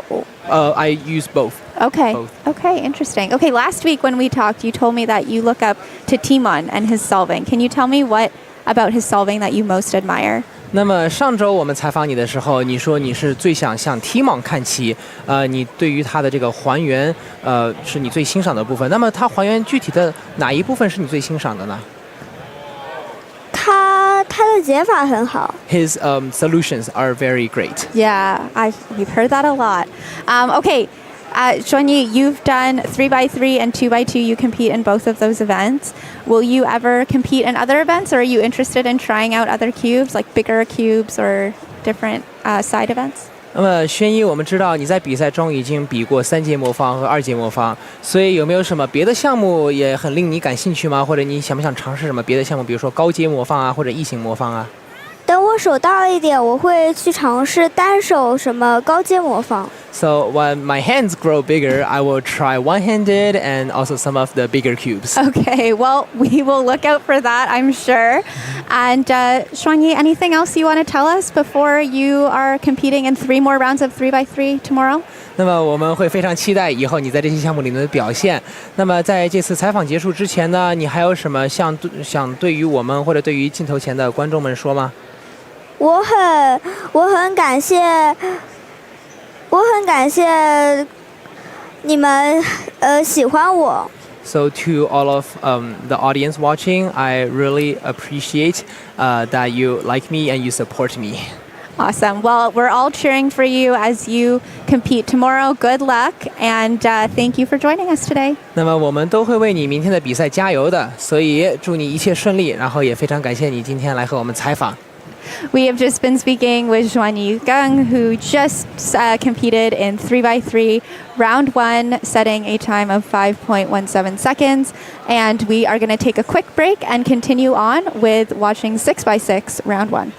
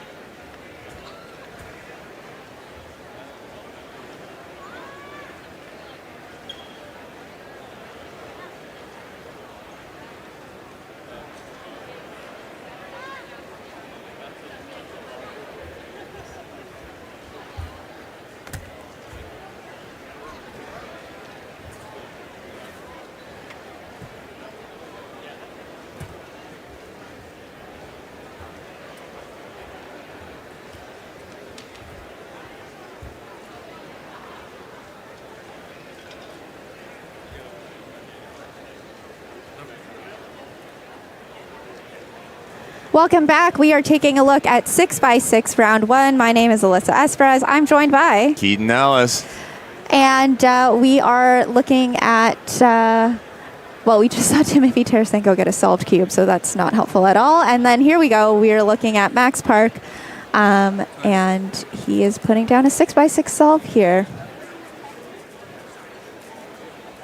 Max, our world record holder for single and average. The only person to challenge him in this event for a while, Sung Hyuk Nam. Max, of course, taking that back last year at North American Championship. Very famously, you were on the call for that one. Yeah. I see my wife in chat. Shout out, Alyssa. Just had to do that one.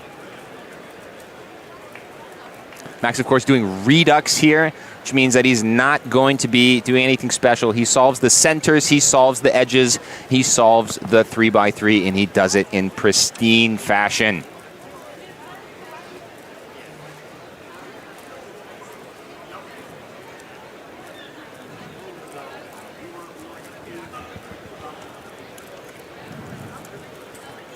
Max here finishing up edges. He's got 2 left. Max, I don't believe, does edge parity or the triple parity avoidance trick, which means he may get parity and he may not, and if he doesn't, he'll be fine. 106 for Max, just a little bit slower than that world record mean of 3. I don't think he'll mind that one.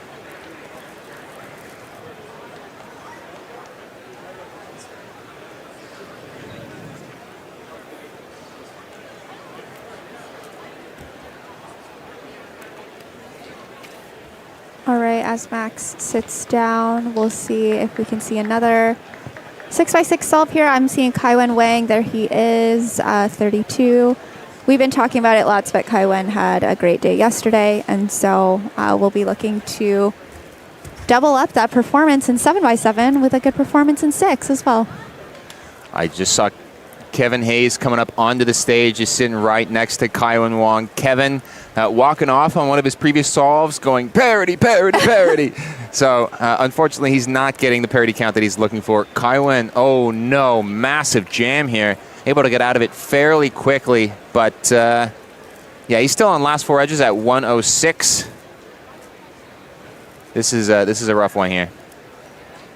I mean, when you think about the fact that Max Park has solved this in less than a minute. Oh, and he has edge parity. So Kaiwan does do triple parity avoidance here, but does get the double parity.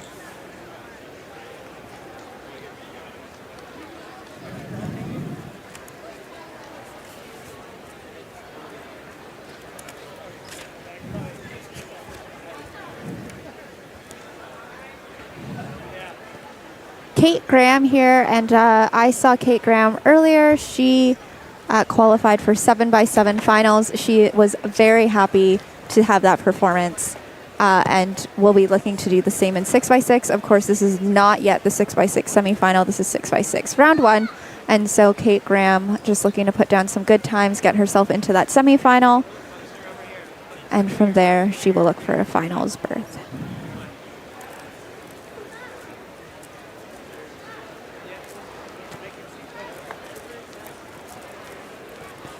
What are you saying on this solve, Keaton? Well, we're at 50 seconds. Looks like we're still going strong on edges here.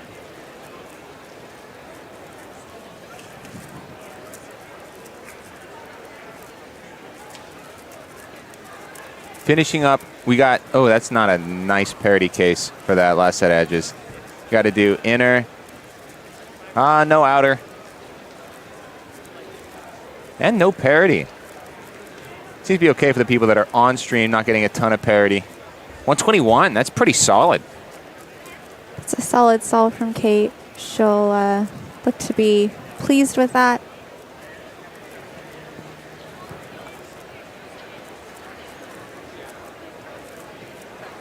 I think Kate has been preparing for this for a while, as many of our competitors have been, and it's always great to see when all that hard work pays off.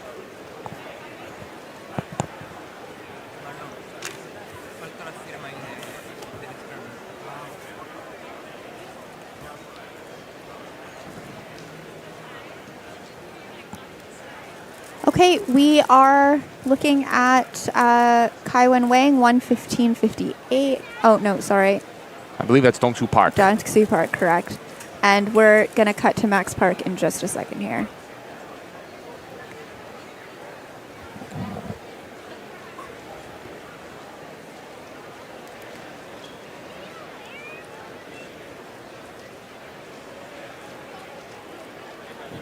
Max is getting started with what I believe is his second solve, and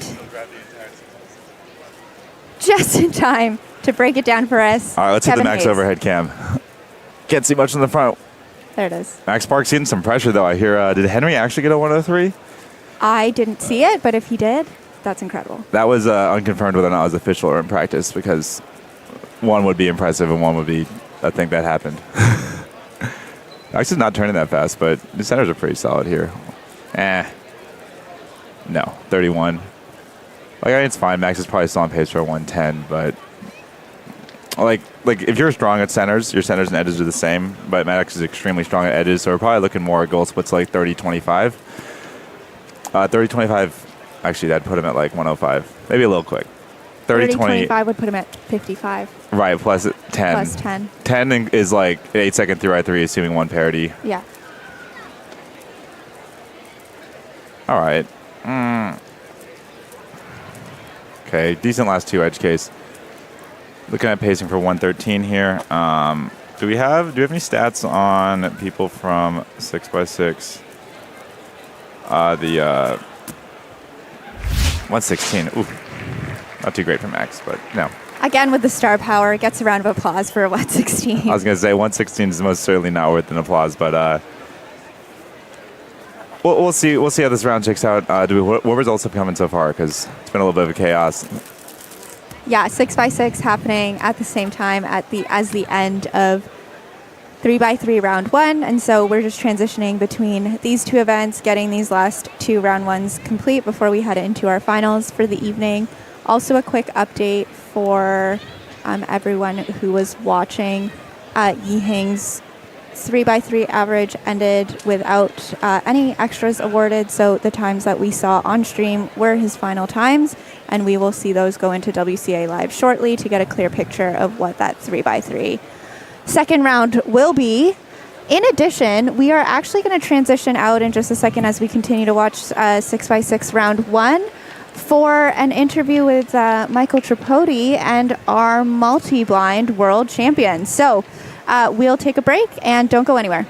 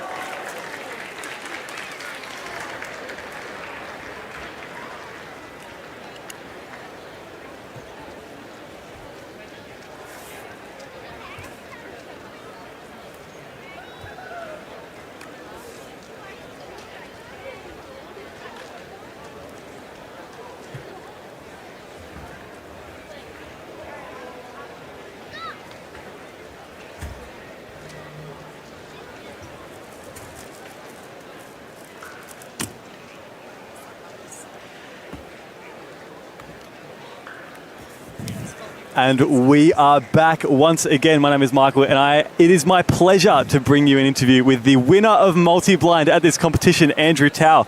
Congratulations, Andrew. I just want to talk about your progression before we get started. Your very first multi. I want to go way back from the beginning. The first multi-blind on your profile was from 2023. It was from 3 months before the last World Championships, and you got a 3 out of 3. I did. I was really proud of that 3 out of 3 too. Last year at the North American Championships, you set a PR. It was 32 out of 33 and you placed 6th at North American Championships. And almost a year later, you've somehow gotten even better, improved even more, a 52 out of 55 personal record to become the world champion in Seattle in 2025. How does that make you feel?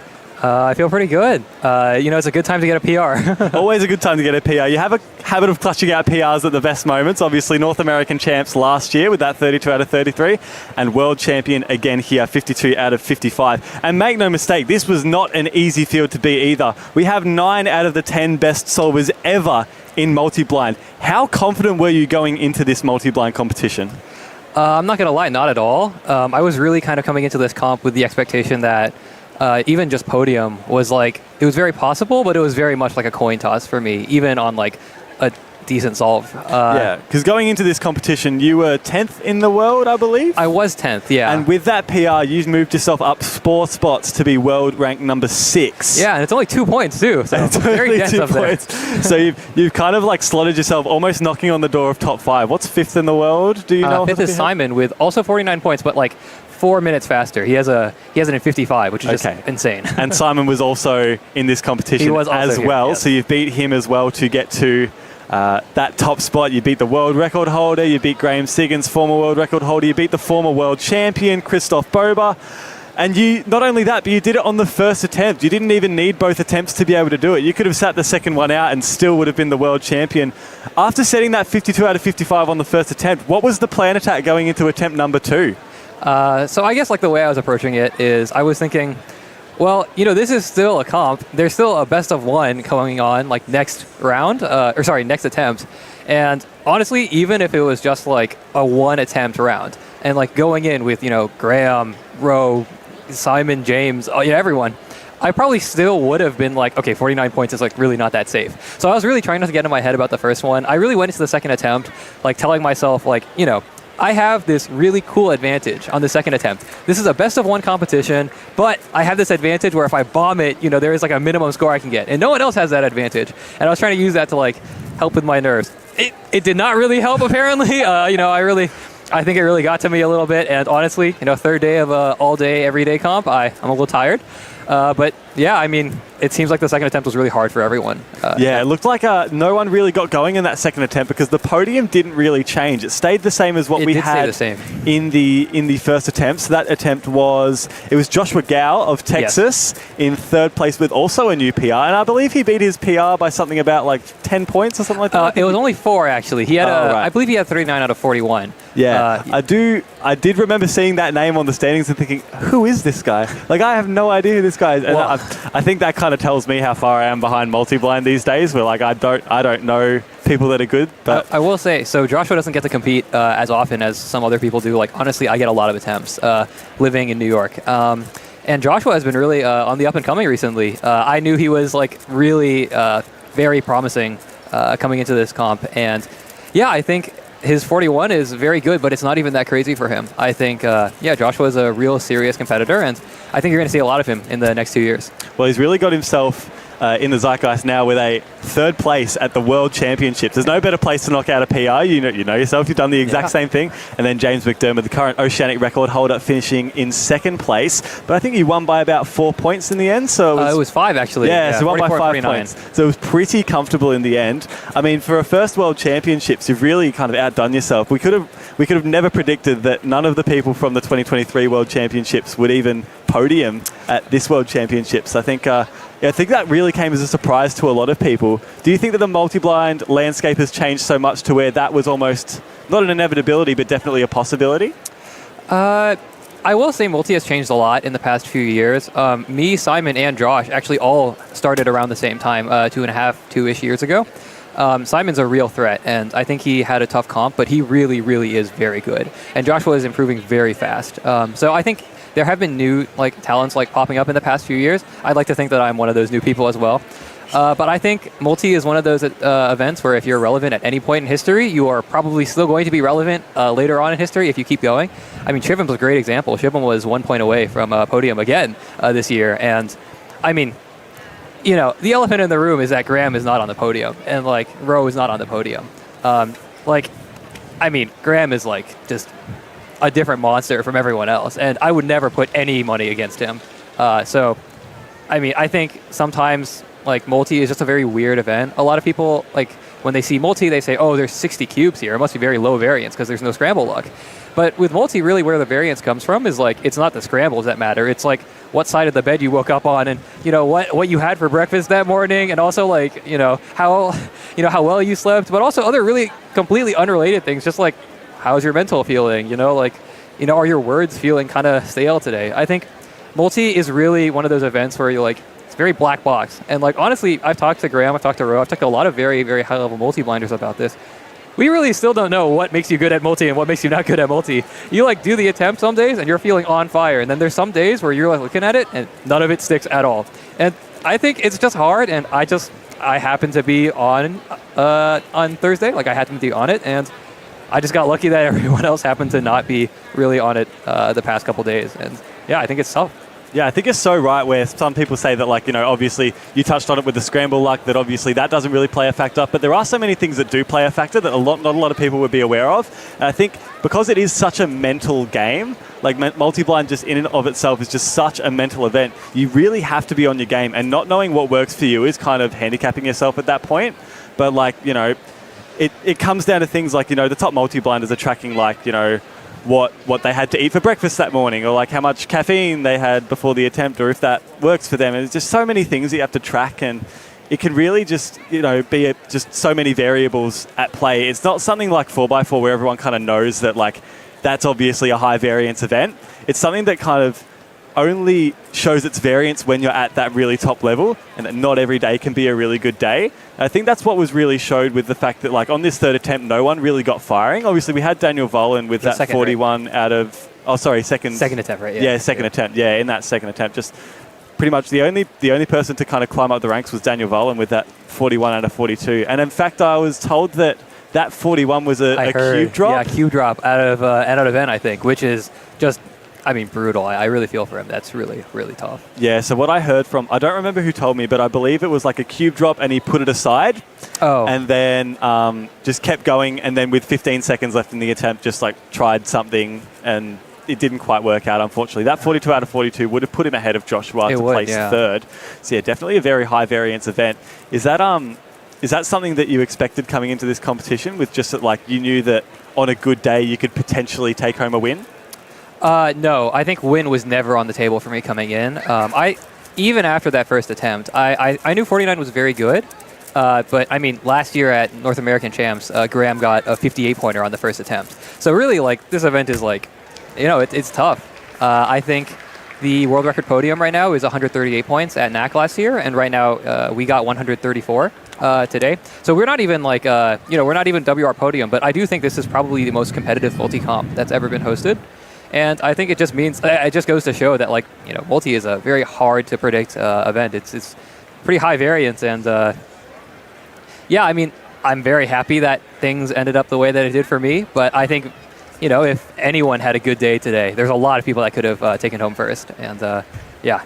Yeah, and I think it also shows the depth of the field, that even without the 2 top solvers in the world, or even the top 4 solvers in the world, getting on the podium, the fact that the podium was still only 4 points away from the world record, I think, yeah, that just really shows how deep the multi-blind field is these days. And I think even, you know, obviously saying that, like, you were 10th in the world and you beat like 8 of the other 9 best people in the world, I think that also does show the depth of multi-blind, that even like the 10th person in the world, like, I mean, don't sell yourself short. You're number 6 in the world now, but like, yeah, now. but like, I think that just shows that, like, even someone who's like so far down the field, you can just never count anybody out, because as we mentioned before, it is just such a mental event, and anything can happen on any given day. So. Yeah, I mean, I've known that Joshua is very capable for a while, but he doesn't get to compete as often. And I mean, looking at the seats, he's like WR, or before this comp, he was like in the 20s or so. And I mean, he just podiumed at Worlds, right? So I think especially with multi, it's very hard to see where everyone is, because I mean, just in different areas in the world, you get very, very drastically different amounts of chances to compete. I get to compete officially a lot more often than a lot of my friends do. So.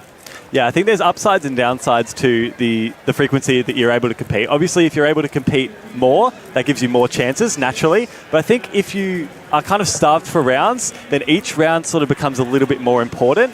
And I think for Joshua especially, knowing that this round is especially important, it's almost like he's been there before, because he's used to competing in very, very important rounds, purely because, like, the frequency is just not there. So I think sometimes that can help too, just like there's upsides and downsides to the frequency of comps, for sure. You know, I've actually never thought about it like that. I think that's a pretty good idea here. I've never thought about that. I think for me, like, just getting experience with official attempts has been pretty nice. I've been to a lot of comps this year, because in the New York area, Steven has been organizing a lot of comps with multi-edit, Steven and Rowe. And it's been really nice to be able to just, like, have competing officially not be as huge of a deal, I guess.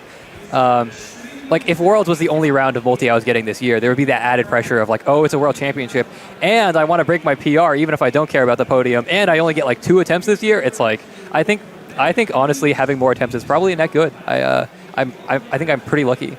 And also the field that you're competing with in those competitions is no mean field. Like, I mean, you've got Ro Hessler, who's now the world record holder of those competitions, and even you had Graham recently flying down to one of those New York competitions for a 3-attempt multi competition. It was actually a 6-attempt multi. Oh, was it 2 rounds? It was 2 rounds, best of 3. Yeah. Yeah. So 3 attempts over how many days? It was 6 attempps over 3 days, so 2 a day. Yeah. 2 attempts every day. That's actually wild. I didn't realize that. Like, I mean, obviously you have those. They have those competitions that have like 6 attempts. So like, I think there was one a while ago that had like 9 attempts or something like that. Yeah, a couple years ago. But like, you have to cram that much multi into like a very short amount of time. Like, it's either 2 days or it's 3 days or something like that. So like, that must be really, really mentally fatiguing. And I think some multi-blinders wouldn't even have like the rooms to be able to do like that many attempts. I know I certainly don't. I mean, I've just got the one palace. I can do like 1 attempt every weekend, and that's about it. But like, you know. Yeah, up until NAC of last year, I only had 2. And actually, the reason why I made a 3rd one was because there was a comp that Steven organized with 3 multi-rounds. And I was like, well, I got to have 3. And then after that, they announced like the Multimate comps, which had 6 attempts. And I was like, okay, I have work on Fridays, so I'm not going to go at night and do a big attempt. But I wanted to do 4 big attempts on Saturday and Sunday. So I made a 4th palace. So now I'm sitting here with like all these rooms. And yeah, I mean, I think most people will find that you don't really need that many. But I think having 4 is nice. It certainly gave me 2 palaces to fiddle around with in the week leading up to here without having to worry about like reusing rooms for the World Champs or whatever. And I think that was pretty nice. But yeah, it's you don't really need more than 2. But I think having more than 2 is very nice sometimes. It's nice for those fringe cases where you do need more than 2. Yeah. But those cases come up not that often, so it's never it's never something you really have to think about unless you're like really, really into the event. But it also just kind of shows that like the preparation work that you do at home definitely can come to the fore in something like the World Championships. Yeah, I mean, I think multi is a very, very front-heavy work. Like a lot of the work is just very, very heavy in the starting point. I think I'm wording this kind of badly. There's a lot of pre-processing work. Yeah, yeah. Like we all have, all very serious multi-blinders have like word pair sheets. Like, we know what we're going to use for every word. A lot of us use LTCT words, which is just like we have an extra word for every a very specific parity case. Graham has full floating words, so just a word for every possible 3 cycle on a Rubik's Cube, which is insane. There's about 2,000 of those, something like that, isn't there? Yeah, he has there's edges and corners, and there's 10 different buffers for edges. It's like you got to have some letter pairs that have 10 different words associated with them for something like that. Like that's because Graham right now is really one of the only people in the world that has made. I think the only person in the world that's made full floating word for multi. But a lot of people are floating like 1 or 2 buffers. But yeah, it's a lot of work to get familiarity with these words and like drill them to the point where you can remember them in a solve. And actually, the other direction is very hard too. Like once you have all these objects, remember what word represents them. And we all have all these palaces, and like it's a non-trivial amount of work to like go in your head and like build these palaces, which is like a very silly thing that has really nothing to do with solving Rubik's cubes, but it is a lot of work. And it's a lot of work it's a very niche skill, but when it's work that's very, very specific to that skill, so it works really well for that skill and not very great for anything else. But it just shows the work that some people put into multi-blind, just how much that event means to some people. Yeah. But in regards to the attempt, did you end up filming the attempt? Or? I did film the attempt, yeah. Yeah, so will you be posting that somewhere soon where people might be able to find? I probably to post it on YouTube. What's your YouTube channel? I don't even remember. I think it's just Andrew T. I've posted like 5 videos on there. It's I got a 24 out of 25 at home like a year and a half ago or something. Yep. And that's on there. And then I have like 3 blind PRs posted on there. And that's it. So I think anyone who only knows me from YouTube is going to have a very interesting time finding out that I added 30 more cubes since my last multi video. But I'll probably edit it and post that. I can't just sit on that, right? With a World Championship win, do what you want with it, but I think something like that is definitely worth sharing. Any World Championship win is definitely worth sharing with everybody. I think you've done the work, you put it all in, and it would be a shame not to at least get some recognition for that. Yeah, I'm going to have to go make my laptop handle an hour of footage. It's really struggling with the long videos. That's why I've been so lazy about editing. I don't miss it at all, to be honest. I've done a few multi-editing videos in my time, and it's just it's pretty time consuming, but it's always worth it for that finished product. Yeah, well, I don't really have a big other multi-related thing to do for a few more months, so I can spare a couple hours of video editing. No, that's fair enough then. All right, well, we will get back to our 6x6 coverage. Before we let you go, Andrew, is there anything you want to say to the stream, to your undying legion of fans? Oh, sure.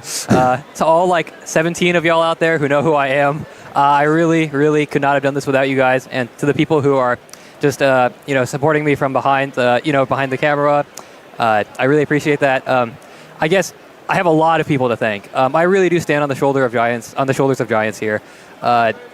I really want to thank Daniel, Hien, Liam, Leia, Kevin for being really good friends of mine at comps and always supporting me in the ups and downs. And I really have to thank the organizers of CubingUSA for putting together a great comp. and letting me compete and scrambling all my cubes for me. I know that's like kind of not a very fun thing to do, you know, scramble some random guy's Rubik's cubes for like 20 minutes. I mean, you do it yourself at home often enough. You know it's not a fun task. It sucks. And, you know, it's great that someone else has to do it for me. I really want to thank my family who's at home and I'm sure watching the stream right now for supporting me and you know, staying quiet when I'm doing my multi-attempts. I want to thank my girlfriend who, when I'm at home in New York, is one of the first people to comfort me after I completely bomb a multi-attempt at home. I want to thank just Graham, Ro, James for giving me so much advice. I mean, it's crazy because almost all that I know about multi-blind has been taught to me either directly or indirectly from someone who's at this comp. And I'm just so grateful to, you know, be where I am today. And yeah, I'm really, really thankful for just everyone who's supported me and who's just, you know, believed in me. And yeah, I hope I made you proud today. Congratulations once again. Andrew Tao, winner of multi-blind at World Championships in Seattle 2025. Congratulations again. Thank you.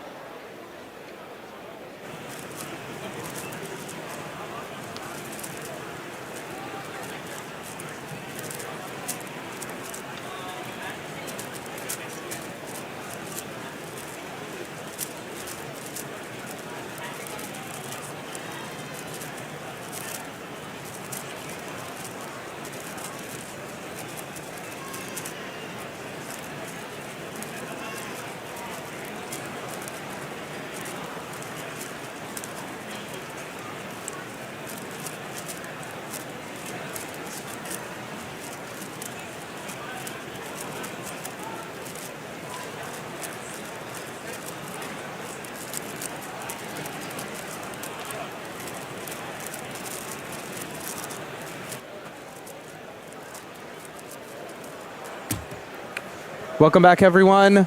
We are about to get started with our finals block. Just wrapping up 6x6. We see Kieran Behan of Ireland, 116 from him. Manu Singhal, Kevin Hayes here on the mic. A very exciting day 3 to come. Finals block here. Yeah, we have a lot coming up. A lot of results coming in for 6x6. As we can see, Kieran was indicating with the 2 that was his second solve. The big story of 6x6 round 1 is Henry Lichtner. Indeed. We've been talking about him decent amount. 3rd seed in 5x5 going into the finals, but did not quite perform up to his seed. But 6x6 is definitely his best event, and he proved it. 112 mean, 103 single. Amazing stuff. Kevin, you had competed with him in Naperville just a month ago, was it? Yeah, the kid's the real deal. 114 average, mean coming like rank in the world rankings coming into this competition, but that doesn't really tell the whole story. Had not competed in a while, been practicing a ton, and 3 114 means in one day. That is a different story than 114 mean on a good parity count. And he's continuing that trend with a 103 single right out the gate at Worlds. 122 on the next solve. Probably a little bit nervous. You know you're in first place at the World Championships right now, but held it together at the 110 on the last solve. Another great solve to get a 112 PR mean. Obviously, that 103 single is doing some heavy lifting, but we do see that 122, and it kind of makes you wonder, what is this kid capable of? Which Henry Lichtner are we going to get in the finals coming up tomorrow? Yeah, I'm feeling a lot better for him in 6x6 than 5x5. 5x5 was his first world final ever. Really unexperienced, only been in one major final, and only podiumed in one major final before at U.S. Nationals 2023. He also has 7x7 final tonight, which is definitely his weakest event of the 3 big cubes. And that's just going to give him another rep where he's definitely not quite as nervous in 7x7. No expectations to place top 3, but it will give him another chance to solve in front of that crowd, understand how the finals flow works, understand the crowd, get used to it, and then he finally has his big event tomorrow afternoon. Obviously still has to make it through the semifinals, but I don't see that being a problem for Henry. Yep, 7x7 final as Nam is finishing up here. Double parity. 1:18.03 for him. 7x7 final, as Kevin was mentioning, that's going to be at the very end of the block. Before that, we will have 4x4, Mega Minx, and 2x2 finals. Yeah, have we... Max obviously finished. I saw him in the crowd. Do we know what his final average was? I don't know if we have that, if we still have the data for that. I don't think it's sitting, just taking a glance over at the live data entry that we are doing back here on the production side.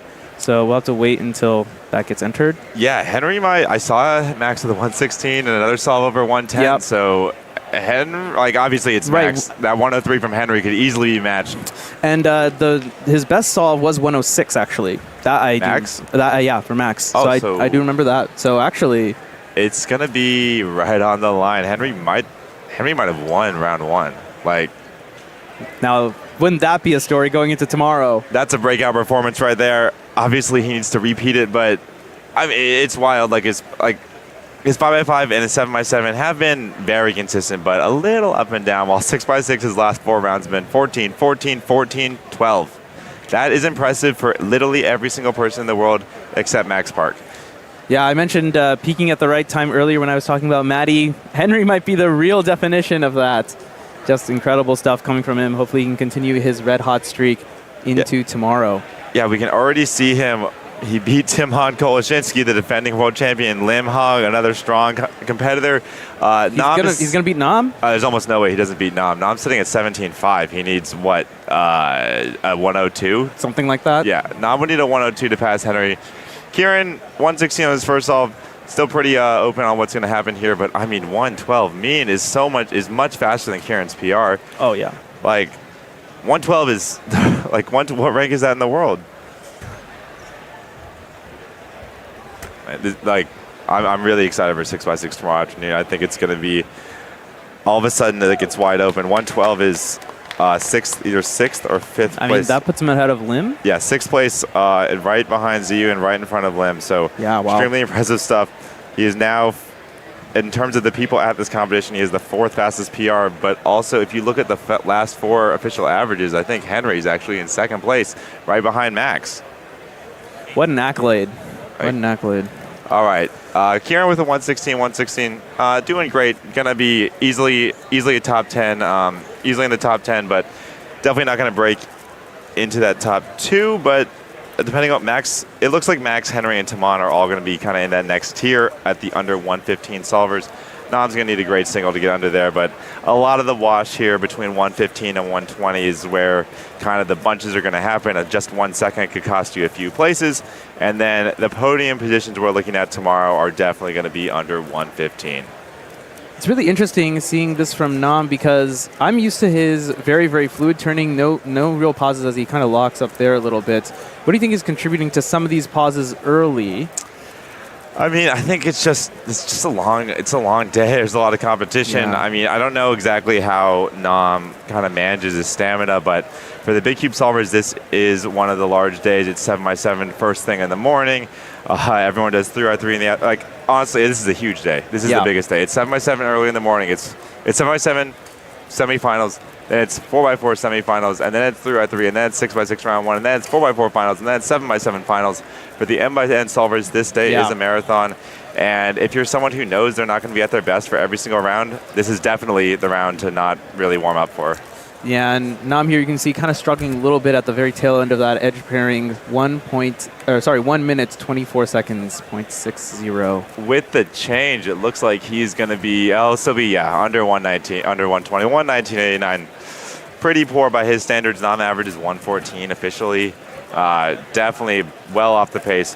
I mean, he was first place in 7x7 semifinal earlier today. Yeah. I don't think round 1 of 6x6 is nearly as important as getting ready to make sure he's ready to win later tonight. Yeah, definitely. But before that, he is in 4 finals. Yes. Surely. So he's going to have to run that. So he's got to go and get prepared for that because that's going to be immediately after this as well. I wouldn't be surprised if now I've got a 21-4. He got 4th place, tied for 4th, but lost to 5th, bumped down to 6 by a single. So Nam is right at the top of that pack of the competitors right behind the big 3. It will be hard to break into that top 3, but Nom's ready to play spoiler if you can get either some great execution or maybe just a good parity count. And of course, everyone here on the stream always loves a good spoiler story. Nom would be a great one, of course. Here's Sean Hartman, I believe of Florida, on 6x6. Yeah, we should be wrapping up this round very soon. Yeah, a lot of stuff has gone on today. It's been an incredible day of streaming here at the WCA World Championship 2025. 3-blind Scube round ones went on today. Then all the semifinals. Then we had a great lunch period with some fantastic interviews. And then a lot of fireworks going off in 3x3. Amazing solves all around from the world's best, just as you'd expect. Yeah, it looks like that. There's only maybe one or two more solves, but nothing from any of the super. Oh, never mind. Kieran Behan, sorry, I spoke too early. We'll have his final solve. As we saw before, 2-116. So with 6x6, I mean, the range of the solve is anywhere from 105 to 125. So a lot can happen on this, but I mean, it's pretty likely his mean is going to fall anywhere between the 114 and the 118 range. Yeah, for a 114, he'd need like a, 112? Faster than that. He's got 116 right, and with the change. Yeah, but I mean, Kieran's pretty consistent. He's been in this position a lot. Like, obviously, there's been a little bit, of some uncomfortability with the schedule, and people have to wait a little bit. But it's kind of part of the game. We're all getting ready. We're excited for these finals later tonight. And this 6x6 round one is definitely kind of a taking care of business type. It's not early in the morning where you're kind of just waking up and use it to warm up. Everyone is ready to go for 4x4 finals, and getting into this 6x6 solving and getting out of the way ready for that final is what is important. You obviously want to jockey for position and have an impressive average, but the difference between 115 and 116 in this round really isn't that big. Well, and perhaps most importantly, you don't want to DNF because as a mean of 3 events, if you get a horrendous solve like a pop or something like that, that is all going to count against you. So it makes sense to see everyone kind of hold off a little bit. Well, unless your name is Henry Lichtner, I guess. Yeah, you want to use that extra the cube you have that's extra tight. You want to make sure on your PLL you're making very deliberate turns. Do not maybe place that cube down and then stop the timer instead of doing both at the same time. Nice solve, Karen. Pretty solid. Perhaps with that, he should get into the 114 range. Oh, definitely. So now he's joining. He'll be 4th place. It looks like we're still waiting on results, but based on what we've seen, it'll be Max, Henry, and Taman. Max is going to slot in there somewhere. We're not exactly sure. And then likely Kieran in 4th place. Lim Hung is 116, and we're missing some results for sure. Obviously, it's round one. Definitely. There's going to be a lot of people in that 115 to 120 range. Well, not a lot, but a handful. The 120 to 125 range is going to be where the cut most likely will lie, based on projections and kind of how people have done against projections in 7x7 and 5x5. We're looking somewhere around 125, probably 124 high, 125 flat. So kind of the time to be looking out for. Now, I think some people might be wondering how much kind of warm-up is doing 6x6 for 7x7, because a lot of these people will also be in the 7x7 final. Yeah, so they're pretty, at the super high level, there are some intricate differences, especially, I think, when you're doing your edge pairing on Redux and your first 3 center building and your centers on Yao, because 7 on Yao, we've seen it so hard. There's a reason Max is so much better than everyone on 7, and obviously just got caught in 5, and it's pretty close in 6. But in 7, when Max is on, he just absolutely destroys everyone. No one's even close. I think the world record is actually a little slow, given how fast Max competes officially. And you can see some of these Yao guys that 6x6 is full of people who are good at Yao on 5 and pick up some 6. And okay, they're pretty good. They're getting some low 120s, maybe dip into that 118, 119 range. But 7, the rankings tell a different story. People are quite slow at Yao. The Reduxers are doing much better. The people who are good at Yao on 7 have very clearly put a ton of time into learning 7x7 specific Yao tricks. Not that it can't be done, but it can't just be kind of accidentally something you pull up and just say, I'll do some Yao. Perhaps not dissimilar from 3x3 versus 3x3 one-handed.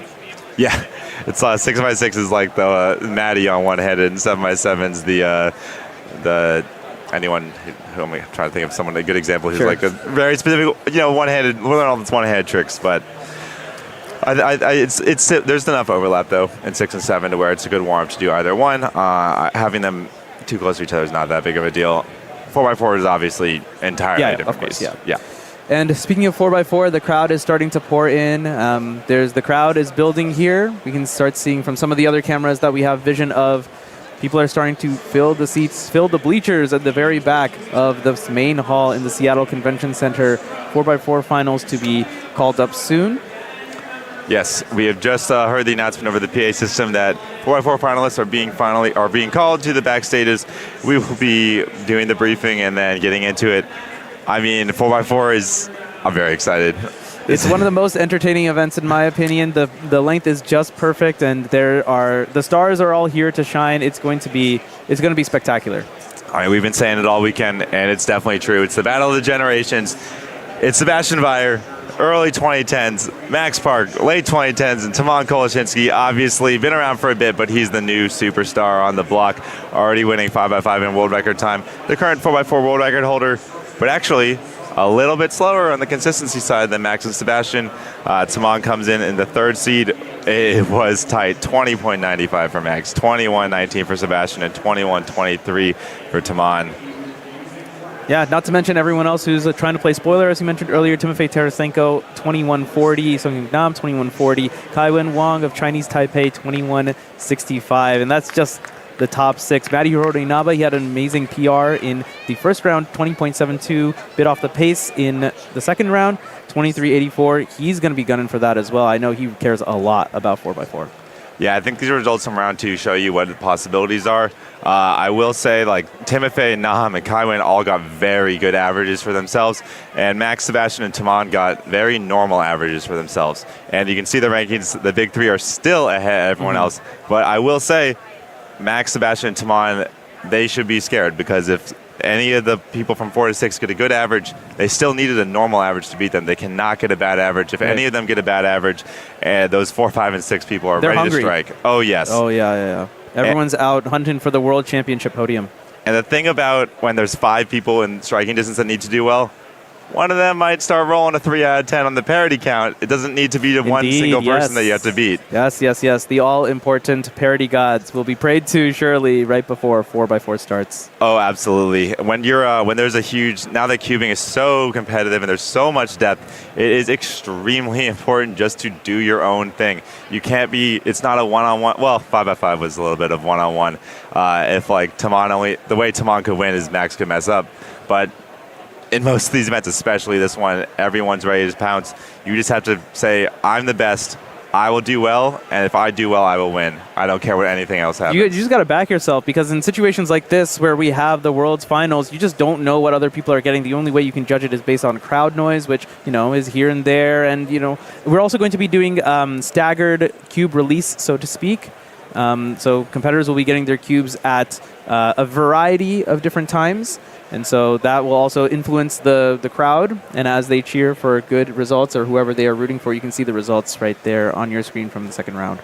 Oh, you can't trust the crowd. Obviously, the crowd's excited. The crowd's relatively smart. They know what's good, what's not. But, Felix is going to get that bigger cheer. Timon's going to get a bigger cheer for a 19 than Maddie will, unfortunately. Sorry for Maddie. The crowd has its favorites. The crowd has the favorites. And also, as we saw yesterday, the crowd can be wrong.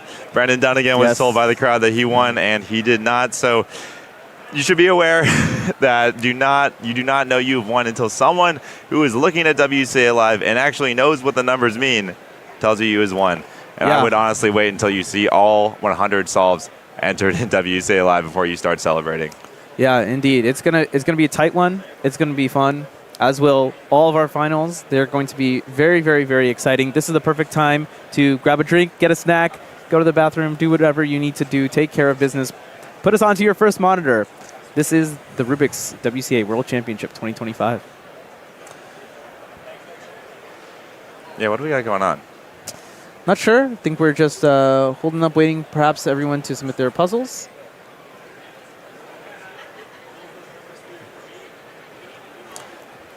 There's the buzz.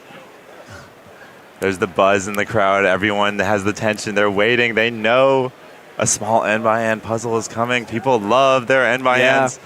It's interesting. Even despite, I think, 5, 6, and 7 having less participation, obviously the sprint events have much more participation, mostly due to the younger cubers can like solve a pyramid mix and a 2x2 in 10 seconds or less fairly easily.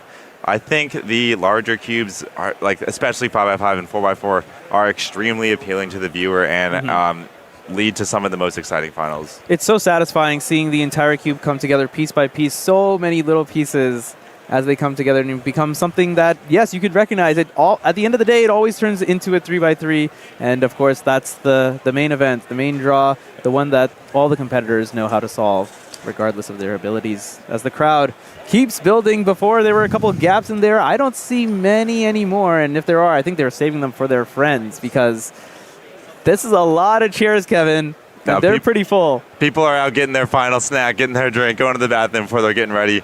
You mentioned seeing all the cubes slowly come together. What I am a little excited for is Sebastian and his fancy PLL plus parity algorithms, where all of a sudden he does some crazy stuff and the entire cube last layer looks scrambled for a second, like with all the wings out, and then boom, cube entirely done. Yeah. He's the only one in this final that will be doing stuff like that. He is a true 4x4 specialist. He does not honestly have any chance to take top 3. And 5x5 would have been his second best, and he wasn't anywhere close. Yeah. While 4x4, he is, I mean, I'd give him probably a 30%. I'd give each of the top 3 about a 30% chance to win in the field.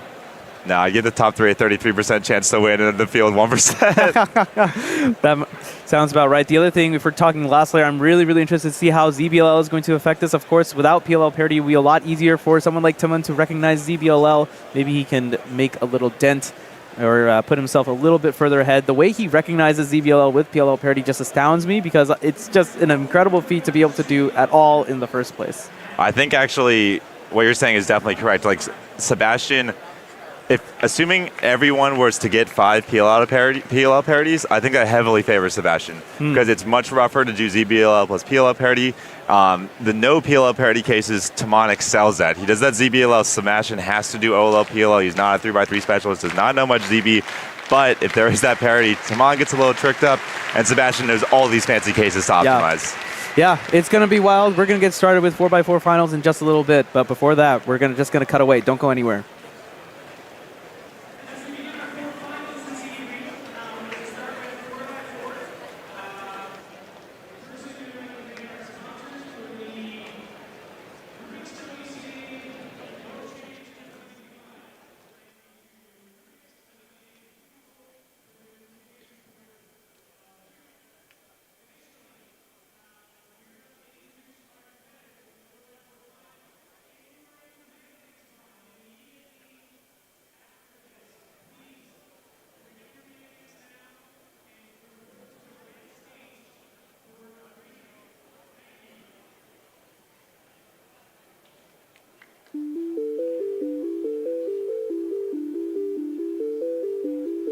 The 4x4 final is here, and it's all a battle of experience, as the last 3 world champions in this event maintain a commanding lead over the rest of the pack, but only one can become a 2-time winner. At the top is the new superstar, Timon Koloshinsky. A surprise champion in 2023, he has established himself and comes in as the average world record holder. Single world record holder Max Park is just behind him.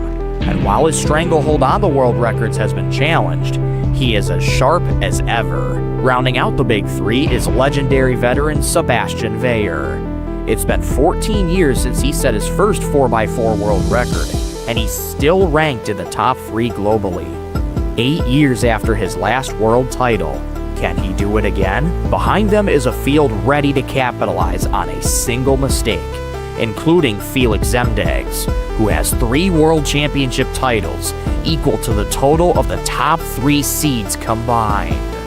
The pressure is high, the field is intense. This is 4x4 at the highest level. The final begins now. Welcome, everyone. The finals block has begun. As Kevin and I have been mentioning for the past several minutes, 4x4 final is starting now. We're getting ready. All the crowd is ready. The competitors are all ready. I believe we're about to start the walkouts anytime now. Yes, we are very excited. Obviously, as we've been talking about and yapping all day, all whole weekend, it is Sebastian, Timon, and Max. The 3 of them fighting for first in the field, trying to break into the top 3. We are ready to send it down to Alyssa once production has it set.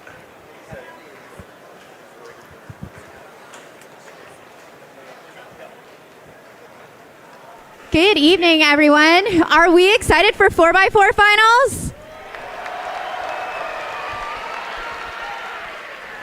All right. In our 20th seed, representing the United States, Varun Mahanraj.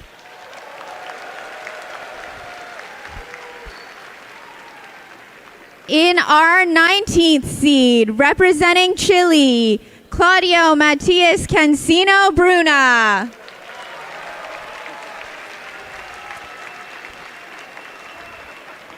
In our 18th seed, representing the United States, Christopher Sun.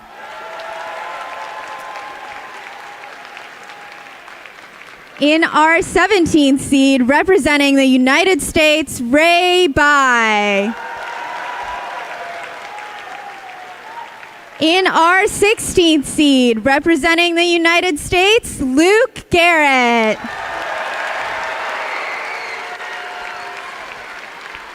In our 15th seed, representing the United States, Dominic Radici. In our 14th seed, representing the United States, Ari Rounders Pearson. In our 13th seed, representing Chinese Taipei, Yifan Wu.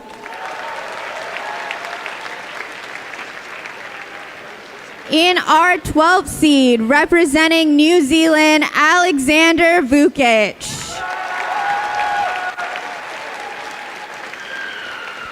In our 11th seed, representing Hong Kong, China, Berno Lee Chak Kwan. In our 10th seed, representing the United States, Ashton Jampayas. In our 9th seed, representing Ireland, Kieran Bean. In our 8th seed, representing Switzerland, Richard Delacoste. In our 7th seed, representing the United States, Maddie Hiroto Inaba. In our 6th seed, representing Chinese Taipei, Kai Wen Wang. In our 5th seed, a 16-time Asian record holder representing the Republic of Korea, Sun Hyuk Nam.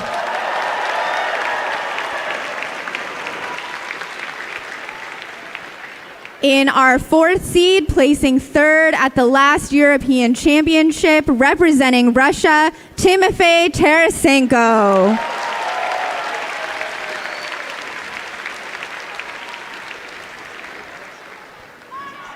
In our 3rd seed, the current European champion, the defending world champion, a world record holder, including the current average, representing Poland, Timon Koleszyński.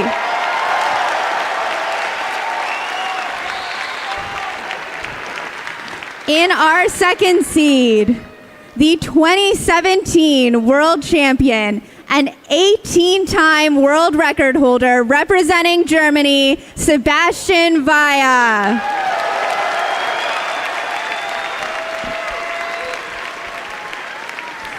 And our 1st seed, your current North American champion, the 2019 world champion, placing 3rd at the last World Championship, a 16-time world record holder, including the current single, representing the United States, Max Park.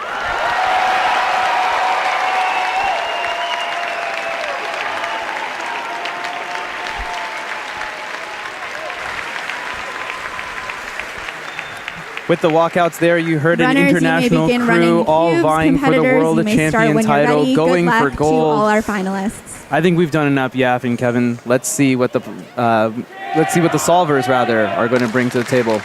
I know everyone looks serious. Max looks a little nervous. Sebastian looks calm and collected. Timon, I mean, the kid is just so good. He loves the pressure. We've seen it last night. I think if you have to give the finals buff to anyone, it's obviously Timon. Yeah, he's just living in the moment right now. I think also, like, there's a lot of pressure on that 5x5. It is his favorite event. It's all he wanted.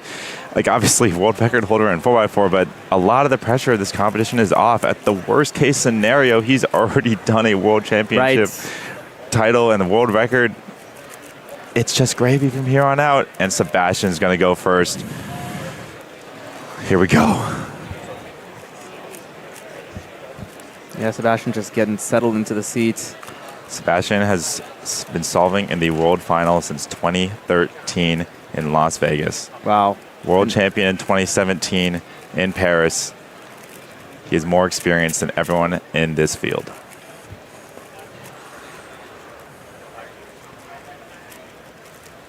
A little bit more pausing than I would have expected, but looks like he's ready to flip.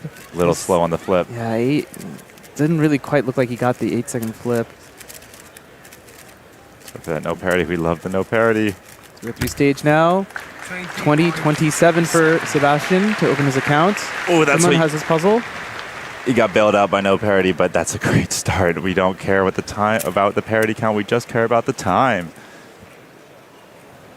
Timon, about 8-second flip for him. Edge pairing looking decently fluid from what I can tell. Very nice stuff. ZBLL to parity. 2150 looks like he's happy with that. Yeah, 2150 with PLL parity. Very solid. PLL parity takes just over a second for these top solvers. You can see, we'll see times coming in. You can also see times coming in. WCA Live will bring up the projections here shortly. Ari Randers Pearson, 24.23. Yeah, we were Timofey's getting his cube now. very curious to see what Timofey and these next few solvers, can they start out hot and put up some pressure on the top three, because neither Max nor neither Timon nor Sebastian started under 20. Luke Garrett solving in your picture-in-picture. Timofey coming in as the 4th place.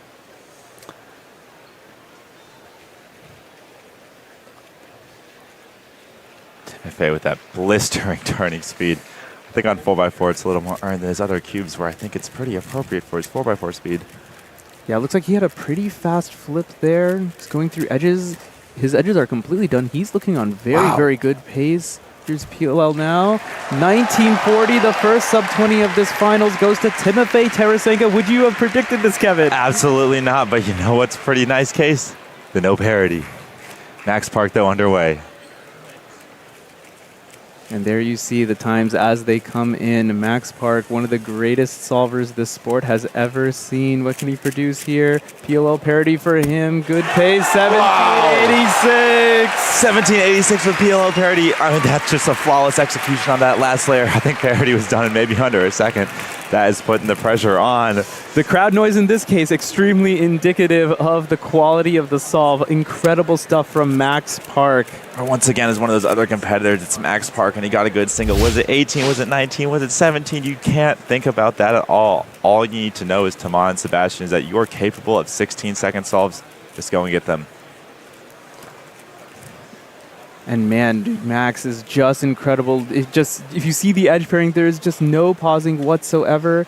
Indeed, no OLL parity, PLL parity only. Very impressive. Sebastian's looking serious. I mean, I think anyone who's competed in these World Championship finals will tell you, like, you never quite get used to the pressure. Each one is a little different, and each one's special in its own way, but you have to really hold it in and perform when it matters. We're going to Timon now. You can see him in your feed. Timofey, Max, and Sebastian lie in wait for their cue. Meanwhile, Timon, the Australian Open hat, the defending world champion, for his second solve. All right, Timon actually starting out all the way down in 5th place, but once again, we know what he's capable of. He has the only sub-20 average so far in this competition. Look to be roughly 8-second flip. Doesn't look like there's any major pauses here. CBLL. PLL parity. 20-66. So twin 20s? No, 21 and 20 for Timon. Very smooth stuff from Timon. Very impressive. Unfortunately, he's gotten PLL on both of his solves. We haven't seen a single OLL parity from any of the top solvers yet. We'll see if Sebastian can continue that trend.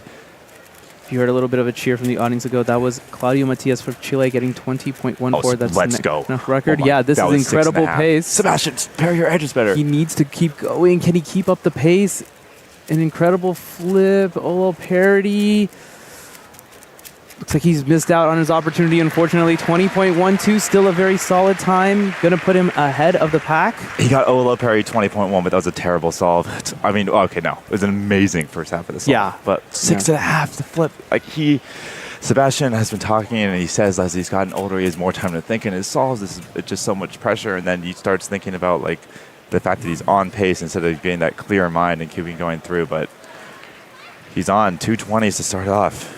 Let's watch Max and Timofey at the same time. Off-screen, Kieran Behan of Ireland, 24.76. Timofey's already started. Max to start now as well. Max can lock up a Max can just jump out to a huge lead. He's a 17, another good single, and he is multiple seconds ahead of the rest of the pack. 15 seconds into his solve.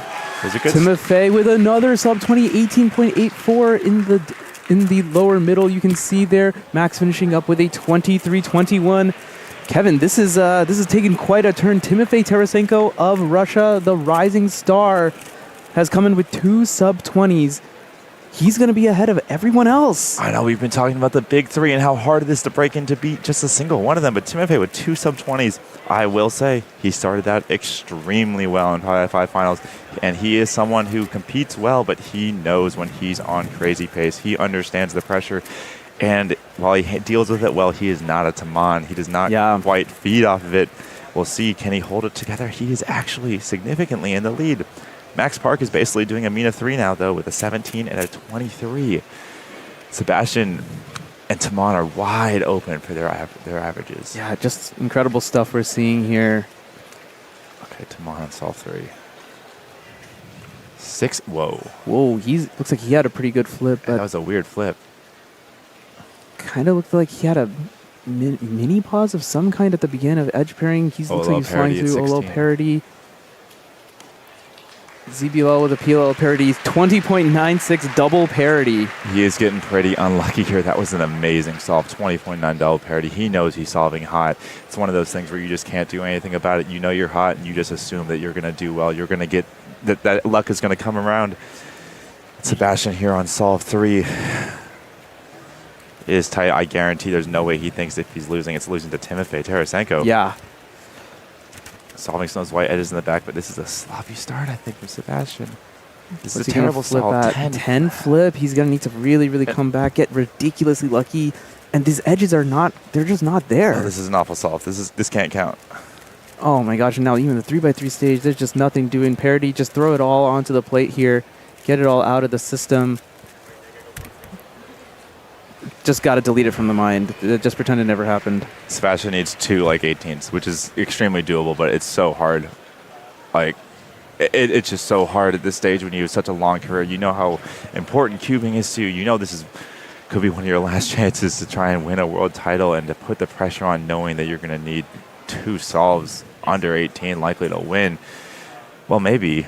He's at 20.1, 20.2, but he's going to need 2 sub 20s, I think, to lock up this. Timofey is on amazing pace. Let's see what he can do here. Yeah, Timofey, the leader. Max Park currently in the 3rd place by the projections. Max needs to really come back after getting a 23-second solve on the last. No, Max. If he gets parity, it's over for Max. Timofey with a 19.56. Max with a 23.14. The 23, that's going to count. Timofey, that 19, he is going to count it. Timofey is so way far ahead. Out in front. He is so far out in front. He is counting 2 19.5s, not even high 19s. If he gets a 20.9, under 21 second solve, locks in a sub 20 average, and I don't think it. Man. I don't think a sub 20 is going to lose. Wow. Sebastian obviously is only sitting at 20.2, 20.1. Sebastian's got to he's got to lock in the clutch mode. There's no other option here. He has no idea what's going on, but Can Sebastian lock it up? Timofey, he needs some help. He needs some no parity solves. He needs to do his best solving his entire life, and he needs Timofey to kind of feel the pressure a little bit. You can see Timofey having that Mega Minx to warm up. Maybe this is helping him. His main event final is still to come later in the night, and he's like, this is just for fun. He can grab win worlds. He can grab 2 world championship titles back to back if he can just clutch it up and get a little bit of help from the rest of the field. Timon now, he's going to have something to say about that. Timon is just like Sebastian. He needs multiple sub-20s to catch Timofey, unless Timofey really loses on these last 2. Currently 20.96. That's already cashed in. Nothing he can do about that. I don't think the title defense is going to come together for Timon. Yeah, the ZBLL, unfortunately, there's a 22.68 is what I saw before. It looks like the timer might have shut off. Yeah, unfortunately, Timon executed extremely well on the solves with parity and double parity to save the average, but when he got handed the no parity, he really fell apart. And Sebastian, let's go, Sebastian, come on. Can Sebastian put it together? Oh, come on, I got parity. Nope. Okay, he's still in it. 20.4. Okay, best possible average is going to be 20.2 for Sebastian. Timofey here can lock up the win. Not quite lock up the win. Max Park is only 3 solves in, but Timofey can basically lock up the win here, but Sebastian's still in it. It's all going to come down to this. We saw Timon lock it all up in 4. Can Timofey do the same, or at least put himself so far ahead that no one else will have a chance? Max Park is also starting now. Max does have a 17, so he basically needs to get He's got to repeat. 18 or better if he wants to have a chance. But Timofey is just so far ahead, but 2 solves left. It's 4x4. Anything can happen. Max most of the way through his 4th. Max lost. It's over. Oh, yeah, still not solved. 20 seconds in. 8-second flip for Timofey. He's on pace. Timofey needs to have pristine edge pairing now, and he's getting that. He's going to get an extremely good solve here. The PLL parity, unfortunately. 22-23. What's worst possible? He's not locked up the win. Oh my God, Sebastian. This is the most important solve of Sebastian's life. This man has been cubing. 2040 is going to be his worst possible. Sebastian can still take it away. If I'm not mistaken, Sebastian and Philip started before me and Felix. Sebastian is the longest tenured cuber competing for a world title in a speed event. He has a child at home. He set a world record before Timofey was born. Can Sebastian do it? Can he get the sub 20 to put the pressure on? He cannot win by himself. He needs help from Timofey as well as himself to get a clutch solve here. Now, Timon cannot catch Timofey. Of course, he is definitely going to be vying for a podium. He's guaranteed locked into a 21-second average as he gets started off stream. Do not forget that Sebastian has a 28 as well. When we're looking at the podium hunt, Sebastian's best and worst is so far apart. 20.2 best, 23.09 worst. You can see there, Matty Hirodanaba, he's locked up. There's no way that he is going to be able to get onto the podium unless Sebastian counts the 28. That would be ridiculous. 2 seconds, first 2 centers. Let's go. Can we get overhead on Sebastian? 7-second flip. Let's go. He has a really, really good shot here. If he can just keep this pace up. I pray for the no parity, Sebastian. No parity. Let's go, Sebastian! 15:51 from Sebastian Vaya. Let's get the time, the WCA Live Show update, and we'll have the time needed for Timofey Tarasenko to win. Sebastian is basically guaranteed second place with a 20.29. Timofey is win and in. Oh, it's all going to come down to this right here. 21.89 for world champion from Timofey. Oh my goodness, anything can happen. Not a gimme, not absolutely impossible. Not. Timofey is guaranteed top 2, but can Sebastian win world titles 8 years apart, 14 years after his first world record? Or will it be the upstart from Russia, Timofey Tarasenko, the man of the moment? This is terrible. It's not. No, 8-second flip. It could come down to parity. Will it all come down to parity? 14-second redux. Oh, he's locking up at literally the worst time to parity, and it's all over. Let's go! Sebastian wins! Sebastian Vaya won the World Championships. Timofey is celebrating because he got the national record average, but Sebastian Weyer, he's just learned of the news now. Sebastian Weyer wins world championship titles 8 years apart, 14 years after his first world record. He proves that he is the longest standing cuber from the early 2010s, outlasting everyone. Truly, honestly, I don't even care what else. He is the greatest 4x4 solver of all time, in my opinion. Second to solve at number 5. It's going to be Sebastian Timofey. Timon, the Europeans are going to take all 3 medals in this event. No one else is going to catch up to them. And an incredible story here in 4x4 finals. The first finals block of day 3 of the World Championship. Kevin is next to me here. He is absolutely stunned. I have been cubing with Sebastian for so long. I've met him we've hung out at so many international competitions. I will obviously admit it. I was so emotionally invested in this final. Last night I was excited about the race between Max and Timon, but it's hard to put into words how amazing it is to see Sebastian after so many years do what Felix and I cannot do, and he is still competitive, more than competitive. He is the world champion 8 years after Paris. Wow. An incredible final. Look, if you thought we were yapping too long and thought this was going to be a snooze fest, we proved you wrong, didn't we? Actually, it wasn't us. It was Sebastian, Timofey, Timon, Maddie, everyone here in this finals field, and we're just getting started. Obviously, I think Sebastian wanted to give me a heart attack. Oh my God. He made it the most dramatic I've ever seen. Oh my God. I love 4x4 now. 4x4 is one of the greatest of spectator events to watch. We've certainly proven it here. Oh, man. Congratulations to all of our 4x4 finalists. If you are in the Megaminx final, we are missing a couple of people in the Megaminx final. You must report now to the red stage. Megaminx is going to get started very shortly. I don't know how we're going to follow up an incredible... That game's going to be good, though. It's going to be so good. So many great solvers. Here's Alyssa. She's ready for an interview with Sebastian. After Megaminx, we...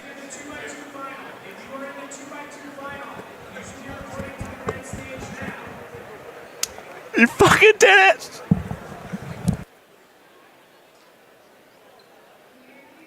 With 4x4 world champion Sebastian Weyer. Sebastian, first world record 2011, last world championship 2017. We are here 8 years later. You're the world champion again. How did you do it? I don't know, but I mean, I put a lot of work coming into the competition, trying to perform as good as I can, and I think I showed that I could be very consistent, and it seems like that was key to winning. Yeah, you had a 28 in the middle of the average. How do you just put that aside, bounce back, and clutch out the win? So, as weird as it sounds, it wasn't due to nerves. I didn't really feel nervous that time because I was going into it, and honestly, I was just telling myself I can do it, and it wasn't nerves. It was just bad inspection, and so I knew I'm not stressed. I just do what I've been doing so far, and then it's gonna go. Any shout outs, thank yous? You're a world champion. Anyone you want to shout out back home? I mean, my girlfriend and my daughter that couldn't come today because it's quite far. So definitely shout out to them, and I miss them, and I want to go back home. Well, you are going back home a world champion. Kevin Hayes is losing his mind in the booth. Congratulations. Once again, world champion 4x4, Sebastian Weyer.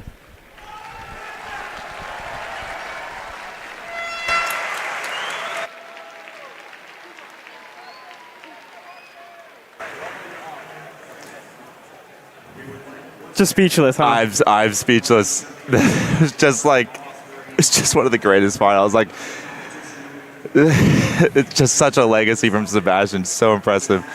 We're going to look at his final solve, the clutch solve he needed. This was his best one. It was not a parity-driven result. Look at this. At the 11th hour. 2 seconds. Right. Oh, just so smooth. And then this flip is so fat. Look at that. 7 flat. And this is when Sebastian knows. He's like, at that flip, he already knows. His heart is racing. He knows he's on pace to maybe not win, but get his best possible average. And then it's all about this execution, and he still clutches it out. A great. And then look at that. That's Wow. the PLL There plus it is. PLL parity. He There talks it about is. that. Clutches it out. I mean, he had a second and a half still to work on it, but he got that PLO, parity plus PLO. Just an immaculate masterclass of 4x4 from Sebastian, from 2011 world record all the way to 2025 world champion. I'm so happy for him, and I think he's going to be pretty happy with his trip to the U.S. I think Kevin's going to need a good long break. We're going to get one here as we transition to Mega Minx Finals, everyone. Stay tuned.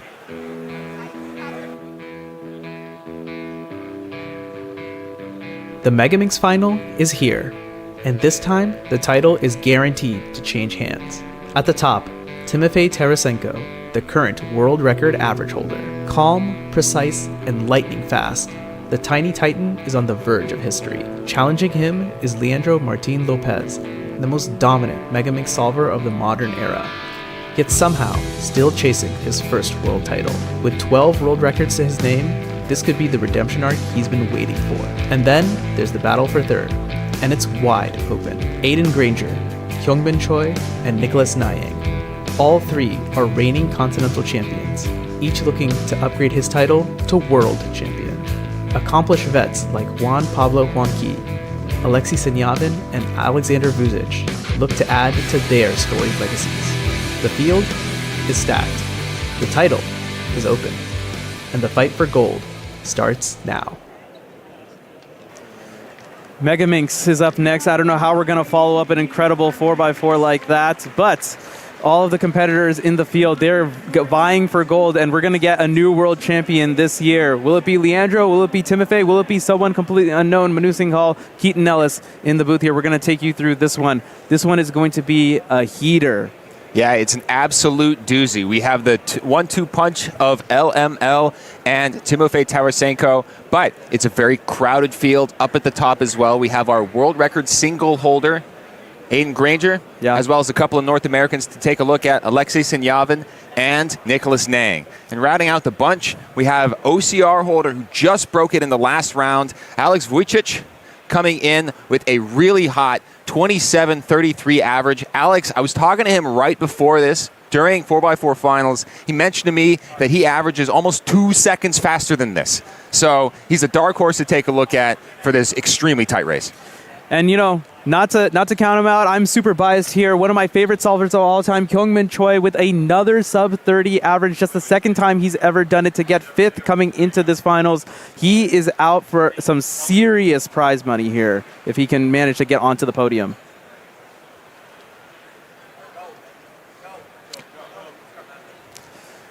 With all that said, it's time to introduce the competitors. Here's Mega Alyssa. Minx Finals. Let's give a cheer for our Mega Minx finalists.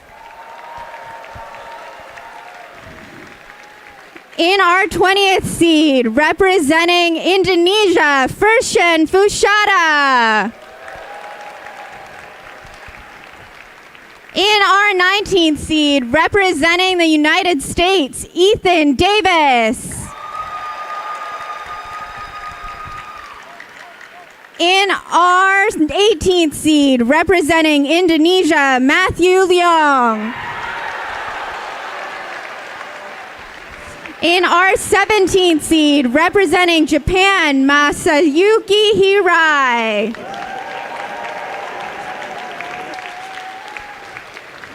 In our 16th seed, representing Poland, Jan Zajk.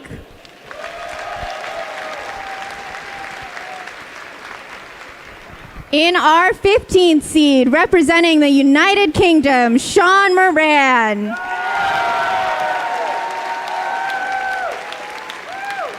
In our 14th seed, representing Canada, Lucas Kuchai. In our 13th seed, representing Chile, Sebastian Urbina. In our 12th seed, representing Australia, Jamie Otsu. In our 11th seed, the 2017 and 2019 world champion, a 15-time world record holder representing Peru, Juan Pablo Huanqui.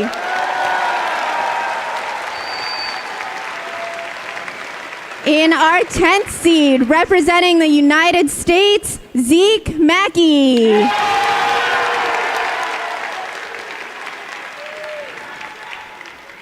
In our 9th seed, representing the United States, Alexei Sinyavin. In our 8th seed, representing Singapore, Beth Lee. In our 7th seed, the current North American champion, a former world record holder representing the United States, Nicholas Nang. In our 6th seed, representing the United States, Hee-won So. In our 5th seed, the current Asian champion representing Korea, Kyungmin Choi. In our 4th seed, the current European champion and current world record single holder representing the United Kingdom, Aiden Granger.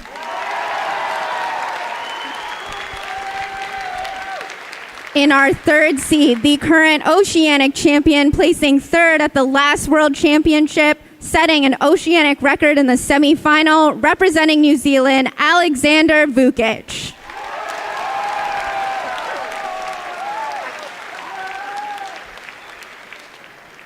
In our 2nd seed, the current South American champion, placing 2nd in our last World Championship, a 12-time world record holder representing Argentina, Leandro Martin Lopez.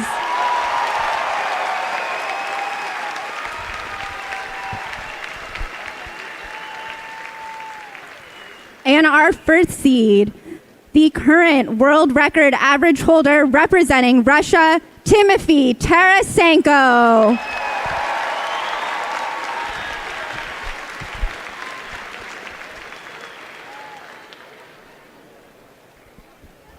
Runners may begin bringing the puzzles. Competitors, start when you're ready. Good luck. Welcome to the Megamix final, everyone. Timofey Tarasenko, Leandro Martin Lopez, the two to watch out for as we populate their head-to-head here. You can see some incredible stats from both of them. A word that I'm sure Alyssa is tired of saying at this point, champion. There are a lot of continental champions out here. They have tasted that medal for their home continent. They're out here to grab some serious prizes at the world stage. It's going to be incredible. Some of these guys have never faced each other, though, so they've all been able to do their own thing on their continent, but at the World Championship, we're able to get them head-to-head for the very first time. You just saw there, Timofey, LML, within 0.05 seconds of each other for the average, never faced each other before. 0.05, that is what separated them in the second round as well, and there are so many players looking to play spoiler here. It's just going to be absolutely incredible. Zeke Mackey to start things off as LML receives his cube as well. As with 4x4, we will populate the live projections as the times come in. Once enough times are populated, you'll see that show up on your screen. Matthew Leong, the first time entered of Indonesia, 32.82. Now, Megamix as an event is one where you're mostly looking for intuition. It's a lot about flow. There's not a lot of algorithms. There's not a lot that you have to memorize until you get to that last layer.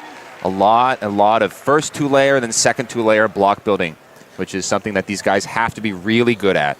And if you really want to write the story, it's going to be a lot about efficiency versus turn speed. You're going to see a ton of that. LML is one of the most efficient solvers in the world alongside Nicholas Nyang. Alex Vucic turning very, very quickly here. 29.69. That's going to be pretty far behind what he is looking for. And an average like that is not going to come close to winning the World Championship. No, LML getting close to the last layer. Yeah, here he's last layer now, 27.85. That's also pretty far behind what he would have wanted to see. Yeah, we're going to want to be seeing 26s. Both of these guys, Timofey and LML, with 26 averages in the second round. And even the OCR by Alex Vukic, 27. Although, again, he says he averages 2 seconds faster than that at home. Nicholas Nyang off stream got 27.88. Looks like it was a +2 though, so 29.88. That's entered into WCA Live right now. Timofey now, the tiny titan. What can he do after an incredible performance, setting the national record in 4x4 for his home country of Russia? Not just that, he's second place at the World Championship as well, in front of literally thousands of people here in the venue. Don't forget an incredible run at 5x5 also. He is truly the star. Can he do it on his main event, the one where he is most likely to win? You're seeing him turn extremely quickly. Timofey, one of the fastest turners of this 12-sided puzzle in the world. But he's kind of locking up here a lot more so than at least I would have expected as he makes his way towards last layer, where all those algs are going to come out now. Can he put it together? A 27.90 from Timofey. A ton of 27s starting things off. Bit of a little bit of a fumble there at the end. Doesn't cost him too much. They are neck and neck after one solve. Aiden Granger, the European champion, won that with a little bit of drama, but surely that must have tested his mettle. He's well prepared for this moment. Looking to shine bright on the world stage. 22 seconds through his solve. He is not yet onto last layer. Should be getting there shortly. Here we Just go. getting to OL now. PLL now, but this is going to be very far behind what he would have wanted.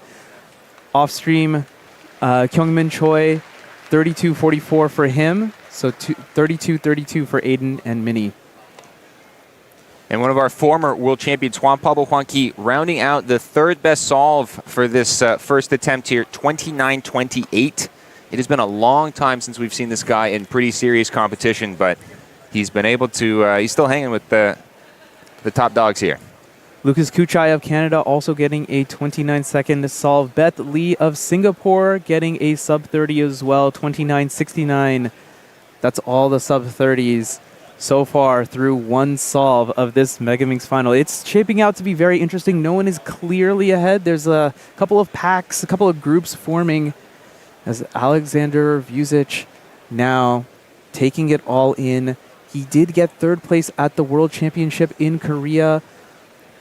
Huge for him to get the Oceanic record, 27.33 in round 2. Trying to calm himself down. Juan Pablo also starting, you can see in that picture-in-picture. Oh man, it's all coming together. So exciting. Solve 2 is underway for both of them. Alex turning like a madman, and the main thing about fast turning is you might have some more pauses. He's not pausing at all. Yeah. He's looking decently, although at this point he probably would have wanted to be on last layer. Yeah, there's that last layer now. Olo PLL. Ooh, two PLLs misrecognized the PLL. 151 of them. Sometimes they can be tough. 2 bad solves coming out. Alex 31 had it in his hands. You can't slow down there. That solve might count, and the difference between a 30 and a 31 might be the difference between you being on that podium or not. Another critical thing to note here, that +2 by Nicholas Nang is the difference between having the second best solve and having the 9th best solve of that first attempt. Yeah, how consequential is that going to be? This is a really tight pack here that's vying for the World Championship. You know what, Keaton? I wouldn't have it any other way. We thought there would be 2 out in front.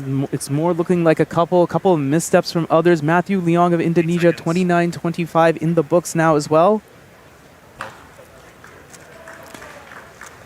LML getting started now on his second solve. Bit of a misstep with a 27. Timofey is sitting not directly next to him, but across a small aisle. He knows that it's going to really be between him and Timofey. Who is going to come out on top? Pausing a little bit more than I would have expected, but he's clearly onto PLL now. Coming back decently, 26. That's a lot better. That's a solid time. It's by far the fastest on the second attempt that we've seen so far. And we're going to see how Timofey does on this exact same scramble. As Timofey gets going, quick shout out to Jamie Otsu of Australia, setting the NR single 29.66. Well done. And Timofey This is turning a like good the wind. solve. This is a good one. 25-18, the fastest solve of this final so far. That's below world record average. Incredible work. Aiden Granger now. A name we haven't called out in a while. Where is Alexei Sinyavin? 33.90, 30.02 through his first two. Can Aiden produce some kind of magic here? He's going to need a little bit and maybe then some. Currently sitting in 12th on the projected rankings with a 32-second single, as we saw. And okay, there should be last layer now. Yeah, there's the PLL. Long This is going to be a 30. Oh, just barely under 29.95. Not happy with that. Knows that that is going to be a counting time, and he knows that 29 is not going to be enough for podium here. Still sticking around, though. Anything can happen. There are still 3 solves left for almost every competitor in this finals. Something crazy could happen. Lucas Kuchai moving into the 3rd place on the projected. 29.53, 31.25 are his 2 solves. None of our top 4 have our cubes. Never mind. Alex Vucic. He's going to get started now. He once saw out with a 26.64 on the 3rd time. The 3rd solve is where your average really starts to come together. Now that you will definitely have one of your 3 times be counting. Of course, you'll drop the best, you'll drop the worst. And at that point, you'll have a good gauge on what you need to put together an average that you want. Alex feels like he's in pretty decent pace. You can see a huge chunk of that Mega Mix is already solved. Actually, he's still moving around now. Can he get to last layer quickly? There it is, last layer, PLL. Just hopefully no misrecognition this time. A corner twist. No. Oh no, he's fallen off the pace. So unfortunate. At this point in the World Championship, 32.45. He's got to keep it together, though. He's got 2 solves left, and anything can happen here. Oh, man. Oh, man. Leandro Martin Lopez now. 27-26 to start things off. There is a 26 out there. Hyunseo has shown that. His turning is looking really, really good. He's getting into the last layer, just At doing 23. some recognition. A 24-second solve for him. That's exactly what he needed right as Timofey is about to solve for his 3rd attempt. Timofey has that 25, so whatever he gets here, he's probably going to count it unless he gets something better than the 25. Oh, a bit Series of pausey. pauses there. And, you know, when you depend on fast turning, you can't afford to make many mistakes. He did make a mistake back there, but looks like he's actually kind of recovering to some extent. Last layer in full effect now. Decent. Oh, yeah, but he's going to count the 27 from earlier. Messed up the PLL recognition either. This one is going to be a throwaway. Probably going to be the not counting time, 31.94. Lucas Kuchai looks like 31.26. That's in to WCA now.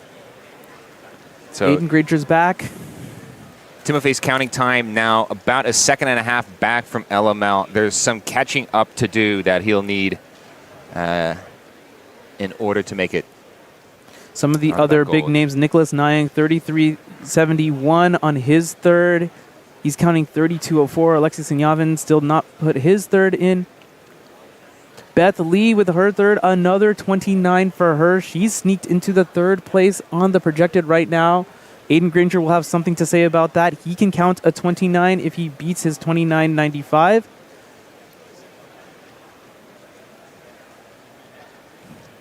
And let's see, he's off and running. Nothing particular that I think we can tell from this angle. Maybe a bit of execution error, but we're just going to have to see as the cube comes up how long it takes for him to get to last layer. Is he there yet? I think you're going to see 2 pauses, one for OLL. Oh, there's the PLL. And it's come a little too late, I think. He's not quite pleased with that 35.4. He's moving away. It's kind of separating a little bit. There's Timofey and Leandro who are both counting 26 and 27. So Sebastian Urbina from Chile counting a 29, but also has a DNF on the card, so there is no margin for error for him. Beth Lee also counting a sub-30. Alexei Sinyavin, the best over 30 time 30.02 as Iwan Seo. Now on to solve 4. This one is almost certainly going to be counting. He has a 26, but 31.28 indeed. That will be counting. He's counting a 30 and a 31 right now. Sebastian Urbina in that third place right now. PR is 31 seconds. So he's got a counting 29 here at the World Finals.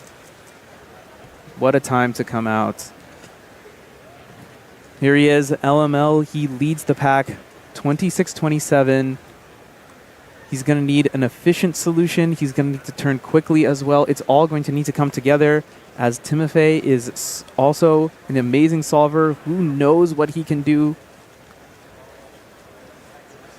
Nothing particularly fantastic, I think, from the scramble. There's a corner attached to an edge, which might make some nice block building. And he's looking quite solid here. The F2L is looking pretty good. Going into S2L, second 2 layers. This can be the hardest step sometimes. Just so many pieces, so many sides to try and find them all. Nice, still not onto the last phase of S2L. Now he's just gotten there. This one is going to be behind now, just getting to the last layer. Decent looking OLL. Ooh, but good recovery. 26.05. Beth is going to get started with her solve off stream. Actually, you can see it right there, picture in picture. Timofey has his cube. He's going to show up in your main view.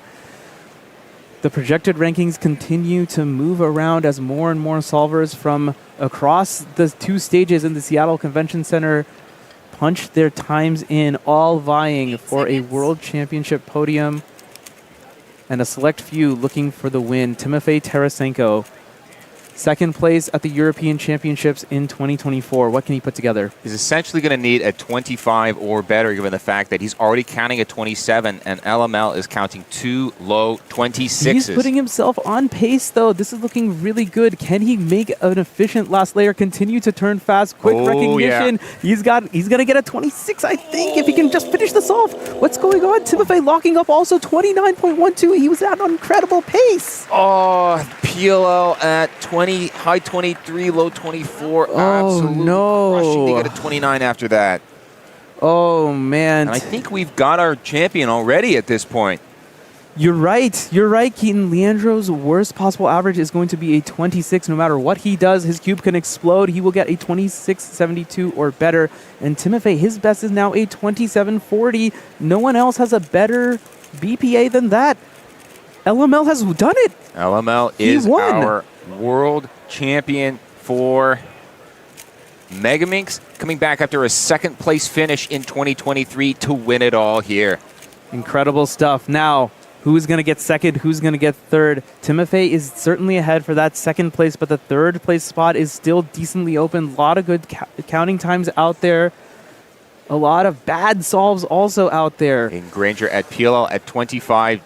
Decent time to recognize, 28. 28, that's not counting quite yet. He'll need another time better than that in order to count it. This solve from LML is a little bit of a dead rubber. Of course, he can still get the world record single. But as far as we're concerned, Keaton, he's wrapped it up. Actually, he does have a BPA of 25.74. That's not going to be good enough for world record average, though. There are so many people who have a BPA just under 30 seconds. There's so much going on. We're trying to get you as much information as we can from all of the solvers. WCA has set the standard 29.93 average. You're going to need sub 30 in order to podium at Worlds. And that's really, really solid. Couple of solvers out there who can indeed beat that. LML guaranteed to beat that. We're still watching his solve here. We'll give you updates from the rest of the field as they come in. But Leandro, his efficient turning proved to be enough to take it.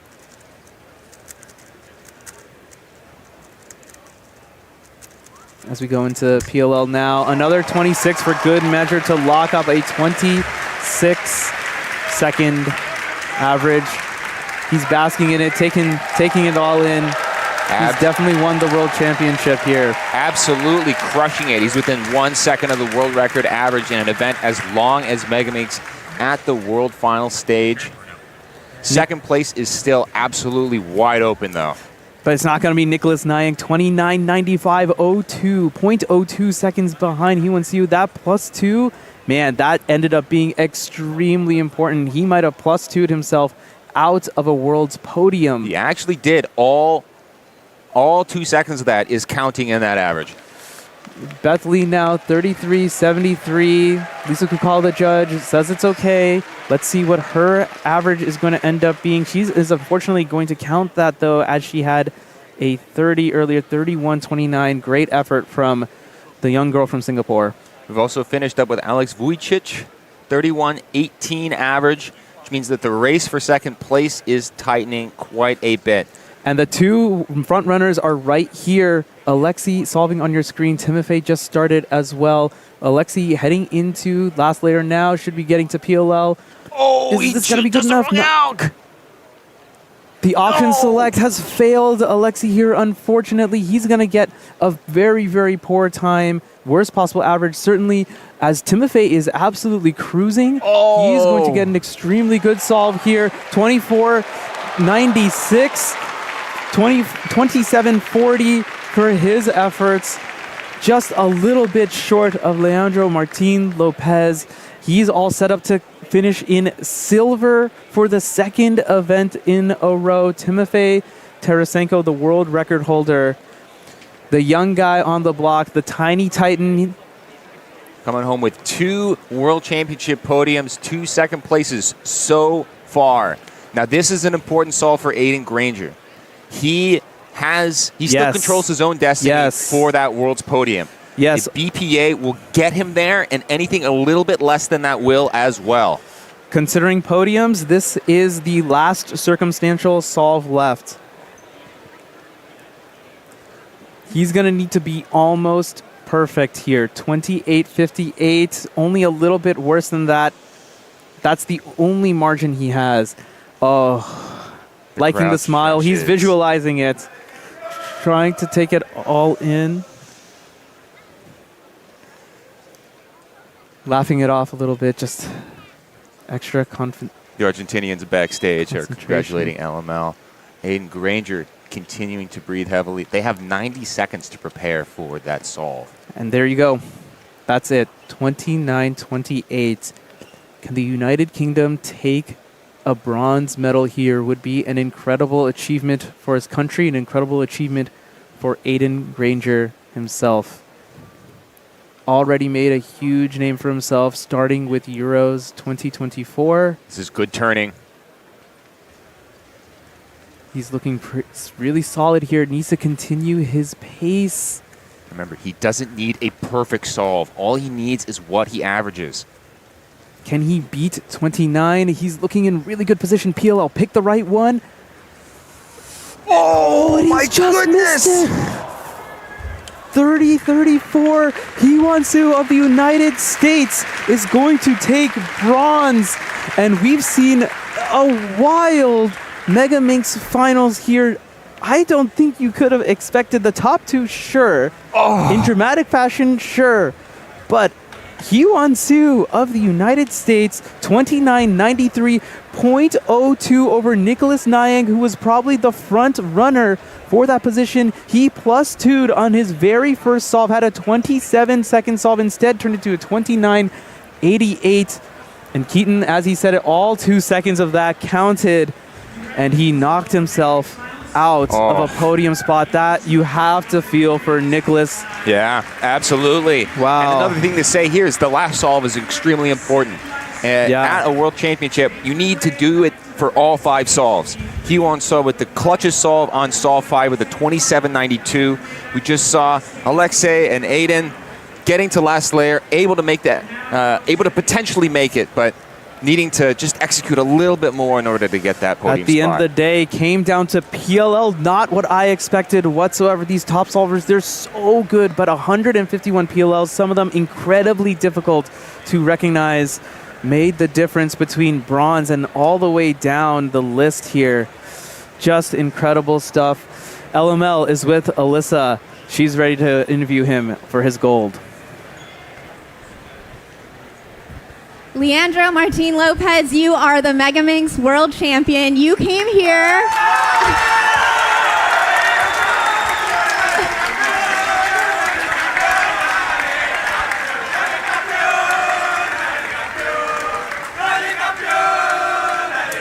You came here registered for one event. This was your only event at the World Championship. Clearly, you had one thing on your mind. What went into making this happen?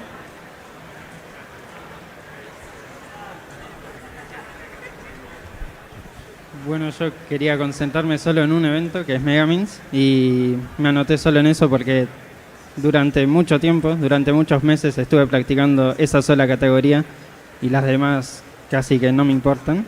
Así que era mi único objetivo. He just wanted to focus in one event because that's his main goal. He has been practicing for a lot of months and he's so happy that he won. Congratulations. You have so many people cheering for you. Anyone you want to thank back home in Argentina?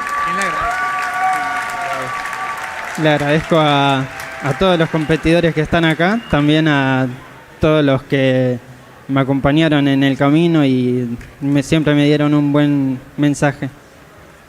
He says thanks to them, the Argentina team, to their family, and the people that is always supporting him. Awesome. Leandro, congratulations. Juan Pablo, thank you for translating. You've been here in your own right. Once again, Leandro Martin Lopez, Megaminx world champion.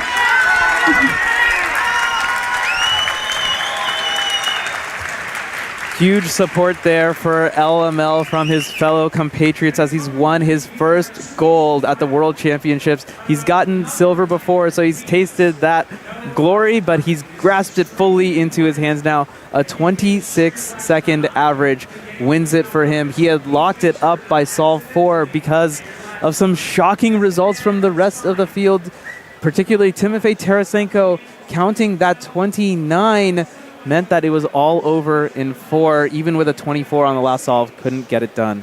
Yeah, extremely impressive performance here. Let's take a look at the last solve. Being able to keep it composed here. Very efficient turning that Manu has mentioned before. Doesn't do as many moves. Is able to take advantage of all of the flexibility that the Megaminx has to offer. You have all these degrees of freedom with which to play around with. And by doing that, you can get some efficient solutions that, for example, you may not be able to do on a 3x3. And 26-61 as his final solve. A little bit of a dead rubber, but still able to put in an incredible result. LML. Those are the letters that are going to be chanted across Argentina today, perhaps. Oh man, Keaton, I wish I could talk about Megaminx all day, but we need to keep moving on. We have 2 more finals to go. 2x2 finals is up next. Here's a short teaser about what you're going to see next.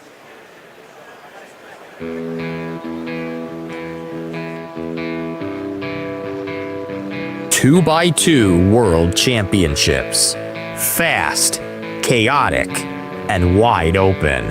At the top, a clash of styles. Yeong Wang, the first to break the sub-1 barrier and 3-time world record holder, brings unmatched speed. Zain Kanani, a master of efficiency, prefers clean, objectively optimal solves. Sujin Feist, WR4, and the 4th to go sub-1 is right in the mix. Theodor Zeider, reigning European champion and single world record holder, has the firepower to win it all. Anthony Paterakis, a longtime European threat, has been here before and knows how to perform. Roman Rudakov holds the Oceania record. Emanuel Schellin owns 5 Swedish national records. The top 10 seeds and beyond are ready to strike. Speed, precision, and chaos. This is the 2x2 final, and it starts now. What 2x2 finals. These are your finalists. In our 20th seed, representing Mexico, Joaquin Ruenas Hernandez.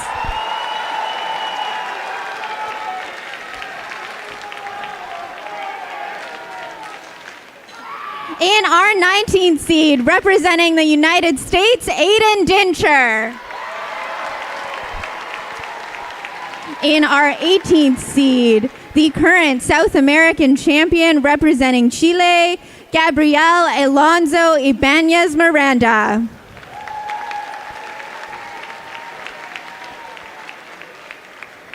In our 17th seed, representing Russia, Alexei Setkov.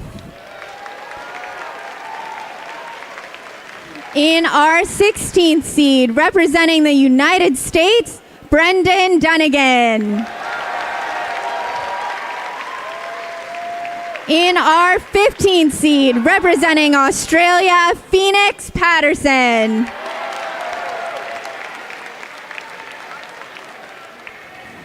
In our 14th seed, representing the United States, Jerry Yao. In our 13th seed, representing Australia, Roman Rudakov. In our 12th seed, representing China, Yuki Gao. In our 11th seed, representing the United States, Ethan Zhuang.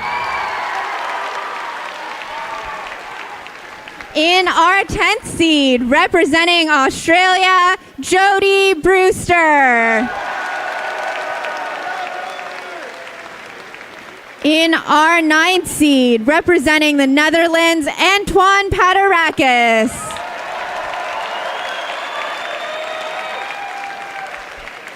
In our 8th seed, representing Sweden, Emmanuel Schellen. In our 7th seed, the 2019 world champion representing China, Jiazhao Li. In our 6th seed, representing the United States, Nancy Liu.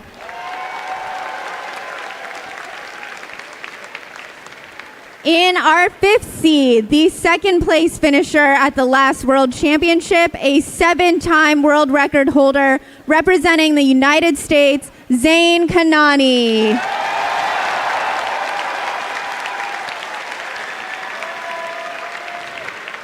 In our 4th seed, a former North American record single holder representing the United States, Brian Johnson.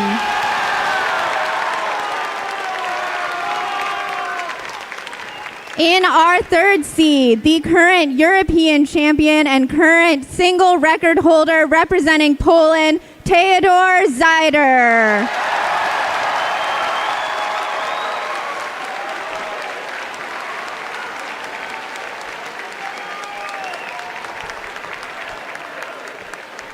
In our 2nd seed, he was the 4th person to set a sub-1 average, representing the United States, Sujin Feist.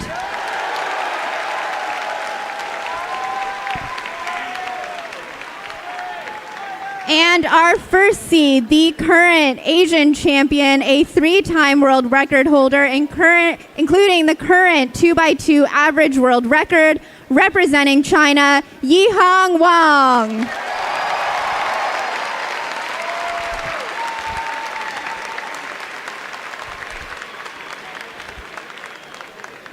Runners, you may bring out the puzzles. Competitors, you may start when you're ready. Good luck to all our finalists.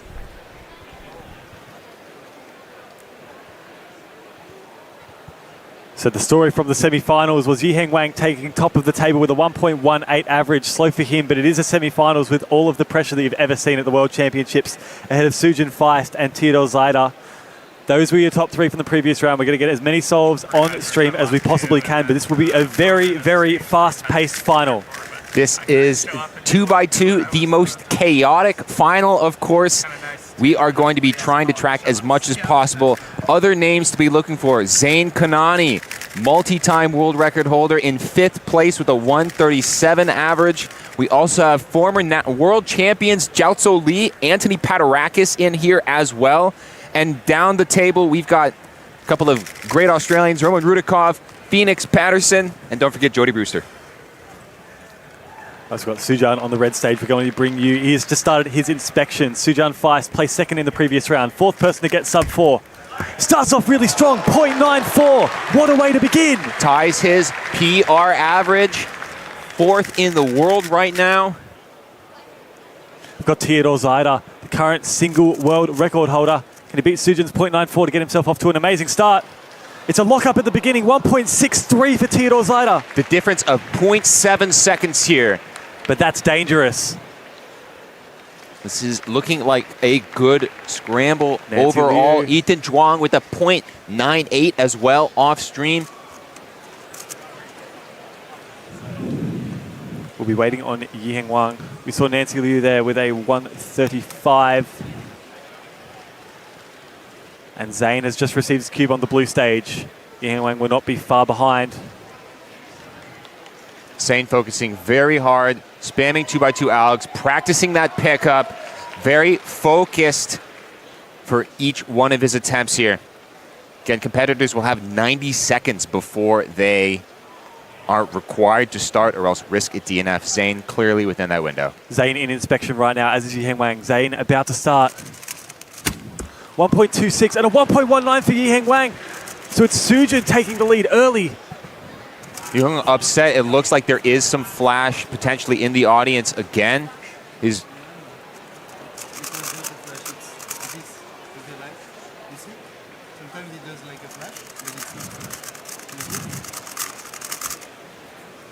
to go see the top 4 seeds with their first solve so far, and Sujan Feist, Ethan Zhuang, the only 2 competitors to go sub 1, and no one else is even within a tenth of a second after that. overall, the race at the top is very tight. Warsaw, 1.63 by Theodore. It looks like Brennan Dunnigan, 328. I'm going to guess a +2. There's Jody Brewster, 1.96. That's the first person we've seen on the second. Here goes Sujan Feist, current leader. Another decent solve, 1.42 for the second scramble.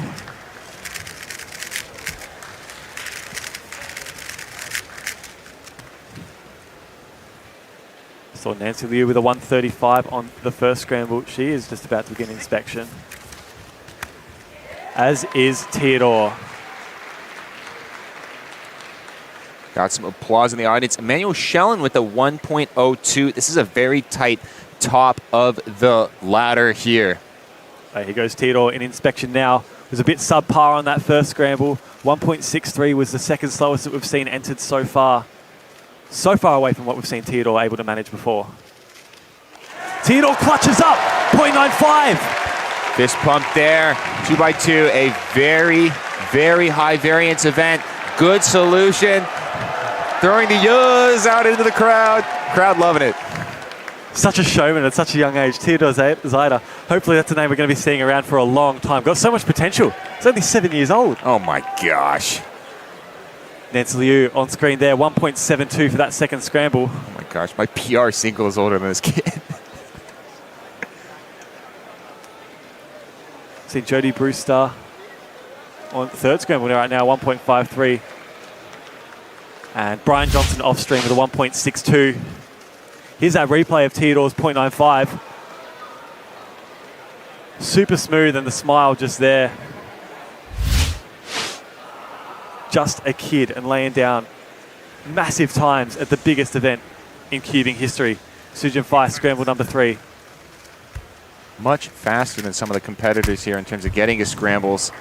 1.72 for Sujan, so that 1.42 on the second is going to be counting. This is just Yihung's second solve. Yihung did not start off how we've seen him, 1.19. It's around about the average he got in the previous round, but we know he's capable of better. Lock up at the start, 1.56. Zane Kanani just off stream, 115.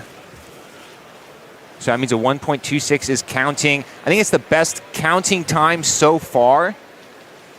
Puts Zane in a very good position. Some other solvers have a good first solve, but haven't done number 2 yet. Seen in the top 3, all of these competitors have only done the first solve. Anthony Paderakis, former world champion, starting off really strong with a 101. Emmanuel Schellen, the Swedish national record holder, 102. And Roman Rudakov, the current oceanic record holder for average, 1.16. Here's Emmanuel on for his second now. Oh, looked fairly nervous there and uncertain if that's a +2 or not. And it is a +2. Here goes Theodore. Had an amazing comeback after that first solve, 0.95. Can he replicate that on scramble number 3? Yes, he can! 0.97! That is a counting solve! That's incredible. Counting sub-1 here at the World Championship. That also ties Theodore's PR average, and that's a counting time. Very smooth solution. Looks like an R2, F2, R2 at the end there to add a couple of moves, but a nice solution before that point. Theodore pulling himself away and clear right now. We saw Anthony Paterakis off stream with a 1.13 on the second scramble. He's the closest one in contention, but still Theodore has a counting sub-1. Could this be the first World Championship, a dream finish for Theodore? He has to clutch it up though, 1.63 on the first. Could spell disaster for Theodore. Here goes Zane. Facing the same scramble. Great turning, 1.20 for Zane. So he's counting that solve there, 1.20. His best time still a 1.15. 8 seconds. Yang Wang now looks pretty solid, 1:02, just over that 1 second mark.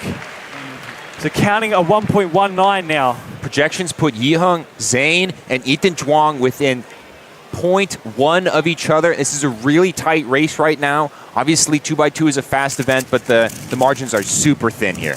Got Sujun in inspection right now. 0.81! 0.81! Means that 0.94 is going to be counting. It helps counteract the fact that he also has a 1.42 in there. He's looking at a 118 average if he stays on course. He's going to need a little bit more in order to overtake Theodore, though. He's the only competitor we've seen on that fourth scramble. That 0.81 could have come on a really, really good scramble. So we'll keep an eye out for all of our competitors on scramble number 4. We could be seeing some fireworks about to erupt. Yeah, we've got a lot of different solutions here. Competitors are going to have different... we've had sub-1 solves on all 4 scrambles so far, so not everyone is doing the exact same thing. Just shows how much that selection and how much that execution matters in this event.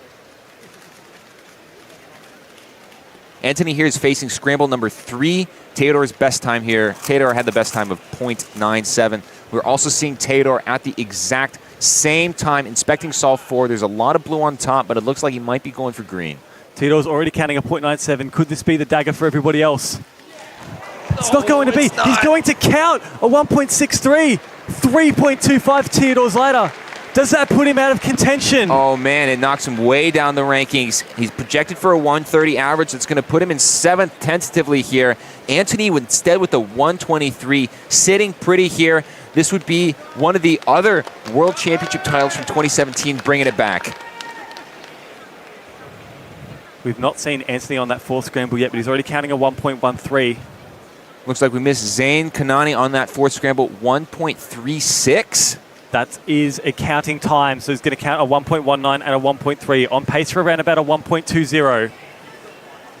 We're seeing Yiheng Wang now. We saw a great time from Sujin on the scramble that Zaid is about to tackle right now. Sujin's on solve 5. Sujin at the bottom of the screen. 1.16 is a counting time. He's counting that solve. A 0.94 and a 1.42. He's still behind Anthony Paterakis on this one. But he's set the standard. It's very likely he's going to podium unless other people have insane execution on the last 2 solves. Sujin finishing with 1.17. Yiheng cannot find the same solution as Sujin though. 1.34. And that's going to be a counting time as well for Yiheng Wang. On pace for 1.27. That's not even going to podium.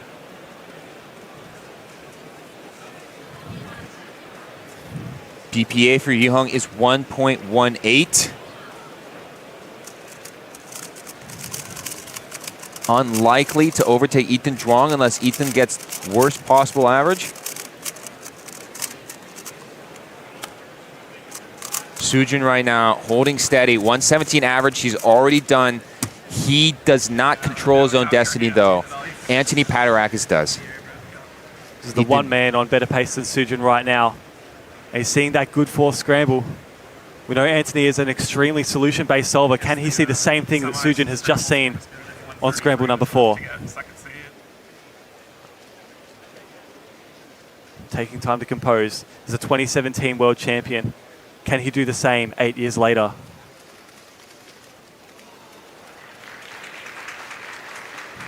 also need to pay attention. Theodore with a 1.23. It's a 128 average, putting him out of contention. Anthony here on solve number 4. Sujin got a 0.81 on this. That was the fastest solve we've seen in the finals so far. What can Anthony do on the same scramble? Oh, a cube drop! 1.79 there for Anthony Paterakis. That does not spell disaster just yet. That only means that he is counting a 1.13 and a 1.23 for a projected average of 1.18. We're also taking a look at Ethan Zhuang. He controls his own destiny. BPA 111 is better than Anthony's BPA of 112. Zain Kanani unfortunately out of the race for first place right now, but can he clutch up a good time? He does. He does a sub 1.96. 120 means he's possible on the podium depending on what Ethan and Anthony do. But he cannot win. Sujin has already locked up an average faster than that. It's a solid time by Zain, but the margins are so thin here. He's only 0.03 behind Sujin Feist, who's guaranteed himself a podium spot here at Worlds. Here's Yiheng Wang. He cannot beat Sujin Feist. His best possible average will be 0.01 slower. 1.04. It is close to that best possible average. And in fact, he slots himself 0.02 behind Sujin. So that pushes Zain Kanani at least down to third. It still depends on Ethan and Anthony's last solves. For first place, Ethan needs a 1.14. Anthony needs a 1.13. They both have extremely similar range right now. Here is Ethan on stream. Ethan needs a 1.14 to win. The third, he needs a 1.23. But 1.14, that is the mark that we're looking for Ethan to get on this scramble. He does not have a counting sub 1. And only 2 competitors have been able to get that, Yiheng and Zain, the top guys in this field. Here's Ethan, 1.14, the magic mark to beat. It's well within his wheelhouse. Oh! It's not going to be 108. Wait. I think he might have stopped the timer with his wrists. It is a DNF. He stops the timer at 1.28, but the puzzle was not solved. That means Yiheng has guaranteed podium at this point. The only person that we're waiting on is Anthony to decide the podium for 2x2. It comes down to the last solve. If he clutches, he's able to win, and if he doesn't, he's not going to be on the podium at all. The margins are so narrow. Anthony Paterakis, the only man able to unseat Sujin from the top of the ladder. At the moment projected for just 0.01 slower, but if he picks up the pace with a 1.13 or better, he is the world champion, repeating his feat from 2017. Deep Can he clutch it up?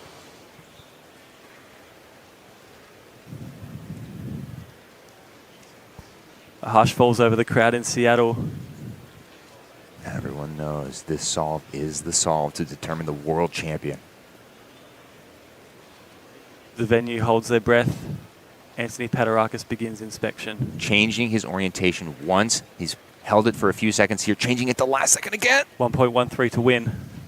It's not happening! Sujin Feist is the world champion! Sujin Feist from Michigan taking it with a 117. Yiheng Wang 119. Zain Kanani 120. I don't think we're going to have a closer final this entire competition. Anthony Paterakis with that solve falls all the way down to 7th place. Theodore Zaida also off the podium. It is now confirmed.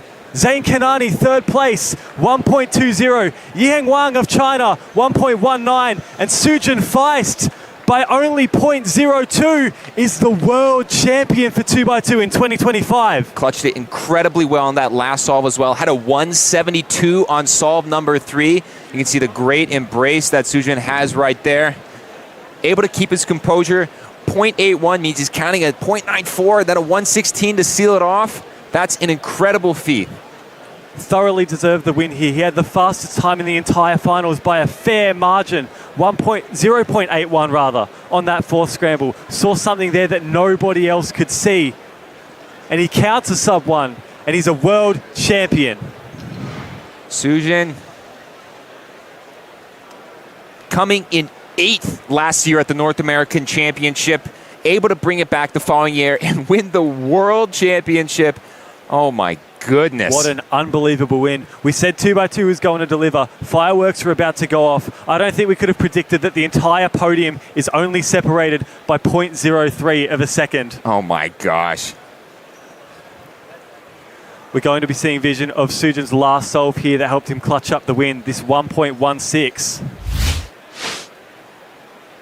Here it is. This is the moment Sujin becomes a world champion. Started off with an F2. What a sketchy and that start. little and the lockup. tiny lockup. It was inconsequential though. It didn't matter. It could have even been better, but it was enough. And that's what matters. Sujin Feist takes the win in his home country to be the world champion. Sujin Feist, you are the 2x2 world champion.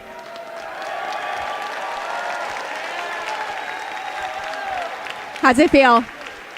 I don't know. I'm kind of lost for words right now. There's no feeling like this.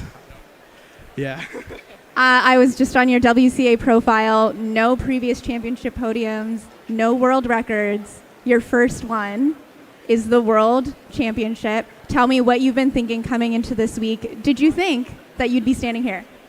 Honestly, I didn't really have any of those thoughts here, but I mean, obviously, I would have liked to win, but I mean, everybody would, but just going in this, I was just man, there's so many people who I haven't met yet who have been texting on Discord with. I just want to go and just have so much fun with those people. I saw so many people giving you hugs. It's such a supportive community. Just any shout outs or thank yous you want to give? I want to give a thank you to my judge. I want to give a thank you to Brian Johnson, who was sitting next to me. We're chatting it up, giving me fist bumps each solve, man. Wouldn't be able to do it if it wasn't for those two people. And it was, I want to give a big shout out to Zayn Kanani. There's no way I would be able to do any of this if it wasn't for him. He has helped me so much and has been such an impact to the 2x2 community. Such a good impact.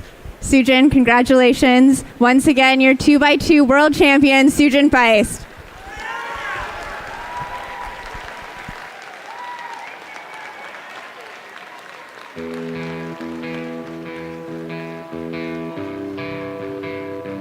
June 8th, 2018. Kevin Hayes breaks the 7x7 world record in a time of 157.76. This is the last time anyone not named Max Park has broken a 7x7 world record. Dominant. Dominant is the only word to describe Max Park's run over the last 7 years.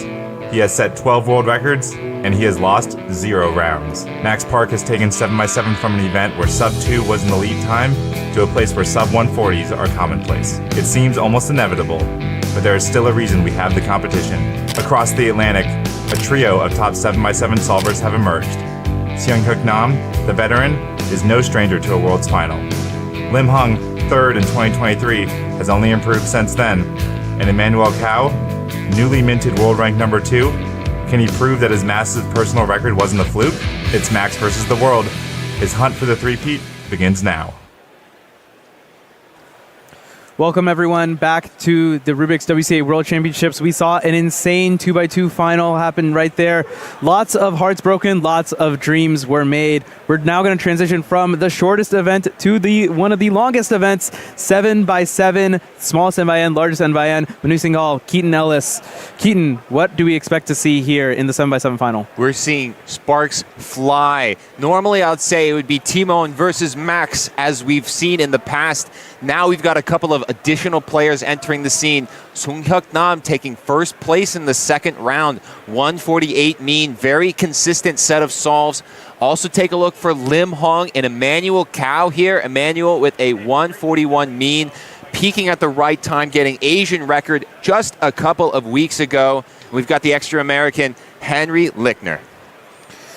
And we're going to go immediately to the walkouts of all of our finalists, all 20 of them. Alyssa Asperaz, take it away. All right, are we ready for our final of the night? We're going into 7x7.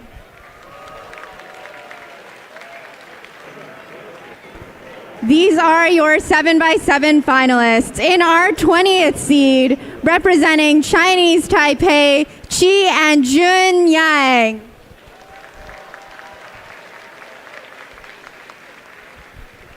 In our 19th seed, the current African champion, setting a new African record in the semifinals, representing South Africa, Daniel Rush.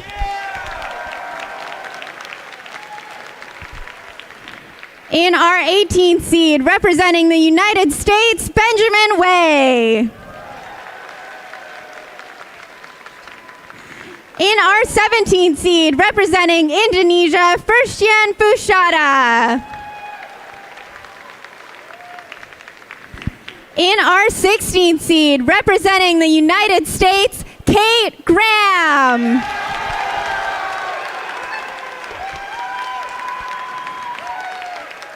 In our 15th seed, representing Australia, Hayden Ng. In our 14th seed, the 2013 world champion, 2015 world champion, a 6-time world record holder, representing the United States, Kevin Hayes.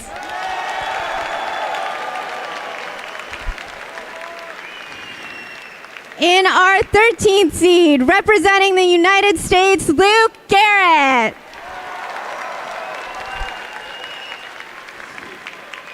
In our 12th seed, representing Switzerland, Richard Delacoste. In our 11th seed, representing the United States, Jack Pfeiffer. In our 10th seed, representing Chinese Taipei, Kai Wen Wang. In our 9th seed, representing Korea, Dong Soo Park.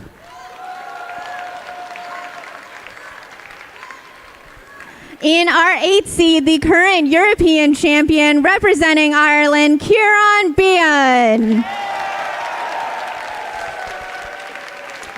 In our 7th seed, representing Russia, Timofey Tarasenko. In our 6th seed, representing the United States, Henry Lickner. In our 5th seed, the current North American champion, the 2019 world champion, the defending world champion, a 15-time world record holder, including the current mean and single, representing the United States, Max Park.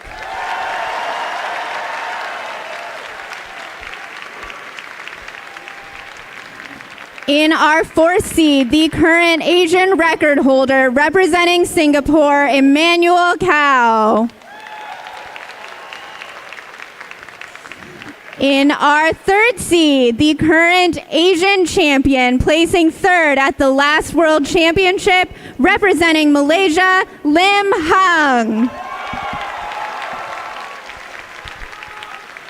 In our 2nd seed, placing 2nd at the last World Championship, setting a new European record yesterday in the first round of this event, representing Poland, Timon Koleszyński.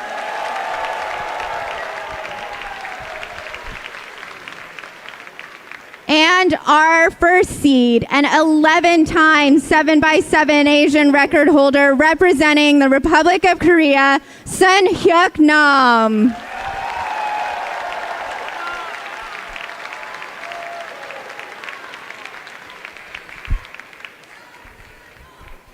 Runners, you may bring the cubes. Competitors, you may start when you're ready. Good luck to all our finalists.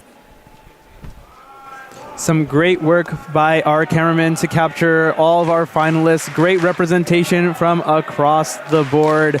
Timon versus Max, that has been the story of 7x7 for a very long time. Of course, Max Park, one of the most dominant solvers that the 7x7 event has ever seen.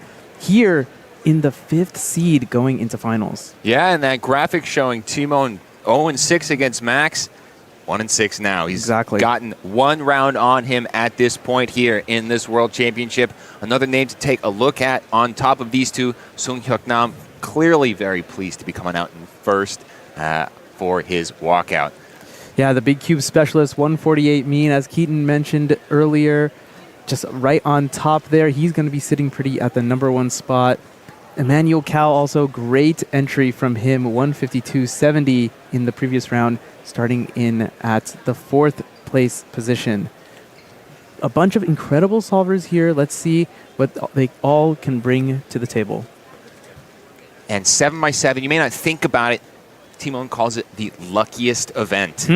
The event where your solution is going to diverge from other solutions so much, and if you get the better cases, you get the shorter number of moves to solve centers. You have more pieces on edges that are all solved. Getting all of that together means that this event is going to have the most unique solutions. Luck, you hope, is on your side. Indeed. A couple of other ways that the competitors are going to diverge. Some competitors are going to be doing reduction. That is what currently holds the world record. Of course, Max Park, like I mentioned, one of the greatest this event has ever seen. You build all the centers, build all the edges, and then complete the solve exactly like a 3x3. Only a couple parodies to worry about. They're all in edge pairing. It shouldn't be too big of a problem for any of these guys. They're all extremely good. And Yao is now taking a little bit more of a center stage. Of course, Timon, I believe, is going to be using Yao. Yes, you can see it right here. He actually built all of the white edges first and now is going to head to build the centers. And then after that, it is exactly the same as reduction. Timothy in your top right, Lim Hung of Malaysia in the bottom right. So many solvers. This could go so many ways. Another way where luck plays a huge factor. This is a mean of 3 event. Every solve counts. There is no not counting solve. It's going to be critical for each of these competitors to put their best foot forward. No mishaps whatsoever. Yeah, Timon looking pretty good on this solve so far. Getting done with centers at about 108. So he's got those 4 cross edges down already. A big difference between reduction and Yao. There are 2 main ones. Number 1, for Yao, you don't have to flip. As Timon puts in a 142, that is an excellent start to this final.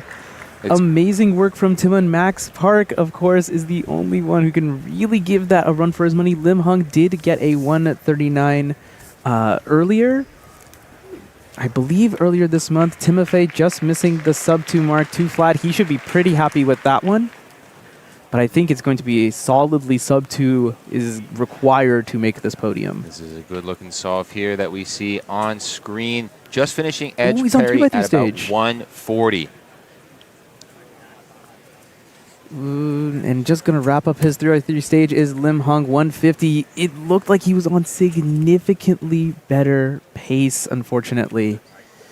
Not able to fully get it together. The times are starting to come in. Other sub-2s coming from Benjamin Wei of the United States and Kevin Hayes, who you heard and have seen in this commentary booth. 158 for both of them.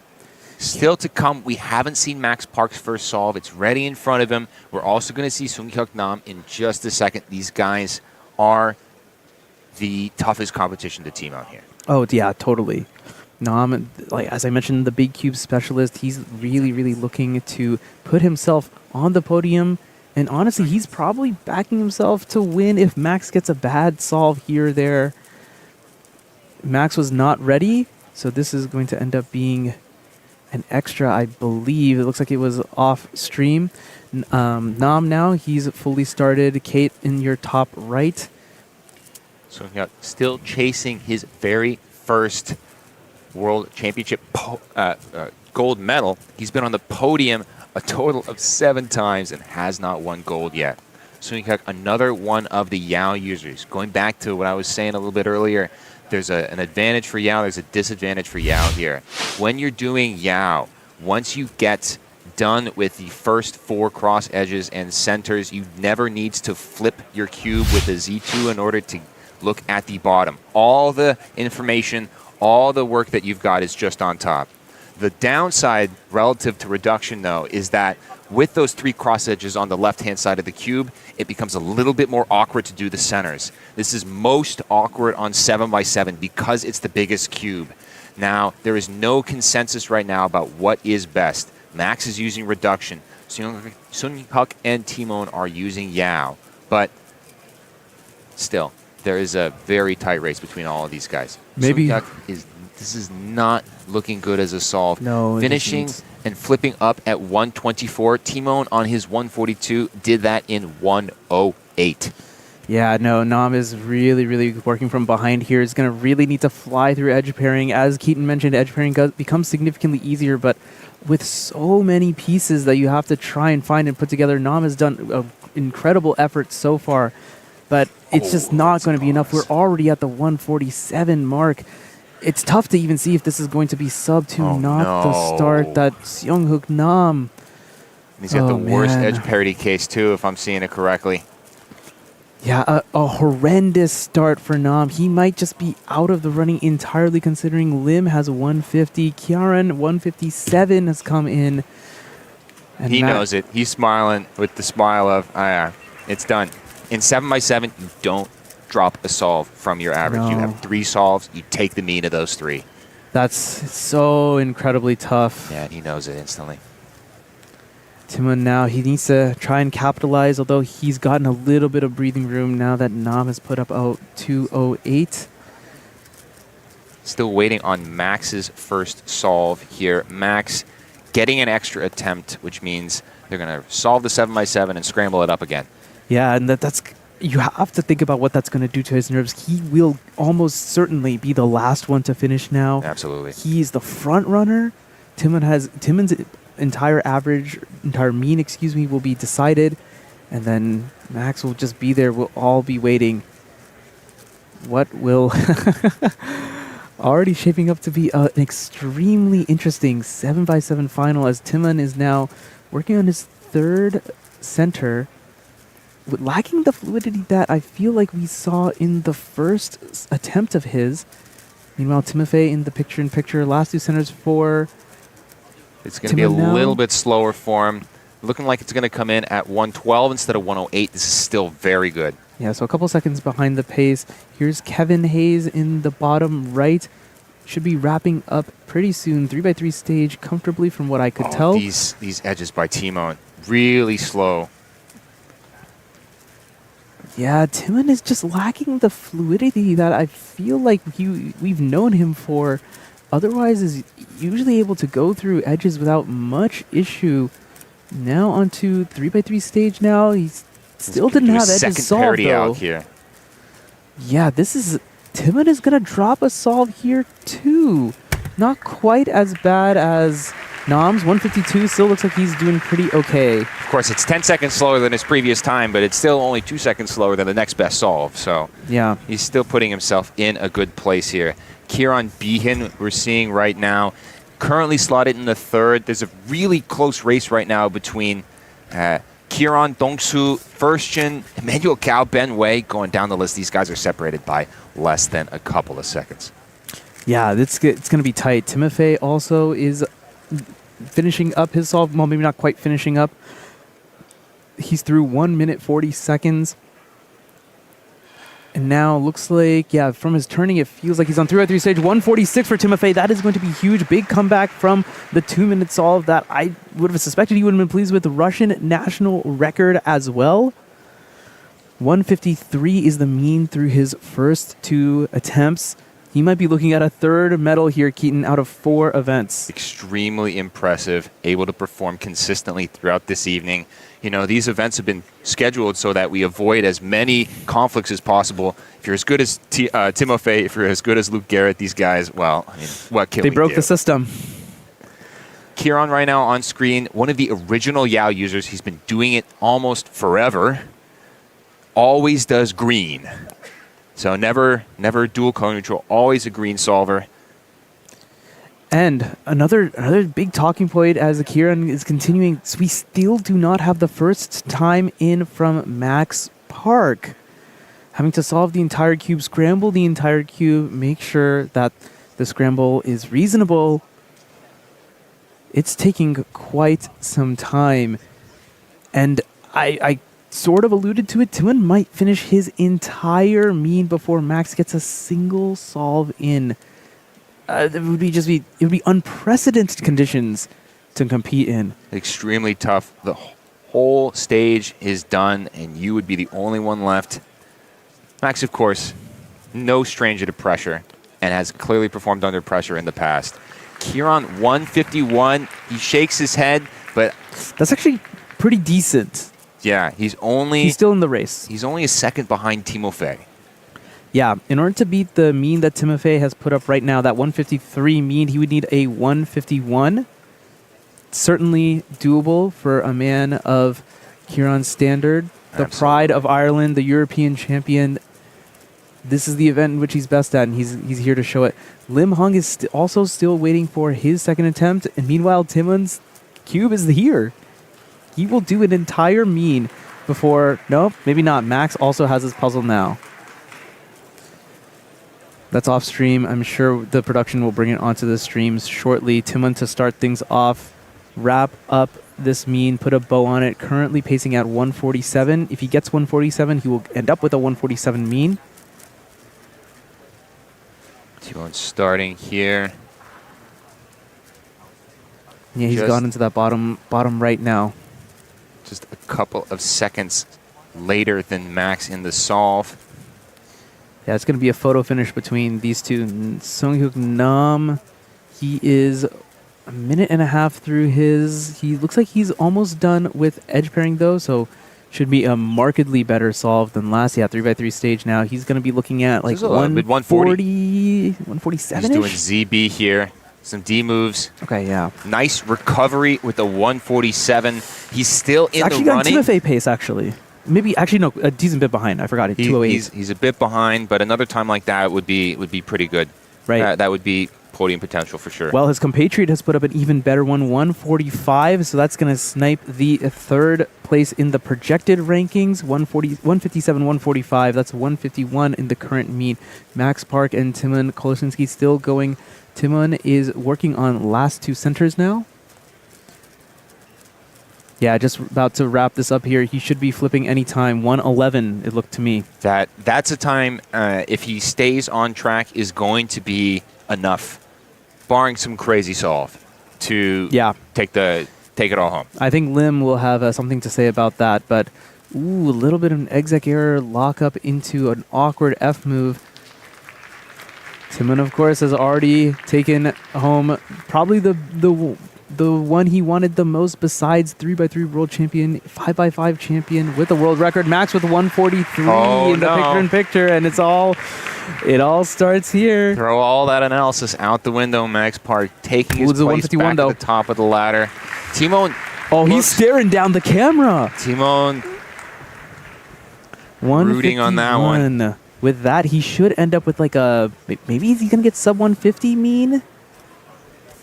Trying to read from the crowd's reaction whether or not he's claimed it all. Oh, he's going to have to wait. I'm sorry, Timon. Max has two more solves to go. Meanwhile, all Nam can do is kind of just wait and see. Third solve from Kevin Hayes in 155. He's going to end up with two flat. Benjamin Wei has also completed 202 for him. Kaiman Wong of Chinese Taipei, 205. So the race for third place still very open. Lots of solvers within 5 seconds of each other. Those are the margins that we're working with here on 7x7. A little bit different from 2x2, that last event that we were at. Right. Oh, all right. Things are heating up now. Timofey and Lim Hung are both starting off. Lim looking like he flipped up at 108. That's really good pace. Good pace. That's good pace. That is about the same as Timon on his first solve. Remember, he got a 142 on that. I don't see any pauses here. This is incredible, right? His edge pairing is looking really, really good. Only needing to look around the cube just a handful of times. He's on last four edges already. Yeah, just from here, you can see that the cube is largely coming together. A big pause there. Can he clean up edge pairing and clean this solve up? That looks like some sort of parity. That's the parity out. He's on 3x3 stage. Yeah. This is looking good for him. It's going to be sub 145. Not quite. Whoa, what happened there? Very upset again with that. It looked like he was on extremely good pace, looking like he was going to get 145, 149 instead. Did he mess up his PLL? It was a little difficult to see. I don't know. I have no idea. We're going to need to look at some sort of replay, but too many good solvers. There's no real chance. Dongsu in your top right. Timofey here. Timofey has already posted 2 flat and 146. If he can repeat that 146, he'd be looking pretty good. In order to overtake Lim right now, who has a 150 mean of 2, he would need a 143. That's certainly not going to happen. He's still not now. Yeah, now he's on 3x3 stage. He's gonna end up with a sub 150 if he can clean this up. Yeah, these guys are the two that we're taking a look at. Yeah, 152 now. Essentially going to lock that in for his average. 153, that is another Russian national record. An incredible solver is Timofey. But Dongsu is pacing a little bit better than that. It's a little hard to see exactly for his cube. He still has a lot of edges, but he's full. Actually, He's has flipped he up fully at flipped? 108-ish. Kieran also in the top right. This is going to be a pretty off-pace solve for him. He's going to be off the podium for certain. With He's not time even going to that's get over sub 2 2. minutes. Yeah, no sub 2 even for Kieran. Unfortunate to see Dongsu now. Looks like he's finishing on up edge pairing. Alg at 135, which means he's done with edges and he's going on a 3x3 Dongsu stage. This is going to Park. be a low 140 here. Yeah, just finish it up, clean it up. No. 144. Dongsu Park putting his name into the hat. That's his best solve so far. That's incredible. 149 mean, not good enough to beat Timon, but Dongsu has put his candidacy in. Now Lim needs something pretty decent. He has 150, 149, 147.85, as Keaton has pointed out to me. Thanks, Keaton. Shout out. He needs that in order to overtake Dongsu Park, who has cashed it in. Max on his second attempt now. 143, great start. This is the exact pace he needs. It's not the world record pace by any particular mean. Of course, the world record 139 mean. As he looks like I only see 2 colors of centers, so he's wrapping up centers hopefully now. And fully into edge pairing. At 52. That's not a bad time. Yeah, not too bad. Song Hyuk with a 149. We're seeing off stream. Oh, 2 fantastic solves, but that 208 to start, absolutely killer. He's off the podium. No, 155. 2 seconds behind Timofey on mean. 208. If that 208 were even too flat, as I was mentioning earlier, he would actually be pretty close to Timofey. Not going to get it done.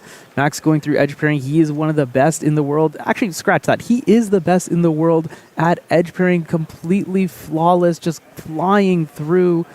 Wrapping it up now. He's doing his some parody sort of alg. alg. So this is going to end up being like 142-ish or so, which will put Max on incredible pace to win this world championship. The first gold for Max might be waiting in the wings. He just needs to complete the 3rd solve, something similar to that. To lose the first place rank, you would need to solve 158.95 or worse. So he's got quite a cushion here. He can afford to lose 15 seconds off of the 2 times he's gotten so far, and he'll be able to make it into that gold. All right, this is huge now. Lim Hung, 147.85. That is the number that we're taking a look at in order to get ahead of Dongsu Park, get on to the podium here at the World Championship. Lim Hung coming into this round as 3rd. Can he finish it in 3rd? Of course, he has a chance to beat Timon as well, but he would need 144-ish or better. Lim is turning extremely quickly here. Still making centers. I feel like I still see 3 colors of centers, so not quite ready to go to last 2 and flip. Wow, his turning is looking really fast. Red and green centers left. If he can wrap this up quickly, we might see something fantastic here. A huge roar from the audience. Not entirely sure what that was. We'll get you that update as it comes in. Lim flipping up in a decent pace here. 113, I think he needs to come back just a little bit. Unfortunately, from this view, very hard to tell which stage he's on, how many edges he has left. It looks like he's on last 4 edges at this point. Oh, come on, Lim Hung. He's got a parody alg to do at 136. The cube is coming up. 5 seconds left. Can he close out this all 3x3 stage? He should get it. 145 for Lim Hung. He should slot himself into 3rd place. Yes, indeed. 0.03 seconds behind Timon. That means a lockup here or there. 0.1 seconds away from a silver medal was Lim Hung, but he has locked himself into 3rd place extremely likely, as Max Park, the final solver of this 7x7 final, needs 158.95 or better to win, 201.5 to completely to make sure he's on the podium. I mean, it's going to be no question. I have no idea how long it's been since Max has failed to get a sub 2-minute solve on 7x7, the event where he is the furthest ahead of the field. Any other world championship a couple years ago, Max would have had 3 podiums by now, 3 golds by now, but instead missing the podium entirely in 4x4 and 2 silvers in 5x5 and an OH. Max is going for his first gold here. First 2 centers done. Looking at about 25 seconds here. Yeah, quite good pace. Even if his centers are a little slow, 7x7 is long enough to where it is possible to come back, and what an incredible time to come back if edge pairing is what he needs. 3 colors left. These last 4 centers are a little bit slower than his last solve. And he's got to lock up. It looked like a little bit of a pop, but it's gotten fixed now. 2 centers left. He's going to finish up centers at around 60 seconds or so. 59 seconds by my count. This is about 6 seconds slower than his last couple of solves going into edge pairing, but he still has plenty of a cushion here. He has a 15-second cushion in order to still win. Now we can see whether or not Max is able to complete that 4th edge. It did look like he was able to do that. No, he was not on the here's second last layer. 4. So he's on last 4 at 125. Timon standing up, trying to figure out if he's going to get gold or silver. I mean, this is Max is already on through Legend stage at 134. This could be sub 140 or just above it. Yeah, it's going to be just above. I think it's going to be a triple for Max Park. Actually, just a little bit better than triple. 143. 143 mean for Those were him. some insane edges for Max. Able to bring it back. Incredibly consistent. Different stages of the solves were faster, but the result is still the same. Exactly. An amazing observation by Keaton Ellis. In the second solve, he finished centers around 55, I want to say. This one, it was close to 59. 4 seconds were saved between edge pairing and 3x3. Just fantastic stuff. It was always going to be this way. But Timon and Lim Hung will share the glory with Max Park. I believe Alyssa is with Lim right now. Alyssa, let's go to Lim. Congratulations to Max Park, who is your 7x7 world champion. I am here with our 3rd place finisher, Lim Hung from Malaysia. Lim, how are you feeling? Live it, honestly. I don't know what to feel right now. There's a lot of emotions right now. Walk us through those 3 solves. What did you feel like you had to do in order to get a podium finish here at World Championship? Honestly, during those 2 solves, I felt like those 2 solves were quite bad, and I thought that I didn't have a chance. So I just felt like I should go all out for the last solve. And I still got an okay time, but in the end, people were cheering, so the emotion went from disappointed immediately to happy. You never know what's happening around you, and in this case, the solves you put down were good enough for the World Championship podium. Give us some shout-outs or thank yous to people back home. I would like to thank my mom for bringing me here.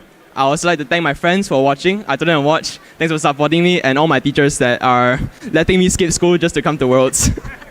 Lim, congratulations. Once again, Lim Hung, 3rd place. Timon Koloshinsky is in our 2nd position, and our world champion for 7x7 is Max Park.